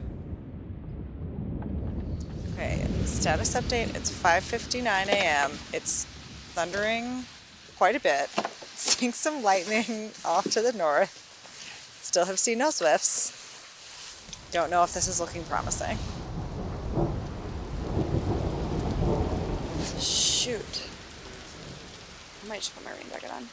If it's pouring, we won't survey, but we have done some like half rainy ones. It's honestly hard to tell if it's past dawn yet because the storm clouds have made it so dark. We take refuge in the car and the storm lets loose. Rain is coming down in sheets and pouring off the cliffs above the road. In a way, the wet weather is appropriate. Black swifts nest behind waterfalls, peeking out through the mist with their big dark eyes. As the clouds empty around me and my nose fogs the car window, I suppose I'm getting a glimpse of what their habitat might feel like. One question I had was, why did they so often nest behind or around waterfalls in the first place? There isn't conclusive evidence, but experts think it serves a few purposes. The first is to avoid predators. And another possibility is climate control. But then apparently the water is good for the temperature to be cool because they're not fluctuating. Like they're not getting so hot either. It's just steady. Yeah, I think it stays basically like 45 degrees all the time behind. Glacier has plenty of waterfalls in the spring, fed by melting winter snow. But by late summer, most of them run dry. Black swifts are smart enough to only pick waterfalls that will protect and cool their chicks all the way until the end of summer. And those can only be fed by glaciers and persistent snowfields, which this park has a lot of. We have realized that they love Glacier National Park. There are more nests here than in the rest of the state combined that we know of. But as temperatures warm with climate change, the sources of these waterfalls, those glaciers and snowfields, are declining. Because I guess you could see the swifts as a bit of a canary in the coal mine. And as you say, like, the waterfalls are where they are. They can't move up in elevation. But also they feed on insects. And so as insects decline, like, that's even more invisible. Yeah, and I think you totally nailed it, because part of the interest in studying black swifts isn't just that they do have a unique place that we just didn't know about them, but they totally share a decline with other aerial insectivores. And the jury's kind of out on exactly what issues are happening. This is one of the biggest motivations for their studies in Glacier, trying to figure out what the population is like and how worried they need to be. And it also helps us know, like, oh, maybe we don't need to hit the panic button either right away. Like, there is a lot of great habitat in Montana, and it could be that we have a lot more of these birds than we thought. But all of Amy's work can still only go so far. We can also learn only what we can learn in Montana. Mm-hmm. We don't know anything that these birds are encountering on their migration or on their wintering grounds. And even with 10 years of data from Glacier and efforts in Colorado and Idaho, we still know remarkably little about these birds compared with almost every other species I might see on a morning walk. It makes me wonder what else I'm missing. If a tree falls in the forest and you don't hear it, right? Like, what happens? And then so it's like if a black swift disappears from a waterfall, but we never know they were ever at the waterfall, to me, there's something really interesting that's lost in that.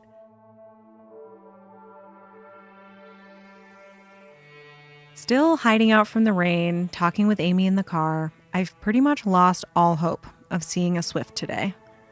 Maybe of ever seeing one. I feel like the thunderstorm is an embodiment of climate change and all the threats these little birds are facing, looming over all of us. As the park's glaciers retreat and disappear, people notice and they care. But does it matter if a bird that I might never see disappears? Can you love something you've never seen?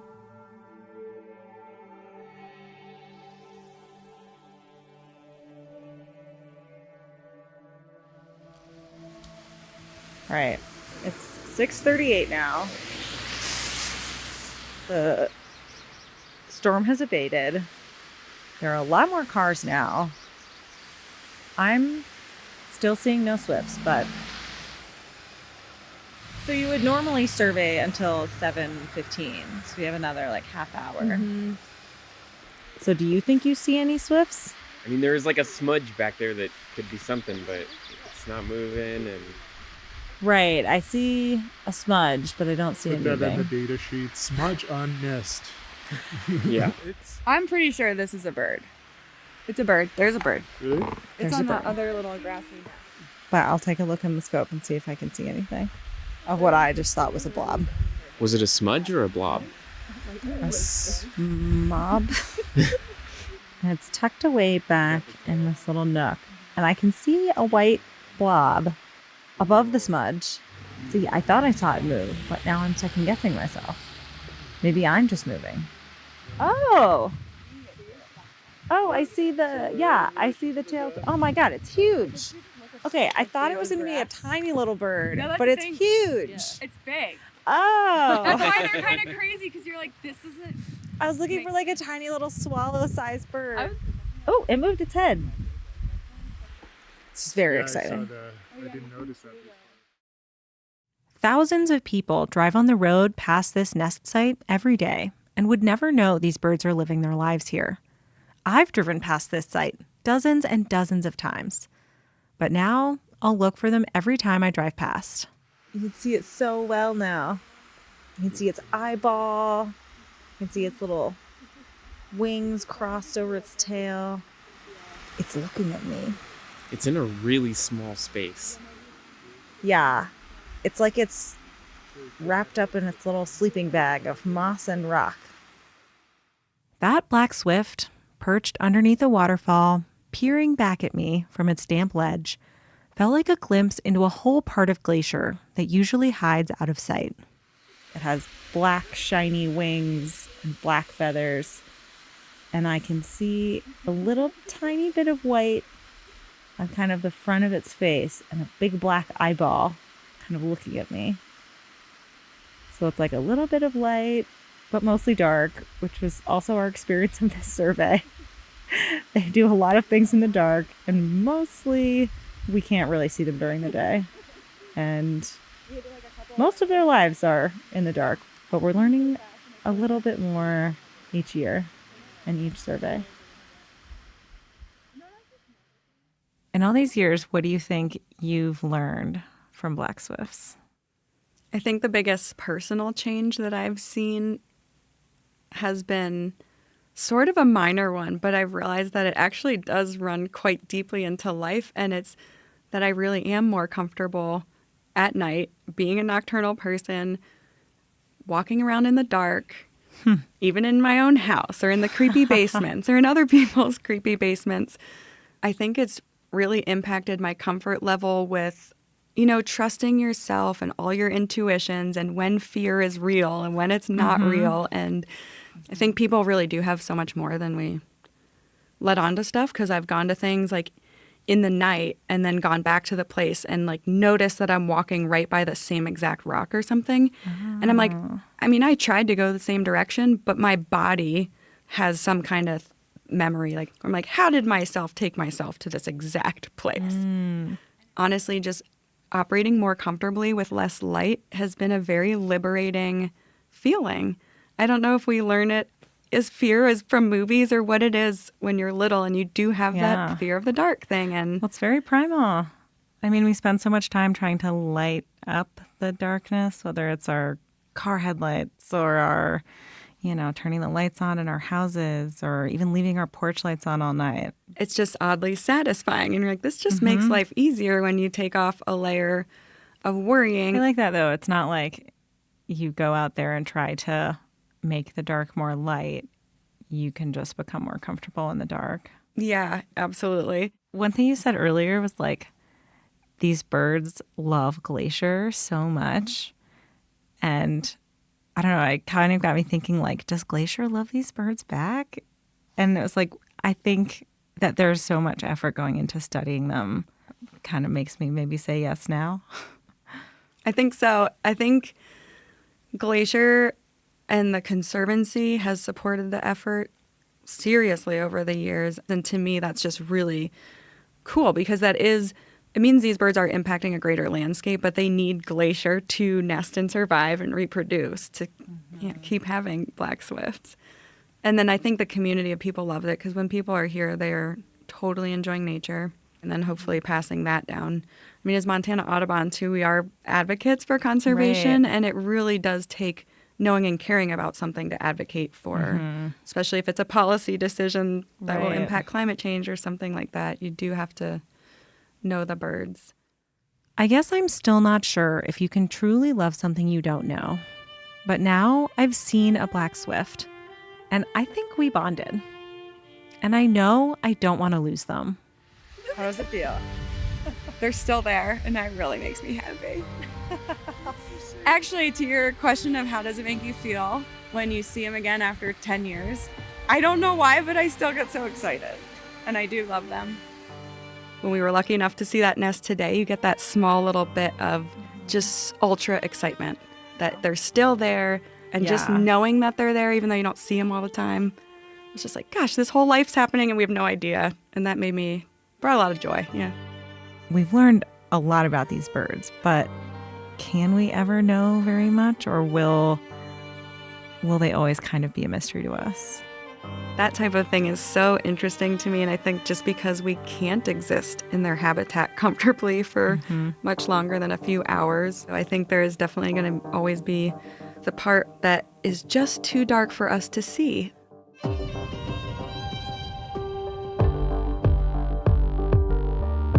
Headwaters is a production of Glacier National Park and is supported by the Glacier National Park Conservancy.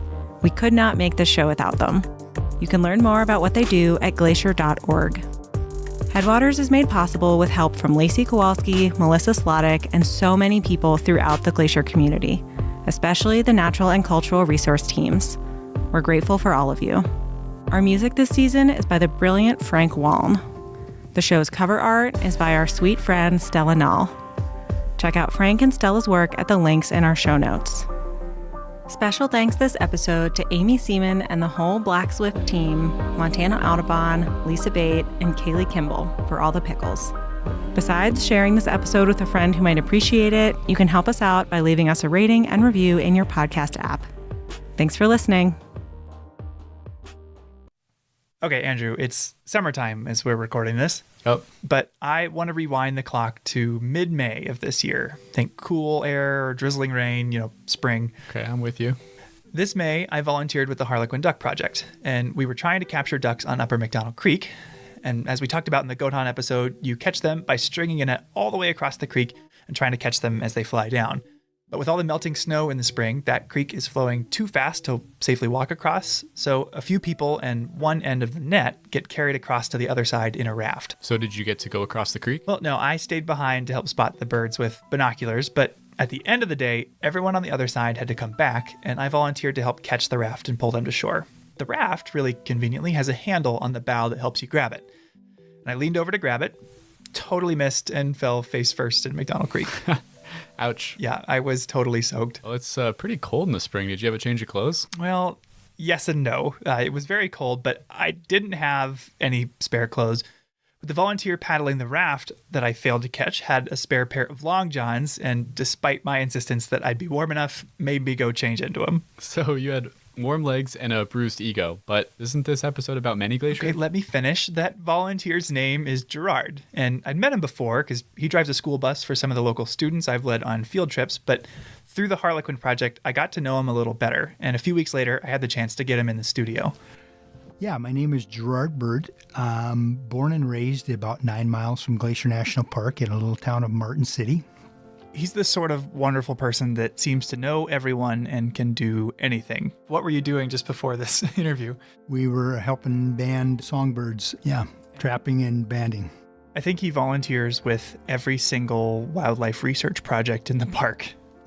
We started about 12, maybe 13 years ago, helping out with the Wolverine Project, got involved, and we put in roughly 175 backcountry miles. Did you make him come into the studio just to return his long johns? No, he's got wonderful taste in long underwear, but that's not why I wanted to talk to him. I wanted to talk to him about a trip he did with the Glacier Institute in 1986. Glacier Institute was founded in 1983, started working in 84.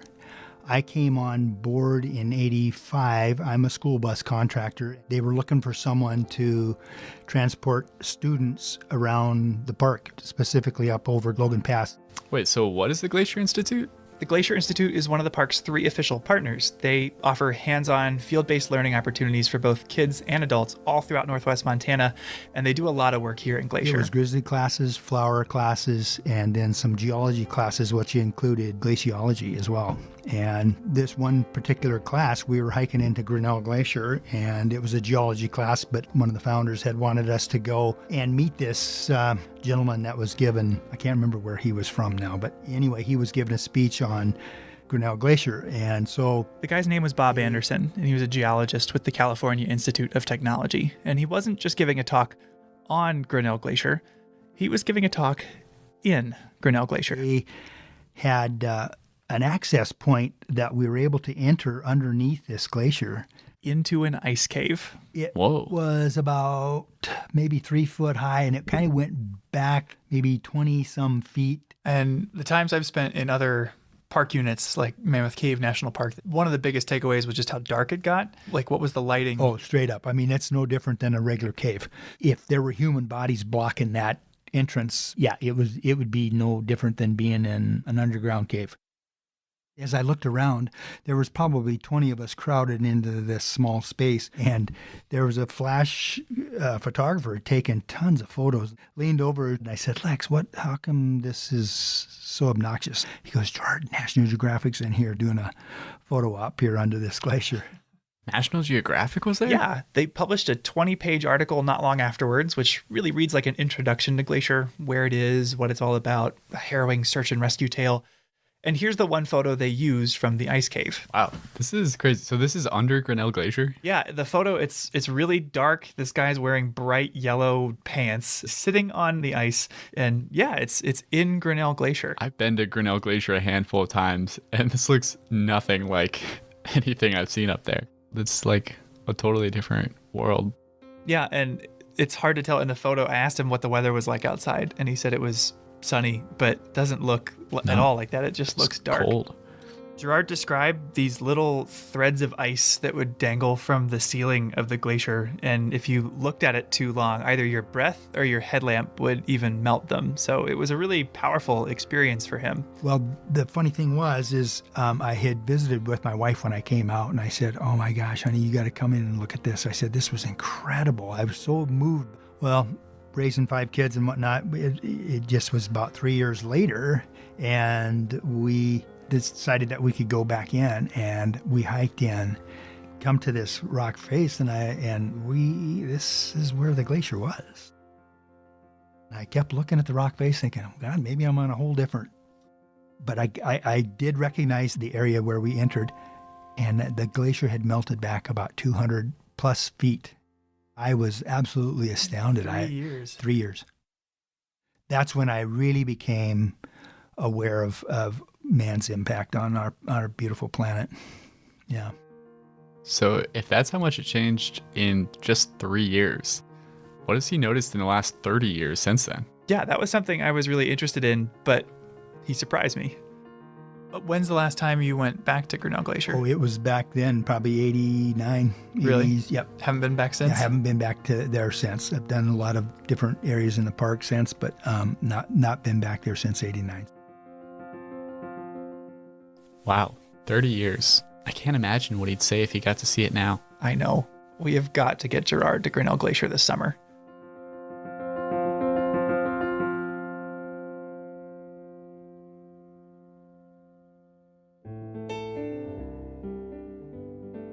Welcome to Headwaters, a Glacier National Park podcast, brought to you by the Glacier National Park Conservancy and produced on the traditional lands of many Native American tribes, including the Blackfeet, Kootenai, Salish, and Gillespie people. We're calling this season The Confluence, as we look at the ways that nature, culture, the present, and the past all come together here. I'm Michael. I'm Andrew. And we're both rangers here. And today we're going to be taking you on a journey to the Many Glacier Valley. Nestled in the northeast corner of the park, Many Glacier is one of its most spectacular destinations. I know every time my family's come to visit, we've made a point of taking Highway 89 on the east side of the park just to get there. Typically, the road is open from mid-May to late October, but the high elevation trails have a much shorter season because they're only reliably clear of snow in August. According to longtime Many Glacier Ranger Bob Adams, there are 2 trails in particular that people come here to see. Today, that would be the Grinnell Glacier Trail, and that would be the Iceberg Lake Trail, which is... This area is popular, like really, really popular. But there are lots of people, roughly 600 or more a day. That 600 is on each trail. So this isn't the place for solitude? Not exactly. And to make it even more extreme, Bob sometimes has to close one of those trails for bear activity. And if the Iceberg Lake Trail is closed, then... You'll get 900 people on the Glacier Trail. 900 people on the Grinnell Glacier Trail? So that may not be what you want. It may be exactly what you want because you maybe feel safety in numbers. That's a false assumption, but people make that assumption. Why do so many people come here? I asked Diane Sine. She's a ranger, and she spent more than 40 summers in Many Glacier. It not only has the actual glaciers that are still hanging in there, just barely. Then we also have the historic hotel. We have, in my opinion, the best hiking trails in the park. So if you just wanted one location that sums up all that's excellent about Glacier National Park, it's Many Glacier. And yes, this is a commercial for Many Glacier. And she's not totally joking about the commercial thing. The marketing of Many Glacier and of the Glacier National Park region as a whole is a really important part of the park's history. What do you mean by that? Well, in the early days of Glacier National Park, a lot of the infrastructure was built by the Great Northern Railway. And the railway executives wanted this place to look like the Swiss Alps. Yeah, there's definitely Swiss architecture noticeable, not just at the Many Glacier Hotel, but the Lake McDonald Lodge too. But why Swiss? That's actually a pretty interesting story. To learn more about it, I decided to join Diane Sine, the ranger you heard a minute ago, on a tour of the Many Glacier Hotel. Well, I'm jealous. Luckily for you and our listeners, these tours are offered during the summer at the Many Glacier Hotel and Lake McDonald Lodge. You can find the schedule in your ranger-led activities guide, which you'll receive at the park entrance station.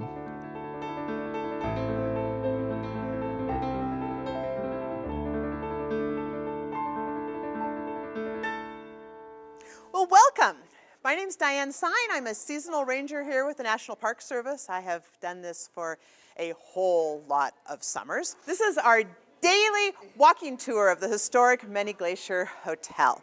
So before I start... She told us about how she first fell in love with Many Glacier as a child on a family camping trip, and all through college worked here in the summers as a singing waitress. Wait, she was a singing waitress?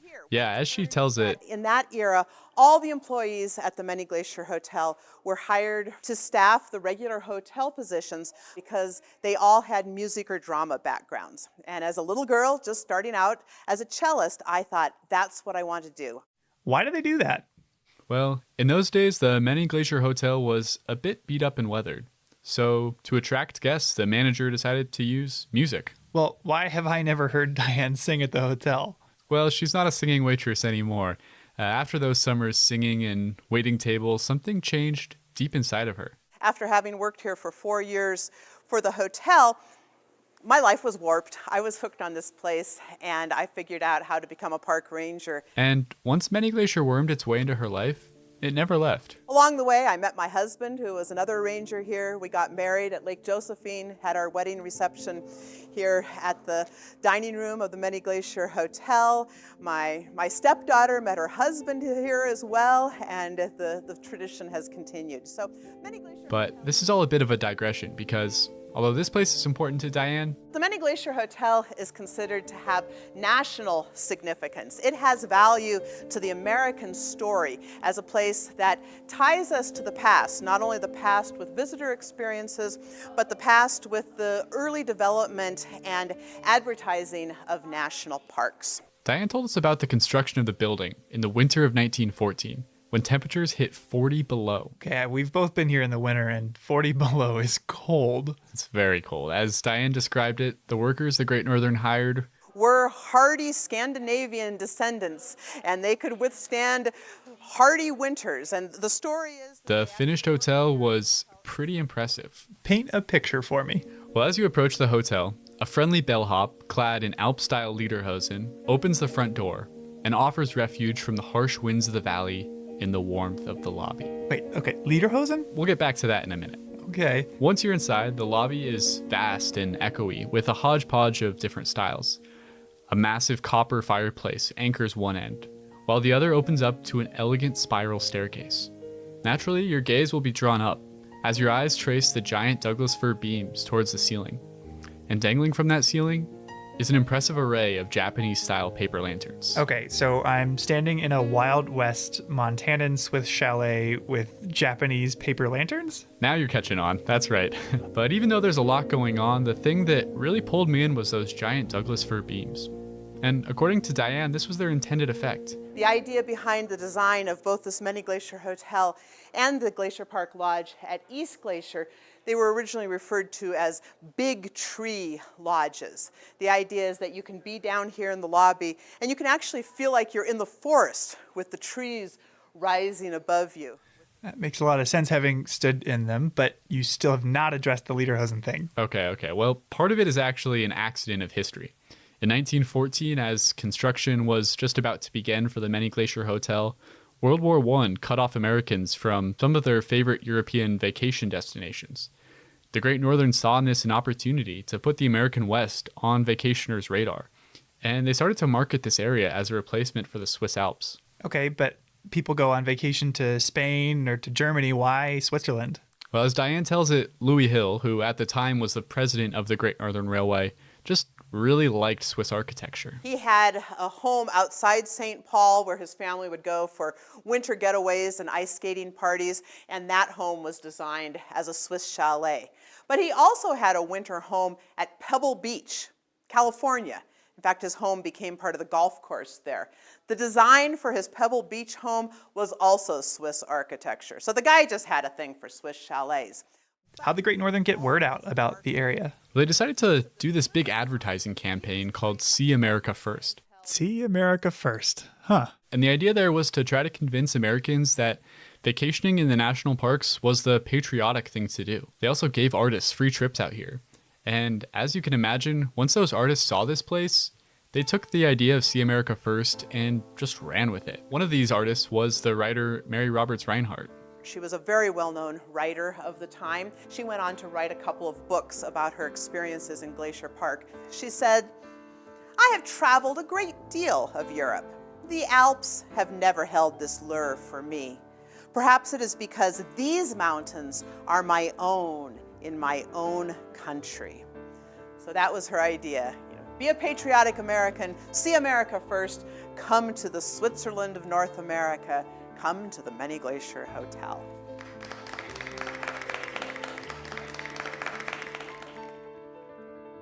Okay, so this marketing campaign is why we have all the Swiss buildings around Glacier. Exactly, and it's had a pretty big impact on the way people use the park even to this day. But it also starts to get at something that's really central to the mission of the Park Service. What do you mean? Well, we're supposed to be preserving these places for future generations, but our mission is also to allow for their enjoyment today. That can be a tough act to balance. Okay, I see what you're getting at. People come to Many Glacier to see the bears and the glaciers and to feel a sense of wilderness, but their very presence alters those things. Right, the Many Glacier Hotel and the marketing around it got a lot more people to come out and enjoy this area. But it also changed the character of the valley. When people and nature come together, both are changed by the encounter. But that's not always a bad thing. Certainly not. Encountering the natural world is an important way that we can learn and grow as people.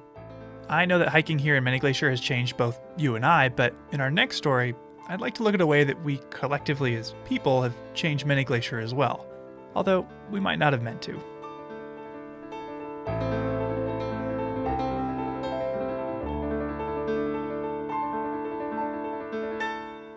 So, you know how we've been talking about doing a hike in Many Glacier? Yeah? Well, I just talked to Lisa McKeon. She's a physical scientist with the USGS. She invited us to go up to Grinnell Glacier with her next week. Oh my gosh, we've got to bring Gerard. I thought you might say that, so I asked Lisa about it, and it turns out that they actually already even know each other from some projects he's volunteered on, and he's welcome to join us too. Of course they know each other. Well, I've got to call him. Yeah, let's get him on the phone. Each episode, we seem to cover at least one thing that, like this podcast, wouldn't be possible without the support of the Glacier National Park Conservancy. With the help of some friends over there, we got the number of Executive Director Doug Mitchell and decided to call him up out of the blue to ask about these projects. For this episode, we wanted to ask about the restoration work done on the Many Glacier Hotel.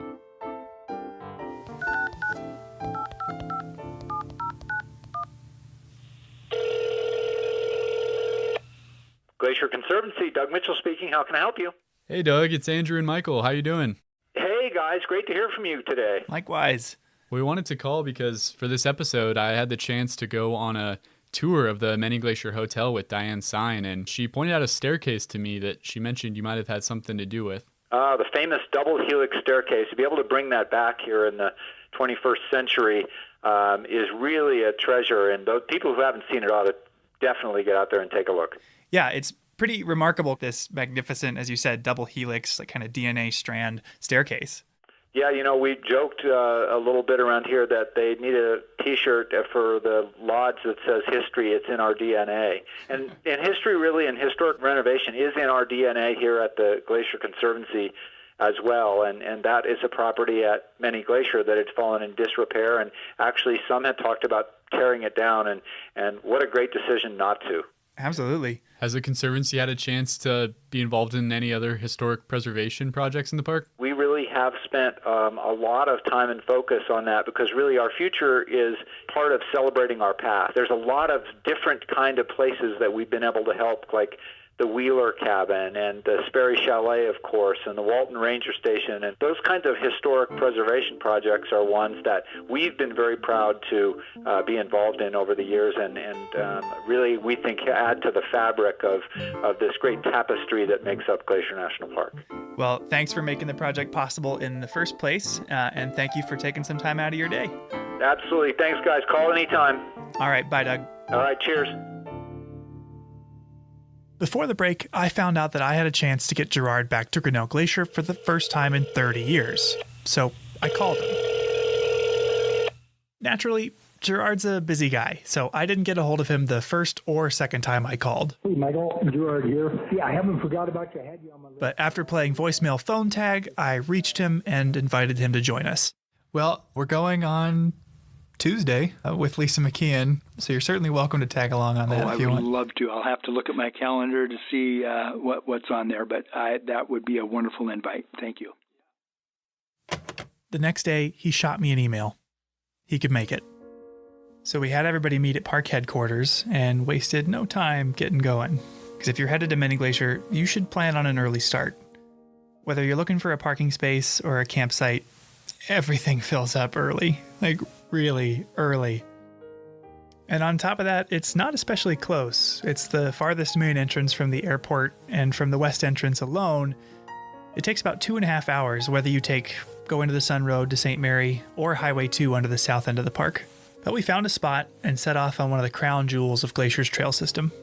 Now, the trail is popular not just because of its destination, but because of the scenery along the way. If you're not looking at wildlife, you're looking at towering snow-capped mountains or crystal clear lakes. Round trip, it's 11 miles and you gain 2,600 feet of elevation, so it's not an easy hike. In fact, one of the fan favorite ways to do this trail is to actually skip the first few miles entirely. The Glacier Park Boat Company offers historic wooden boat tours, and some of their tours include a hike to the glacier. And taking that boat shuttle shaves off nearly 4 miles of the hike, but none of the elevation. If you're interested in boat tours at Many Glacier or anywhere else in the park, it pays to plan ahead. We didn't catch a boat, though. We just hiked. And you don't have to hike too far before you stumble into one of the most famous views in the whole park, a bright blue Grinnell Lake tucked into the mountains. And if you've ever seen a poster of the park, odds are it was a picture of Grinnell Lake. In fact, Lisa McKeon told us she had a poster of the view in her college dorm room. Yeah. I've been up this trail so many times, I never thought about that. Oh, good. But, the classic Grinnell view. Good right story. Here. Yeah. When I worked for a different agency in a different state, that same poster was on the wall in the office next to me. And I had a funny experience with this view as well. When I got hired, I was in college and I was so excited about it. I'd never been here before. And so I Google image search Glacier National Park, downloaded some cool pictures for my phone background. And I didn't ever really look up where it was, but I was hiking up here for the first time and I'm like, oh my God, this is the view from my phone. Yeah. I took my own photo from that spot and I still have it as my That's still your background? Yeah. This whole time. Good story. So, That's great. I was like, oh, this is it. This is why I came here. And it is so easy to get swept away by the beauty of this trail, by the wildflowers, by the wildlife, whether it's mountain goats or bighorn sheep. But the entire time I was distracted, wondering how Gerard was going to react once we finally saw the glacier. And the trail does a really good job at building that anticipation because you can't really see it until the very end. But after a few hours and a few thousand feet, we made it. We crested that final hill and were able to look down at Grinnell Glacier. And it was the first time any of us had seen it that year, but for Gerard, it was the first time seeing it since the 80s. All right, Gerard, what's the big reaction to this big view? That's our producer, Daniel. There was just more snow and ice here. Right here, there was no snow. Gerard's a guy who always has something clever to say. I had never seen him at a loss for words, but he stood there for a minute, stock still, staring out at the ice in disbelief. Holy cow.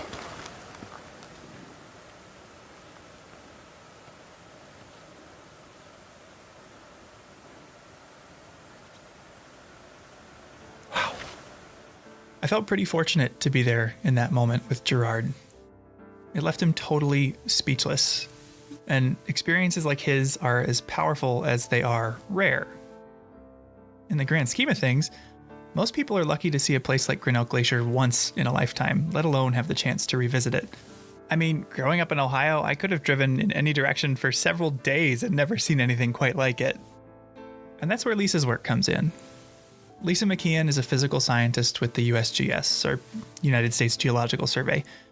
And over the course of her career, she's taken experiences like Gerard's and made them a lot more accessible. No, I agree. I mean, we've got, area change data, we've got some volume estimates, we've got mass balance, we have a lot of quantitative data looking at change.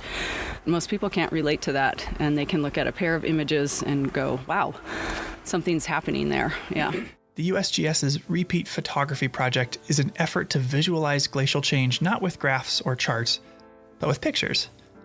By retaking historic photos of glaciers throughout the park, you can see the change that's happened in the intervening years with your own eyes.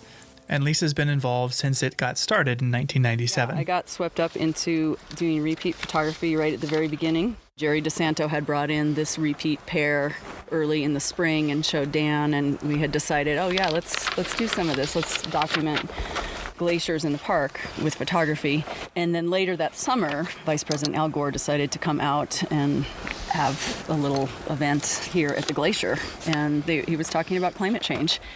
Like right then at 1997, the media came out and we had taken a few repeat photos and they couldn't get enough of them. It was some of the first really visual evidence that people could relate to with this idea of climate change.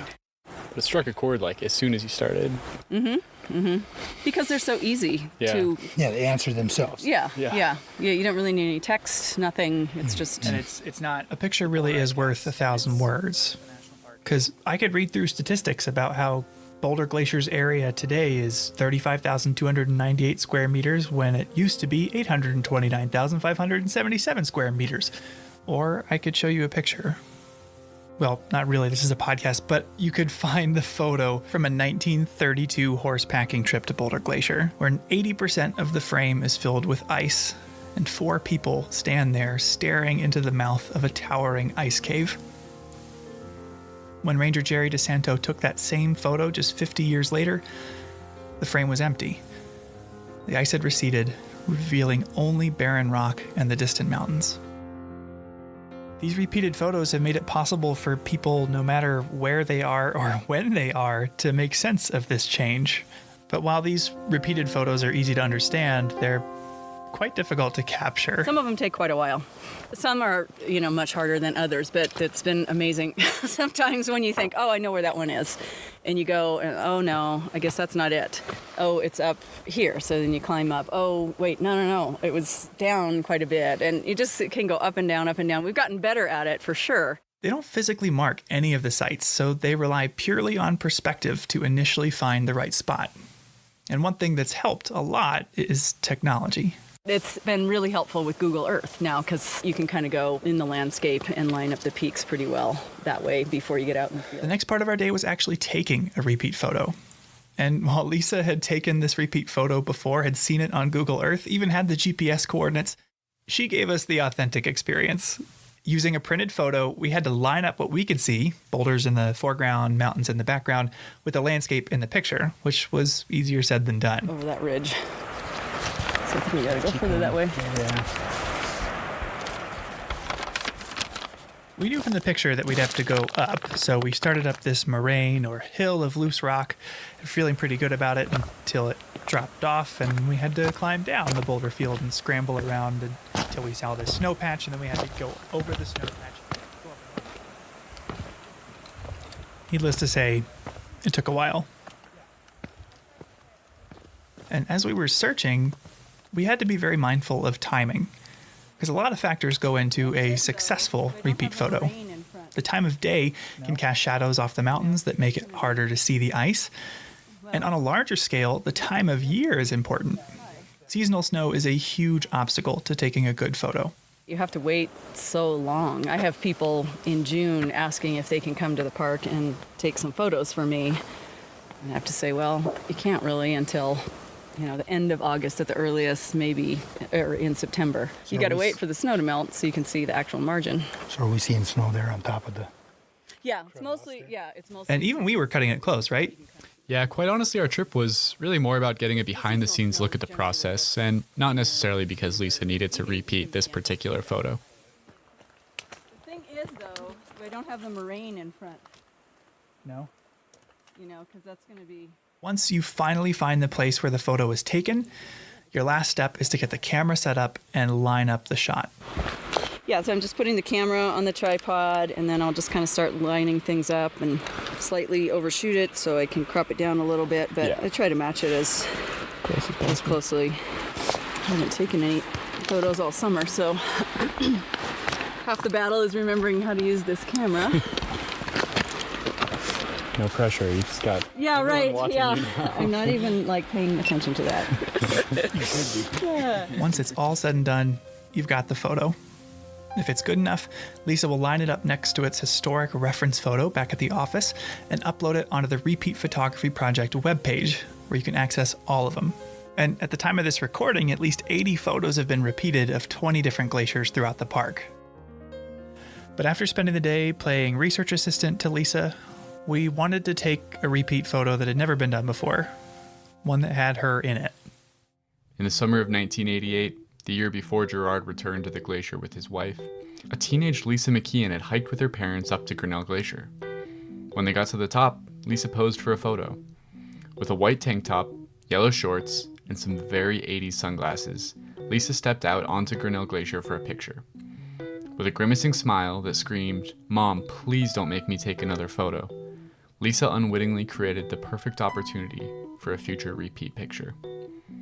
So, Michael, when I pulled out that photo of Lisa up at Grinnell Glacier, that was your first time seeing it, right? Yeah, no, it was. And it took me a second to even figure out what the photo was of, let alone who was in it. Do you recognize Lisa in them?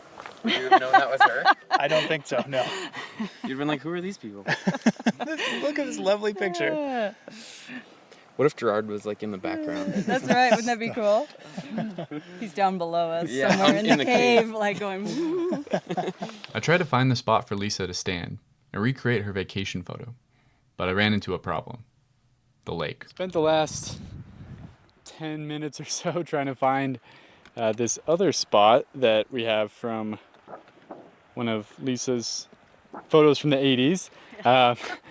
And I keep coming further down this way, and I still think we've got to go a lot further that way to get to the spot.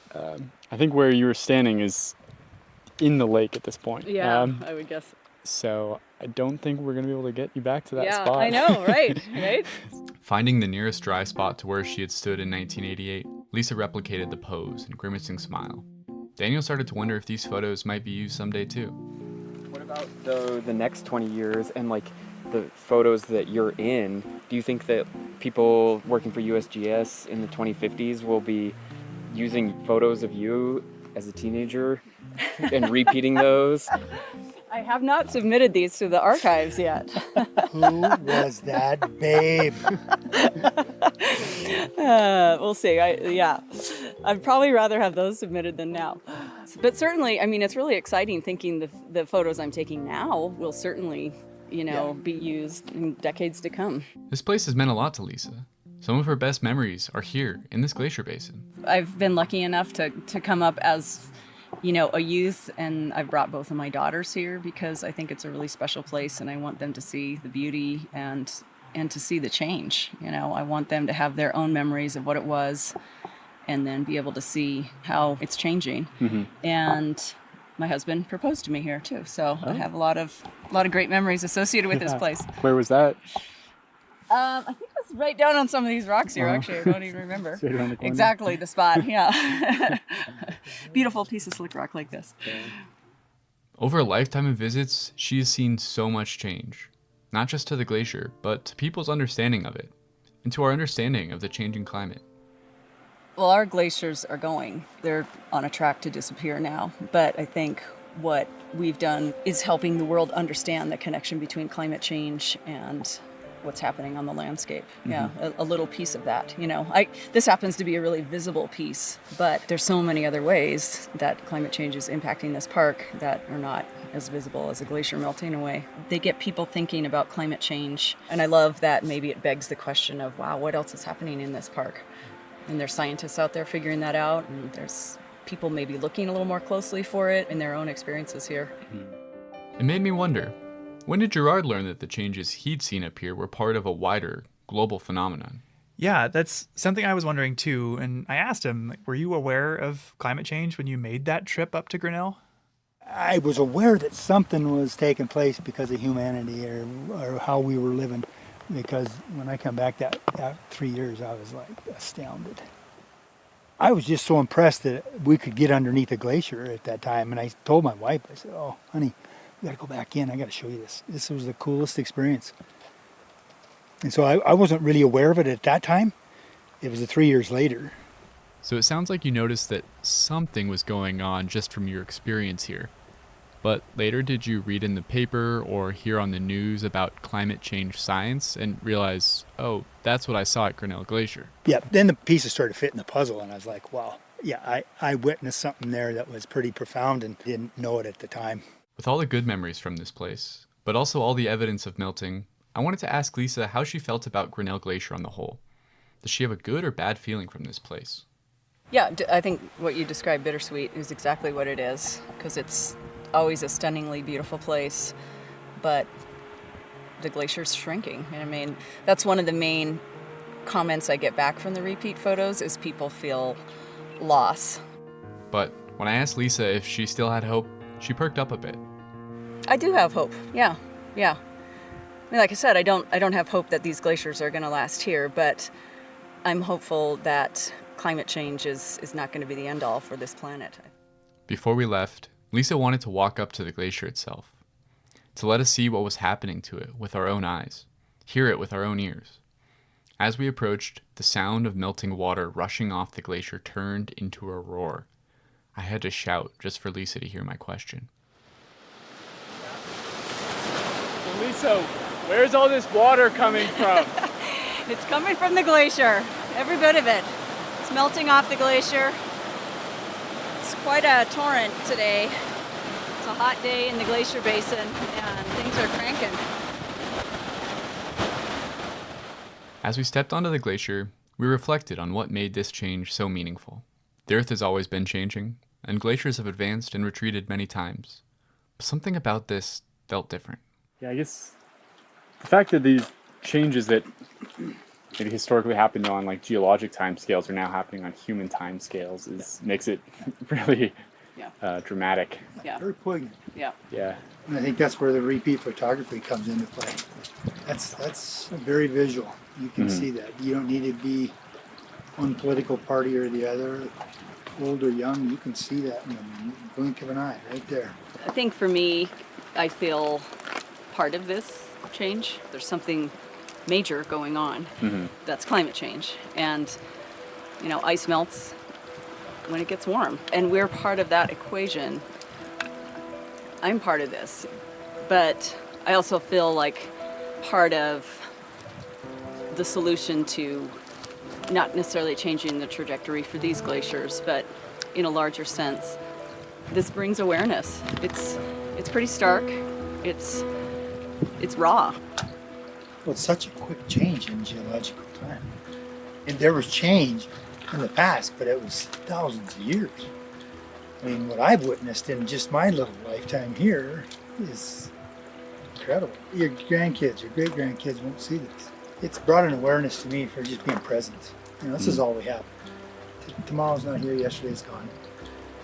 This is all we have. We're just fortunate to be able to witness the last part of Grinnell Glacier.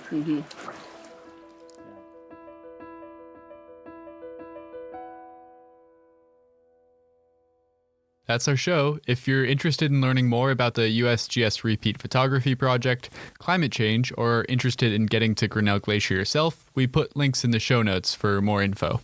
Thanks for listening.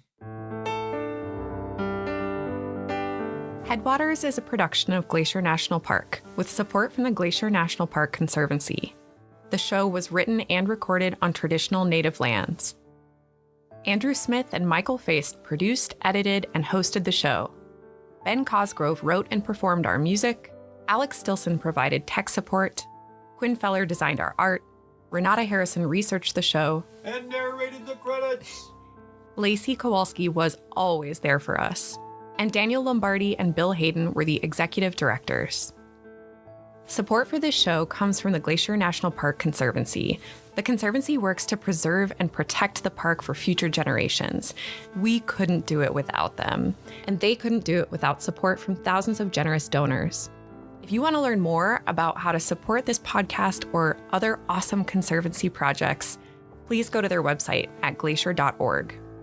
Of course, you can always help support the show by sharing it with everyone you know, your friends, your family, your dog, and also leave us a review online. Special thanks this episode to Gerard Bird, Diane Stein, Bob Adams, and Lisa McKeon.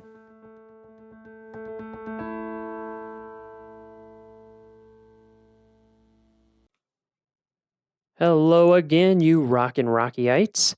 We are not going to do any announcements this week. We are going to get right into that sweet, sweet podcast action.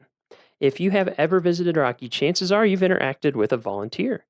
And even if you haven't interacted with a volunteer, I can almost guarantee that you have enjoyed the fruits of volunteers' labors in ways you might not even be able to imagine. So many projects and things that they're involved in here at the park. And they're so involved, in fact, that we couldn't do what we do without volunteers in this day and age. It would not be possible. They are absolutely essential to preserving and protecting Rocky and providing for the enjoyment of it by visitors like you. We could not do it without them. And we have to have somebody, or actually multiple somebodies, who coordinate all the volunteers, who wants to volunteer for what positions, all the hiring. It's not hiring, it's volunteering, but there's still paperwork. And then just making sure people are well trained, that they're coordinated, that needs are being met. There's so much that goes into it. And so on today's episode, you're going to learn all about our volunteer program from the viewpoint of its director, Lindsay Lewis. Lindsay is super positive, super professional, always fun to work with. And I cannot help but wonder if it's because she knows the importance and the impact of her work with volunteers and the way that it impacts their lives and the joy it brings them, and also the absolutely essential things and services that they provide for us. We hope you enjoy this episode and that it inspires you to become a volunteer yourself. Let's rock.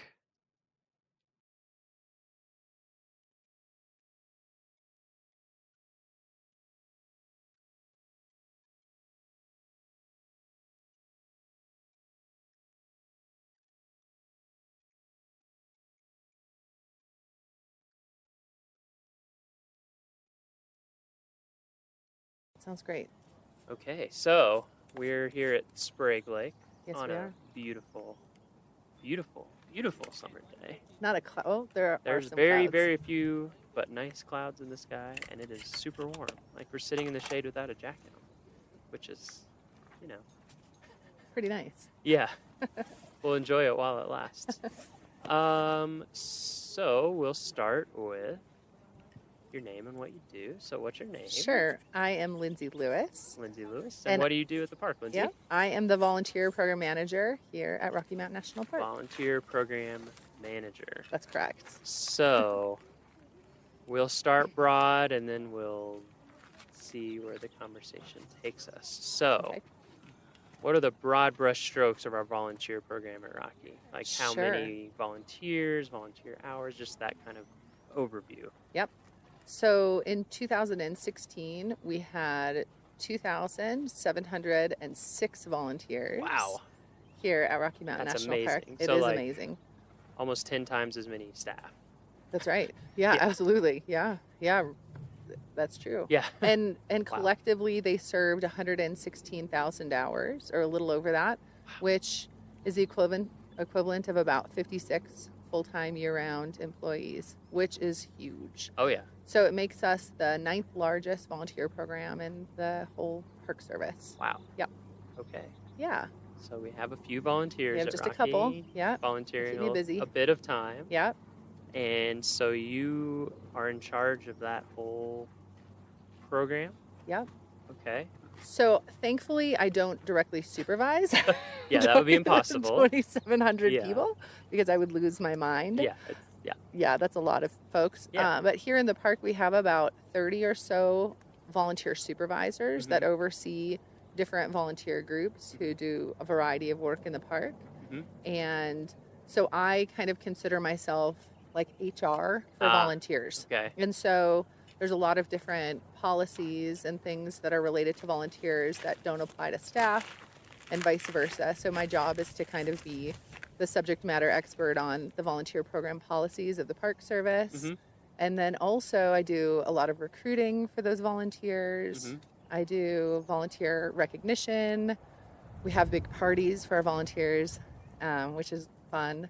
And then I'm in charge of volunteer training and making sure our volunteers are properly uniformed, that kind of stuff. Yeah. It's actually really fun. It sounds kind of boring. Actually, now that I just said it, but it's actually a really fun job because I get to be out in the field and then also just supporting at my desk people that just really love this park, love this place, and really want to be here. You know, when you're working in HR, when you're supporting staff with, you know, making sure that they're getting paid and filling out all of their paperwork properly, it's not super fun. But when you're working with people who just want to do this because they love this place, it makes it a lot more fun to do that kind of work. Yeah, that makes sense. Yeah. Yeah, I think it's hard.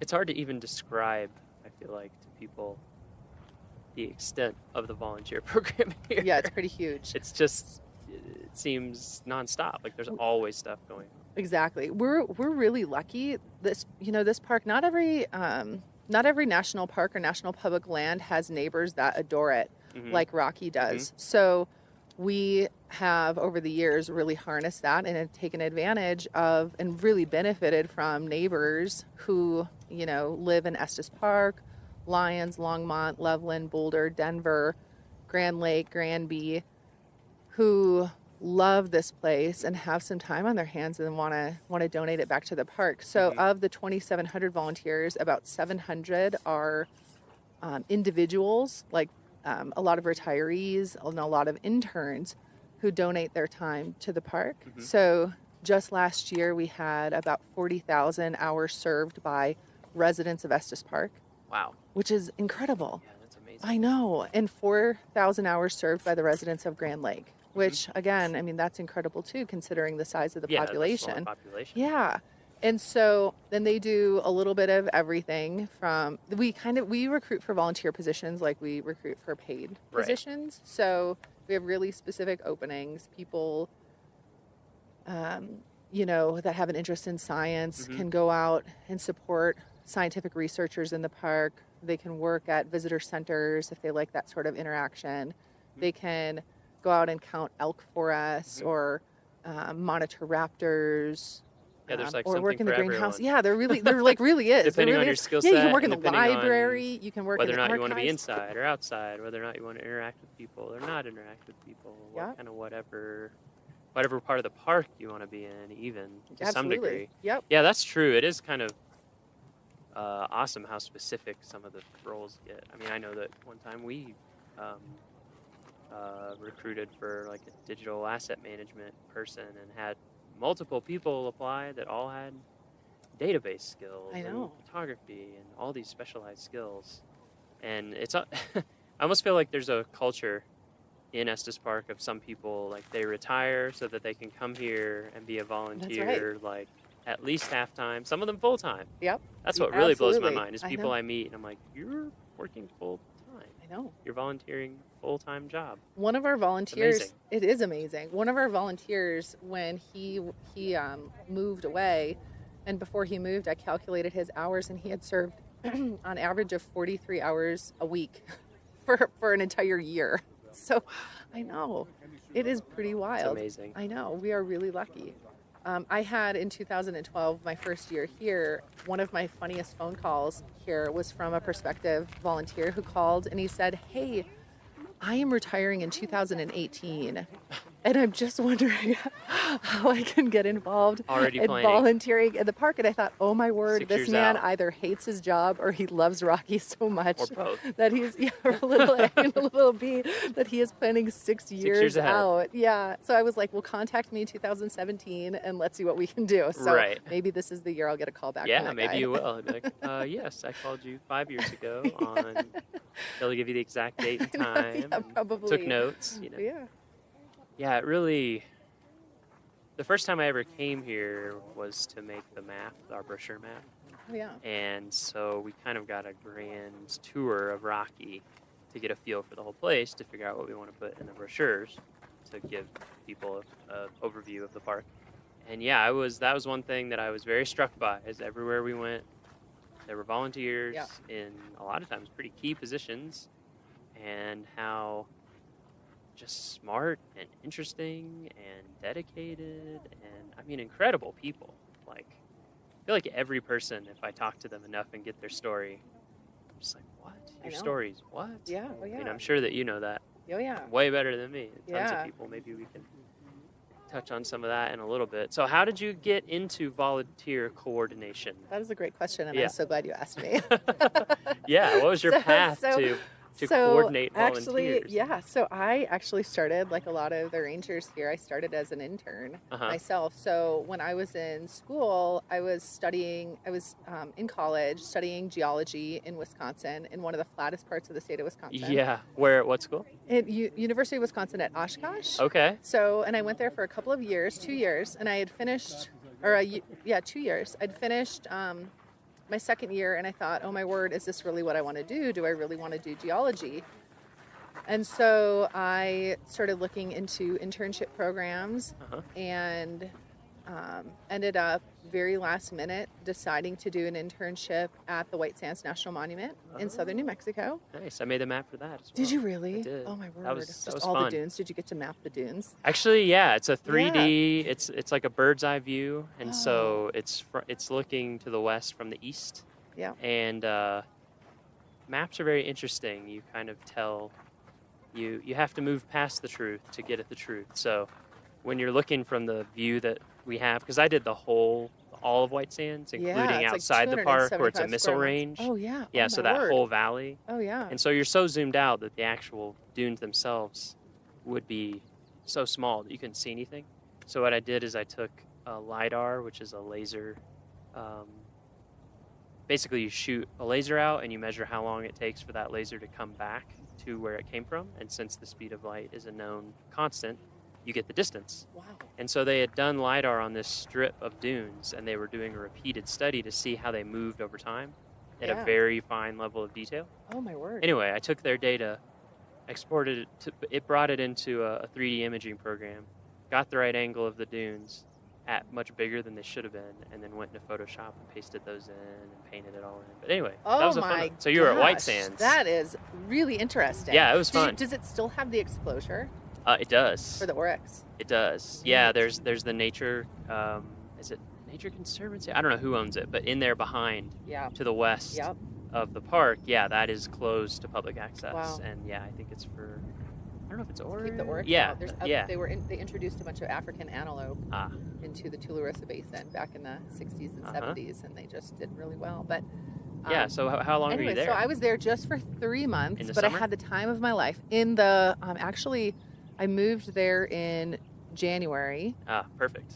Or February. Time to be there. It was there. It was the perfect time to be there, actually, in southern New Mexico. Yeah, in so the for dunes. 3 It was months. great. So that was your for first 3 months. internship. First internship. Yeah, what was that like?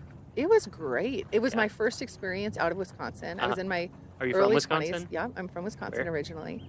Where I in was born in Eau Claire. Okay. And then when I was 10, my folks we all moved to Neenah, so south of Green Bay. Okay. Kind of in that area, in the Fox Valley. Uh-huh. Yeah. Yeah, I know. Really close to Hope. Yeah. Oh, I'm sure we have Wisconsin listeners. Yeah, there's a lot of Wisconsin. I always ask people, specifically where they're from. Yeah. So people can rep the so hometown pride. Yep, So exactly. so you went to White Sands on this internship. Yep, just like and on it was this- the first time. My first time. So, had the time of my life. I lived in a single wide trailer with a rattlesnake that lived underneath the trailer. Nice. Did it have a name? And it did not, Okay. but it kind of freaked me Fear, out. But yeah. it was, it was definitely, for a Wisconsin gal living in southern New Mexico, it was I definitely bet. a really What a change. Yeah, it was a change, and I absolutely loved it.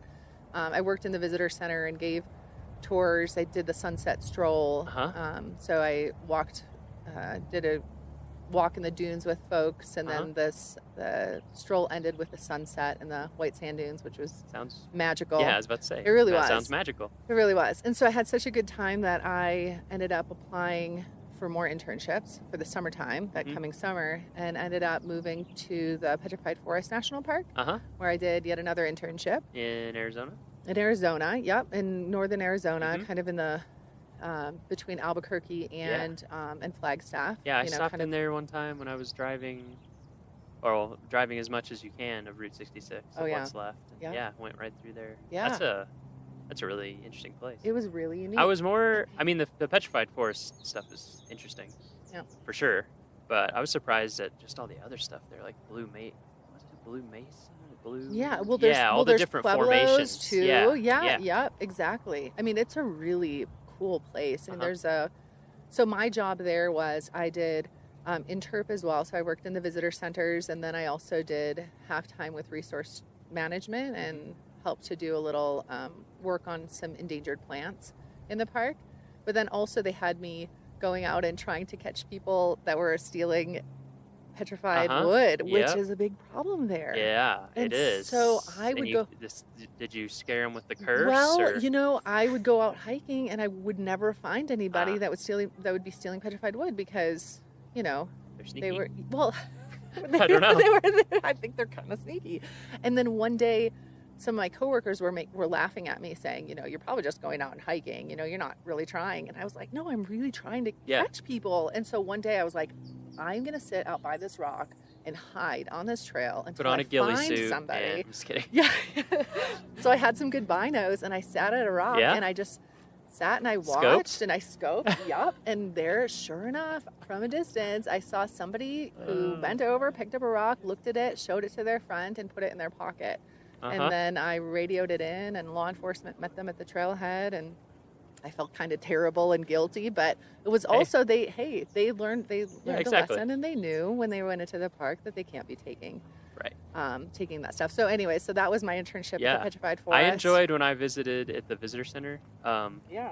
The case they had that was like notes from people with the Yes. curse. Yes. And people would write letters and they're like, ever since I stole this petrified wood, everything is going wrong in my life. Yeah. Please take it back. Please make it stop. Yeah, and so basically. so people feel guilty eventually, Yeah. which is nice. So Messes like their with their conscience, head. their conscience gets to them, and then they mail these pieces Yep. of wood back, and the park can't put them back because they don't know where they They don't came know, from. yeah.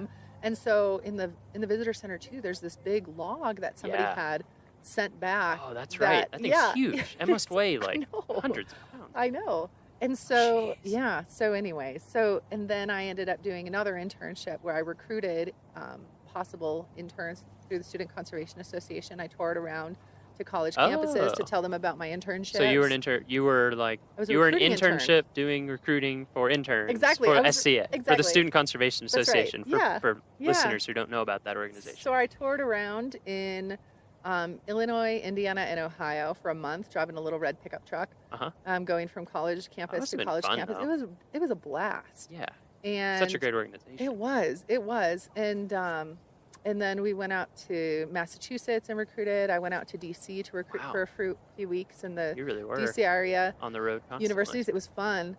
And then one of the internships that I was recruiting for was to work on Capitol Hill. It was a partnership between the Student Conservation Association and Unilever, and they were sponsoring internships 5 months in Washington D.C. on Capitol Hill, and then 3 months out in a national park. Oh. And so I was recruiting for it, and I was like, well, this sounds pretty good. I'm going to apply, and I applied, and I ended up getting the internship and interned out in D.C. working for Congressman Ron Kine of Wisconsin, the 3rd District of Wisconsin. Really great guy. And then the second half of my internship was out in Yosemite, and I did backcountry patrol. Oh, wow. Which was really fun. Dang. And just kind of a little bit So of everything. what was the idea behind that program? Was it like see how it works on the the bureaucratic technical level and then go in the field, or what? Yeah, they wanted to, Unilever wanted to sponsor interns that were doing something good for the environment and doing good for resources. And so they placed us in congressional offices where the congressman sat on the either the resources committee or the agriculture committee. And so that's how I landed in Congressman Kine's office. And then and I think it was just their way of giving back. It was just, it was, philanthropy. What would you do there in his So office? I opened some mail. Yeah. I answered some phone calls. Yep. I responded to some constituents. Yep. And then I was his intern for the House Resources Committee. Okay. And so I would go through prior to committee meetings and come up with bullet points on Yep. various issues that were going to Give be them a brought summary, up. basically. Yeah, to give them a summary. I did some tours of the U.S. Capitol building Oh, to constituents. It was really fun. Yeah. And just a wild experience. It's a great experience, I feel like. I mean, I certainly didn't spend 5 months, but I was in the Goal Academy thing that the Park Service does, and you do a short stint in DC, but they kind of give you like the fastest tour ever of sitting in on committee meetings and sitting in the House and Senate, and just basically seeing how the sausage is made at that level. Yeah. And for me, it was great context, because when you're like, why are things like this, or why are things like that, and then you go and you see it and you're like, oh wow, okay, this is crazy complicated, and things are slow, and there's a reason they're slow, actually. Like, we're a democracy, and that must have been good perspective. It was. For you. It was, and plus exciting, like moving to such a huge metro area. It was really a blast. I bet. It was really a blast. So there were 4 of us. We lived in a National Park Service house in Battery Kimball Park, right across the street from American University, right in DC. And it was just a blast. So we got to go to a bunch of, all of the different lobby groups invited us to parties and gatherings right on Capitol Hill. So we got to go to those.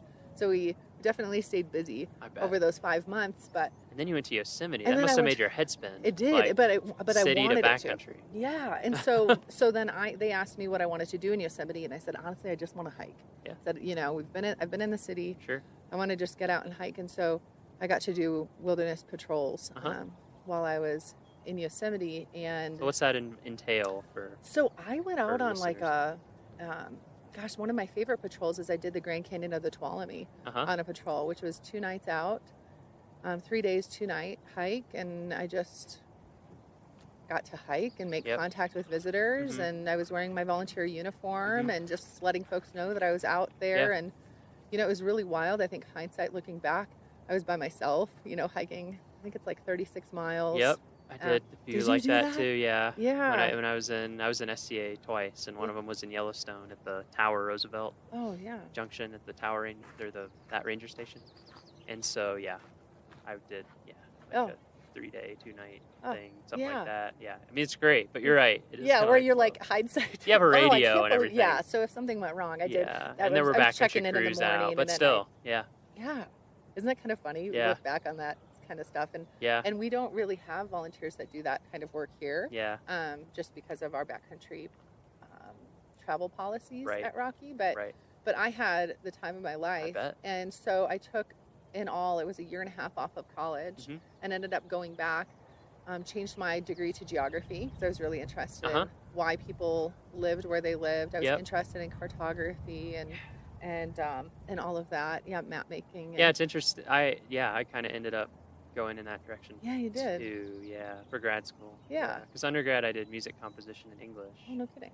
And then I finished up and started working one summer in between years. I worked in Yellowstone for Xanterra, making beds. Yeah. But I was just like, wait, you can get paid to live here? Like, yeah, it's amazing. Okay. Anyway, and so I started doing some SCA internships, and so that's how you got into. Yeah, SCA, Student Conservation Association. I did one in Yellowstone that next summer, and then I did one at Black Canyon and Gunnison in the winter, which was awesome. Oh, that's awesome! What a neat place. Yeah, that led to some other stuff, but So then but that happened to me too. I went back to grad school, and I was like, I did environmental studies, but I ended up focusing on geography and cartography. I just think geography kind of encompasses, if you're a general interest kind of person. Totally. Yeah, so you went back for that. So it totally changed my degree, and totally changed my school. I finished at University of Wisconsin at Eau Claire. Yep, totally changed my life. Yeah. And had so you finished your degree? I finished my degree. So there's a good story for parents out there if you're worried about your kid. Yes, I did. If they take a year and a half off and do internships, as long as they're doing just something, finding their focus. Exactly. Yep, exactly. Nothing wrong with that. Yeah. No, it was. I would not. I had no regrets. Yeah. Yeah, that's for sure. Yeah. So that's how I kind of got my foot in the door of the Park Service, was doing those internships, because eventually down the road, between here and there, I did some other wild, fun jobs, and then I ended up getting my first Park Service job was a permanent year-round job as a volunteer program assistant at Yosemite. And I loved Yosemite, my time when I was there for those 3 months or 4 months in the summertime back in 2002. And then always wanted to go back. And so just totally lucked out with the job there in 2009. And I was there for 3 years. I was there as the volunteer program assistant for 2 years supporting their program. And they have a massive program. I was about to say, massive. Theirs is huge too, right? Yeah, 10,000 volunteers a year and like 170,000 hours. Wow. Something like that. Just, it's absolutely huge. Yeah. I've heard group is really big there too, like the group program. Corporations and companies absolutely. Bringing people out for kind of absolutely. service. Or we have that here too. Yeah. You know, those corporate groups love to come out and volunteer, and it's really, it's a win-win because they, can give back, and promote that they're giving back to the park. And we give them a really neat experience, hands-on experience, and they do some team building and all of that. We I bet it's really. Yeah, I bet. Yeah, it's also just really good for them. Like, a good bonding experience. Yeah, brings people a little closer. Exactly. So what are those? Are those usually day or multi-day, or it just totally depends on what people Totally need? Depends on what they want. So most of the corporate projects are just one day. So they'll drive in. We'll hook them up with a campsite for that night. So they'll get free campsite in Moraine Park Campground, and then in the morning they'll wake up and meet a ranger to do a service project. So they'll do, a full day service project. Or half day in some cases, and then they can spend the next night there too, and then pack up and leave, and just have a really great experience. Totally hands-on with our staff. They get to choose what kind of project they want to participate in, so they could work on trails projects, rebuilding some of our trails, or just doing tread work or whatever. Right now they're doing a lot of projects on horse trails kind of behind Moraine Park Campground with volunteer groups. And then we're also doing a lot of vegetation work with volunteer groups, so they can choose those kinds of projects. So they put in a big water line. There's a big, massive water line project that happened in the park, as you know. Still happening. Yeah. Moraine Park Road has delays on it. Yep. And so last summer, they cut a big swath of, that was huge. It was huge. It was, a couple of miles by 60 feet, I think. Yeah. And so we're using a lot of volunteers to actually re-veg that area, which is pretty neat. Yeah. And so they're doing that, or they can build, the big burn piles that look like big, huge teepees in the park. Yeah, actually, that's a good one to bring up, just because I know a lot of people wonder about that. So for our listeners, when you see these big stacks of wood out in the woods, big piles, they look like big teepees or like huge campfires or something. Those are burn piles where we go in, remove fuel from the forest, stack it, and then at a safe time we burn it. And what we're trying to do is create like defensible lines, things that would keep a fire from growing out of hand or crossing certain areas. So they help with that.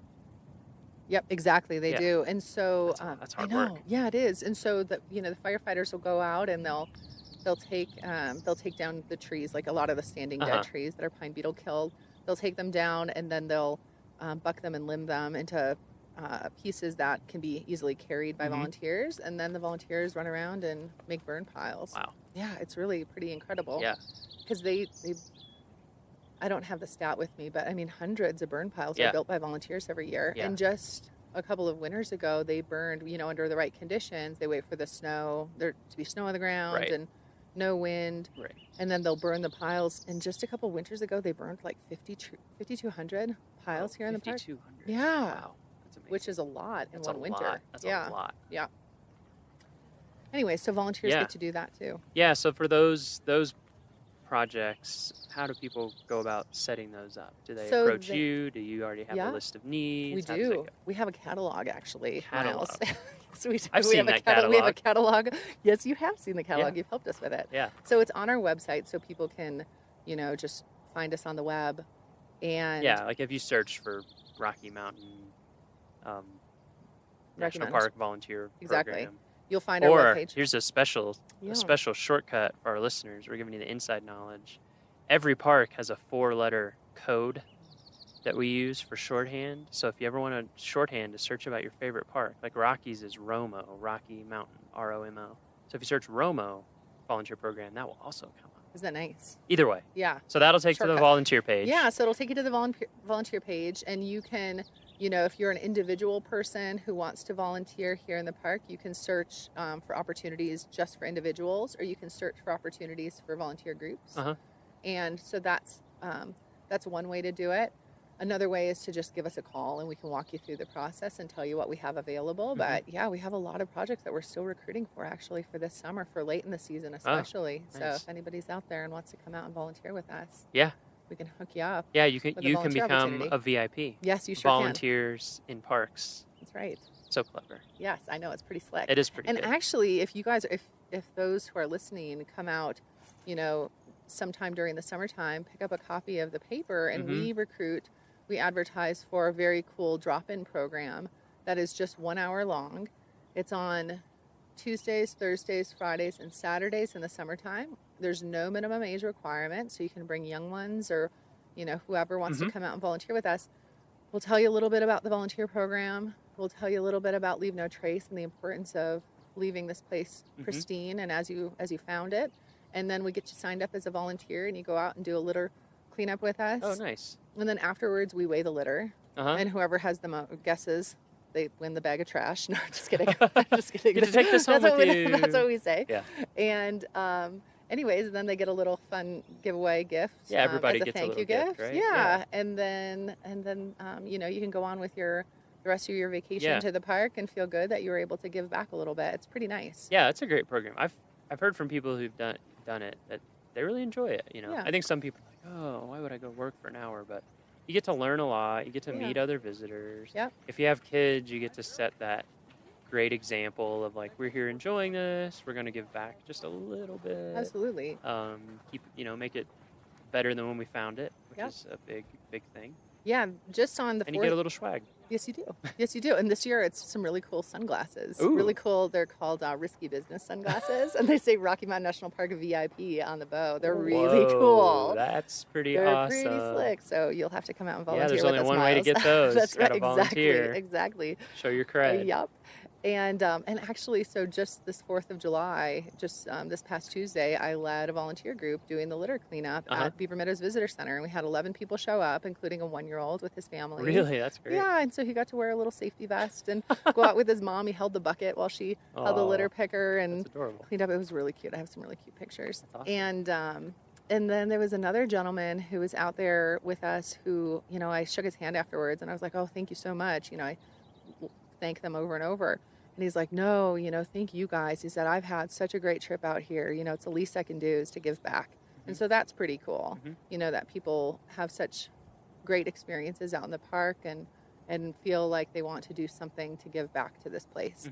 And so it's really fun to help them find that avenue to give back. Yeah, for sure. Yeah. So you were in Yosemite for 3 years, you said. Yep. And then here? And then here. And then I moved out here in 2012. Yeah.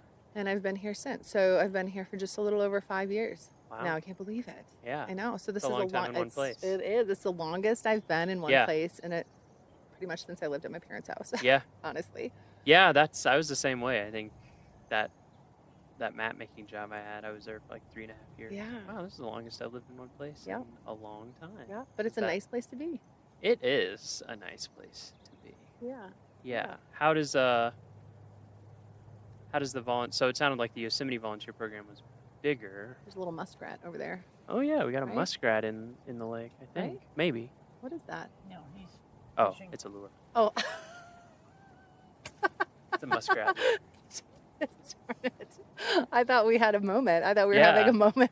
We might still, we might have a moment. Here, I'll keep looking. Is that a submerged moose? It has to be. It's gotta be. It's just doing the famous submarine technique. This is a good place to see moose. It So we is. might luck out, actually. That would be nice. If we're out, keep looking. So Yosemite's program a bit Yeah, bigger. a bit bigger. How does Rocky So in compare, comparison, yep. Yeah. So so Yosemite is a really strong group program. Uh-huh. So a lot of groups come out to serve in the summertime. So they'll serve for a day or two or even a full week. And they have a volunteer campground, specifically a volunteer campground in Yosemite Valley, which not a lot of people know about. And so it allows them to, bring in and accommodate a lot of volunteer groups. So they have a really busy group program. And then additionally, they partner with the Yosemite Conservancy and who also has a really neat volunteer program. And all of those volunteers are considered Park Service volunteers as well. And then Nature Bridge, which used to be the Yosemite Institute, they bring kids out on service projects too. Yeah, I met some people that did Nature Bridge stuff in Golden Gate National Recreation Area, like just north of Golden Gate Bridge. They have a camp out there. Yeah, they do. Yeah, that was a neat program. It's a really neat program. And then they have a lot of interns. And so again, their group program is massive. And then here at Rocky, it differs in that we have a lot more individuals that serve. So of the 2,700 volunteers, we have 700 individual volunteers who are retirees and interns. And collectively, they served over 99,000 hours just last year. And so our individual program is massive here. It's huge, and it's just those people that drive, they commute literally an hour and a half one way. We have a volunteer who she lives down in Denver, and she drives up to Bear Lake every Saturday to be up there at 8 a.m. Wow. So she leaves her house, depending on the weather. She's up there year round too. Wow.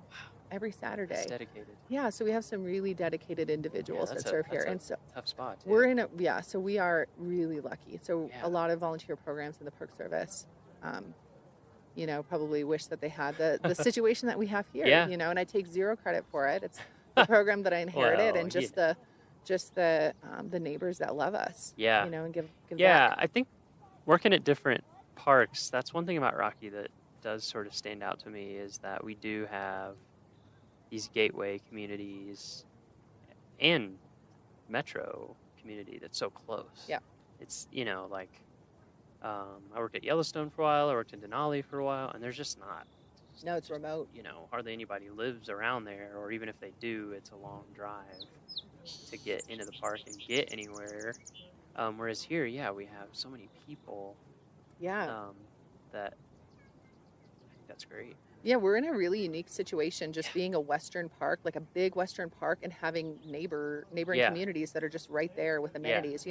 Coming from Yosemite to get to the nearest big grocery store was, the Pioneer Market in Mariposa, California. That wasn't really that big. That was, a 45-minute drive down the canyon. Yep. And so when I moved here, and it's like, you have a grocery store? I have a grocery store that's 6 minutes away. What? Yeah, exactly. I couldn't believe way. it. Or coffee shops and restaurants, and so it's a really unique situation for Park Service, especially the employees who get to work, for the Park Service in this wild place with a ton of wilderness, a ton of wildlife. Yeah. And then we also have, we can go out for Thai food if we want to that evening. Multiple Thai places. Exactly. Yeah, I think, a lot of our listeners probably live in larger communities than 6,000 people. But if you're a Park Service person, a 6,000 person town is whoa, this is huge. Yeah, if you do the big Western Park thing. Yeah. Yeah, and Denali is 2.5 hours one way for groceries. It's just or Yellowstone. I don't even remember where we'd go. A long way. Yeah, a long drive. Yeah, so here you can even be at the airport. Yeah. So I feel like that has to have a major positive influence for the volunteer program for sure. Yeah, it does. I think also one of the reasons I want to talk to you is just to let our listeners know how key volunteers are for Rocky and for the entire Park Service. I just don't think we could do it. No. Otherwise, it's just not possible. No, I agree. We've had to rely on it more and more over time, too, I think. Yes, we have. Yeah, so we say that our volunteers kind of augment the work of the staff. There's a lot of visitors who come here to the park and have no interaction with a paid staff person, but will see a volunteer or two or three even. And so their only interaction with a staff member is that of a volunteer. And so it helps, park staff, paid and unpaid. It furthers our reach. It helps get the word out to help educate folks because, not all of the 4.5 5 million visitors that come to Rocky know all the rules of the park, and so Yeah. it's important. It's important for not only the visitors but also the resource of the park to have those volunteers out there providing visitor information, collecting data for us that we wouldn't otherwise be able to collect. Putting plants in the ground, rehabbing trails.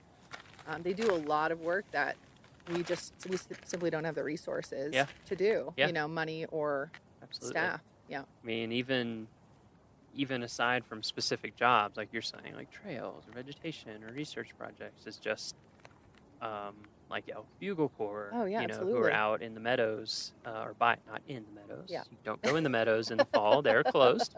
But they're on the periphery, basically just letting people know that the meadow's closed, letting them know why. Yeah.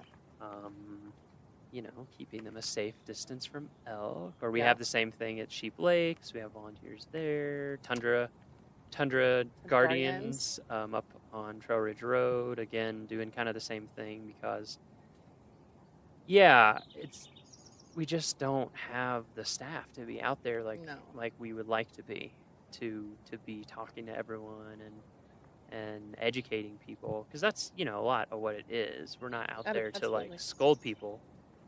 We get that people are in a totally new environment, totally different animals, totally different experiences that they have maybe never had before. That's why they're here. Yeah, exactly. And so you just don't know certain stuff about different animals and how they behave, and how dangerous they may or may not be. So that's one of the things that I think is great is being able to have people out there to just do the kind of general rangering of just being able to answer your questions, talk to you, and help make sure you're having the best experience possible. Exactly. And a lot of what they do too is preventative search and rescue. Oh, that's true. Oh my word. Yeah, preventative search and rescue. Yes, at the trailheads especially. They visit with folks, and visitors might not, they might be very well aware and have their whole trip planned out and be very dialed in to what they need to do to get to the top of certain peaks. Other times they might not know. Mm-hmm. And so volunteers out there just talking with them, having conversations about how much water they might want to take them on a hike up to Flat Top, or what time they should maybe start their trip up Long's Peak. They're helping the paid rangers prevent potential search and rescues. And so volunteers here are saving lives, really. It's hard, you can't quantify that. Sure. But it's they're educating folks and helping them to make some really good decisions when they're out there on the trail. Yeah, that's a huge one. Yeah. I've mentioned it before on a couple other podcasts that we're working on, like a preventative search and rescue, or we call it PSAR. We like acronyms, and the NPS. Yeah, we do. Preventative search and rescue, for Longs and just generally at every trailhead. Yep. Because like you said, just saying hey, do you have water? Yeah, exactly. Or do you have a way to treat water? Don't just drink it. But those are some nice looking flip flops. Where are you going? Yeah, exactly. I'm going to Sky Pond in these flip flops. Wow. Okay. Yeah. Are you really big into barefoot running, or? Yeah, because you never know. Are you a hobbit? Yeah. Maybe do you stand on nails in the Yeah. evening? Because Yeah. otherwise, Yeah. it might not work out. Oh, So there's snow. Yeah, that's true. Still. Yeah, that's true. Yeah. Yeah. That's another big one too. I think is a lot of our volunteers, they just love the park, and so they're out in the park. Yeah. I feel like a lot of times they have more time to be out in the park than we do. Yeah, they do. The staff, for sure. and so That's for sure. a lot of times they can answer people's questions so well about what is this trail like, and they'll tell you exactly. 'Cause Exactly. they hiked it yesterday Exactly. or 2 days ago, and Yeah, they do trail and they can tell you reports. exactly what the snow is like and what to watch out for, which is super valuable. Yeah, that is. I agree. Oh, just got a mosquito. Good work. I haven't gotten it yet. Yeah. So, anything else about the volunteer program that you want to mention or want to make sure people know? I feel like we've hit a lot of the highlights. Group, we've hit a lot. individual. Yeah. It's important how big it is. Yeah. Go to our webpage Yeah. to find out more. I feel like we covered a lot of it. Okay. I mean, the park is the volunteers are vital to the operations here Yes, at Rocky. absolutely. I mean, they are in a lot of national parks, and so we're just really lucky. I feel like I'm really fortunate to have this job and to be able to support the volunteers and support the staff who rely on volunteers to assist them in the different operations. And anyways, it's been a treat. So to end, or to move towards the end, Sure. we'll ask talk a little bit more about you again and just general life Yeah, stuff. sure. So as we talked about, you had a certain path going. Mhm. You're from Wisconsin, Yep. born and raised, Yep. never left Right. until that yeah. internship. Yeah. Was your family a big outdoors family? Were you Nope. outdoor stuff? No, not at all. We would go camping. Every summer we would go to this really cool campground that was like on a bike trail in Wisconsin. It was called the Sparta Elroy Bike Trail Campground. Yes, you know it. It's a great spot. Yeah. And anyways, and so it was really fun. So it was once a summer. We'd get together. My mom is from a family of 11 kids. Whoa. I know. Okay. Yes. You have a few And cousins. I know. So I have a few cousins. I have a lot of cousins. A little bit of family. Yeah, Okay. I have a little bit of family. And so we'd all get together Wow. and camp out for a weekend and ride our bikes through these old tunnels, these old railroad So it was tunnels. all on bike trail? Yeah, so the campground was right on the bike trail, and so you could, if you were. Oh, I if see what you're you're like, saying. So you could pull up in your car. Yeah, if camp, you're like but 7 then- years old, you could make it to like the first tunnel. Sure. And but yeah, so it was really fun, and so that was kind of my experience in the outdoors growing up. We I had was a similar. nice Like I didn't. yeah. Yeah. I would do like a Boy Scout camp out once a year, and that was pretty Yeah, much it. we had a yard with kind of woods, and so we had a little fort, and so we loved to spend time outside. I mean, my parents encouraged us. We spent a lot of time playing outside. I mean, those are some of my favorite memories growing up with my siblings and my cousins. Is running around playing out in the yard and going swimming and ice skating. My dad would flood part of our backyard and make an ice rink and snow blow a mountain in our backyard, a mountain, quote unquote, for us kids. Yeah, for us to sled on. And so we spent a lot of time in the outdoors, playing outside, but not really, out hiking trails and that kind of stuff. That I didn't really get to until I was a little bit older in my 20s. But yeah, I was the same way. I was in my 20s. Yeah, and in terms of like family vacations, we would take our first. The first national park that I remember going to was Mount Rushmore. Oh, okay. And so living in Wisconsin, we would go, our vacations were like wherever was in a day's drive of Wisconsin, which a day's drive could be like Florida for my dad who loved to road trip. Yeah, it's less than 24 hours. Exactly. So it's a day. Yeah. Or it's like, pretty much. That's right. And so... so that was, my first kind of introduction to the Park Service was going to Mount Rushmore, and we'd go out It's to a good DC. introduction. It was a great introduction. Black yeah, Hills it really are was. really yeah, amazing. the Black Hill. This is Black Hills. They're a Gold bizarre I place. got when I was little. Nice. Yeah. Anyways, and so we, so that was our family growing up was going doing our annual camping trips and playing outside. When you did these internships, was there like a moment when you're like, yes, this is it? Or was it just kind of, no, this is fun, and you just kind of kept doing? It was really fun. Yeah. I mean, it was really fun. Yeah, like I think what, each one what drew you was into just, it? Or like, I'm going to keep doing this? For like to keep doing the internships? Or just to keep doing park stuff? Yeah, well, so I loved being outdoors. I loved just the idea of traveling and having a new home every 3 months. Yep. It was just a wild fun for a while. adventure. Yes, absolutely. And at that point, I realized that I could live basically anywhere for 3 months. I really could. I could live in a single wide trailer in the middle of the desert with a rattlesnake. Yeah, there you go.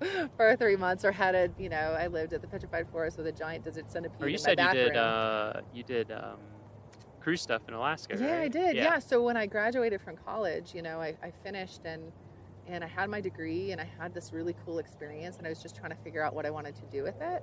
And when I lived out in Washington, D.C., I had a really good, one of my fellow interns, Jeffy P., who he went off to do all kinds of fun adventures as well, and he worked for a cruise company, and it was like a pocket cruise company, so small cruise Really ships small. that had between 30 to 60 passengers. So you could really get up into you can get up into all the those stuff inlets down there in and stuff. Southeast Yeah, it had Alaska. just a 7-foot draft, so Wow. 7 feet of the boat was underwater, so pretty. Wow. So we could sneak into some really cool Yeah. places.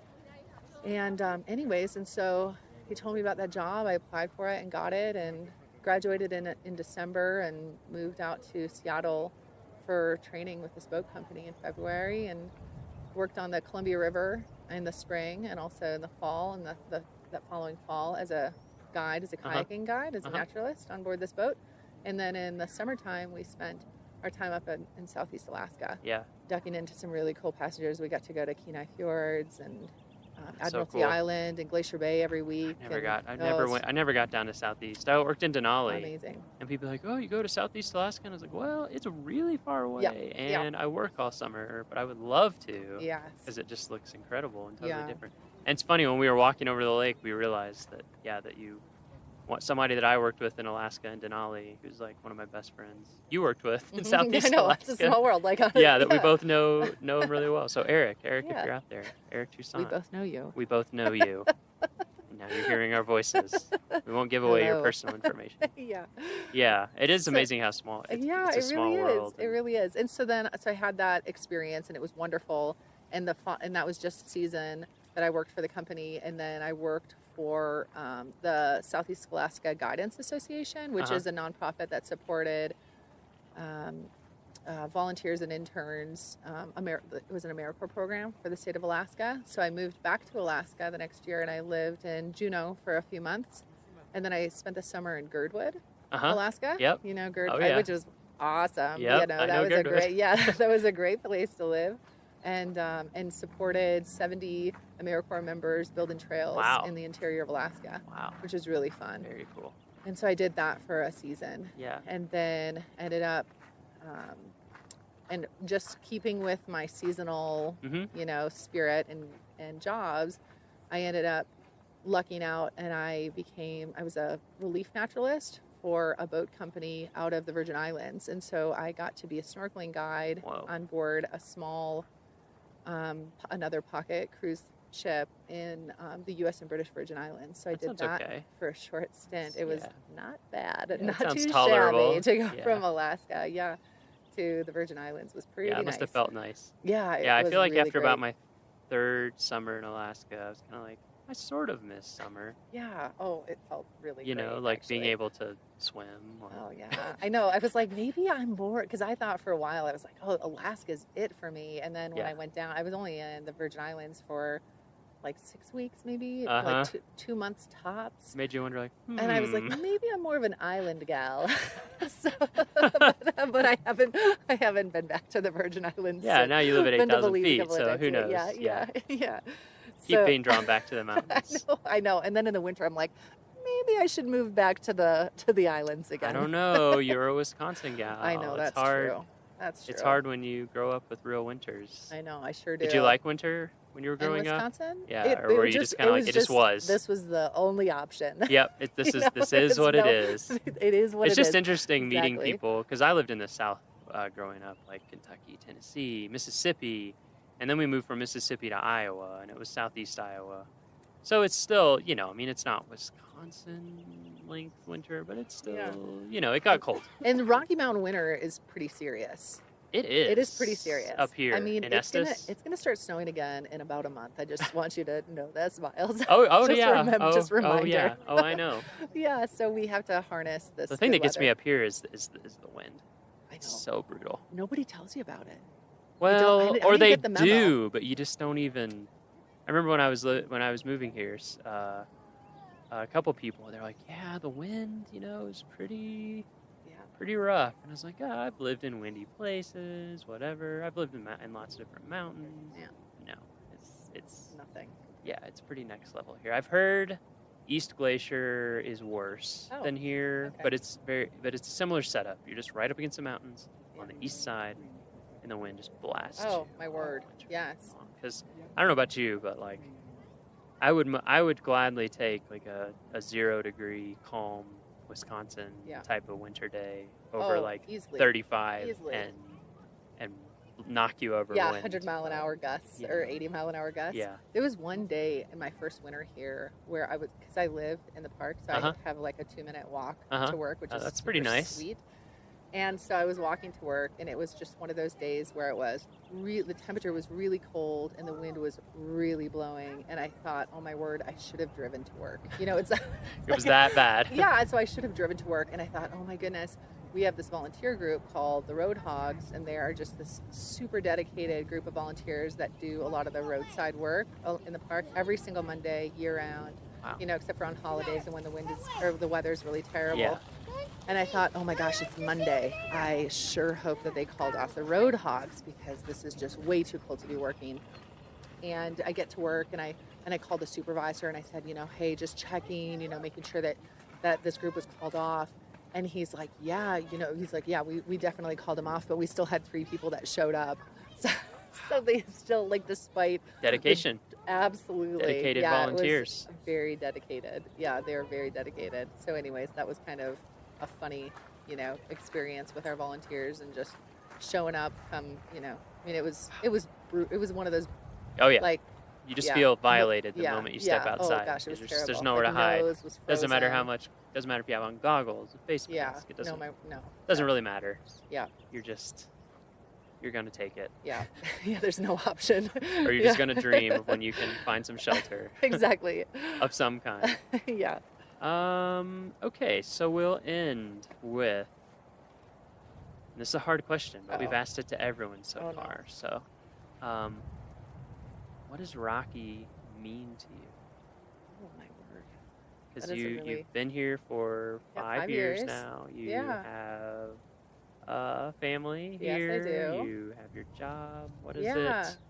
From all these other experiences you're talking about, obviously internships and working in parks change the course of your life very seriously, as it does to many people. I think that's a story that people are going to hear come up again and again in this podcast. So you had all those experiences, but now you're here. So how does it? Yeah. Rocky has become our home. It's become my home. I feel like I'm very fortunate to get to not only work here, but also to live here in the park and have this wild place as my backyard. And so this is the place where, my husband and I were engaged. I got engaged here at Lawn Lake, Nice. And we started a family here. And it's so, of all of the places that I've been, this is the longest that I've lived anywhere, as I mentioned before. And so, I just feel really lucky and really fortunate to be able to call this place my home. So. And I can tell that you love your job. I do. Yeah, I like my job. I do. Like I you really said, do. it's invigorating. Yeah. It's uplifting to be able to interact with people who every day are giving of their time Absolutely. for no material benefit, just because Yes. they believe in it and they want to give back. Yeah, it's inspiring. I mean, it really is inspiring. Yeah. These people are just awesome, and they love to share, little bits of their life with me. And I get these fun little emails, from volunteers, and I feel like I've made a lot of really fun connections with a lot of them as well. And so, it's just been a real privilege to have this job in this amazing national park. Well, we're glad you're here. Thanks, Miles. We're glad that you're coordinating our volunteers, and I'm glad to be here. And there's always, to me, I feel like you just get a really positive vibe when you're out in the field and see people. So. Yeah, you do, for sure. Thanks for all the work you do to make it happen. Hey, thanks, Miles. Thanks for all you do. My pleasure.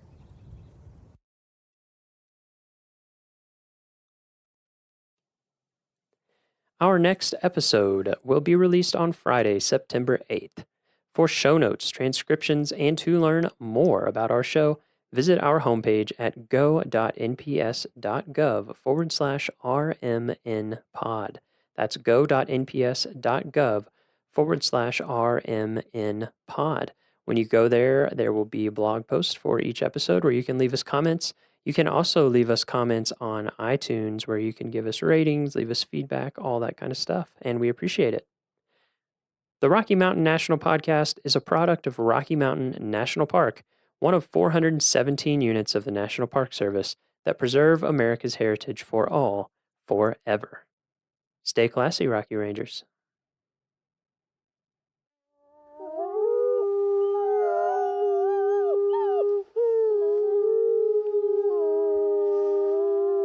From Yellowstone National Park, this is what we do. I'm Jake Frank. And I'm Brett Rayburn.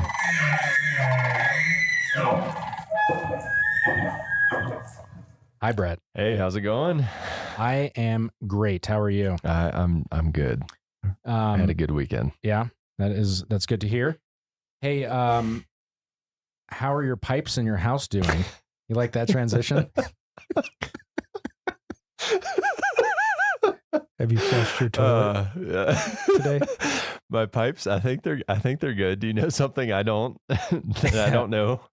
No, I just wanted to. That was the best transition that I could come up with. That was terrible. I'm not gonna lie. So no, what I have a trivia question. I want to ask you. Okay. All right. So Yellowstone, we're a big park, 2.2 million acres, 4.5 million people roughly visit the park every year.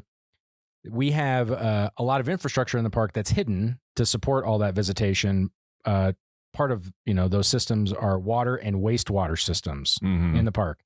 So, how many combined between the making clean water and then making dirty water clean? If you combine those two systems, how many of those are in the park? Like pipes? The number of systems of total systems. Yeah. So you don't have to. It's not like miles of pipe or anything. Okay, it's just that's like what I was a complete trying system, to anticipate. because they're located all throughout the park. So if you were to count the total number, how many are there across the park? 15. There are 23 wastewater systems and 21 water systems. So a combined 44. So it wasn't even close. It's a lot. It's and this is like something that I had no clue about until I started, working with the facilities team to document all of our infrastructure, from like the GOA projects and putting in money to improve our infrastructure. It is unbelievable how much infrastructure there is, and it's all hidden. Like no one sees it, but it's by design. It's all, behind the trees and whatnot. So do we know how many feet of pipe there are in this park? I really want to know that now. I have no idea, but maybe our guest today, Jason Murphy, he's the utility systems facility manager for our water and wastewater systems. Do you know that answer? The exact number off the top of my head, I do centimeter to the millimeter. No, thousands though. Yeah. Between water and sewer, it's thousands. Yeah. There's over 500 manholes. That one sticks in my head from from that spec sheet. But wow, yeah, that is crazy. Between water and sewer. That's a lot. Well, speaking of water and wastewater and manholes, how are you today? Another great transition. It is a very great transition. I am fine. Yeah. Well, thank you for joining us today. How are your pipes? My pipes are good. Yeah. Toilets are flushing. Great. That's a win. So, why don't we just kind of dive in? How did you get into the Park Service? Did you start in the Park Service, or did you wait, like even before then? Just how'd you get here? My first Park Service job, I applied as a summer seasonal in 2001, and I was picked up as a wage grade 3 garbage truck operator, and not the driver, but I rode the garbage truck. We had ride-along garbage trucks in Canyon then. We had about 300 of those swinging bear cans, and I rode the garbage truck for that summer, picking up garbage in Canyon. That seems like a fun job. It was a very fun job. So like on the outside, like you're the one hanging on the outside. That is cool. Mm-hmm. That's like the one that all the little kids want to be when they grow up. Correct. Yeah. We've taken that away. Now they have mechanical arms that do that, but it was a very fun job. They always got to ruin all the fun stuff. Yeah. So can't hang on the back of a truck driving around town. Yeah. Anymore. There's somebody probably got seriously injured, and then So how did you find that job? How did you hear about, how did you even know to apply? Friends at University of Montana who came down here and worked for YCR as seasonals. Okay. And they were like, you should apply for these jobs. And so are you from the area, or did you go to school here, or? We were living in Missoula at the time. I grew up in Buffalo, New York, but we had moved out in 98 to Missoula, and just met some folks that, had been coming down and working seasonally for the Park Service. And the housing was a very big draw at that point, that you could get a job that came with housing. Yeah. So in Yellowstone. Yeah, that's pretty cool. Mm-hmm. Yeah. Yeah. So, between hanging off the back of a garbage truck and your current position, there's probably a few jobs in between those two things. There's a few jobs in between. Yep. What, you want to walk us through that? Well, my father was in the utility stuff, so I kind of grew up with some of that, at least in the collections and distribution side of things. So I'd known about it. And then in between that summer season and kind of still as a seasonal working for, doing the ski school thing in the winter and then coming back. It was even back then, it was recruitment and retention for water and wastewater operators was tough. People came and went pretty regularly, even going all the way back into the late 90s. So I kind of saw that there was a way to get in there then. I did then do a little stint for the Department of Defense in Germany, working for the Army for a few years in early 2002 through 2004 or 5 when we came back. And I've been here ever since then. And it was kind of that on the job training you could get and do some correspondence courses, grab some certifications, and then get in the door that way. That was pretty much the easiest way to get a permanent job in Yellowstone. Yeah. So we've done a handful of these interviews now, and the consistent thing is like, I think John Cataldo said, move at the speed of opportunity, is that it's just kind of being in a place and being willing to learn some new thing and then take advantage of it. So I didn't leave. Yes, that is another way. It's just plant your roots. So, okay, so in your current job, so as the utility systems facility manager, do you have a typical day and or a time of year, or like what does your job look like? Well, let's be honest. There hasn't been any quite typical days since June 2023. What happened then? There was a flood.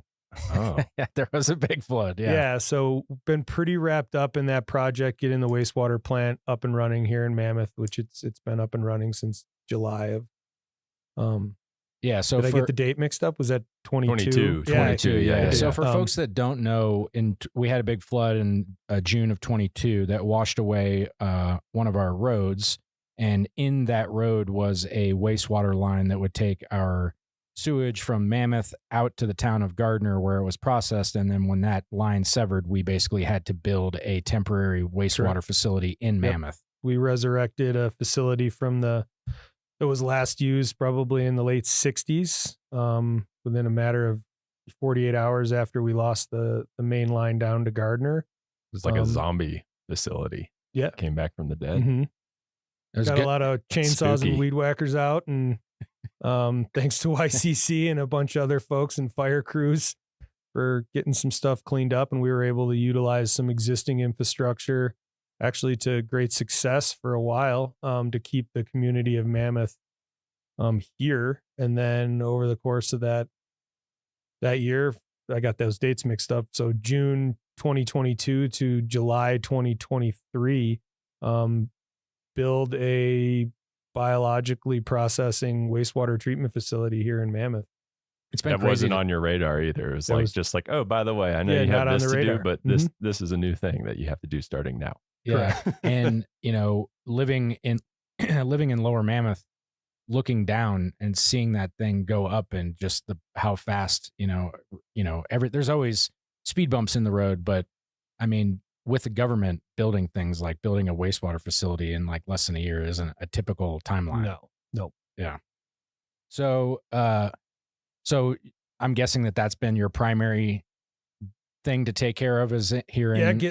Being on site. There's a few other folks like Molly, our park civil engineer, who's very critical in getting that up and running. We got great support from Denver Service Center, and then the contractors and stuff that stepped up to get it all going. So with, all of the things that you're mentioning, is there like a skill set that you have that you found that has like kind of allowed you to be the most successful in your position? I feel like I'm pretty adaptable, flexible, kind of got to roll with the punches. And you need to be creative and use what you have around you. Like I said, there's some folks here who have been here for a while. So when the flood happened and we reached out to a few people that have been here for a while, and they were like, you do this, and you got to have a good network of people to get all that information across and then implement. So being able to strategize quickly and then implement that plan. And that's kind of the general thing with utilities is stuff's going to happen and you're going to need to figure it out kind of on the fly. And you don't always have those parts on the shelf, or even whatever it is. If it's a water main break or something like that, you've got to really be able to react quickly, but yet systematically and approach to keep everyone safe and to get the job done. Yeah, it's one of those things too that's like everyone's looking at you, waiting for you to figure it out too, because they're like just holding their pee over there, waiting to use the toilets again. Like, yep. It's a high stress. I think situation. The park had a great team response too from the whole flood. That I don't think anyone was holding it too much. I had my wag bags ready. Yeah, right. You bust out the groover. We're going on a raft trip. But no, that's pretty much it. And then generally work a lot with outside partners, EPA, rural water associations for both Montana and Wyoming, Wyoming DEQ. This position here, and with Molly and the civil engineer for the park, we work a lot with Denver Service Center, and it is kind of that kind of position where you're balancing between the regulatory agencies. Wyoming is the only state in the nation that did not take primacy over drinking water, so we get the fun of, we work with EPA for drinking water Region 8, and then Wyoming DEQ for wastewater. But yeah, and Wyoming DEQ also has everything to do with construction and permitting and things like that. So, well, that's also the benefit. But the majority of our infrastructure is in Wyoming, right? Like we do have a little bit like that does bleed into Montana, but the majority of it's Wyoming. Yep. So, do you have a favorite part of the job? Like what do you wake up and enjoy doing?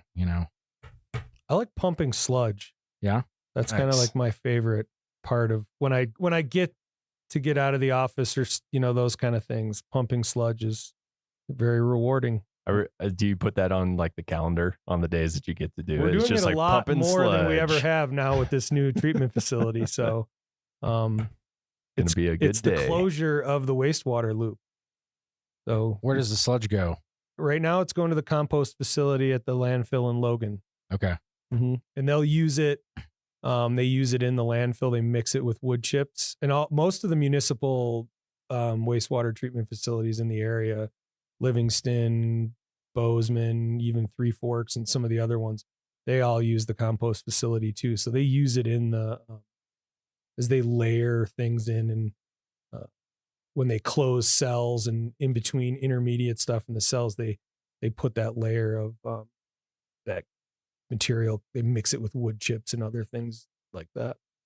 So if pumping sludge is your favorite part of the job, what is your least favorite part of the job? That's a loaded question. I mean, what are some of the challenges that you face in your job? That's a better way to ask. Yeah. I think right now recruitment and retention is definitely a challenge. Finding certified operators nationwide is a challenge. I think through that whatever happened a couple of years ago, we don't want to talk about the pandemic, but yeah, we did lose a lot of that knowledge base and some of those older operators, and we're struggling as a profession nationwide from coast to coast. Well, and you mentioned it even in your, when you were at Canyon doing garbage, that you noticed that it was hard to recruit and retain people back then. Is that just like, does anybody have an idea as to why that is? Is that just like the hazards of the profession, or is it like... Yeah, and I think, it seemed kind of clear back then that, people with families, being someone who's experienced that, staying in the interior of the park and that remote duty station is difficult. No pun intended. No pun. Yeah. DOODI. That's just a struggle, even when we had children, and that was kind of my exodus from the interior after being out there for 8-9 years was, you want to be home, and that makes it difficult. Can you kind of go into why, like, what are some of those difficult things that you have to school? Yeah. I mean, what does that look like, getting your kids to school? We didn't, or homeschooling? Yeah, that was not an option. Yeah. I could see like kindergarten, we could do blocks and, music and all the fun stuff. But no. Teach me trigonometry. My wife worked for the park for years, for 20 years, homeschooled. Yeah. So we decided not to do that. She was here in Mammoth at the time. And I was able to come into Mammoth and work out of the plumbing shop for about 10 years doing some HVAC stuff and just all kind of project work and things like that before this position came up. So now that you're, in your facility manager position and I'm guessing you supervise a handful of people, with all those challenges and trying to recruit and retain people, I mean, why do you stay here? What keeps you with the National Park Service? Well, I've always loved being here. That I feel like that's, as far as recruitment goes, when you're looking for people who want to be here, you want wherever they are, whatever job it is. If you're in, Michigan or Florida or North Carolina, I would think anybody who you're recruiting for any job, you want the person to want to be where they're at least at that time. So I've always wanted to be here. I was in love with the park. Be honest, I was in love with the skiing in the park for a long, long time. I still am, but you just don't have that kind of time. I was going to say anymore. that sounds past tense. Well, life, adulting, kids, there's adulting.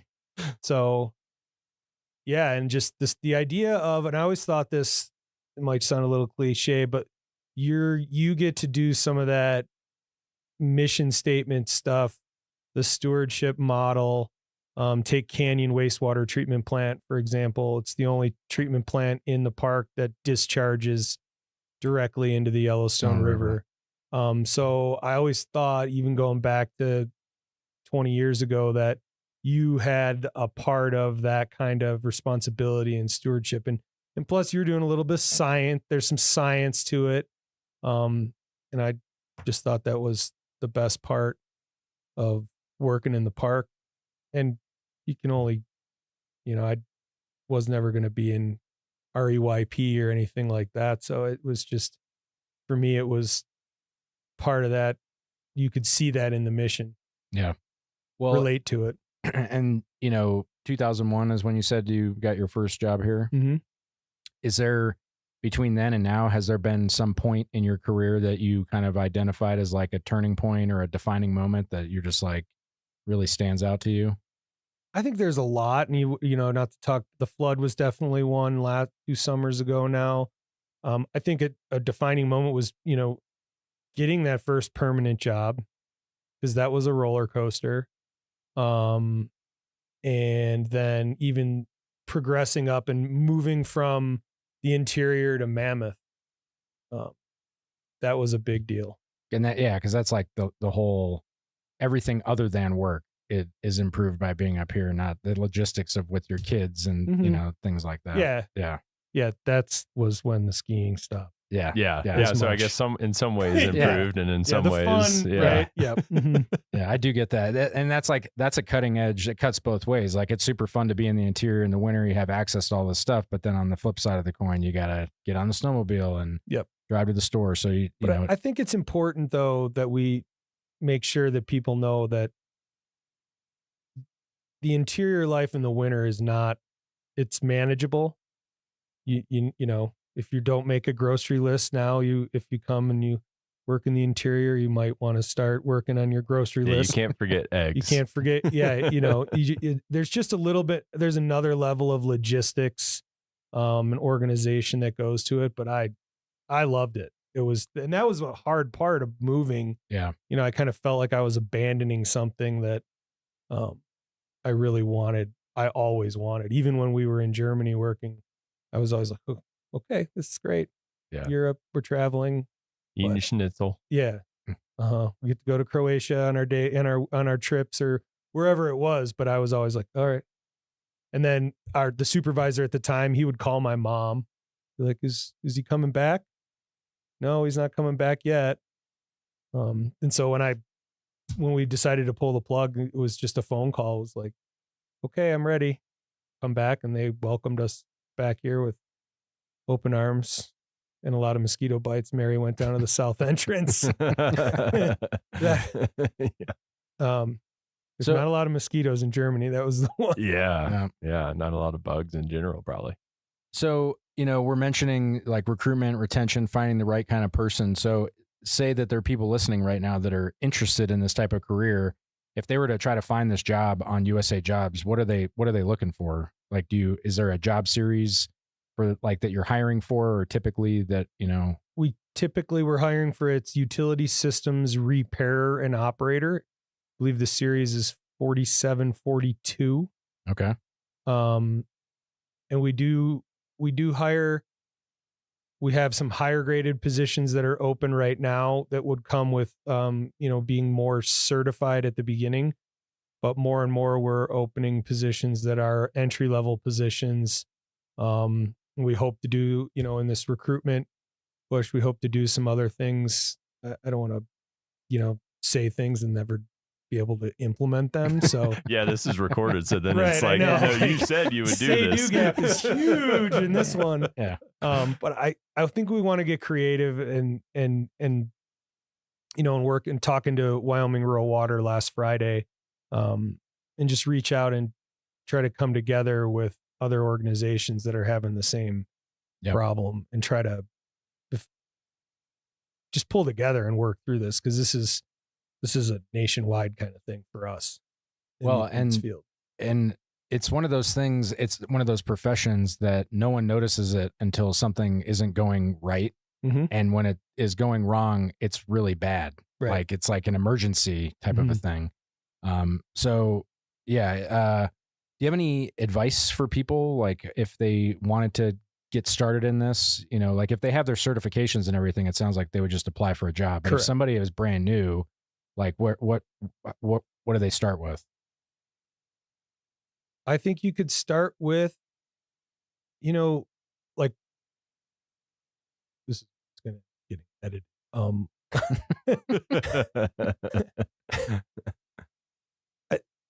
Even that quick Googling, like Water Environmental Federation or American Water Works Association, starting with that, I feel like a lot of things just start with that basic research, and then reach out. Every community has people that do this. Everyone has wastewater. Everyone has water and wastewater, and I'm sure you've noticed somewhere driving around your town, you've seen somebody in a truck, Department of Public Works truck. Yellowstone has municipal features. We operate, we plow roads, we make water, we do wastewater. I would encourage people to start there. Go to a water and wastewater district board meeting, meet people, get in that way with your local folks.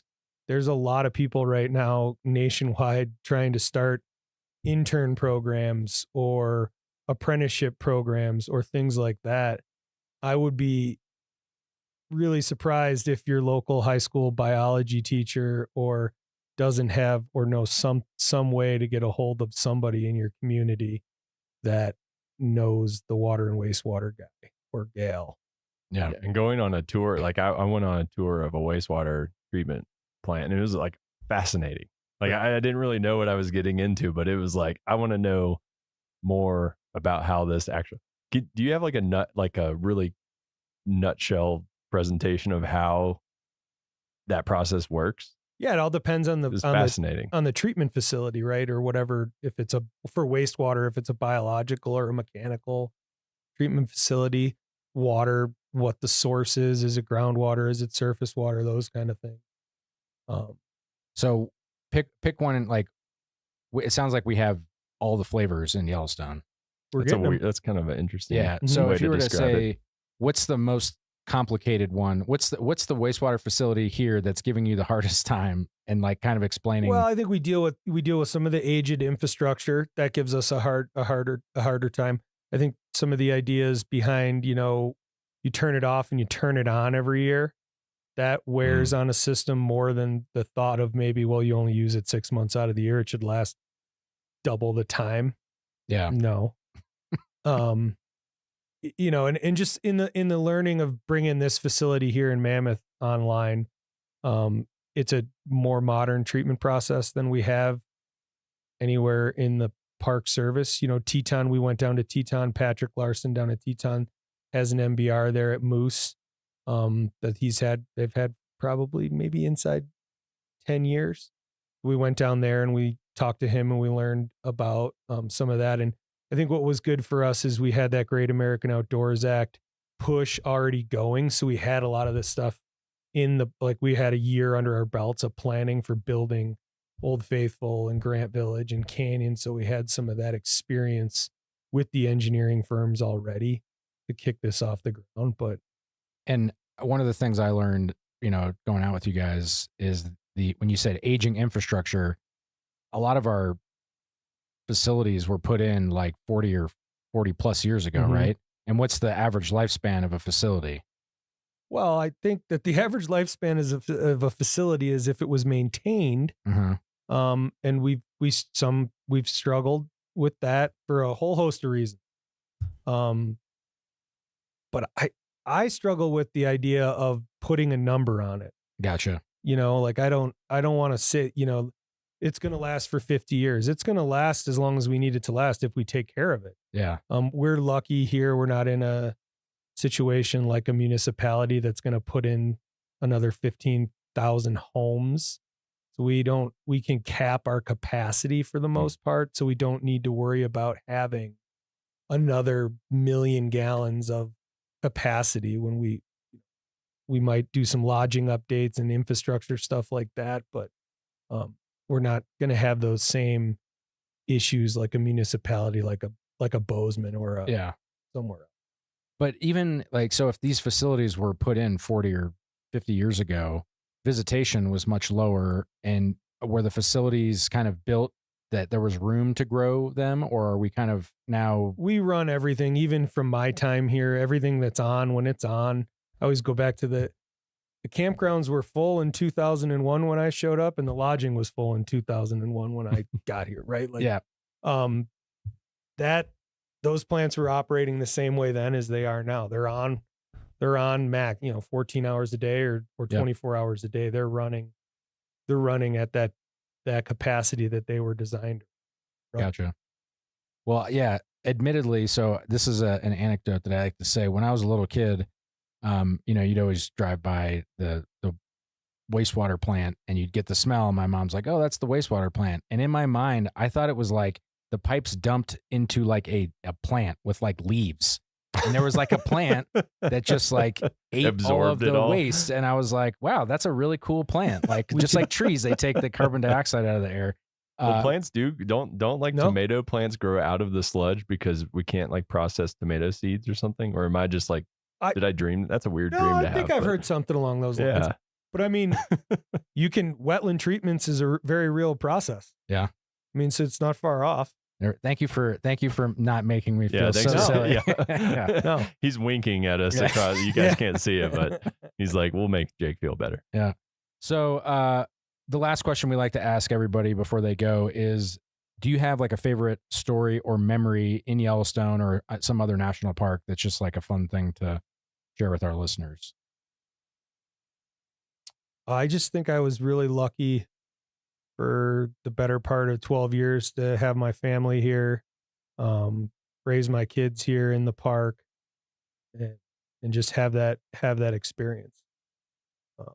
I feel blessed to have gotten to where I'm at today, and I look forward to, taking the challenges head on and getting to where we're going to go tomorrow. And then all those great powder days at Canyon over the course of 9 winters are always in the back of my head.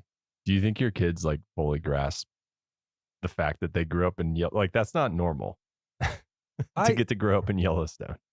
Yeah, I think I do actually. Cool. Yeah, I think they do. As much as a teenager can grasp. Yeah, I mean, she didn't have a phone then, so yeah. Those are those like icebreaker things that I think they can be like, I grew up in Yellowstone, Yeah. Good story. Well, thank you so much for taking the time and to talking about water and wastewater with us. It's one of those things that again, getting to go out with you guys and your team and seeing what you do, it's really very interesting. Also, I think everyone in Mammoth and the hotels and everybody that's here, like the fact that we can even be here because you guys got that facility up and running as fast as you did. We really appreciate that as well. Appreciate that. Thank you. It took a lot of people. Well, that's it for this week's episode of What We Do. Thanks again to our guest, Jason Murphy. If you like what we do, rate and review the show wherever you listen, because every positive review helps new listeners find the show. If you have questions or you want to learn more about a particular job, contact us using the form at go.nps.gov/whatwedo. Thanks for listening.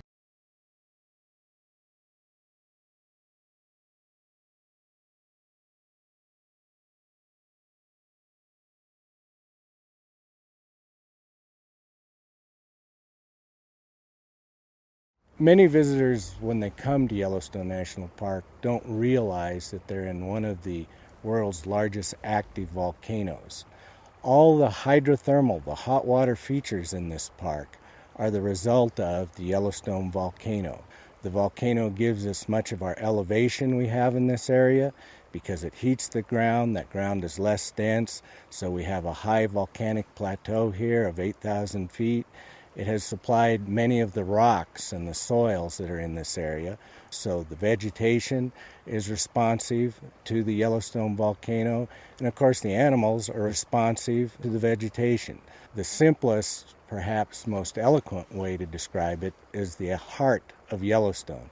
Yellowstone would not exist without the presence of the volcano.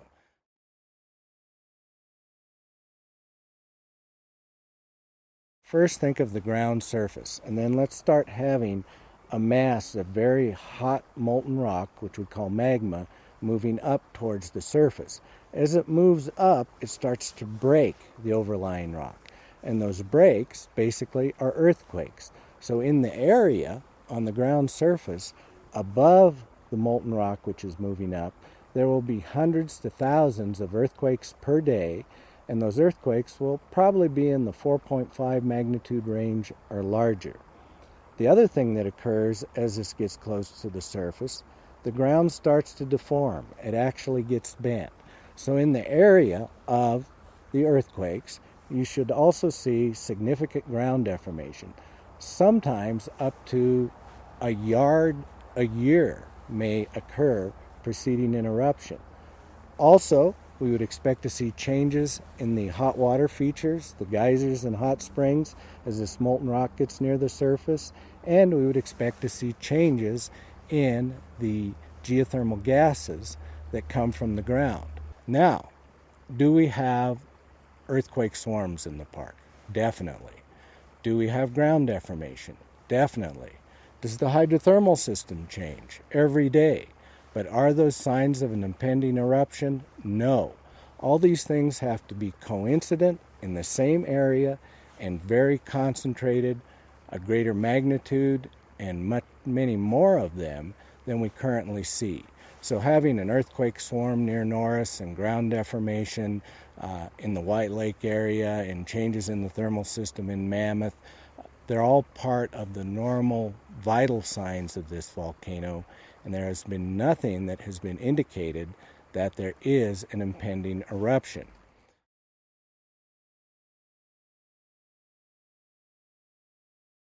In the summer of 2014, there was a 3-mile section of road along the Firehole Lake Drive, which is a side road that is north of the Old Faithful area, that was closed because the pavement had become soft and road oil was seeping up through the pavement.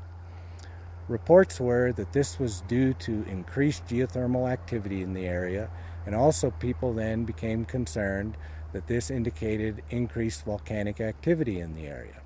And this wasn't the case. Yes, the road is in an active geothermal area.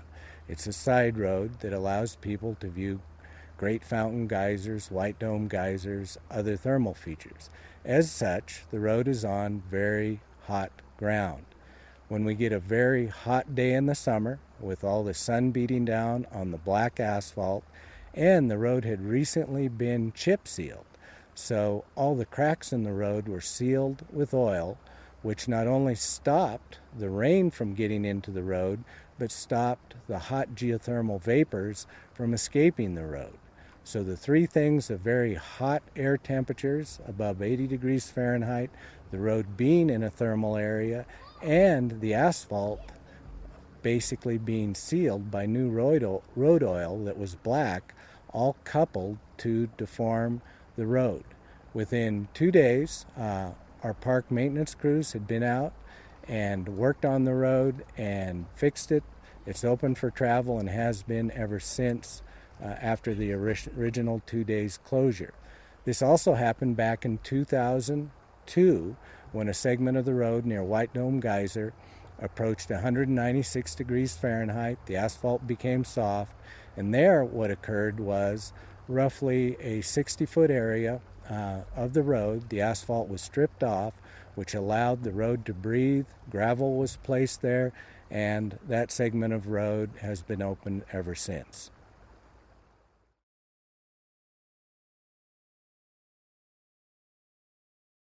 First, let's describe what a super eruption is. It's just a very, very large eruption. An eruption of at least 240 cubic miles of molten material, and usually that molten material is forcefully vented into the atmosphere. It's not just one large explosion, but through time, there's a lot of molten material vented into the atmosphere. In Yellowstone's past, there have been two super eruptions.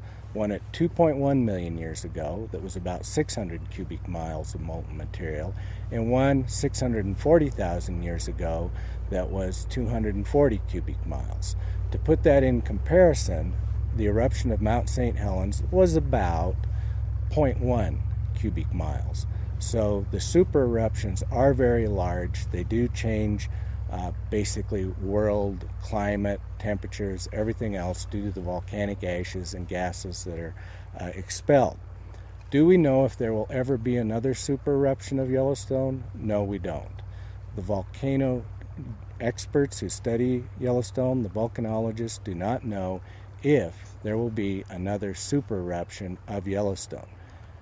Is volcanic activity and volcanic eruptions, are they in Yellowstone's future? Definitely. But the most probable eruptions are much smaller than these super eruptions. Now, by smaller, we may mean they might be as large as a Mount St. Helens sort of eruption, or even much smaller than that. Maybe an individual vent that puts out a very nice Hawaiian-type basalt flow. A very robust monitoring network is in place in Yellowstone National Park that monitors earthquakes, monitors ground deformation, monitors stress and strain within the earth, and all these data are online real time through the Yellowstone Volcano Observatory. So none of those data, which are publicly available, have ever indicated to the experts that there's even a potentially small impending eruption.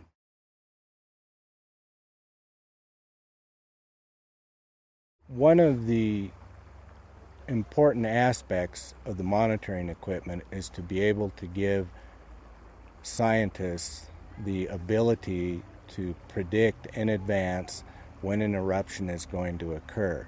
And in its simplest form, the larger the potential eruption, the more molten rock that's coming up over a greater area, the more signals that will occur, the more earthquakes that will occur, the larger the area affected, the more the ground deformation will be occurring in that area, and the more there will be changes in the thermal system and gases.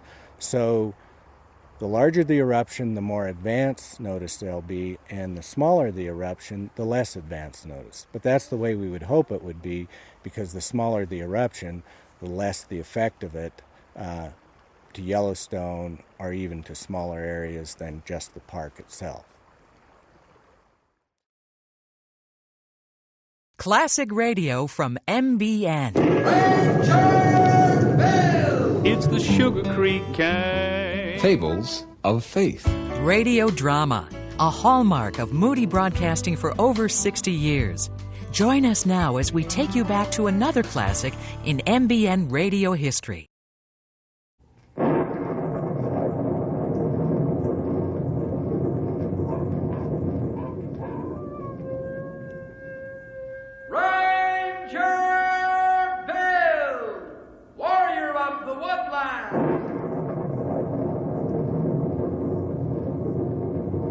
Ranger Bill, warrior of the woodland, struggling against extreme odds, traveling dangerous trails, fighting the many enemies of nature. This is the job of the guardian of the forest, Ranger Bill. Pouring rain, freezing cold, blistering heat, snow, floods, bears, rattlesnakes, mountain lions. Yes, all this in exchange for the satisfaction and pride of a job well done.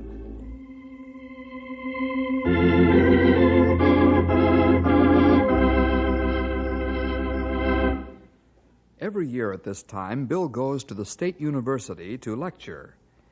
Bill's lecture is given to the student body as a whole, but it's directed toward those studying geology and anthropology. The lecture is on the science of staying alive in the mountains and forests. You see, many of the students go into the mountains and forests to gather material firsthand under the leadership of competent guides and with the rangers constantly checking on their well-being.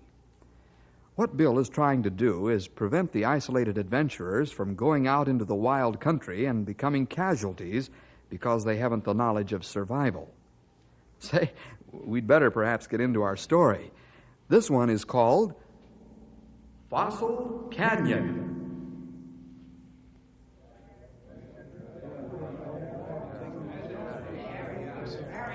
We're ready to begin the second hour of your lecture, Bill. That's fine, Dean Sands. How's your voice holding out? Well, as long as this pitcher of water holds out, I'll be able to keep my windmill running all right. Who ever heard of a windmill run with water? Well, you're looking at one, sir. I hardly think that. But I'm enjoying your sense of humor. I never tire of hearing you talk about survival in the outdoors. I'll never forget your first lecture 3 years ago. My, little did I realize how much knowledge and experience a man must have to stay alive when meeting nature face to face. But, well, we're not here to listen to me. I'll make a few introductory remarks and turn the rostrum over to you. That'll be fine with me. Perhaps they have some questions first. Attention, please. Thank you. Mr. Jefferson suggested that you may have some questions before he begins this second half of the lecture.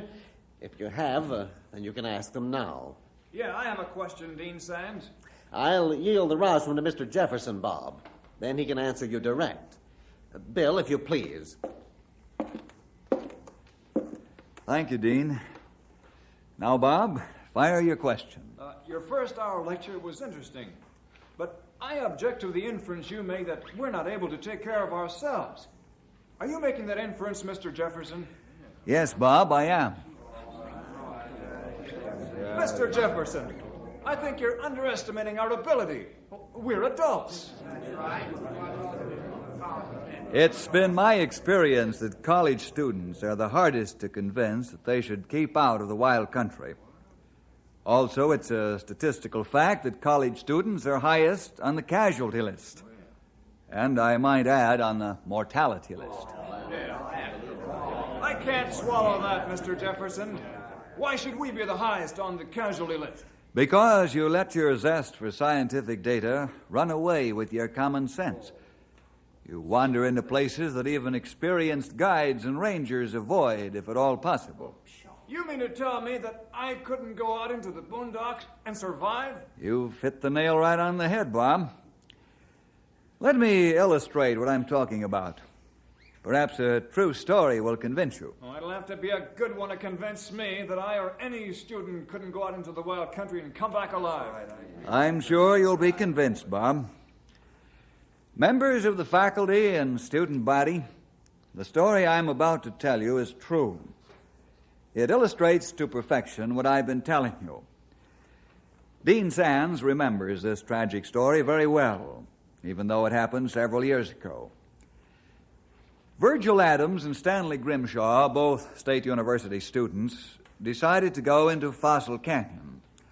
Virgil and Stanley didn't know that it's 115 degrees at the bottom of Fossil Canyon, and there were a lot of other things they didn't know about that death trap.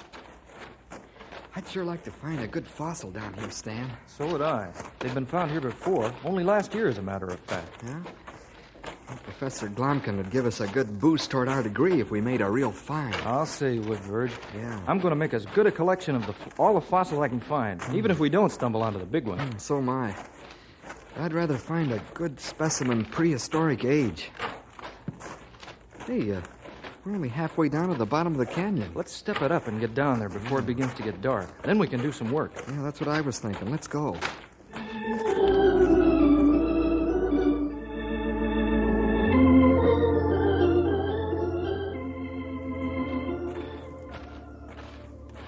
What's the matter, Stan?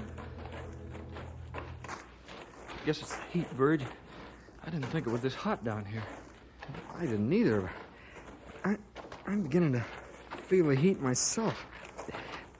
Look at my shirt. It's wringing wet. Let's stop and rest a while. Yeah, sure. I could use a rest, too. Boy, there isn't a breath of air moving down here at all. You said it. We've still got another third of the way to go.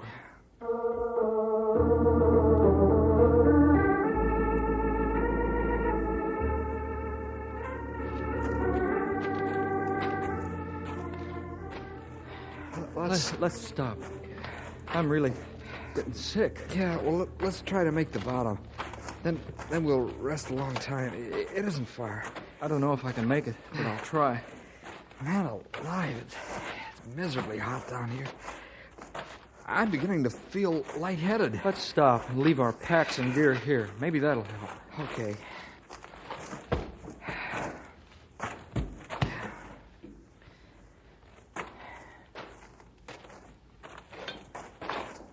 Feel any better, Stan? No. You? No. Hey, Stan, let's try to cross the canyon and get in the shade. This sun is terrific. Go ahead. I'll follow you if I can.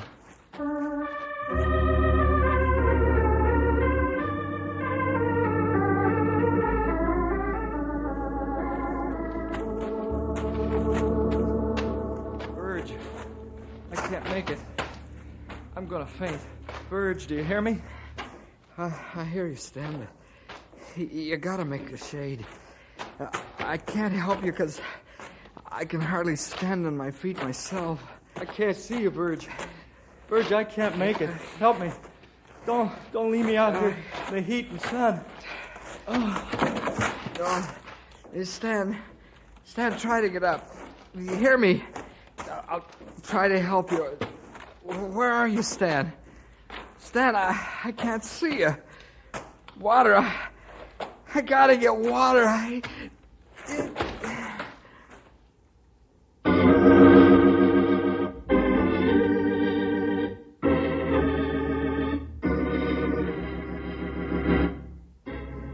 Virgil and Stanley made many mistakes on their trip to Fossil Canyon. The reason Virgil couldn't see Stanley was that Stanley had fallen behind a large rock. It had also fallen into quicksand. Real quicksand. He was never seen again.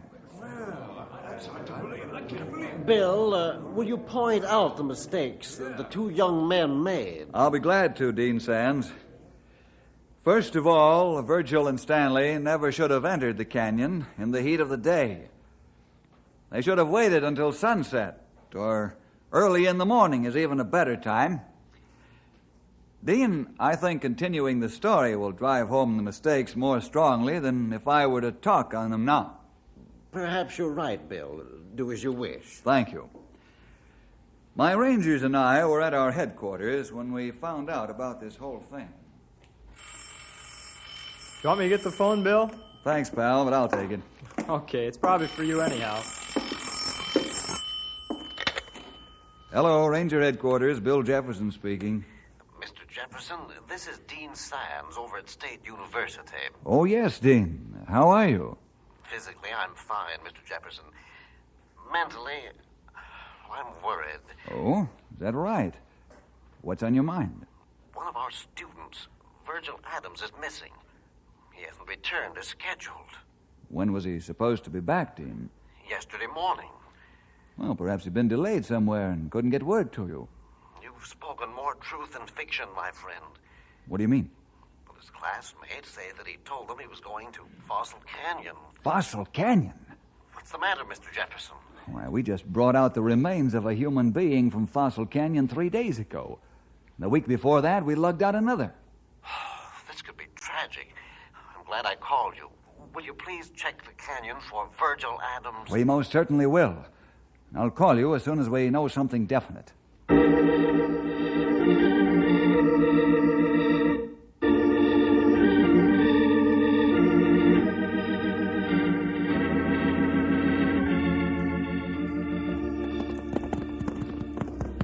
Bill, you got an angry look on your face. I get scared when you get that gleam in your eye like you've got now. I am angry, pal.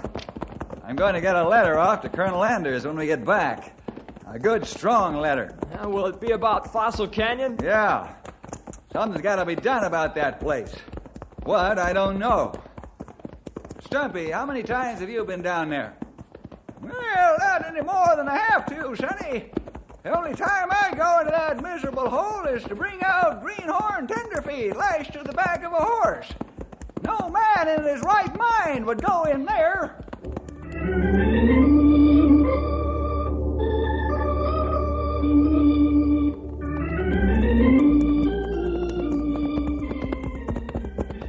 Here's the canyon rim. Let's hold it up, fellas. Oh, Storm. Oh, boy.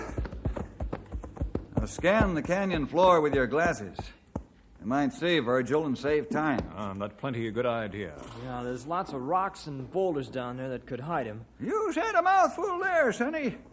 But as big as the canyon is, we might spot something that'll tell us where he's at. Well, I don't see anything. How about the rest of you? I can't see anything but rocks and more rocks. That goes for me, too. Lots of rocks, but no human being. You spotted something, Graywolf? There. Vulture flying over top of canyon. Oh, yes, I see him, too. Look to your rifles, fellas. We got to keep these terrible birds off the ground. If you see him dive, then open fire. No, boy, you said it, Bill. Those birds give me the shivers. They only fly around the dead. Let's go! Get him up, Come on, Julie! Let's take it easy going down, fellas.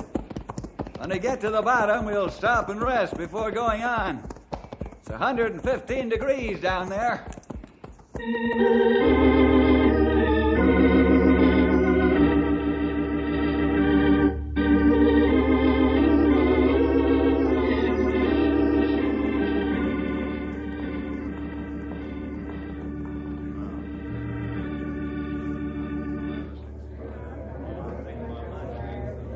Bill, will you tell the student body what preparations you made before going down into that natural oven? Gladly, Dean Sands. First of all, each man had 4 canteens of water, 2 for himself and 2 for his horse. If needed, a third one could also be used for his horse. The horse is doing all the work and needs the water. If the horse collapses, the man's in a bad way. We keep a close watch on the animals to be sure they perspire freely. That's a healthy condition and means that their bodies are cooling. On the trip into the canyon, we stopped frequently and rested the horses. Also, each man swabbed his animal's mouth to keep it moist. We kept our sun helmets pulled down, our sunglasses on, and our shirts buttoned up to the neck to keep the sun's rays off our bodies, especially the backs of our necks. After about 2 hours, we reached the bottom of the canyon.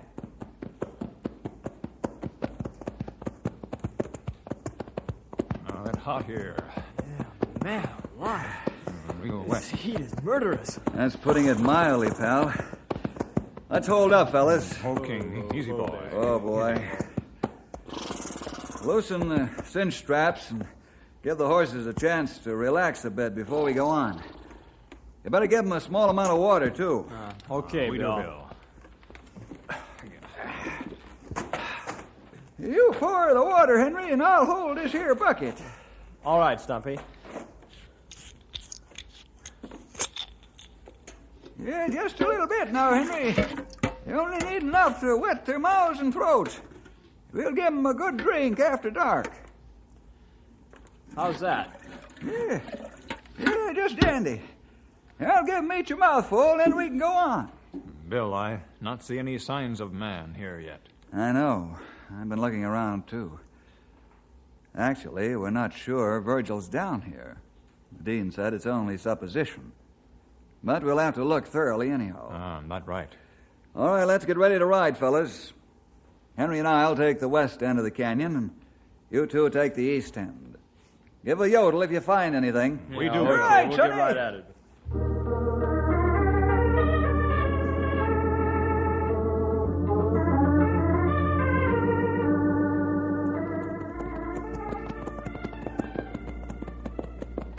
Oh, boy. It sure is hot down here.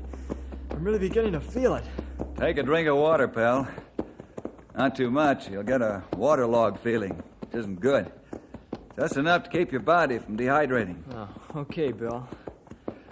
Let's ride along way to the west end. There's another trail leading into here. Virgil may have come down it. Okay. How do you feel now? Oh, much better. That's fine. Keep a sharp eye out for anything that belongs to a man.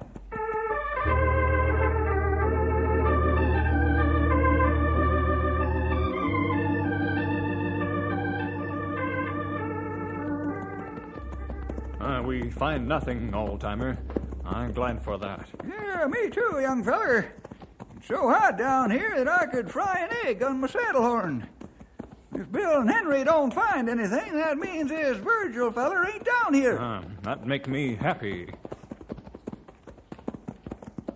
Hello! Stumpy! Grey Wolf! Hello! We found him! Okay, Bill. We hear you. Guess we talked too soon, Grey Wolf. Not what I'm afraid of. We better ride and join Bill and Henry.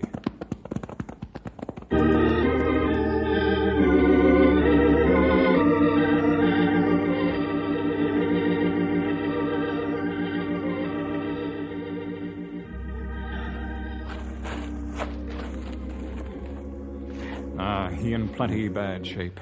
I'll say he is. Another hour it'd be all over.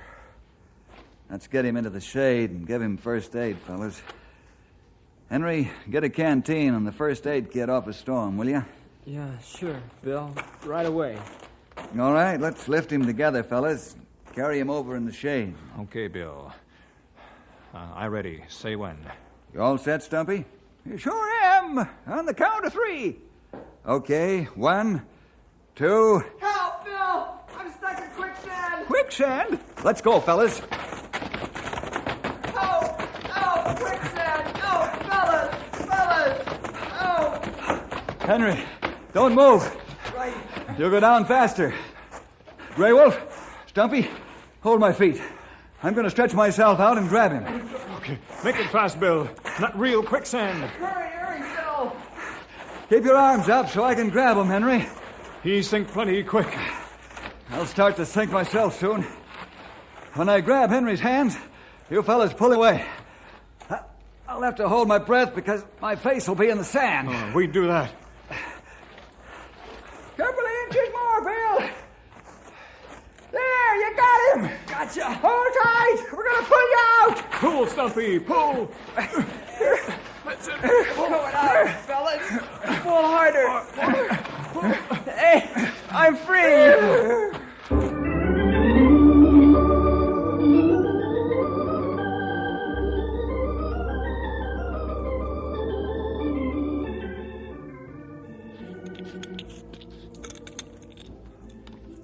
How your face feel now, Bill? You have it plenty far into quicksand. It feels okay, Grey Wolf. Thought my lungs would burst before Henry hollered he was free. Yeah, it was quite a scare, all right. How'd you get into that there sinkhole, young feller? Oh, I suddenly got awfully lightheaded. Must have staggered into it. Boy, that was close. That's real quicksand. Well, thank the Lord that you're safe. I know somebody that wasn't as fortunate as Henry was. What are you talking about? I'm not talking about Virgil, fellas. You mean there was another man and he fell into the quicksand? Yeah. That's what I mean, pal. Boy, Who this? Well, how'd you find this out, young feller? Yeah. How come you didn't say something about it before? Yes, Bill. Well, I wasn't sure for a while. Both men wear the same size shoes. I thought that Virgil might have been doubling back on his own trail because he was delirious from the heat. Then I found definite trail signs that there were two men. Not very tragic. One of them died in quicksand. Yes, it is tragic, Grey Wolf. He must have wandered into the death pit. But we can't worry about him right now. We've got to get Virgil out of here and get him to Knotty Pine Hospital.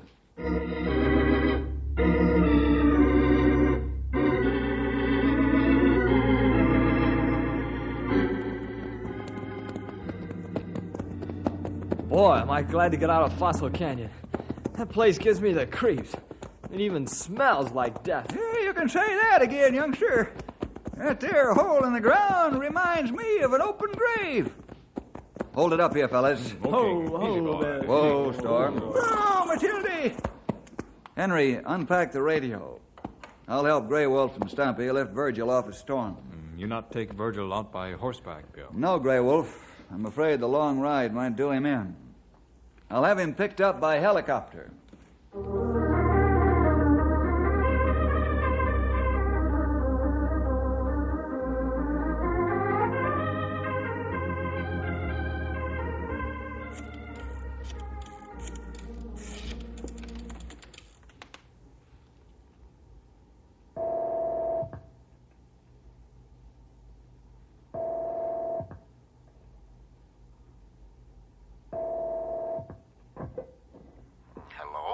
Sands speaking. Dean, this is Bill Jefferson. Yes, Mr. Jefferson. Have you found him? Yes. He's in Knotty Pine Hospital right now. We flew him back by helicopter. The doctor says we got to him just in time. Oh, thank the Lord for that. Are you going to be at your office for an hour, Dean? Well, I was going home, but I can wait for you. Will you please? It's extremely important. While you're waiting for us, will you find out if anybody else went to Fossil Canyon with Virgil? I certainly will. I'll see you in an hour. Right. Goodbye. Let's pile into the car, fellas. We're going to college.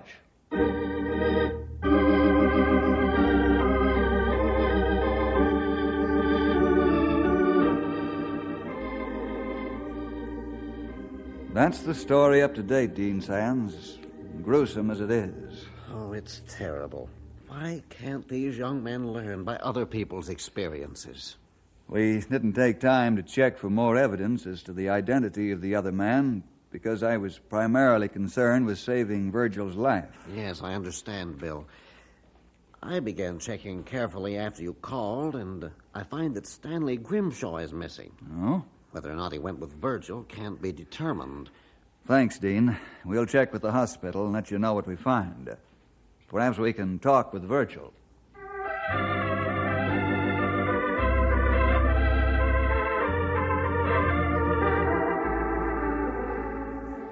I'd like to talk with Virgil, Doctor. I'm sorry, Bill. I can't allow it. But I thought you said we got to Virgil just in time. I'm sorry I made a misleading statement, Bill. What I meant was that life was just about gone, and you found him before it was too late. He's suffering from shock, exposure, heat exhaustion, and sunstroke. I'm sorry, but you can't talk to him. Well, this is extremely important, Doctor. We're sure that another man lost his life in the canyon, but we don't know who this man is. I'd like to help you, Bill, but I've got to think of my patient first. Perhaps in a day or so you can question him. Okay, Doc. I know you would if you thought it was all right. Let's go out and talk to the students, fellas.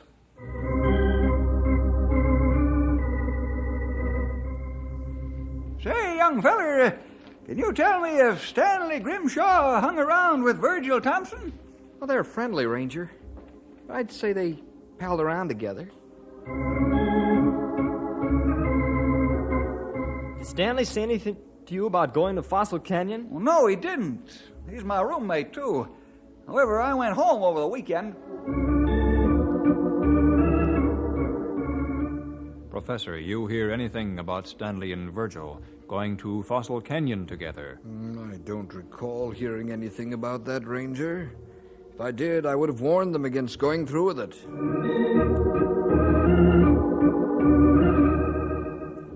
We're up a tree, Bill. Nobody knows a thing about those two. What now? Well, let's go back to the hospital, Henry. Perhaps we can talk to Virgil now. I'm sorry, Bill. Virgil's not responding the way he should. I'm afraid it'll be 3 days before he's out of the woods. Okay, Doc. But we can't wait 3 days. Fellas, let's saddle up and go out to the canyon and do our own sleuthing.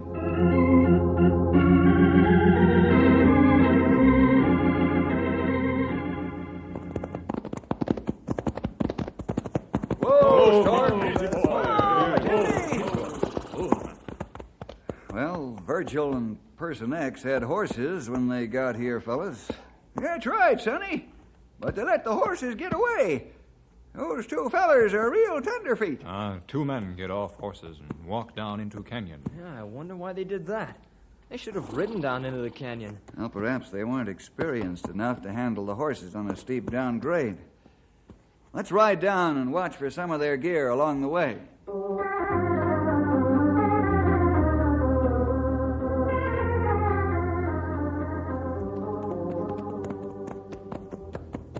There's plenty of trail sign along here. Shouldn't be hard to find some of the gear. You plenty right, Stumpy. Hey, look up ahead there. There's some gear alongside the trail. Come on, Get him. Come on, Matilda. Come on, boy. Whoa, Matilda. Oh, boy. I'll take this pack. Stumpy, you take the other. Henry, Grey Wolf, look through the other gear. Okay, we'll look through You hold it. I found something, I think. Yeah, what is it, Bill? Here's a notebook with a name in it. Stanley Grimshaw.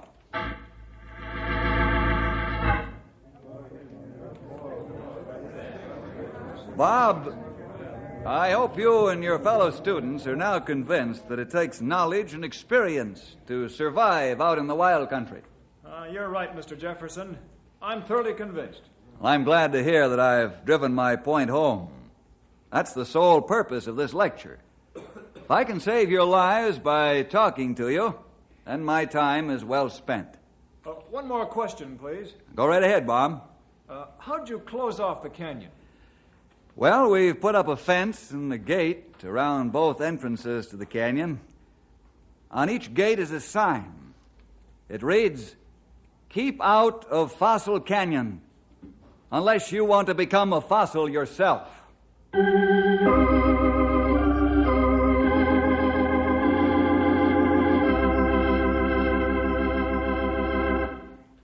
That's really sound advice, Bill. Certainly the students of State U should learn from their classmates' tragic experiences. I know that I wouldn't go into Fossil Canyon if I was paid to do it.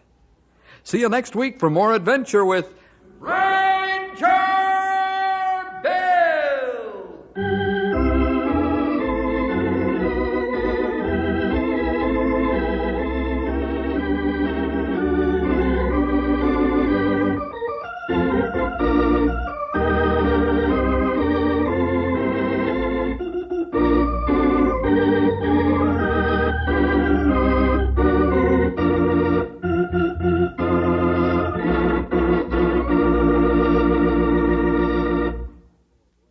Hi there, boys and girls. This is Ranger Bill back again for just a third of a minute with an extra word of thanks to you for joining us today.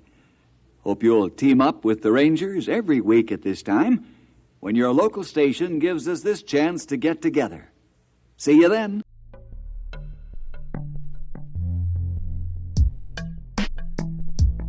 Hi, I'm Gabby. You're listening to Headwaters, a podcast from Glacier National Park. Hey, Gabby, I'm Daniel. Hi, Daniel. And this is the mailbag or Q&A episode. We're answering questions. Yeah, so listeners have provided questions for us over the last week or so. And I'll be asking you what the people want to know. Oh, you're asking me? I'll be asking you. I'm not ready for this. We're releasing bonus episodes this spring and summer to help visitors plan their trips to the park or to just generally get a feel for what's going on. What do you got for me? What do you think was our most asked question? I think the question that rangers get asked the most is, where is the bathroom? But I bet you people want to know, when is Going to the Sun Road going to open for the summer? Ding, ding, ding. That's right. Yeah. Yeah. Yeah. Everyone wants to know, when is Going to the Sun Road going to open for the summer, because it feels like it's not summer till the Sun Road opens. Well, sorry, we don't have an answer. We really don't know. We don't have any more information than what you know. I could say that it seems to usually open in June. The roads crew are actively plowing it right now. Sometimes early July, but generally it's sometime in June. If it's like a low snow year and we don't have a whole lot of snow in the winter, then it opens in the earlier side of June. If it is a big snowy winter, then it's probably going to be later in June, if not early July. Or a rainy spring. Yeah, spring weather matters a lot too. Yeah, yeah. Bad weather, avalanches, all that slows the work down. Yeah. Hopefully it'll be open soon. I'm excited. It will definitely mark the arrival of summer. Angela says, can you just talk about beargrass? I will try. Beargrass is not a grass. It is a member of the corn lily family. It is a flower, basically. It has grass on the bottom, and what people love then is that every few years, each plant will shoot up a big asparagus, Dr. Seuss type flower that looks like a giant Q-tip, sometimes like 3 or 4 feet tall. They don't pop up yearly, right? Right. As spring comes along like this, we're always like, is this going to be a big flower year? When was the last time we had a big beargrass year? But there's always some beargrass, and yeah, I love it. I guess we'll see what this year looks like. Shrita V asks, what are the places to visit without a vehicle reservation? That's a big one. Yeah. So in 2024, you do need a vehicle reservation, but that's only to get into the busiest parts of the park during the busiest hours of the day and the peak summer season. So if you're visiting in the fall, you don't need to worry about it. If you like to get up early or drive into the park late, again, you don't need to worry about it. It's just for those peak hours. Now, also, it's not for every area of the park. In summer 2024, entering into Two Medicine or the east side of Going to the Sun Road at St. Mary, you don't need a vehicle reservation for those areas either. And I promise they are spectacular areas of the park. Truly amazing. Yeah. Yeah. Okay, awesome. Hopefully that's helpful. And as always, check nps.gov/GLAC for more information and all of the details about vehicle reservation. Claire wants to know, what's it like working for the park? You've been working for the park for 7 years, right? This park, yeah. I've made a career out of working for the Park Service, and I love it. The best part about working for the Park Service is that you are working in and getting to, be a part of these amazing places. I love being a part of something that is like iconic of our country and our landscape, and a thing that we all share together. Working for the parks is amazing. I highly recommend it. Go to usajobs.gov and watch for ranger postings. Give me another one. Give me a hard one. Yeah, okay. Olive asks, what are people most surprised about after visiting? Maybe a big surprise is how cold and how wet the weather can be, especially in the first half of summer. Totally. Like in West Glacier or East Glacier, it'll be beautiful and sunny, and then you go up to Lagoon Pass and it's snowing. Like literally snowing. Yeah. The other thing I think that can surprise people about the weather is how in the second half of summer, how hot it can be. They'll be like, oh, it's Glacier National Park, it's the mountains, it'll be cool. But then they start going on a hike with one little water bottle and they're like, oh. It's hot. It's over 90 degrees yes. and yes. kind of humid, and yeah, it can get really hot. Yeah, last summer it hit 100. Wow. So Jack has a question about construction. Okay, Jack, here's the situation. In Montana, we have 2 seasons, winter and construction. Haha. Yeah, and here we are entering construction season. There's all kinds of jokes about this. The traffic cones that they put out around construction sites. The bright neon orange. I've heard people joke that that's, Montana's state flower. I think other states make these jokes too. Definitely, yeah. But it's true, the window for construction in Glacier National Park is pretty small because we have such a long winter season. So you have to squeeze all the repair and update, projects into a pretty narrow window. So you can hear the construction going on outside right now. There is construction going on in the park, a whole bunch of different areas. They're working on bridges. They're putting in new sewer lines. They're doing a lot of work. So it will most likely be a part of your visit. Yeah, but if you're just flexible, it shouldn't be a big deal. Yeah, not a big deal at all. Check nps.gov/GLAC for all of those construction updates and all of those details as to where those projects are going to be. Yeah, that's basically the answer to everything. Go on our website, check it out. Yeah. Plan ahead. Okay, this is maybe one of my favorite questions that we got. Miss Curly Girly asks, is the damage reversible? This question is sort of silly and also kind of deep, and right. Which is fun. Having no idea what Curly Girly is actually asking about, I would say let's be optimistic. Let's envision a better future than the one we're living in. Totally. The damage is reversible. We can fix things that are broken, and we can imagine better futures. Absolutely. This is a little bit of a history question. Are you ready for this? I'll give it a shot. Zach wants to know, how did the whole Glacier-Waterton connection come to be? Well, that is a good question. Basically, there was a Rotary clubs. These are community social clubs, and they started talking about how these two national parks that share an international border could be and should be an example to the world about international peaceful cooperation. Mm-hmm. And they sort of developed the concept, and everyone liked it, got behind it, and in the 1930s, the world's first international peace park was born. Glacier-Waterton. Well, technically, it's Waterton Glacier International Peace Park. And Zach, if you want to learn more, I would recommend going back to season 1 and listening to the Goat Hunt episode, where Michael and Andrew dive deeper into Waterton Glacier International Peace Park. Yeah, that's a good idea. I thought you were going to say go to the website. I'm like, oh, people are going to be tired of hearing that. Oh, no. Yeah. But it's also true, though. I have 3 from Elizabeth. I didn't know 3 questions was allowed, but okay, let's hear them. What do we do when we see fellow tourists not following leave no trace principles? Ooh. Yeah, that's hard. I mean, it's not your job to police other people. That said, I feel like if you have the social skills and the situation allows for it, find a way to be friendly and encourage. Be curious. Yeah. I would say ask some questions before we make assumptions as to what people are doing or if they're doing something quote unquote wrong. Yeah. Yeah. I mean, if you see something dangerous or blatantly illegal happening, you definitely tell a ranger. But trust that everyone's doing their best and that totally being friendly goes a long way. Absolutely. How do we convince people that nature is worth protecting as much as people? That's a good question. I like that one. People are nature. Mm-hmm. The national parks operate with the belief that a really important part about getting people to care about the world around them and to care about this country's history and making the world a better place is learning and experiencing and making connections firsthand. So that is a really central part of the mission of the National Park Service, is to give people an opportunity to come visit natural places like Glacier National Park and make those connections and realize why that's so important to protect and cherish and preserve as well. And honor. Mm-hmm. Yeah, totally. Okay, Elizabeth has one more question. Oh, is it what's my favorite beetle? I knew it. That's exactly right.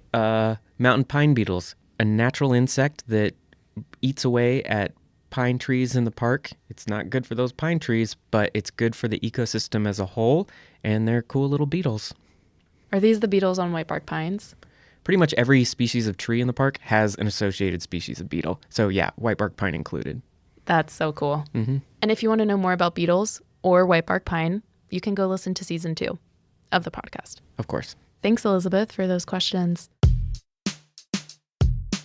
Okay, so the next question is from Lane, who wants to know, how has climate change impacted the way the park is managed?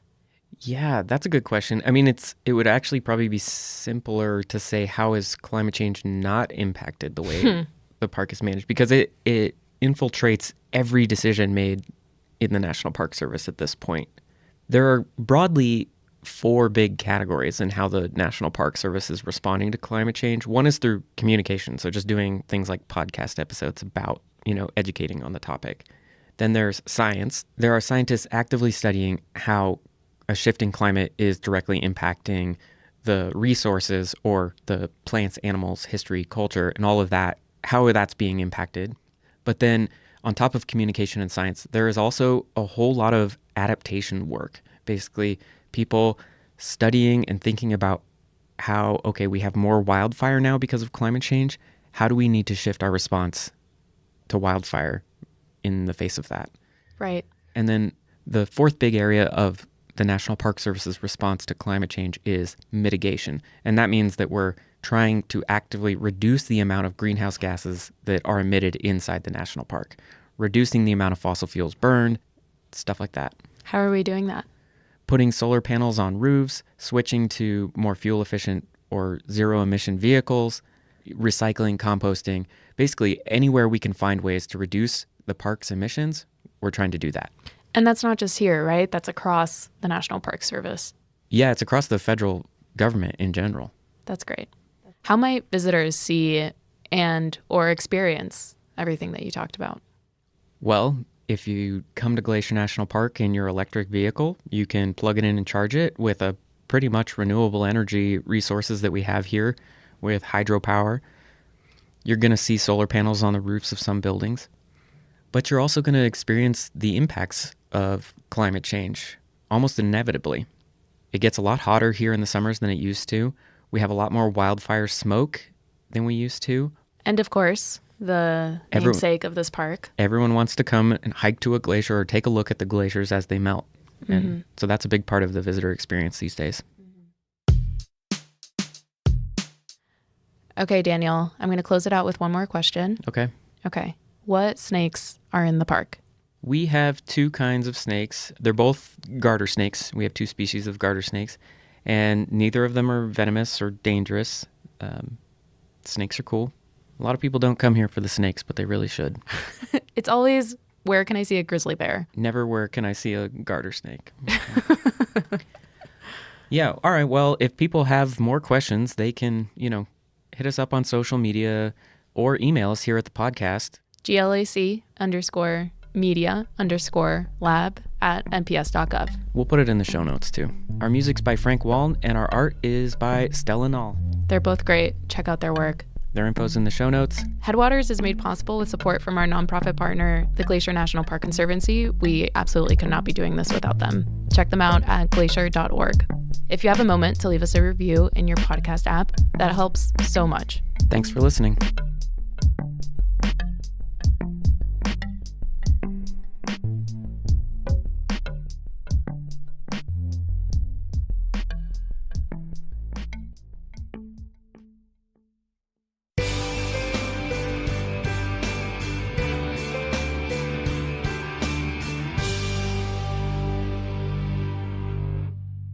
Switchbacks are a common design feature of many mountain roads. Generally, the only way to get up and over a pass is to switch back and forth several times to gain the elevation needed. If the Going to the Sun Road had been built following one design plan, it would have had 15 switchbacks climbing up the head of Logan Creek directly below Logan Pass. Imagine trying to plow that road every spring. Snowplows would continually be pushing snow onto already plowed areas over and over again. Well, in 1924, Frank Kittredge of the Bureau of Public Roads directed a survey of potential routes over Logan Pass. His team started in September and was able to map out 21 miles before winter closed in. The work was difficult and men often had to climb 3,000 feet each morning to get to the survey sites. The crews walked along narrow ledges and hung over cliffs by rope to make many of the measurements. The work was extremely challenging and resulted in a 300% turnover in labor in just 3 months. But the survey work did pay off, and in late 1924, National Park Service Director Stephen Mather approved Kittredge's alternate route. It contained only one switchback and followed McDonald Creek where it turned north before looping back on itself and continuing up the Garden Wall in one long, continuous path. The current route allows for greater views of the park and blends well into the landscape.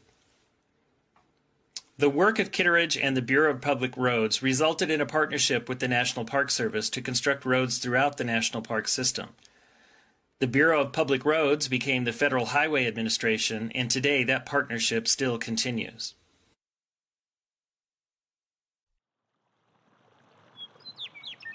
For Yellowstone National Park and the Acoustic Atlas at Montana State University, this is telemetry.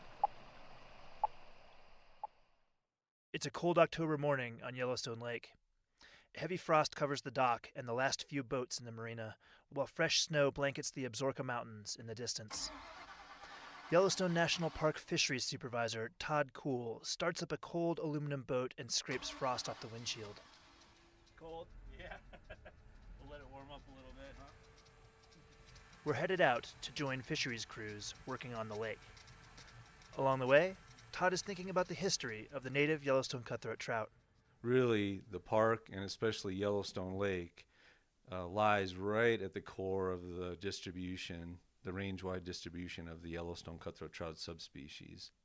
Yellowstone Lake is huge, roughly twice the area of Washington, D.C.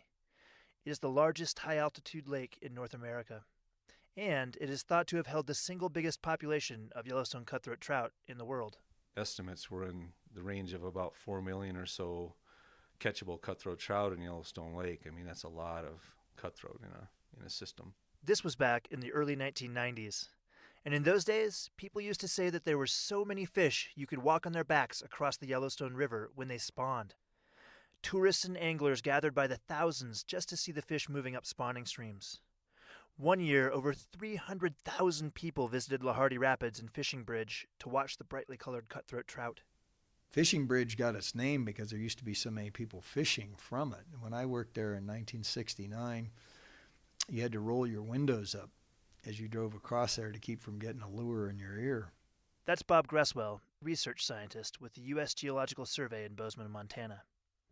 Bob has studied Yellowstone cutthroat trout in the park for over 40 years. Well, there would be thousands of cutthroat trout at the mouth of Yellowstone Lake that could be observed during the peak of the migration. Lots of fish everywhere. But then, in just one decade, everything changed. By 2005, cutthroat had practically disappeared from Yellowstone Lake. Biologists estimated that the Yellowstone cutthroat trout population plummeted from over 3 million fish to less than 300,000. Some big new factor had to be causing the decline. Again, Todd Kuhl. I mean, for probably 10 to 15 years, we really saw very little recruitment of small cutthroat trout. Why? Because they were getting eaten by the lake trout. That's why. And here was this big problem. Lake trout had invaded Yellowstone Lake. A native of the Great Lakes in Canada, lake trout had been introduced to some large bodies of water in the western U.S. as a sport fish early in the last century. But not Yellowstone Lake. Yellowstone Lake was a high mountain stronghold of the cutthroat until... The first lake trout was first verified in 1994. We know some were probably introduced in the mid to late 1980s and early 1990s.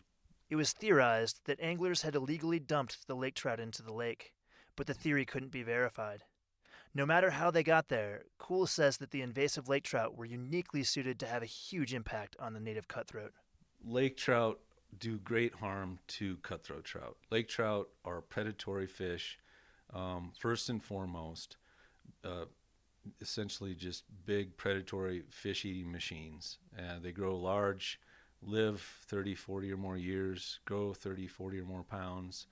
They are highly prolific in the numbers of eggs that they can produce. And so they've got a lot of built-in mechanisms that give them sort of an advantage in Yellowstone Lake over and above the native cutthroat trout. And the problem didn't stop with the drop in cutthroat. Over 40 species in the park depended on the native Yellowstone cutthroat for food, and they suddenly had far fewer cutthroat to eat. Before the lake trout showed up, enough bears fed on cutthroat in the streams around the lake that the park enforced bear closures to protect bears and visitors. But by 2005, very few bears were even seen in the closure areas. In the early 1990s, over 100 osprey nested around the lake. By 2000, there were roughly 6. And this highlights one of the biggest problems with invasive species. In any ecosystem, an invasive species can quickly upset the natural balance and affect many other species. As the cutthroat declined, the lake trout population exploded. And the new lake trout they were just no replacement for the cutthroat. Behaving quite differently, they preferred deep water. They also didn't leave the lake to reproduce in the tributary streams, all of which made them inaccessible as a food source. It was an ecosystem at risk.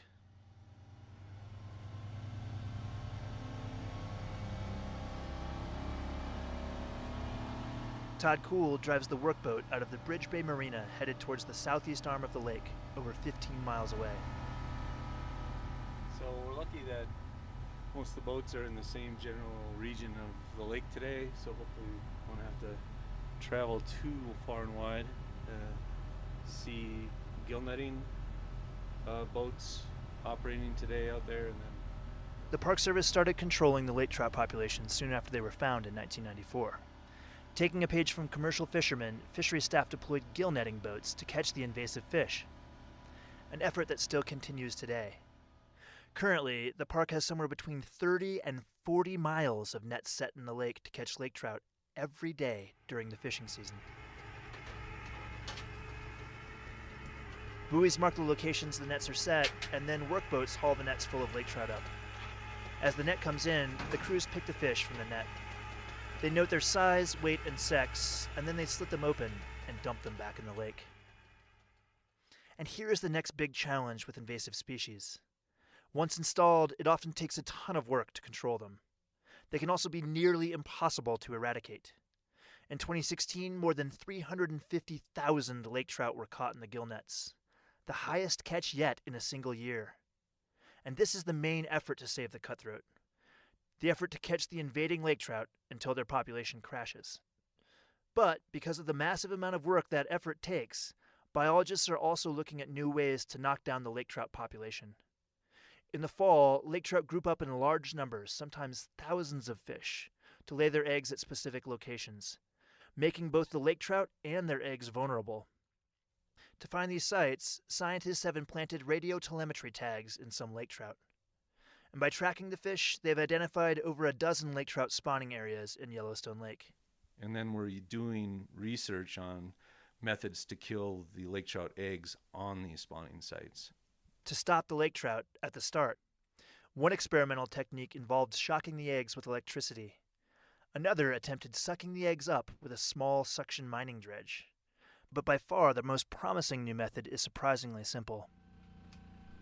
Fisheries technician Mike Simientowski stands on the deck of a gill netting boat with a large lake trout in his hands. Got all the lake trout that we just caught in the last couple gangs of net. And so right now we're over one of our dumping sites, and we're taking the lake trout and putting them through this fish grinder here, so that way we know that all the pieces of the fish are sinking all the way down to the bottom. Grinding is used over some sites, while on others whole dead lake trout are being dumped. Laboratory tests show that the decomposing fish carcasses kill the eggs by eating all the oxygen in the water. Oxygen that the eggs need to survive. Again, Todd Kuhl. And so we're moving forward pretty quickly with that method because it's so simple, because we're not taking anything foreign from the lake and bringing it in, like some kind of a chemical or something like that. We're just simply taking the dead fish that we're catching and putting them strategically on spawning areas. And these big efforts to keep the ecosystem healthy, they seem to be paying off. Fewer small young lake trout and fewer big old lake trout are being caught in the nets. And so that's telling us, even though our catches are still high each year, that's a strong signal that our suppression program is collapsing this population. And as a result, the cutthroat are making a comeback. For every lake trout we kill each summer, we're probably saving 40 to 50 or more cutthroat trout just in every given year. More cutthroat of various sizes are being found in annual population monitoring. Anglers are catching more cutthroat. Visitors are returning to watch the cutthroat spawn in the late spring. Nesting osprey numbers are growing around Yellowstone Lake. And finally, bears are coming back to the spawning streams. Kuhl has even seen this firsthand. I was on that spawning stream trying to collect a water sample in June with some of my crew, and that grizzly bear showed up. That was his stream, and those are his fish. And then watching him, get after the cutthroat trout and bring them up on the bank and chow them down, that's pretty amazing to see. And then, on top of that, the hundreds of people that were gathered to watch that as well, and that occurred for well over a month. All encouraging signs.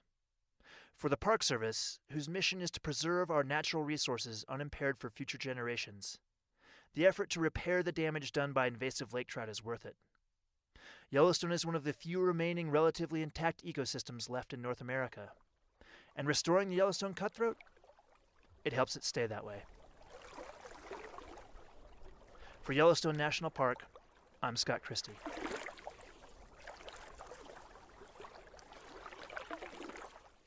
This podcast is supported in part by Yellowstone Forever and the Eyes on Yellowstone program. Eyes on Yellowstone is made possible by Canon USA. This program represents the largest corporate donation for wildlife conservation in the park. This is telemetry.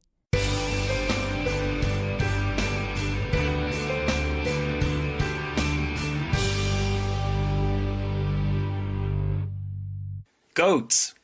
They're the very symbol of Glacier National Park, and there is almost no better place in the park to see them than at Oberlin Bend. This section of the Going to the Sun Road travels along the cliffs and past the waterfalls just west of Logan Pass. The rock ledges and abundant vegetation provides ideal habitat for the shaggy white mountain goat. Watch for the little ones skipping about the rock cliffs in areas that would terrify most humans. Within days of being born, they are following mom up incredibly steep slopes.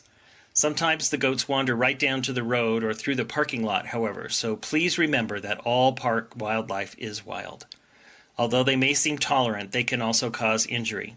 Do not feed or approach them. Please help us keep wild goats wild and visible for years to come. Oberlin Bend also provides one of the best views of the Going to the Sun Road. Park your car and take the short boardwalk to the viewing platform. The sweeping vista of the garden wall with the Going to the Sun Road snaking along its cliffs is impressive.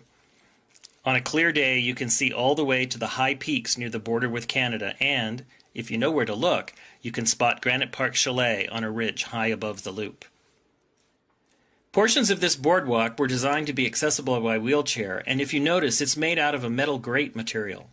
A former park superintendent saw similar walkways in parks in Australia and brought the idea back to Glacier on his return.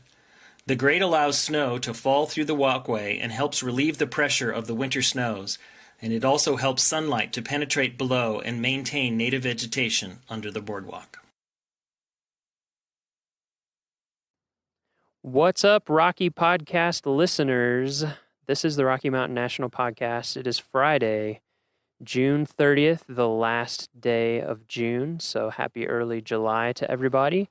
We appreciate you coming along for the ride. This week's episode is super cool. We have Cynthia Langeth. She is the ranger, the lead interpretive ranger up at the Alpine Visitor Center. So we're going to learn all about things alpine, from the flowers to the animals to the weather and things to watch out for. All sorts of stuff like that. So definitely stay tuned. Before we get started, we wanted to give you a couple of pieces of news. First of all, Old Fall River Road is open. It just opened up like while we were recording this. So Old Fall River Road is now open for your driving, walking, or whatever pleasure. It is one way up only. If you don't know that, it's one way from the bottom to the top. And we have had some times where it's been super busy last year and we've had to shut down traffic in the middle of the day. So if you're planning on coming, as with everything, arrive early or come later in the evening. It's a beautiful road. So if you've never done that before, check it out. And it leads up to the Alpine Visitor Center, where Cynthia and all of our Alpine Rangers are that we're going to talk about today on the podcast. Another thing with roads, we do have road construction going on if you're coming to the park. So Moraine Park Campground Road, there's some construction there. It can be like 5 to 15 minute delays pretty soon after you turn off Bear Lake Road. And then we also have some pavement preservation stuff, keeping our pavement in good shape throughout the park. And that's just in various areas. So if you come to an area where cars are stopped for a little bit, that's probably what it is, unless everybody is stopping in the middle of the road and looking at elk, which you should not do. So hopefully that gets moved on. But otherwise, it's probably pavement preservation. we've got a program coming up that we want to tell you about. It is Climbing Long's Peak. So this is going to be some of our climbing rangers that live and breathe Long's Peak every day as their job, talking about climbing Colorado's favorite 14er, Long's Peak. They're going to talk about climbing and hiking routes, lessons learned, how to prepare and manage for risks, and all the things that are involved if you're thinking about a climb. This program is free and open to anybody, and it is going to be at 7:30 p.m. on the evenings of July 5th and July 21st at the Beaver Meadows Visitor Center. So again, 7:30 p.m., July 5th and July 21st at the Beaver Meadows Visitor Center Amphitheater. So come and check that out.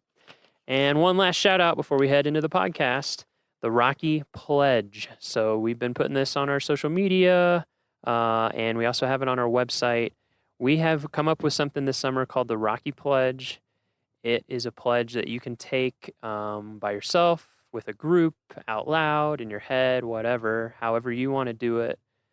We just ask that it be meaningful to you. So if you go to go.nps.gov/Rocky Pledge, you'll see our Rocky Pledge logo, you'll see the pledge itself, and you'll see ways that you can join in.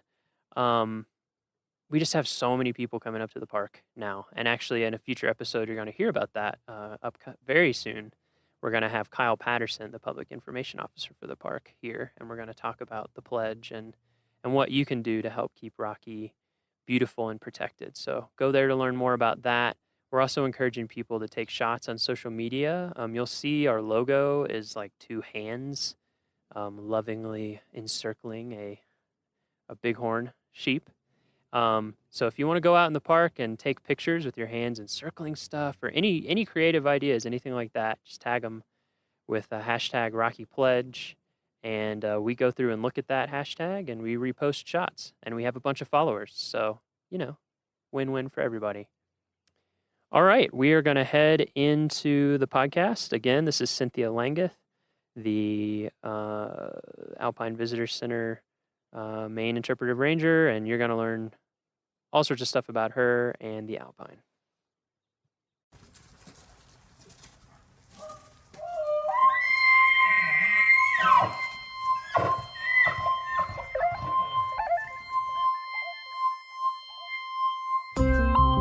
You need a Britney Spears mic.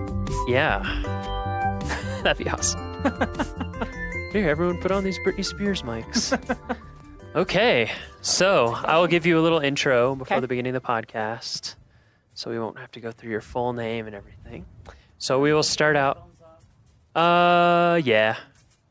Then you can monitor, listen in. I have to hear myself talk. I hear voices in my head, and it's mine. I hear my own voice in my head. We don't have an exact outline. That's okay. We just kind of freewheel. We can wing it. So we'll start with Cynthia. What do you do here at Rocky Mountain National Park? Like, what's your official title? So my official title is Park Ranger, Interpretation, and EMT, which is kind of an interesting combination. Yes. But I primarily spend my time in the summers in the alpine tundra of the park and manage the Alpine Visitor Center operation. What about in the winter? So in the winter, there's a lot of catch up from summer. Yeah. After hosting 3.5 million of your closest friends, it takes a little cleanup time. So in the winter, we do a lot of preparation for the summer, and I also get to lead snowshoe walks and full moon hikes in the winter, which is pretty awesome. Cool. Yeah. Well, maybe we'll come back and talk about that in a little bit. So, Alpine Visitor Center. Rocky's pretty famous for its alpine tundra. It is. Is it not? On the way driving up here, we saw lots and lots of people eager to see it. So I thought we'd start by just talking about alpine tundra, what it is, what makes it what it is, nature. It is because of what it is. So I guess first we could talk about tundra in general. So what is tundra in general? Yeah, so tundra is, I guess, a slightly more generic term that just describes ground that is free of trees.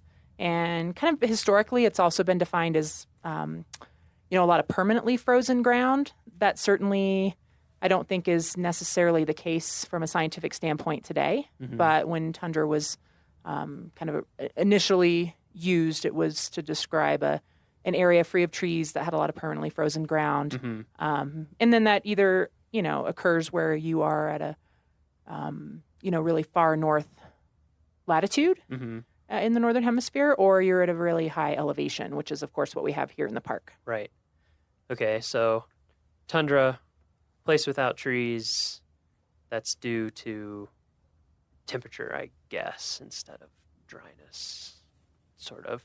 Alpine tundra is because of alpine being high elevation, right? So it's due to versus the elevation. Arctic tundra, which would be latitude-based. Yeah. Yeah, so if you want to find tundra due to latitude, you have to go very far north. If you want to find tundra somewhere like Colorado, you just have to go up to, in Rocky, where does tundra begin, generally speaking? What's the range? So generally speaking, it occurs around 11,400 feet in elevation in Rocky and kind of in the this region of the southern Rocky Mountains. Certainly as you go further south, tundra is found at higher elevations. You go further north, it's found at lower elevations. I mean, there's alpine tundra at the equator, if mountains are high enough. If it's tall enough. Exactly. Yeah, I worked in Denali National Park for a while, and I think their south-facing slopes was around 2,400 feet, and north-facing was around 1,800 or something like that. And yeah, you just keep going north, and eventually it's sea level. Yeah, you takes a while. Don't have trees even at sea level. Yeah, which is exactly. Pretty amazing. So at that 11,000 foot mark here, approximately, in Rocky, what is it about that elevation that makes it so there are no trees? So, certainly there's a lot of factors that influence tree line, but the primary driver is temperature. Trees need a long enough period during the summer to basically grow into trees. They need to have enough time to put on new growth and grow upwards. And if the average warmest temperature during the summer months is below 50 degrees, then you pretty much don't have trees anymore. So that 50-degree isotherm, as it's called, is the determining factor for tree line. So yeah, it's just too cold. Trees don't have enough time to grow up into trees. Right. It is too cold and harsh for any tree to make it. Yes, we definitely get the little kind of shrubby trees we call krumholtz, which technically are the same tree species you find down in the big, majestic forest, but they're a little stunted up here. Yeah, Krumholtz. That's an interesting word. Isn't that a great name? Yeah, it's a German word, right? Yes. Crooked wood. Crooked wood. Yeah, you see it. I'm trying to think of some places visitors go. They're really good to see it, like Rainbow Curve. Yeah, Rainbow Curve is definitely approaching that kind of close. Transition zone between the forest and the alpine tundra. Yeah, and even even at pull-offs like Forest Canyon, Medicine Bow Curve, you can see examples of Krumholtz. Yeah, it's really amazing. It's almost like natural bonsai or something. They just grow super close to the ground, really gnarled. They just Mother Nature's little pruning. pockets. Yeah. Anywhere where they can find a little bit of shelter from the wind, even from themselves. It's amazing how thick it can grow in places too. Okay, so alpine tundra. Rocky has a lot of alpine tundra, right? About a third of the park. About a third of the park. And the park is just under 250,000 acres, so a lot of areas of alpine tundra. And I think one of the things that makes Rocky so cool and unique is that we have this road that takes you right up into alpine tundra. It's paved. You can see it in the summer when the road is open. And so when people are driving up, that's what they're seeing. One thing that I want to make sure we talk about, so we'll talk about it now with the alpine tundra. So no trees can grow up here, but other stuff can grow up here. What other kind of things grow on the alpine tundra, and when do they grow? Yeah, so surprisingly, I think to a lot of visitors and even staff when they first start working here is how diverse the alpine tundra is. At 35 miles an hour in your car, it can kind of look like a lawn.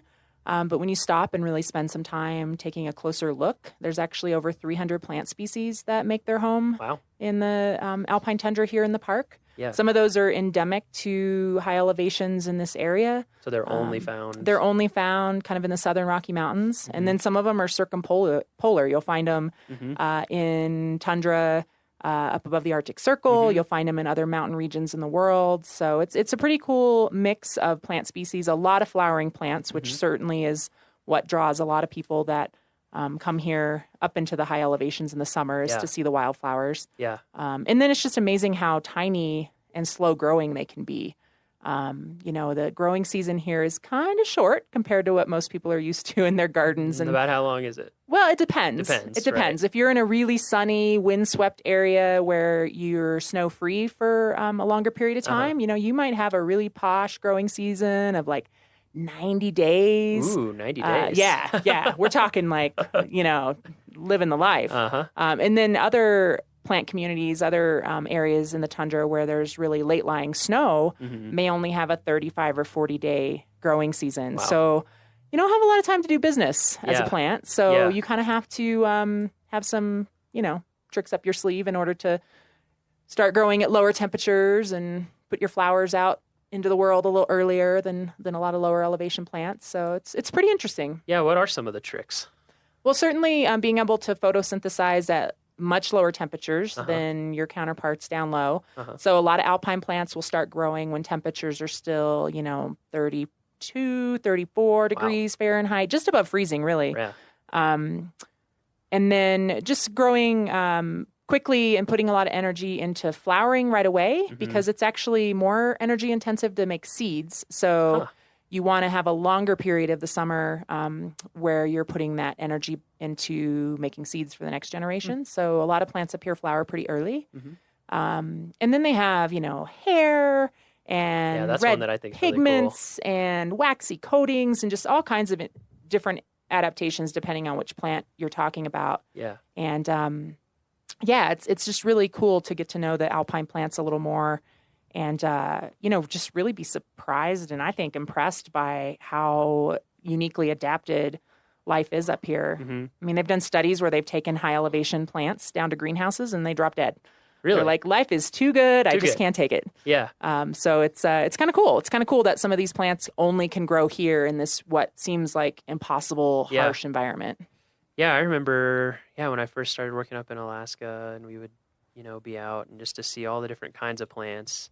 And that was another thing, like you're saying, circumpolar or just tundra in general plants. I recognized so many plants here. Some of them are the same species, some of them are really close, even though it's so far away, which I thought was amazing. Yeah. Same thing with the hair and all those different adaptations. And I also think the diversity is amazing. I guess, is that because, like you're saying, conditions vary so much from place to place, and it is so on the limit of where it's possible to grow that just small changes in, like you're saying, snow freeness or sun exposure or moisture retention or soils, is that what drives that amazing amount of diversity that you can sometimes see? I think so. It's really interesting up here. You can walk just a short distance and transition from one very kind of specific plant community into another that's very different, from a super dry, rocky, windswept fell field into a more lush meadow. Another 100 yards down a trail, you might come to a wetland. So it really is, it's like a big city that's got all these really unique neighborhoods, ethnically and architecturally and, economically. It's just, it's the same thing, but it's, the natural world doing that on a smaller scale. And I think the point that you made is really, really good, is that I think this happens too a lot of times in desert parks or just anywhere where the conditions are difficult, is that when you're driving through, even at 35 or 25 miles an hour, it kind of looks like, there's not that much going on right there. And then if you stop and you actually start walking some of our trails, which we can talk about, and you look closer, you realize, whoa, there's so much stuff. You almost have to get your nose down in the ground. If you ever see anybody with their nose in the ground and their butt in the air, they're probably smelling or just taking pictures of their flowers. We call them belly flowers. You have to get on your belly to actually appreciate them. Exactly. Yeah. This is one thing I want to make sure that we cover, is that I want to talk about our tundra protection areas that we have in the park and why those exist. And so let's talk about that first. So we have tundra protection zones in the park areas. Could you talk about that a little bit? Yeah, so I think one of the things that I really kind of admire about the alpine tundra is its incredible ability to adapt and overcome this really harsh environmental conditions. But at the same time, because of the harsh environmental conditions, it's also really fragile. So because plants grow so slowly up here, a few careless, footprints can wipe out decades worth of growth for some of these species. So we learned from a lot of research that was done back in the 1960s that tundra is really slow to recover from trampling. And because we get so many visitors and we have kind of, localized the impacts up here with our major viewpoints and parking areas in those particular spots, it's just not feasible to let folks kind of wander around on the tundra itself, right? Because there's too many feet, and they're going to cause long-term damage that is going to take 50 plus years to recover if no one continues to step on it. Right. So so in those areas we've created tundra protection zones where you actually are required by park regulation to stay on paved trails or in parking areas. And that's simply to limit the impacts of thousands of people, daily during our peak visitation months, right. From really causing, almost irreversible damage to the tundra plant communities in those areas. So it's really important in those high visitation areas that folks are staying on those paved trails and really allowing the tundra to thrive. Yeah, I think that's something that surprises tons of people. It's like it takes a really long time for these tiny, tiny plants to grow. And yeah, when they get trampled, it can take so long for them to grow back. And yeah, I mean, there's species that put on like 3 leaves in a year. Yeah, that's amazing. And then next year they put on 3 more leaves, or they're like a dinner plate sized plant when they're, 50 years old. So you can wipe out quite a bit of growth just by accidentally grinding your foot when you're walking across the tundra. Yeah. Yeah, that's amazing. So if people do want to be able to see and kind of walk through the tundra, get close to a lot of flowers, but not trample it and ruin it for the next 50 years and keep it beautiful for everybody, where are some places that you like to send people here to look and see everything up close firsthand? Yeah, well, there's definitely a lot of, smaller pull-offs along Trail Ridge Road up above tree line where, 2 or 3 cars can stop and people can get out. And then it's totally fine to walk on the tundra. It's resilient enough that it can handle being stepped on, a handful of times in a span of a few days. And in those areas, if folks are real careful and they, walk on bare spots and rocks when they can and walk softly on the plants when they are stepping on them, it's really not going to cause long-term damage. And in fact, it's a great way to get to know the tundra a little bit more. So really any of those smaller pull-offs where we don't have, large parking areas and signs that indicate you need to stay on a paved trail, it's fine to go out on the tundra. And it's interesting, a lot of visitors don't realize that you can walk on the tundra outside those tundra protection areas. And another great way to experience the alpine tundra and get to walk, off trail and really get down on your belly and check out the flowers is to go with one of our tundra nature walks, which are offered daily through the summer at 9:30 a.m. And we definitely take folks off trail on those hikes. And so it's 9:30 a.m. every morning at the Alpine Visitor Center. Go out with a ranger. Through early August. Oh, that's awesome. Our last podcast, if anyone missed it, you can tune in. We talked with Kathy Brazelton a lot about ranger programs in general and all the stuff that's going on. So that's a really good one. Up here, what are some other ranger programs at Alpine Visitor Center that people might be into? So in addition to the Tundra Nature Walks, which we offer every day, we have a talk about the human history of the area, kind of specifically around the roads and routes people have taken through the mountains over time. We call that Road to the Top, and that one's offered twice weekly. And then we also offer All About Lightning talks 3 times a week. And that one is really good just to learn a little bit more about how to be safe in the park, not only above tree line, but just when you're out exploring and adventuring in general. But certainly, big reason behind the All About Lightning talk is lightning is one of our environmental hazards in the summertime. So we like to educate folks as best we can about how to, how to plan ahead and how to, make good decisions when they're in the park so that we don't have anyone injured or killed by lightning. Mm-hmm. Yeah, lightning is a big one up here, Yeah. I think. I mean, everyone knows Colorado gets a lot of lightning, but when you're up here above tree line and there's no trees, the tallest thing around is often you.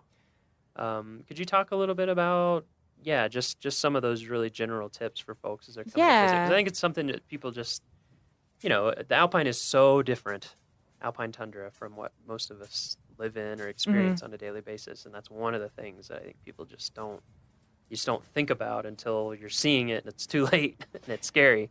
Yeah, I think the Alpine tundra is kind of otherworldly to a lot of our visitors for a multitude of reasons. And one is, the weather up here.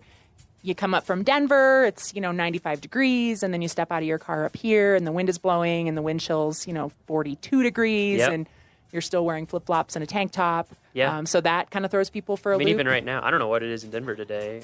I think it's in the 90s. Yeah, it's supposed to be real hot today. And right now, it's in the low 60s up here. With a breeze. I'm glad I have on a wind jacket. I've got on a vest. And this is a hot day. Yeah, this is a really nice, This is a really warm day. up here. So yeah, definitely. That's a great tip. Yeah, and then I think too, when it comes to thunderstorms and lightning, so many of our visitors, and myself included, growing up, you watch storms build from a distance, and then they are, they're coming your way or they're moving away from you. But you kind of have this almost like theater experience when it comes to weather a lot of times. And when you're in the high mountains, the weather often builds right where you are. So you don't see it coming. You are in it as it's developing. And so I think it takes people by surprise sometimes. It happens so fast. It really You'll does. see something off in the distance. And like you said, when you're like, oh, look at that storm, it's coming. And then... Or those puffy clouds are getting a little darker at the bottom. It's there in minutes. Yeah. Sometimes. So I think it does take people by surprise. And then,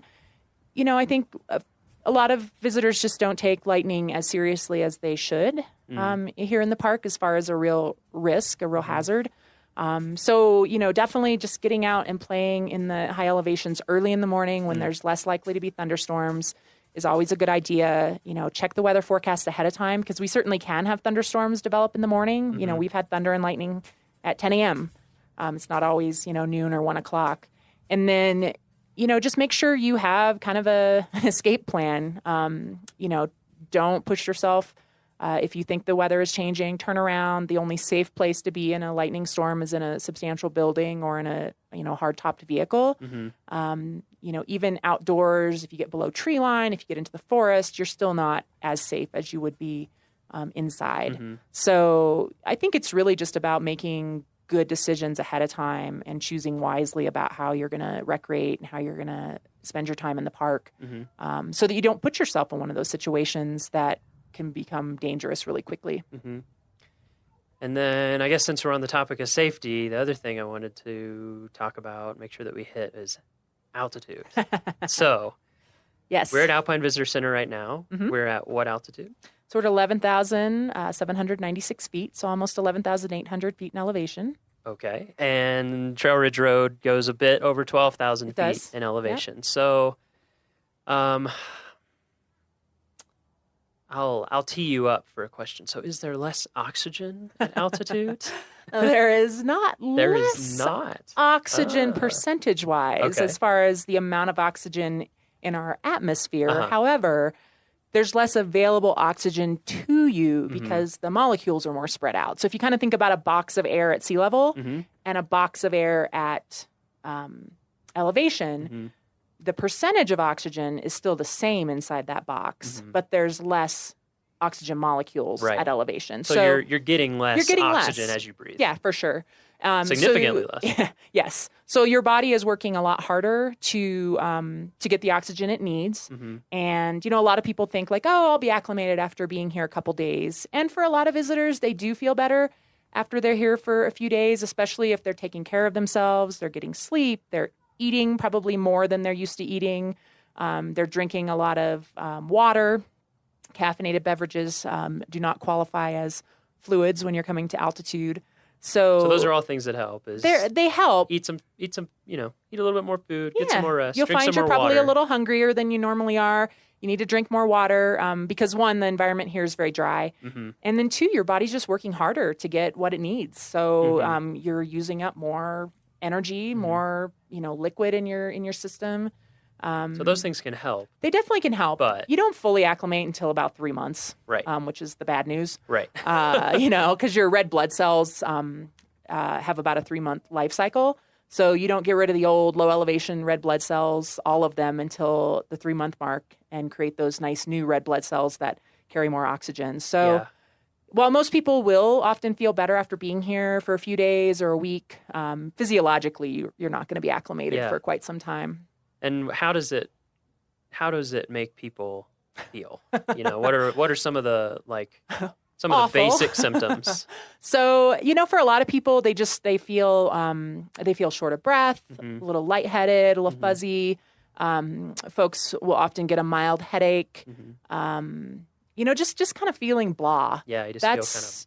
Yeah, just kind of run down. And that's honestly pretty normal for most folks. Yeah. But what will happen is a lot of times it freaks you out, right? Why can't I catch my breath? I just did a short walk across the parking lot. Yep. So now I'm freaking out because I can't catch my breath. Yep. So now I can't catch my breath more. Right. And so I'm freaking out even more. And now I'm getting a little dizzy. And, it's kind of it's like a self-fulfilling prophecy. I hadn't thought about that. So just that feeling stresses people out. Yeah, it totally stresses people out. It compounds causes anxiety. Itself. Okay. So, so if people are coming up, especially, I know people. I did this when I first came here. I flew in from D.C. area, drove up to Estes Park. Oh, we have a few hours before dinner. Let's drive up to Alpine Visitor Center. So you're basically going from sea level to almost 12,000 feet in no time. Yeah.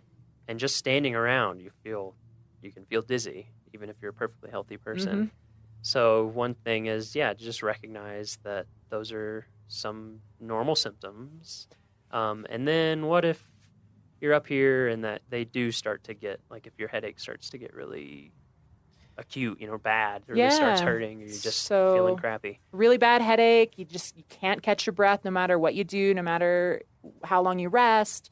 Dizzy enough that you have to sit down or you're going to fall down. Mm-hmm. Those are definitely more concerning symptoms. And all of the rangers that work here at the Alpine Visitor Center are emergency medical technicians. Oh, okay. Everybody. And everybody. It's a requirement of the job here. And we have a medical clinic attached to the visitor center where we can certainly treat visitors who are having a more serious reaction to altitude or something else. A lot of people with pre-existing medical conditions will find that when they come to altitude, it really aggravates their condition, and something that they might have had relatively good control over at home now is manifesting itself as a more serious medical emergency. So we certainly take those things very seriously and are happy to help folks that are having a more serious reaction to the altitude. So folks shouldn't hesitate to come on into the Alpine Visitor Center and talk to a ranger if they aren't sure if what they're feeling is, quote, normal or not. Right. Good. That's great.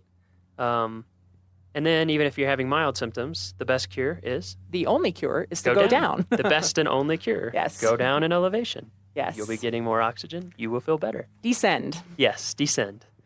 Good. I think those are a lot of the safety things that I just wanted to make sure that we covered from the get-go. So we'll come back to Alpine stuff, Alpine Visitor Center, Alpine everything. But let's talk about you. Are you excited? I'm excited. I can tell how excited you are. So Cynthia, where are you from originally? So I grew up in Missouri. Missouri? Where in Missouri? Midwest. For our Missouri listeners. So kind of the west central part of the state. Okay. Small town near Warrensburg, Missouri. Uh-huh. And when you were growing up, were you guys big national parks travelers? We were. Mountain folks? Went out to the mountains? Yeah? Yeah, my dad was pretty opposed to going east of our home. Yeah? So we always went west and we visited national parks. That's just kind of what we did. We had family that lived near Yellowstone and Grand Teton National Park, near the Redwoods in California. So about every summer, we took some sort of family road trip for a week or two and hit national parks. So, that was just kind of normal for me growing up. That's where we went on vacation. Yeah. We were definitely, though, the park visitor that like stopped at the visitor center and got a map and then stopped at the overlooks and took pictures, walked the little nature trail, and then moved on to the next national park. Okay. We weren't hikers. We weren't campers. We never went to a ranger-led program, which I find kind of ironic since I turned into a ranger that leads programs. Yeah. You know, and I knew I wanted to be a park ranger by the time I was about 12, even though I Really? had no clue what they did. I just knew How they did had you know? to. Well, because they got to live and work in places like this, and that was like good enough for me at that age. So, you know, the older I got, I kind of figured out what park rangers actually did, Right. and But it at still first sounded it was cool. Just, you went to a lot of parks. And I wanted to and you thought, be there. "Wow, that is cool. All the time. I want to be there more. Yeah, I think it was really the landscapes, you know, the like the aesthetics of Western landscapes that really hooked me, and that kind of spoke to me on a level even as a preteen and teenager that was really meaningful, and I knew like I need to be in these places. So, Do you have any siblings? I do. I have an older brother. Does he feel like that? He Or was he more definitely. like, oh, this is fun, but whatever? Well, he actually does like outdoor Okay. photography and videography. So we both kind of ended up in fields that could have been somewhat predicted by our upbringing. And why do you think your parents were so into the national park thing? Was it because you said you did it ever since you were little? Had they done that with their parents? My dad did. Okay. He grew up, well, kind of, to a certain extent. They traveled a lot to Florida, so he grew up going to the beach in the winter months. He lived in Michigan. And then my mom grew up on a farm in Nebraska, so kind of wide open spaces have always been special to her. And yeah, I think that was just kind of their thing. Yeah. And then I think a lot of it had to do too with where some of our close family lived and was situated as well. It was like if you go to Jackson, Wyoming, of course you're going to visit Grand Teton National Park and Yellowstone National Park, and You would that's where I had relatives and so I think they both just were really drawn to the same kind of Western landscapes. I remember them really being into photography. And what's the first park you remember visiting? The first park I remember visiting is probably the Redwoods in California. And I remember the big trees, and then I also remember falling in the ocean and thinking I was going to get sucked out to sea. And then my mom having to shake out my little pink pants in the parking lot and sitting in my underwear in the back seat of the car was very embarrassing.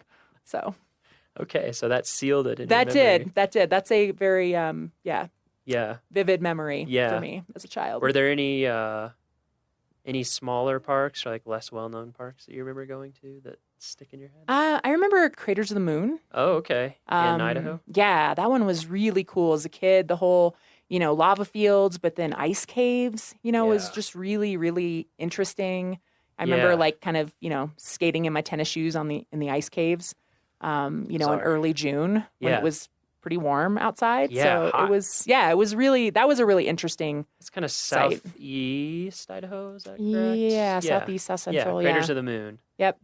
For folks who don't know about that, I'm asking people these things because I'm trying to highlight some of the units that people might not know about other than Rocky. Yeah. And that's a really amazing, like you said, just bizarre place. Yeah, super just cool. Fields of volcanic rock and ice caves, and it's pretty remote. Really interesting. Yeah. That's a cool one. That's definitely one I remember. And then I remember as a teenager visiting Fort Laramie. That's National Historic Park, and I really liked that park. I was kind of into history at the time. Yeah. And just found kind of Western history really fascinating. And I thought Fort Laramie was really cool. Yeah, so that's down in southeast Wyoming, past Guernsey, which I'm sure many of our listeners are familiar with Guernsey. Just look it up, Fort Laramie. It's really neat how it's been as different buildings restored to different time periods, and they've done a lot of work restoring it. And unlike Rocky, which is a very busy park, it is not a super busy park. So you really have a lot of things to yourself. Yeah. And at Guernsey State Park near there's a visitor center created by the CCC with exhibits from the WPA, and it is like in original condition. Wow. Yeah, so all the exhibits you can go in there and see, and they're all hand calligraphy, painted. It's really incredible. It's almost like cool. it's almost like a WPA museum. And it's kind of It's just in this little park, and the building is very park rustic type architecture, huge stones and timbers. Guernsey State Park. Yeah, Guernsey State Okay. Park. Yeah, shout out. We didn't hit that on our family Yeah, a lot of road people trip, don't know about it. I don't know if they want me telling Yeah. people about it or not, but now they know. Now they know. It's really worth seeing. So you knew you wanted to be a park ranger when you were 12. Mm-hmm. How did you go about making that dream a reality? So when I was looking into where to go to college, I definitely looked for programs that, were known in the kind of parks field, had parks and recreation majors, tourism majors, those sorts of things. Mm-hmm. So I quickly kind of narrowed it down to just a handful of universities. And of course, dreamed big about going out of state, but then financial reality set in, and I ended up going to the University of Missouri, which has a good parks, recreation, and tourism program. And so I kind of went into it not knowing exactly what I would focus on, but pretty quickly realized kind of the interpretive educational side of things was what I was most interested in. And why did that interest you the most? I think I definitely was an extrovert in high school, loved drama and, kind of being in the thick of things all the time. And so that appealed to me, like being the educational ranger, being the one giving the programs, kind of, entertaining visitors to a certain extent. And just also learning about these places. I grew up in a rural area, and I just, I always loved just exploring the creeks and forests near where I grew up and trying to figure out how things in nature worked. So I think that was appealing too. Like that was my job, figuring out how things in nature worked and then explaining that to park visitors. So, yeah. Yeah, it was kind of similar. It's like, oh, I get to learn about all sorts of stuff and entertain people. Exactly. Be the center of attention. This Sign is me up. This is awesome. fun. And you get to learn about so Exactly. many different things, which I think is and you're is really, always really learning, cool. because there's You have to. You never are going to know everything. So Yeah, it's like constant. this constant, like, oh wow, that's really interesting. Yeah.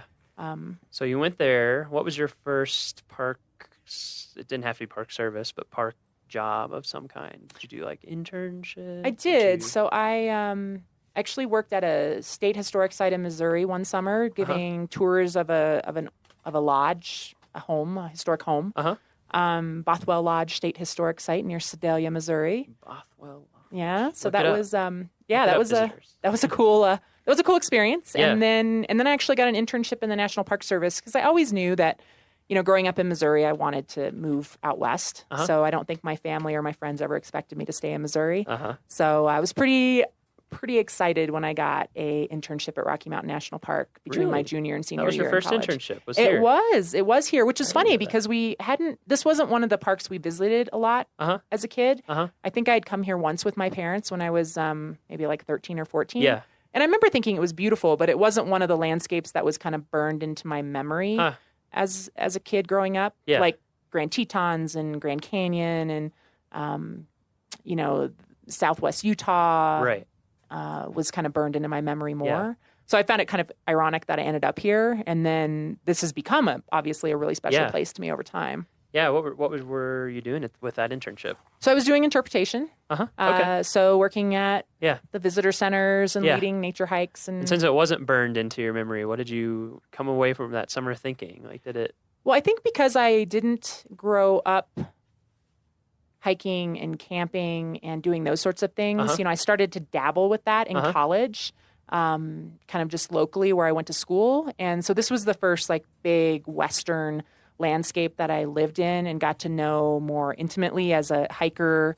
I climbed Long's Peak that first summer, which was, at the time, like the hardest thing I had physically ever done. Sure. Kind of blew my mind. Yeah. And just kind of, I think, built a lot of confidence in myself as an outdoors person, being capable of hiking and camping. Like I planned a backpacking trip to the Grand Canyon after working here that summer for a bunch of my friends who none of us had ever backpacked before. So it was kind of an epic fail in some ways, but also really awesome. Okay. That's how you learn. Exactly. Yeah, it was kind of the same way. I grew up, I was in Boy Scouts, but didn't do like backpacking or that kind of stuff. And then, I had an internship in Yellowstone one summer and just got after it, started backpacking and hiking and learning through great success. And great failure. Shivering nights and this, where you forgot something important or, Yeah, exactly. you know, those things. Like that, a sleeping pad. Yeah, like a sleeping pad. Oh, it turns out they're not just to pad you. They're to No. keep you from being freezing cold. Yes. Yeah. Yeah, that's interesting that this is the first place that you came. Yeah. So what about after that? What was your first like Park Service job? Did it was take actually, a while or it didn't. Okay. The next summer after I graduated from college, I actually got a job back at Rocky Mountain National Park working at the entrance stations, collecting fees and selling passes.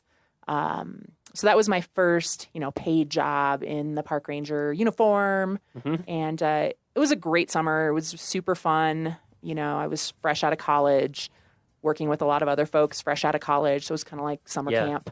And it was, it was a really good experience. And then I was able to transition into more of an interpretive position the following summer here at Rocky Mountain National Park.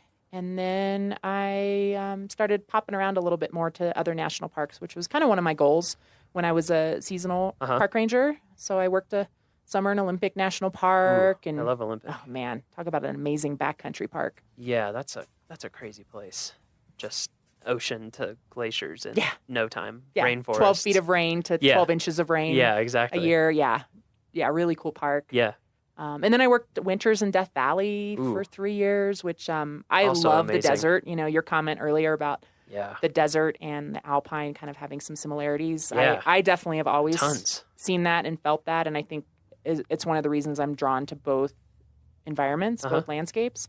Yeah. But yeah, Death Valley was incredible. Talk Yeah. about just, I don't know, just such a vast place that just, I guess for me, the desert, you either love it or you don't. Yeah, that seems to be the There's not a lot case. of in between, and I absolutely love the desert. So that was a really cool Yeah, I experience do spending too. winters there. And I found that too because I also love alpine. I mean, that's one of the reasons why I was up in Alaska for a while, and I went to Death Valley, I guess a little bit before I started working here, so a few years back, and to make their new map.